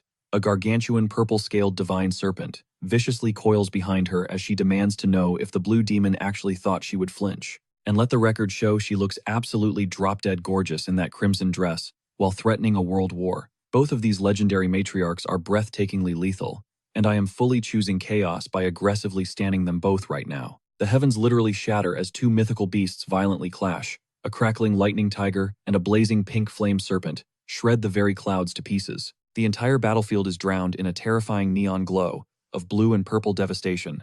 Meanwhile, our boy Qin Feng is just chilling on the ground, blocking the blinding flashes with one hand, casually acting like he just bought VIP tickets to the greatest blockbuster of the century. Let's be real, two absolute god-tier women are literally causing natural disasters just to secure a spot in his dating roster. Suddenly, his system chimes in, awarding him 10,000 villain points just for tilting the heavens' chosen darling. And what does this absolute menace think about? He seriously debates offering her a respectful massage, like a true scholarly gentleman. The hustle literally never sleeps, not even when the sky is falling down. Savage shockwaves blast against his aura as he casually yells up at the goddesses, asking if they could maybe chill out for a single second. Obviously, he gets totally ignored. These matriarchs do not care about burning the world down when their absolute family pride is on the line. The verbal trash talk reaches maximum volume. The moon goddess fiercely declares that her precious Ziyuan will never back down, while the Blue Demon Queen furiously roars that her bloodline will reign supreme. This is straight up a deadly proxy war, fueled entirely by magic summons and pure mom energy. Are we looking at the most savage mother-in-law clash in the entire history of cultivation? Honestly, yeah, no contest. Suddenly, an overwhelming voice slices right through the destruction. It demands an absolute ceasefire, because this is definitely not the time to throw hands. The pressure is so insane that even the giant elemental beasts freeze mid-bite. Both queens stop dead in their tracks, dropping their murderous auras to snap to attention. Whoever just spoke has enough raw power to pause two walking natural disasters mid-swing. Then the massive news finally drops. The legendary Kunlun's secret realm unlocks in exactly 5 days. Conserve your energy and head straight to the Grand Hall for an emergency briefing. Respectfully bowing, both women chant, "Understood, Emperor," standing shoulder to shoulder, as if they weren't just plotting each other's brutal demise 3 seconds ago. Shooting one final venomous side-eye, they silently lock in a temporary truce. Get through this boring assembly first, then get right back to ripping each other's throats out. Professionals have standards. But bro, the way the artist framed them, with their divine robes flowing in the storm, is absolutely top tier, and I'm going to stop talking right now, because respectfully, my brain is completely compromised. Qin Feng stares as the apocalyptic energy fades into the clouds, completely baffled. Hold up, is the show really cancelled? Looking genuinely salty that his free VIP deathmatch got cut short, he casually swivels back to the Blue Demon Princess, with a smooth, "So what are your thoughts?" The romantic aesthetic and that devious stare confirm this guy is already calculating his next dialogue option. In a hardcore dating sim, where all the routes literally lead to death, blushing furiously, she blasts off on a light beam, screaming that he hasn't seen the last of her, which, in tsundere cultivation terms, translates directly to "text me later." Qin Feng just smiles and waves, like he's dropping his girl off after a cute dinner, totally ignoring the fact he almost died. Right on cue, his capitalist rabbit whips out the little black book of grudges. According to this fluffy accountant, Qin Feng deliberately provoked the massive clash between the moon goddess and the demon matriarch, completely ruining the rabbit's chance to study high-tier combat and severely stunting its martial arts growth. The penalty invoice: a cool 1 million premium spirit stones. Oh, and emotional damage from the scary explosions. That will cost an extra 10 crispy carrots. This furball is literally the most ruthless debt collector in the entire immortal realm. But right before our main character can dispute the ridiculous charges, a sinister wind violently rustles the bamboo forest, making the rabbit flinch in terror. The shape-shifting demon lord dramatically crashes back onto the scene in a massive swarm of bats. Qin Feng scans the guy's pathetic state and instantly connects the dots. The demon lord definitely tracked down Feng Chong, got absolutely folded, and is now crawling back for backup. Treating this brutal defeat like a standard customer service interaction, the Demon King is visibly traumatized, stammering out how Qin Feng could possibly know. Bro, the answer is so incredibly obvious. Qin Feng orchestrated the whole beatdown. Handing over Fang Cheng's location wasn't a friendly favor. It was a perfectly calculated death trap. The Demon King subconsciously takes a step back, the terrifying truth finally sinking into his brain. Every single word out of this kid's smiling mouth has been an absolute death trap. Our boy just flashes a devilish smirk, telling the battered lord that his legendary reputation is totally deserved. Coming from the most toxic mastermind in the entire server, that is either a massive flex or a direct threat. Honestly, probably both. Then this absolute scammer presses his palms together like a holy saint, immediately tossing Fang Chong straight to the wolves. He smoothly clarifies that if the demon lord has personal beef with Fang Cheng, that is totally outside his jurisdiction. But then he pivots with that legendary businessman smile, wondering if the king needs an exclusive strategy guide to crush brother Fang Cheng. He is literally acting like a premium underworld consultant. Boom, that zoomed-in sinister smirk tells you absolutely everything you need to know. He leans in and asks what god-tier loot the Demon King is ready to sacrifice to purchase his VIP services. Because breathing the same air as Qin Feng costs money, the Demon Lord glares suspiciously, asking for the price tag. Already bracing himself for absolute financial ruin, Qin Feng casually drops, "I want you," and the Demon Lord instantly panics. He hard rejects that proposition, demanding a different price. Before things get way too weird, our brilliant sociopath just scrunches up his face, acting like it is a massive, heartbreaking struggle to find any other payment method. We all know our guy had his trap card locked and loaded before he even spoke. He drops an absolutely unhinged offer, 100 years of total servitude, as the ultimate price for erasing the Fang Cheng threat. But the Demon King instantly bites back, 3 years maximum, flashing 3 fingers, like he is haggling for cheap fruit at a night market. And our absolute menace of a main character, he just drops a thumbs up and yells, "Deal." 0 pushback. Immediate acceptance. The Demon King completely freezes in his tracks, his brain short-circuiting because he prepped for a massive bidding war, and somehow they awkwardly land on a 50-year contract. This clueless shadow monster does not even realize he just got played, harder than a cheap violin. Qin Feng flashes that signature predator smirk, deep down behind those calculating eyes. He is already laughing, because once that immortal slave mark burns into your soul, 50 years or 50 seconds, it makes 0 difference. Because this gullible demon is never escaping his leash, he casually orders his future pet to return at the exact same time tomorrow, where he will finally reveal the secret to shattering the seal. And the Demon King legitimately asks, why tomorrow? Like a confused freshman begging for a deadline extension. The hilarious truth, Qinfeng literally does not have an empty inventory slot for a new immortal slave mark. He desperately needs to rank up first, so he feeds the demon some garbage excuse about needing the perfect cosmic alignment. Honestly, this absolute madman treats divine cultivation breakthroughs like routine software updates. The Demon King nods and fades into the shadows, completely blind to the fact that he just signed away his life on a permanent unpaid internship with a guy who treats demonic slavery like a casual networking strategy. As the bat colony scatters across the blood-red moon, Qinfeng watches the horizon and softly mutters, "That was way too easy." Which, let us be real, is the absolute most terrifying sentence a mastermind protagonist can ever whisper in the dark. Midnight strikes and our maniac sits down to ascend like he is just chilling on a random Tuesday. Blinding golden aura erupts around his body, swirling into a legendary formation array that probably cost more than an entire kingdom. Out in the courtyard, his two retainers are pacing a hole in the ground, sweating bullets over whether the boss will survive, forcing a rank up. Whispering fears that Emperor Xiu might have been right all along, and that he is destroying his own martial foundation. But the loyal guard instantly shuts that panic down. He remembers the brutal history. How, at barely 8 years old, the young master actively nuked his own legacy just to shield the Qin bloodline. How he marched straight into the Yinwei Empire solo to build a massive shadow organization from absolute scratch. A genius like that does not just self-destruct for fun, and right on cue, the entire pavilion detonates. A blinding pillar of golden light pierces the heavens, heavy spiritual pressure shatters the very air, and both servants whip their heads around, eyes wide and completely starstruck. The overwhelming aura proves it without a doubt. He actually shattered his mortal limits and stepped into the Dao realm. Their expressions scream pure shock, colliding with absolute hype. Back inside, Qinfeng stands tall in the smoking crater of his room, divine lightning still sparking off his skin. He casually notes that reaching the Dao realm just gifted him 1,000 extra years of life, plus his soul bond with his heavenly blade, just leveled up to a terrifying degree. Just a casual 1,000-year lifespan buff before bedtime.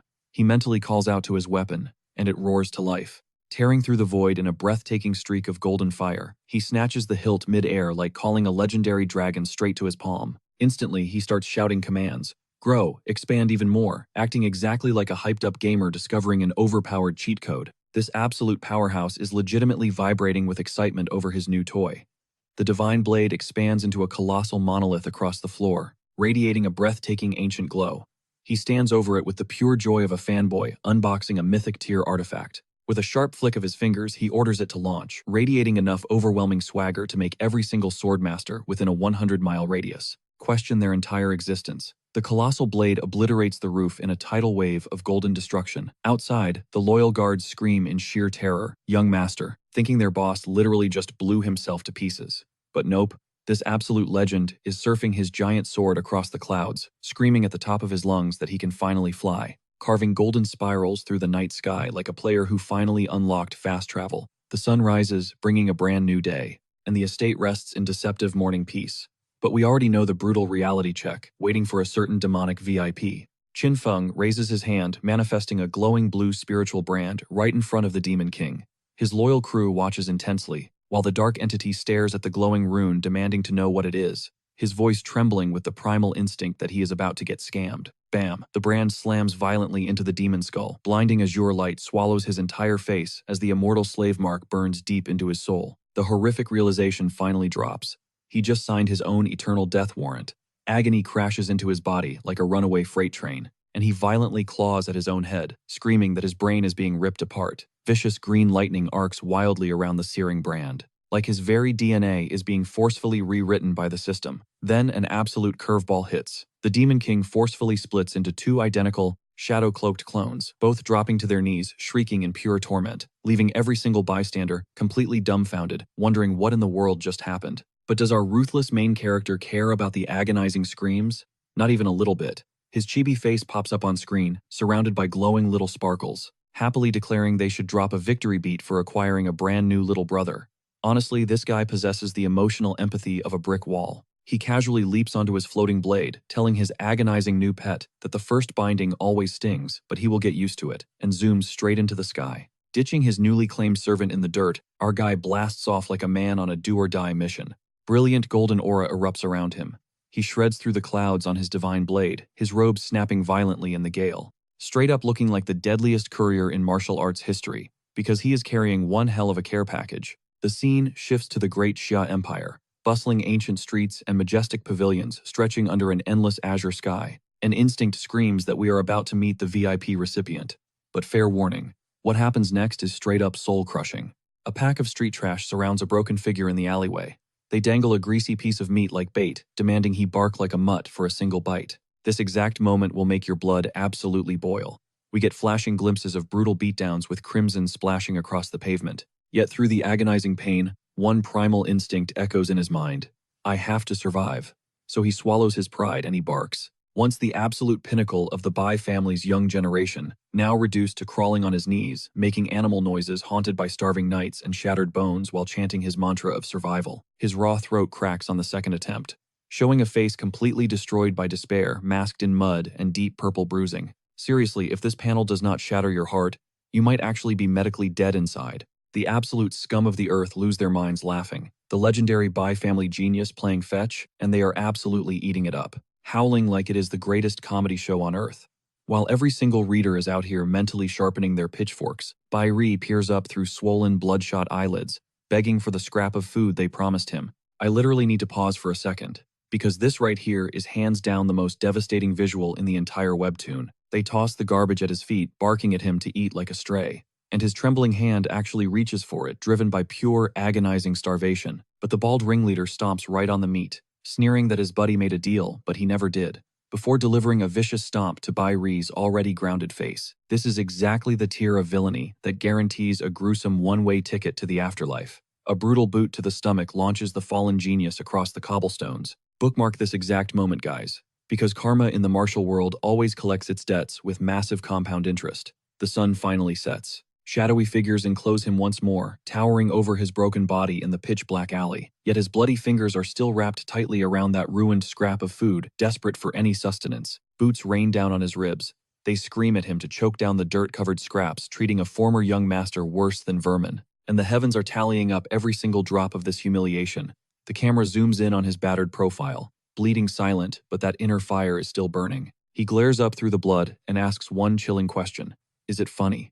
Suddenly, the entire vibe in his eyes flips like a switch, because looming like a god of death right behind him, sporting those glowing crimson eyes and an absolute zero expression, is none other than Qin Feng. The aura in the alley instantly morphs from a heartbreaking tragedy into a divine execution.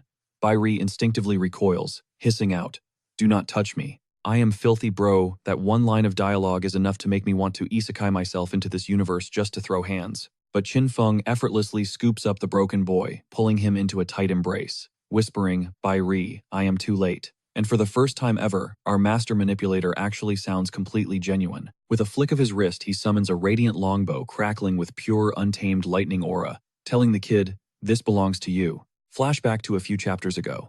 Remember when he mentioned forging a legendary weapon for a certain someone named Bai Ri? Those bloodshot, swollen eyes blow wide open, because the fallen archery genius immediately recognizes the god-tier artifact floating before him. His brain short-circuits, trying to comprehend why someone would hand him a destiny-altering weapon. Then right on cue, the system chimes in. Strategy successfully executed. A mini chibi Qin Feng pops onto the screen, dropping a thumbs up, proving that even his most heartfelt savior moments are four-dimensional chess moves on a board only he controls. He drops the lore, explaining that this dragonhorn bow was tailor-made from scratch, designed exclusively to awaken Bai Ri's supreme archery bloodline. But he openly admits his miscalculation. He never imagined the kid would endure this level of hell during the 30 days it took to forge the weapon. Then our anti-hero lays down a blood oath, swearing that he will rebuild Bai Ri's shattered cultivation base from the ground up. Is it psychological manipulation? 100%. Does it still hit right in the feels? Also 100%. The wholesome moment instantly evaporates as his eyes go dark, promising that every single soul who touched his new subordinate is about to meet their maker. That is not a threat, that is a Grim Reaper contract being finalized. The street trash suddenly sober up, recognizing the majestic figure before them. The absolute menace himself, Qin Feng, third holy son of the Yin Moon dynasty. The notorious lunatic, famous for severing ancient bloodlines and using legendary poisons.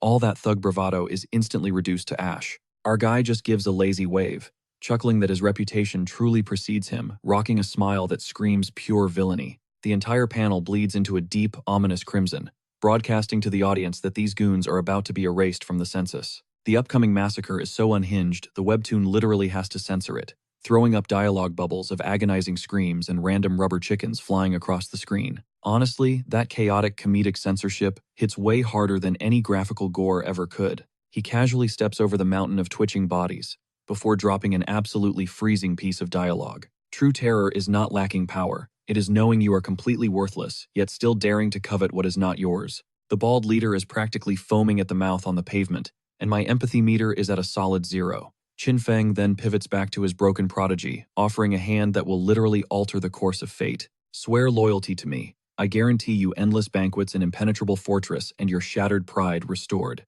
With those heavy words, he slams his heavenly blade into the dirt like a conqueror claiming his territory. Bai Eri snatches his hand like a drowning man grasping a lifeline. Instantly, the celestial slave brand ignites, multiplying the ruined cultivator's battle strength by 5. The entire battlefield erupts in a blinding golden aura as our scheming mastermind secures another deadly pawn for his ever-expanding empire of shadows.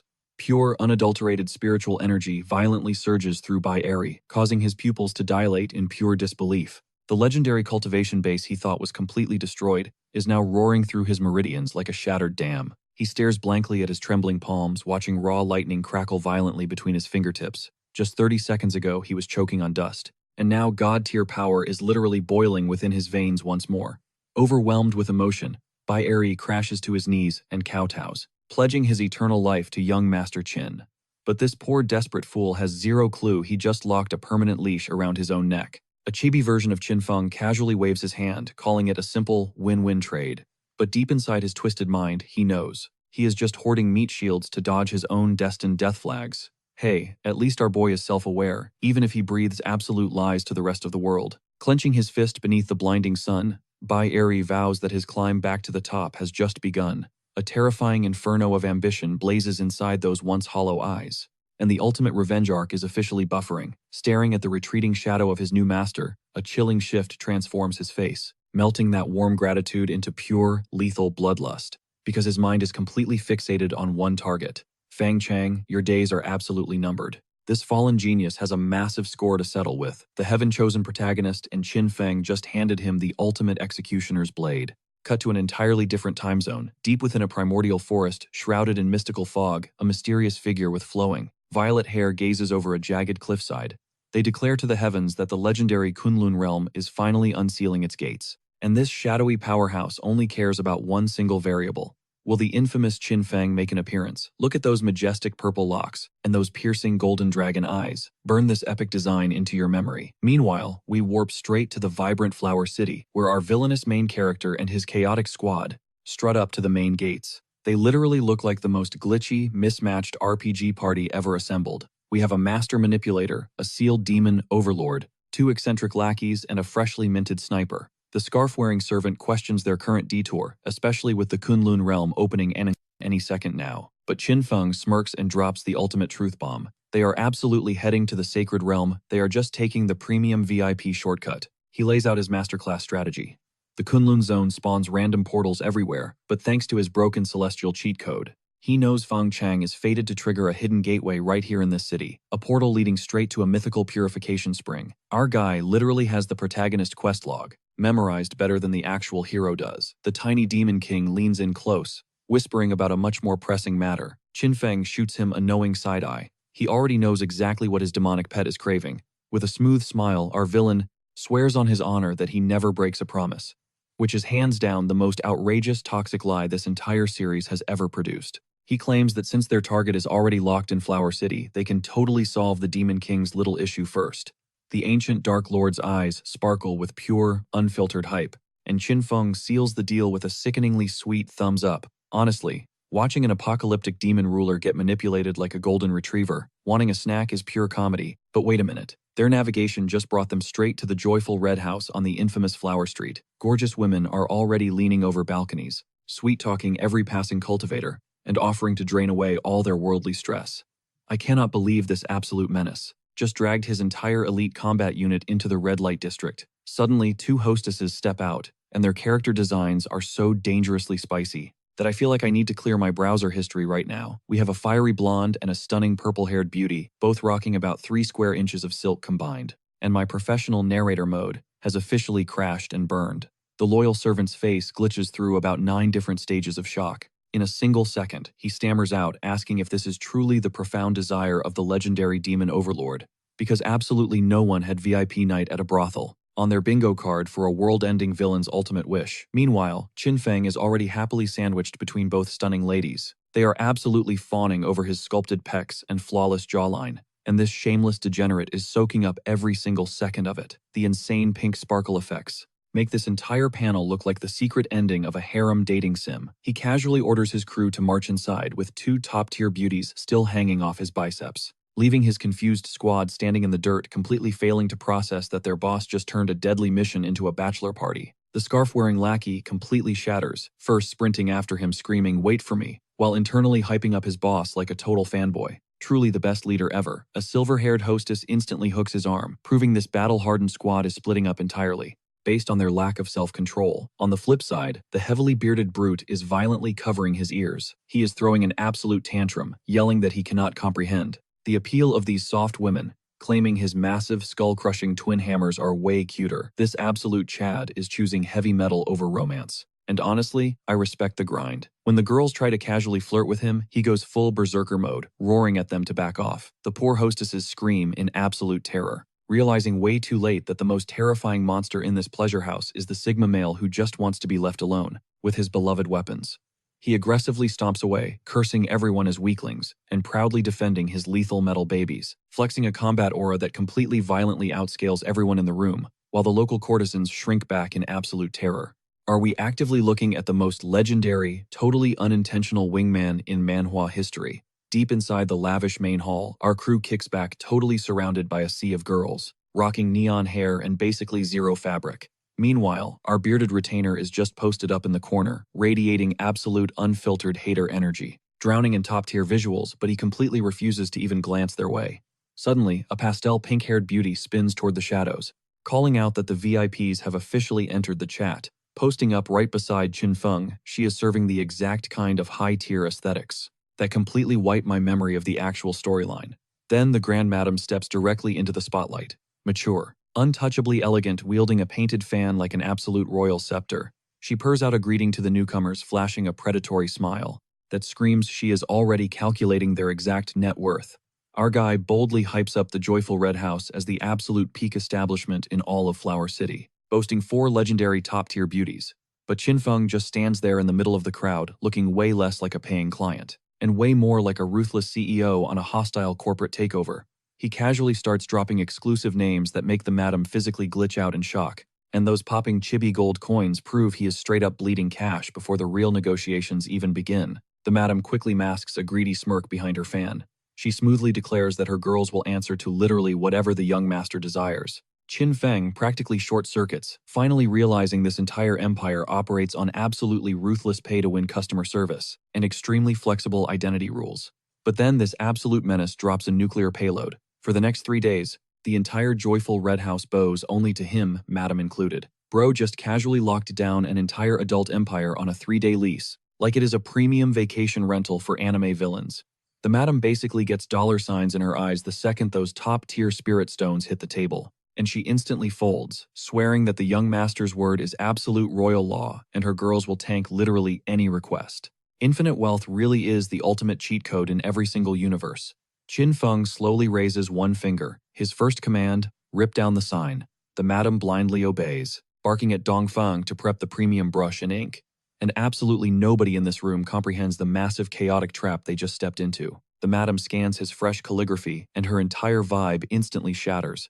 The camera zooms dead into her trembling pupils as she stammers, "Young Master." This title, because whatever cursed phrase Qin Feng just drafted is definitely not your average corporate rebrand. The heavy new plaque gets mounted, and the entire street freezes in pure jaw-dropping paralysis. To lose something is worth losing, bro, if that cryptic message does not scream 50 million IQ trap. Custom built to absolutely obliterate one specific target's mental state, then literally nothing in this entire series does.